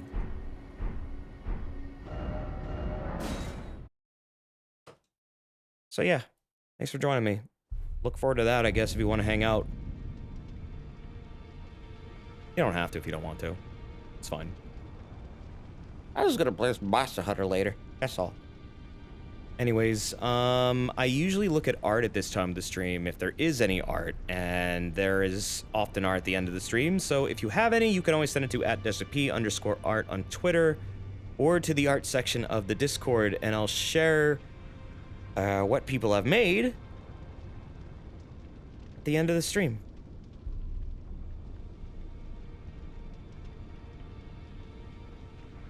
You know, stream-related stuff. Oh, there is quite a number of arts tonight. Okay. And, again, while I'm grabbing those, thank you very much just for hanging out. I really appreciate it, and I really value it. I know this has been a fucking long series, one of the longest I've done. In terms of hours, definitely the longest I've done.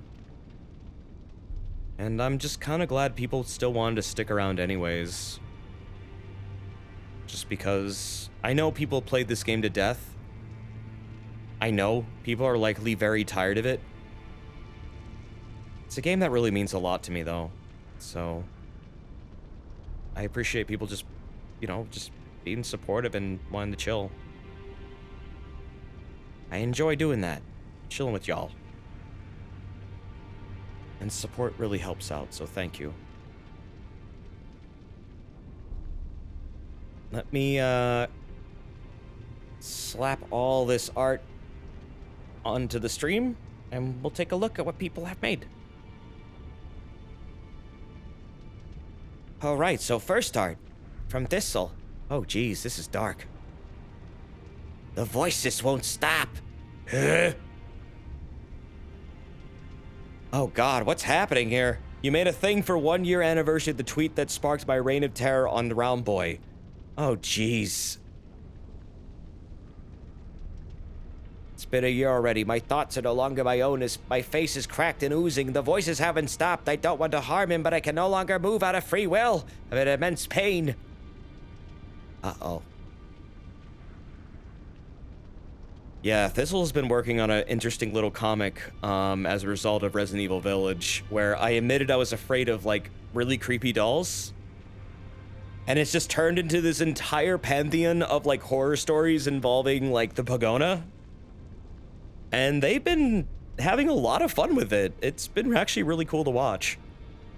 It's nice to see someone get so creative over some dumb thing I said. It actually is really cool to me. So, I appreciate that, Thistle. I'm glad you're still having fun with this idea. It's really nice, and I'm just glad to see you doing art again. And having a lot of fun with it. That last slide of text is a code. It's a cipher. Oh. I'm not very good with ciphers.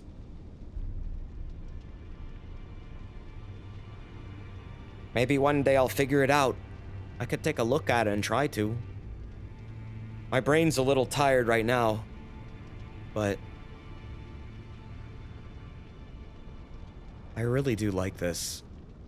Your stories have gotten very, very intricate, and I like how you, have been working also with Chemo on this stuff too, and Burkhart. You have a password if you want to decode it in a website. Oh, yeah, sure. I don't really know any good cipher websites, though. Let's see. Caesar cipher. How does this work? Plain text. How do I reverse this? Oh. Rot 13. Rumkin. Cipher tools. I feel like my brain is dying. I say that a lot. Should get it looked at. Should get my brain looked at, maybe.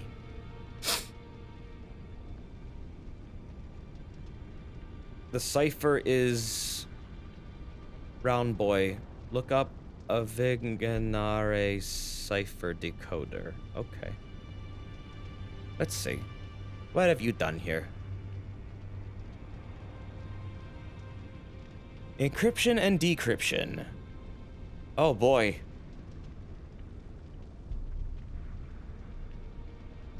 Oh god, there's like a whole chart for this. I don't know if there's a quick one. Oh god, I feel really dumb right now. I don't know how to do this.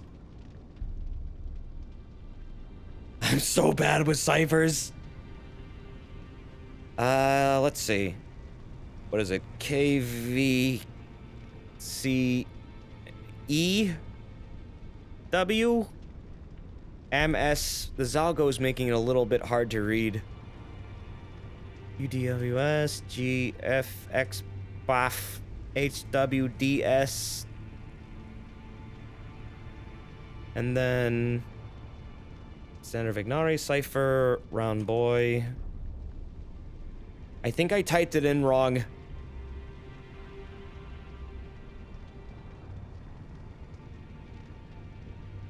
Drink your Ovaltine. If I may post a link to a website, I can give you the uncorrupted text as well. I mean, I have the cipher thing up.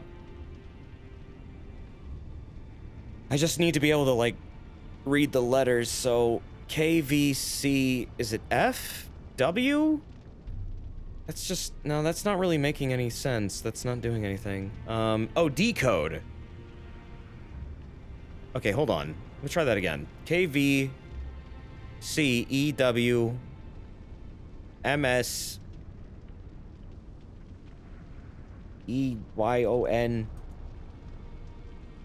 I got what? UWS. What have? Oh, Thistle. What have? Let me guess. You done? GFI. Yeah. XBOF. Well, that's not it. X. Wait, no. B. DO. QF. HWDS. What have you done to me? Thistle, what have you done to me? What have you done to me? Damn, that's a lot of effort, Thistle. I don't think anyone's ever put a cipher in art before. That's actually really cool. I often forget ciphers are a thing. But yeah. I remember there was this one game I had to stream that had a whole thing about ciphers, and I wound up getting really frustrated and feeling dumb because if I guess it was like, I don't get it. I think that was the Beast Within. I think I wound up quitting that game because I was just like, I'm too stupid. Stupid. 10 minus 9. What? Yeah, that's really cool though, dude. I like that. Thank you.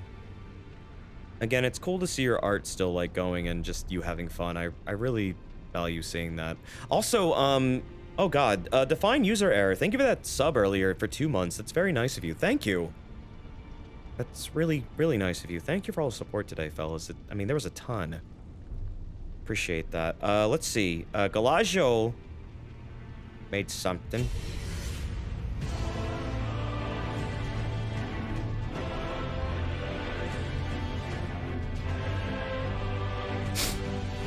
Mm-hmm. Yeah? Yeah? Yeah? What's the Radadumpy doing? Oh, is this Radumpy?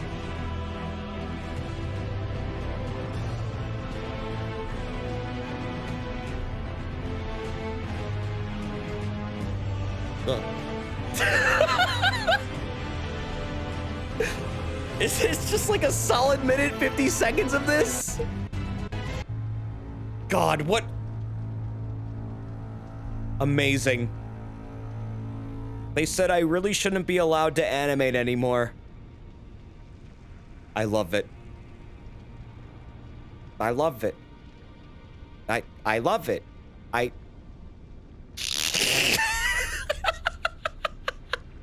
fucking love it. Put that in a museum. This belongs in a museum. Incredible. Incredible. God damn, you're like whipping these out lately. It's pretty cool, honestly. Animating's hard, dude. The fact you said you haven't been able to animate before now is, like, wild to me. You have a very good understanding of it. Just 2 minutes of that. Goddamn. Yeah, that there were dumpy. Show that to Miyazaki. He'll, I was gonna say he'll fire you, but no, he'll hire you. He can't fire you unless you're hired. So, I mean, maybe he'll hire you and then fire you. But hey, that's a job. You can put it on your resume. Be like, I worked for Miyazaki for 2 seconds. Put that feather in your cap. He'll mod then ban you. Yep. No, I love this dude. Thank you. I wish I could be more ecstatic. I'm so tired. It was a good time. I love this game. It's really good. Looking forward to DLC of it for sure. Chemo has made 1 Pogona. Did they make another one? Am I missing one? Was it more than one? This is really cool looking. Look at this dude. He looks like badass. Finally had some creative energy day and came up with this, but I'm still not happy with it. Why? Why not? I believe there is another. There is another. Eh? Can't find it if there is. Oh, wait, no, there is. Oh, whoa, whoa, whoa, whoa, whoa. There was another. Wait, why can't I have both though? Why? Oh, damn it. Okay, hold on. I'm gonna name that 1. Okay, this is the other one. And then this is that one. And then, there you go. Chemo, this is really fucking good. I don't know why you don't like this, but I like it. That's a really good style, dude. Again, your style makes me think of, like, fighting games a lot. I'm pretty sure you could find, like, work as a character artist. I'm damn sure of that. He looks like he's gonna bully us nerds. He does. But he's a nice guy. He wouldn't do that. I don't like to bully people. I feel like that's mean. I got no time for that. Instead, I just bully Radigan with Fires of the Red Mane because, Elden Beast pissed me off. Listen, if they were totally different fights, I would approach him fairly, but I mean, like, the game forced my hand. And now I must cheese. Endlessly. But no, yeah, this is great. I really like this, Chemo. I'm sure you went to bed already, but, like, if you wind up seeing this, I love it. You really, really, really have a good style. You have a good sense of anatomy. You have a good sense of just, like, line work.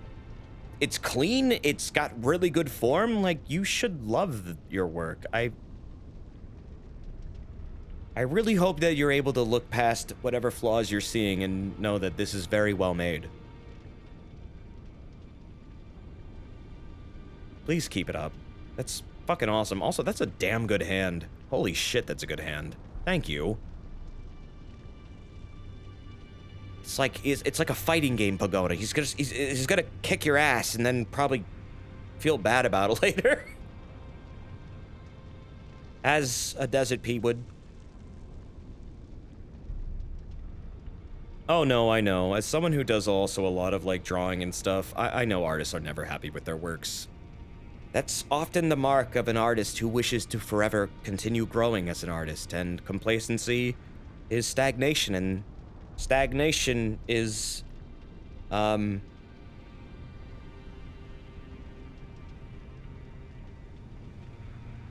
I mean, it's...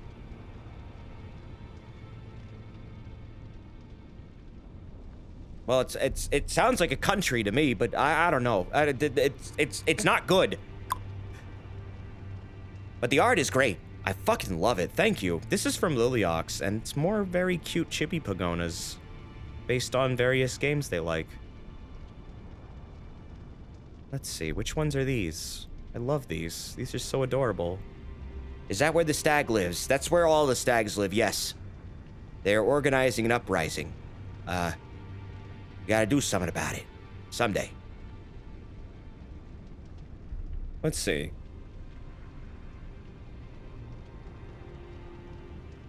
Ayer Tonliko the First, the girl who continues to sing at the end of the world. The girl's metaf...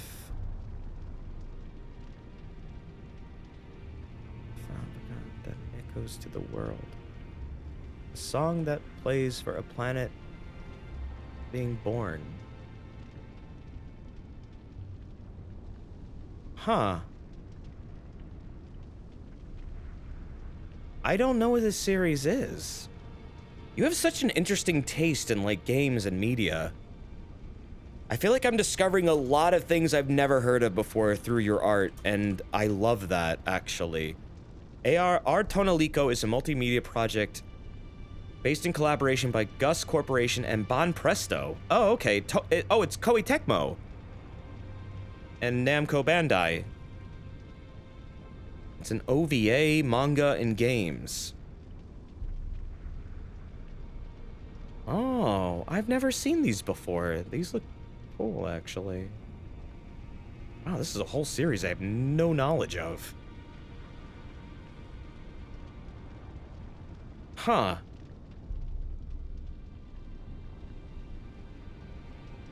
Oh, they're like PS3 games. Yeah, I've never seen these before. That looks really interesting. It's like an RPG, kind of? Huh.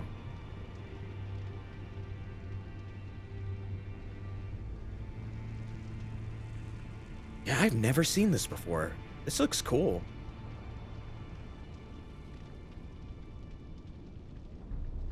Interesting little, like, layout there. I'm wondering what the bottom left, like, part of the GUI is.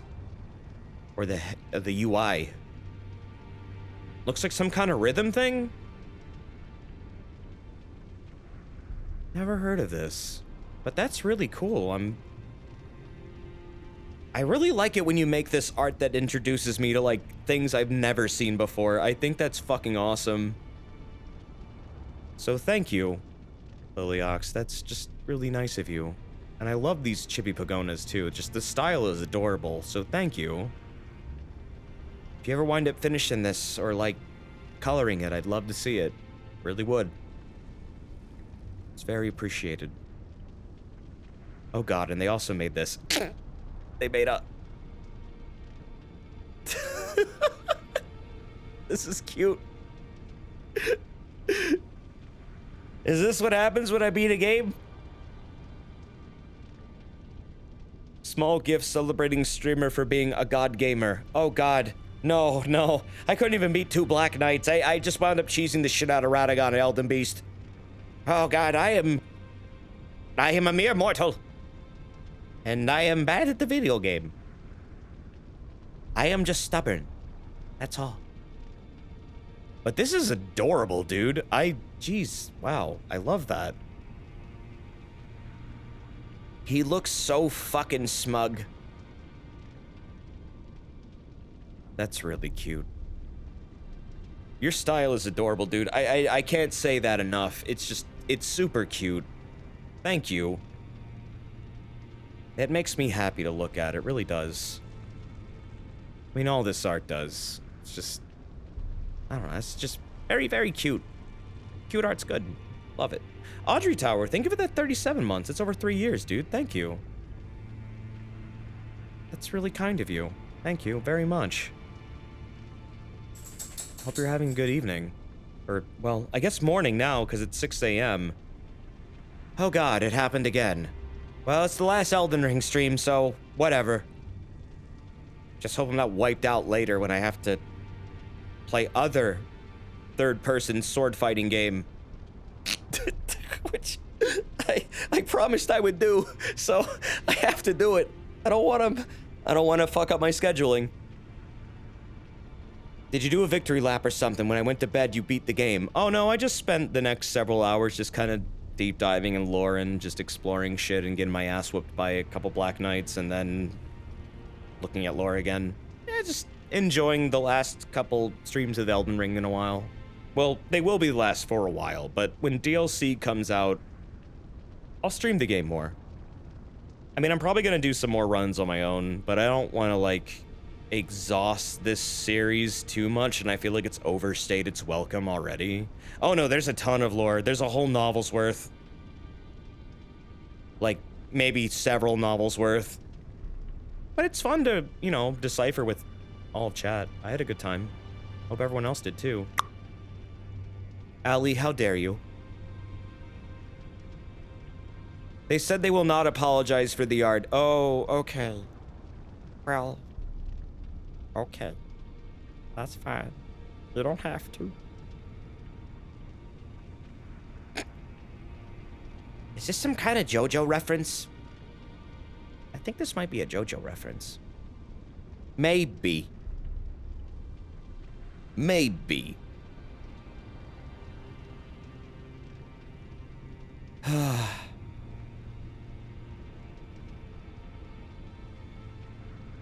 Okay. Well, I'm super exhausted. I do believe that is all the art. Again, thank you all very much. I know I said that this game isn't my favorite Soulsborne style game because, I mean, it did have a lot of technical problems, and I feel like that did hinder the experience a little bit, and I kind of wish they would have kept this game in the oven a little bit longer. It did feel like an early access title at times. It's still probably one of the top 3 Soulsborne games I've played, like, that are actually a Soulsborne game. I mean, I consider Sekiro its own thing. It's still a Miyazaki game, though, and I love it for that. I love Sekiro, by the way. Love that game. I just acknowledge it as something kind of different. But, I mean, it's still up there with Bloodborne and Dark Souls 3. I do feel like it's a really good game. It is an extremely accessible Soulsborne. The way I was playing it was honestly probably the worst way you could play it. If you go through Elden Ring, use Spirit Ashes, use whatever tools you need. The game is actually quite accessible this time around. They gave you a lot of tools you shouldn't feel bad about using, no matter what dumbasses on the internet say. It doesn't matter. Just play whatever's fun. I beat the game with, like, no fucking health. Anything is possible. If you put your dreams, you believe your beebs into dreams, and then you, well, just, the game's good, okay? It's good. It's really damn good. I love it. I'm never gonna forget these streams. We're gonna return to this game whenever the hell DLC comes out for it, I'll assure you that. And I'd like to do a New Game Plus run at some point. Whether or not I do that on stream, I don't know, but we'll see. Other games I'm playing right now that I also need to finish up are Xenoblade. We also got Kirby. That's got to come back. It will be coming back. It is time for it to come back. I would like to finish it. I would like to play it because I love Kirby. I don't know why I've been so long away from it, but I really wanted to focus on Elden Ring for a while. Monster Hunter will also be making a huge return, as well as probably some other random little games every now and then. There's some interesting stuff I would like to show. Prehistoric Kingdom is something I would like to stream as well. I'm waiting for a major update for that, and then I'll be doing that one. Got a lot of things I want to do. Why the fuck you still stream when I just woke up? You ever heard of the term insomnia? It's a condition, and I got it. Bad. I'm usually awake anyways at this time, so not a big deal. This is good art. It's very good. You like the Redumpy? I love Redumpy. Galaggio made Redumpy. Why did they make Redumpy?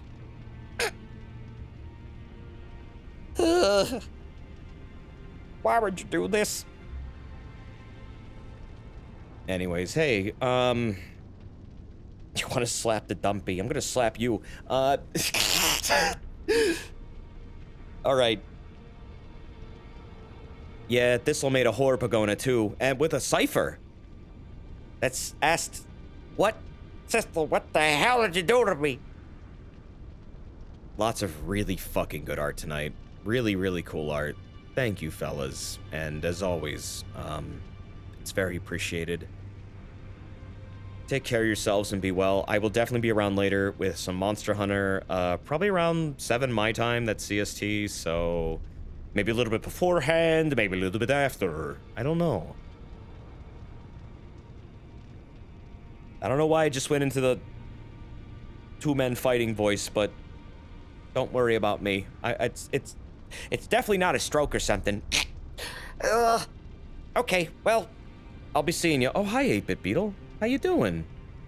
Hey, it's good to see you. I haven't seen you in a while. I hope you're doing all right. I really do. It's good to see you. Did you guys know that, like, Beetle was probably one of the first people that drew the Pogona? I still have that art of the one of them telling a joke in the background of the Mario Sunshine stream. I still got that. I remember it. I see it a lot, actually, every time I open my folder. For all the art.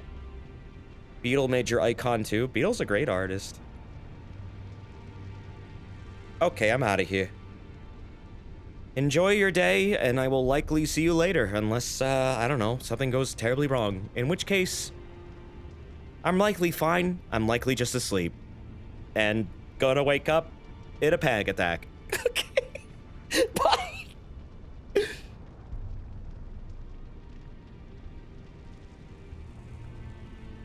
Bye.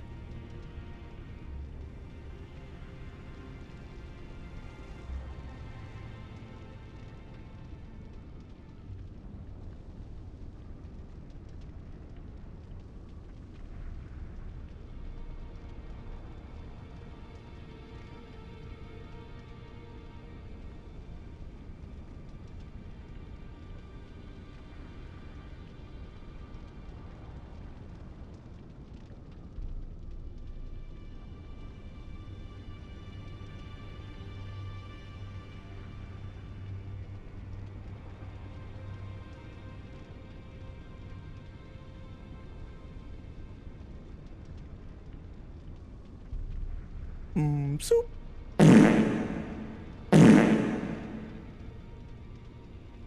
I hit the button a little bit too early there. Sorry. Okay, I'll let it one more time. Okay, bye.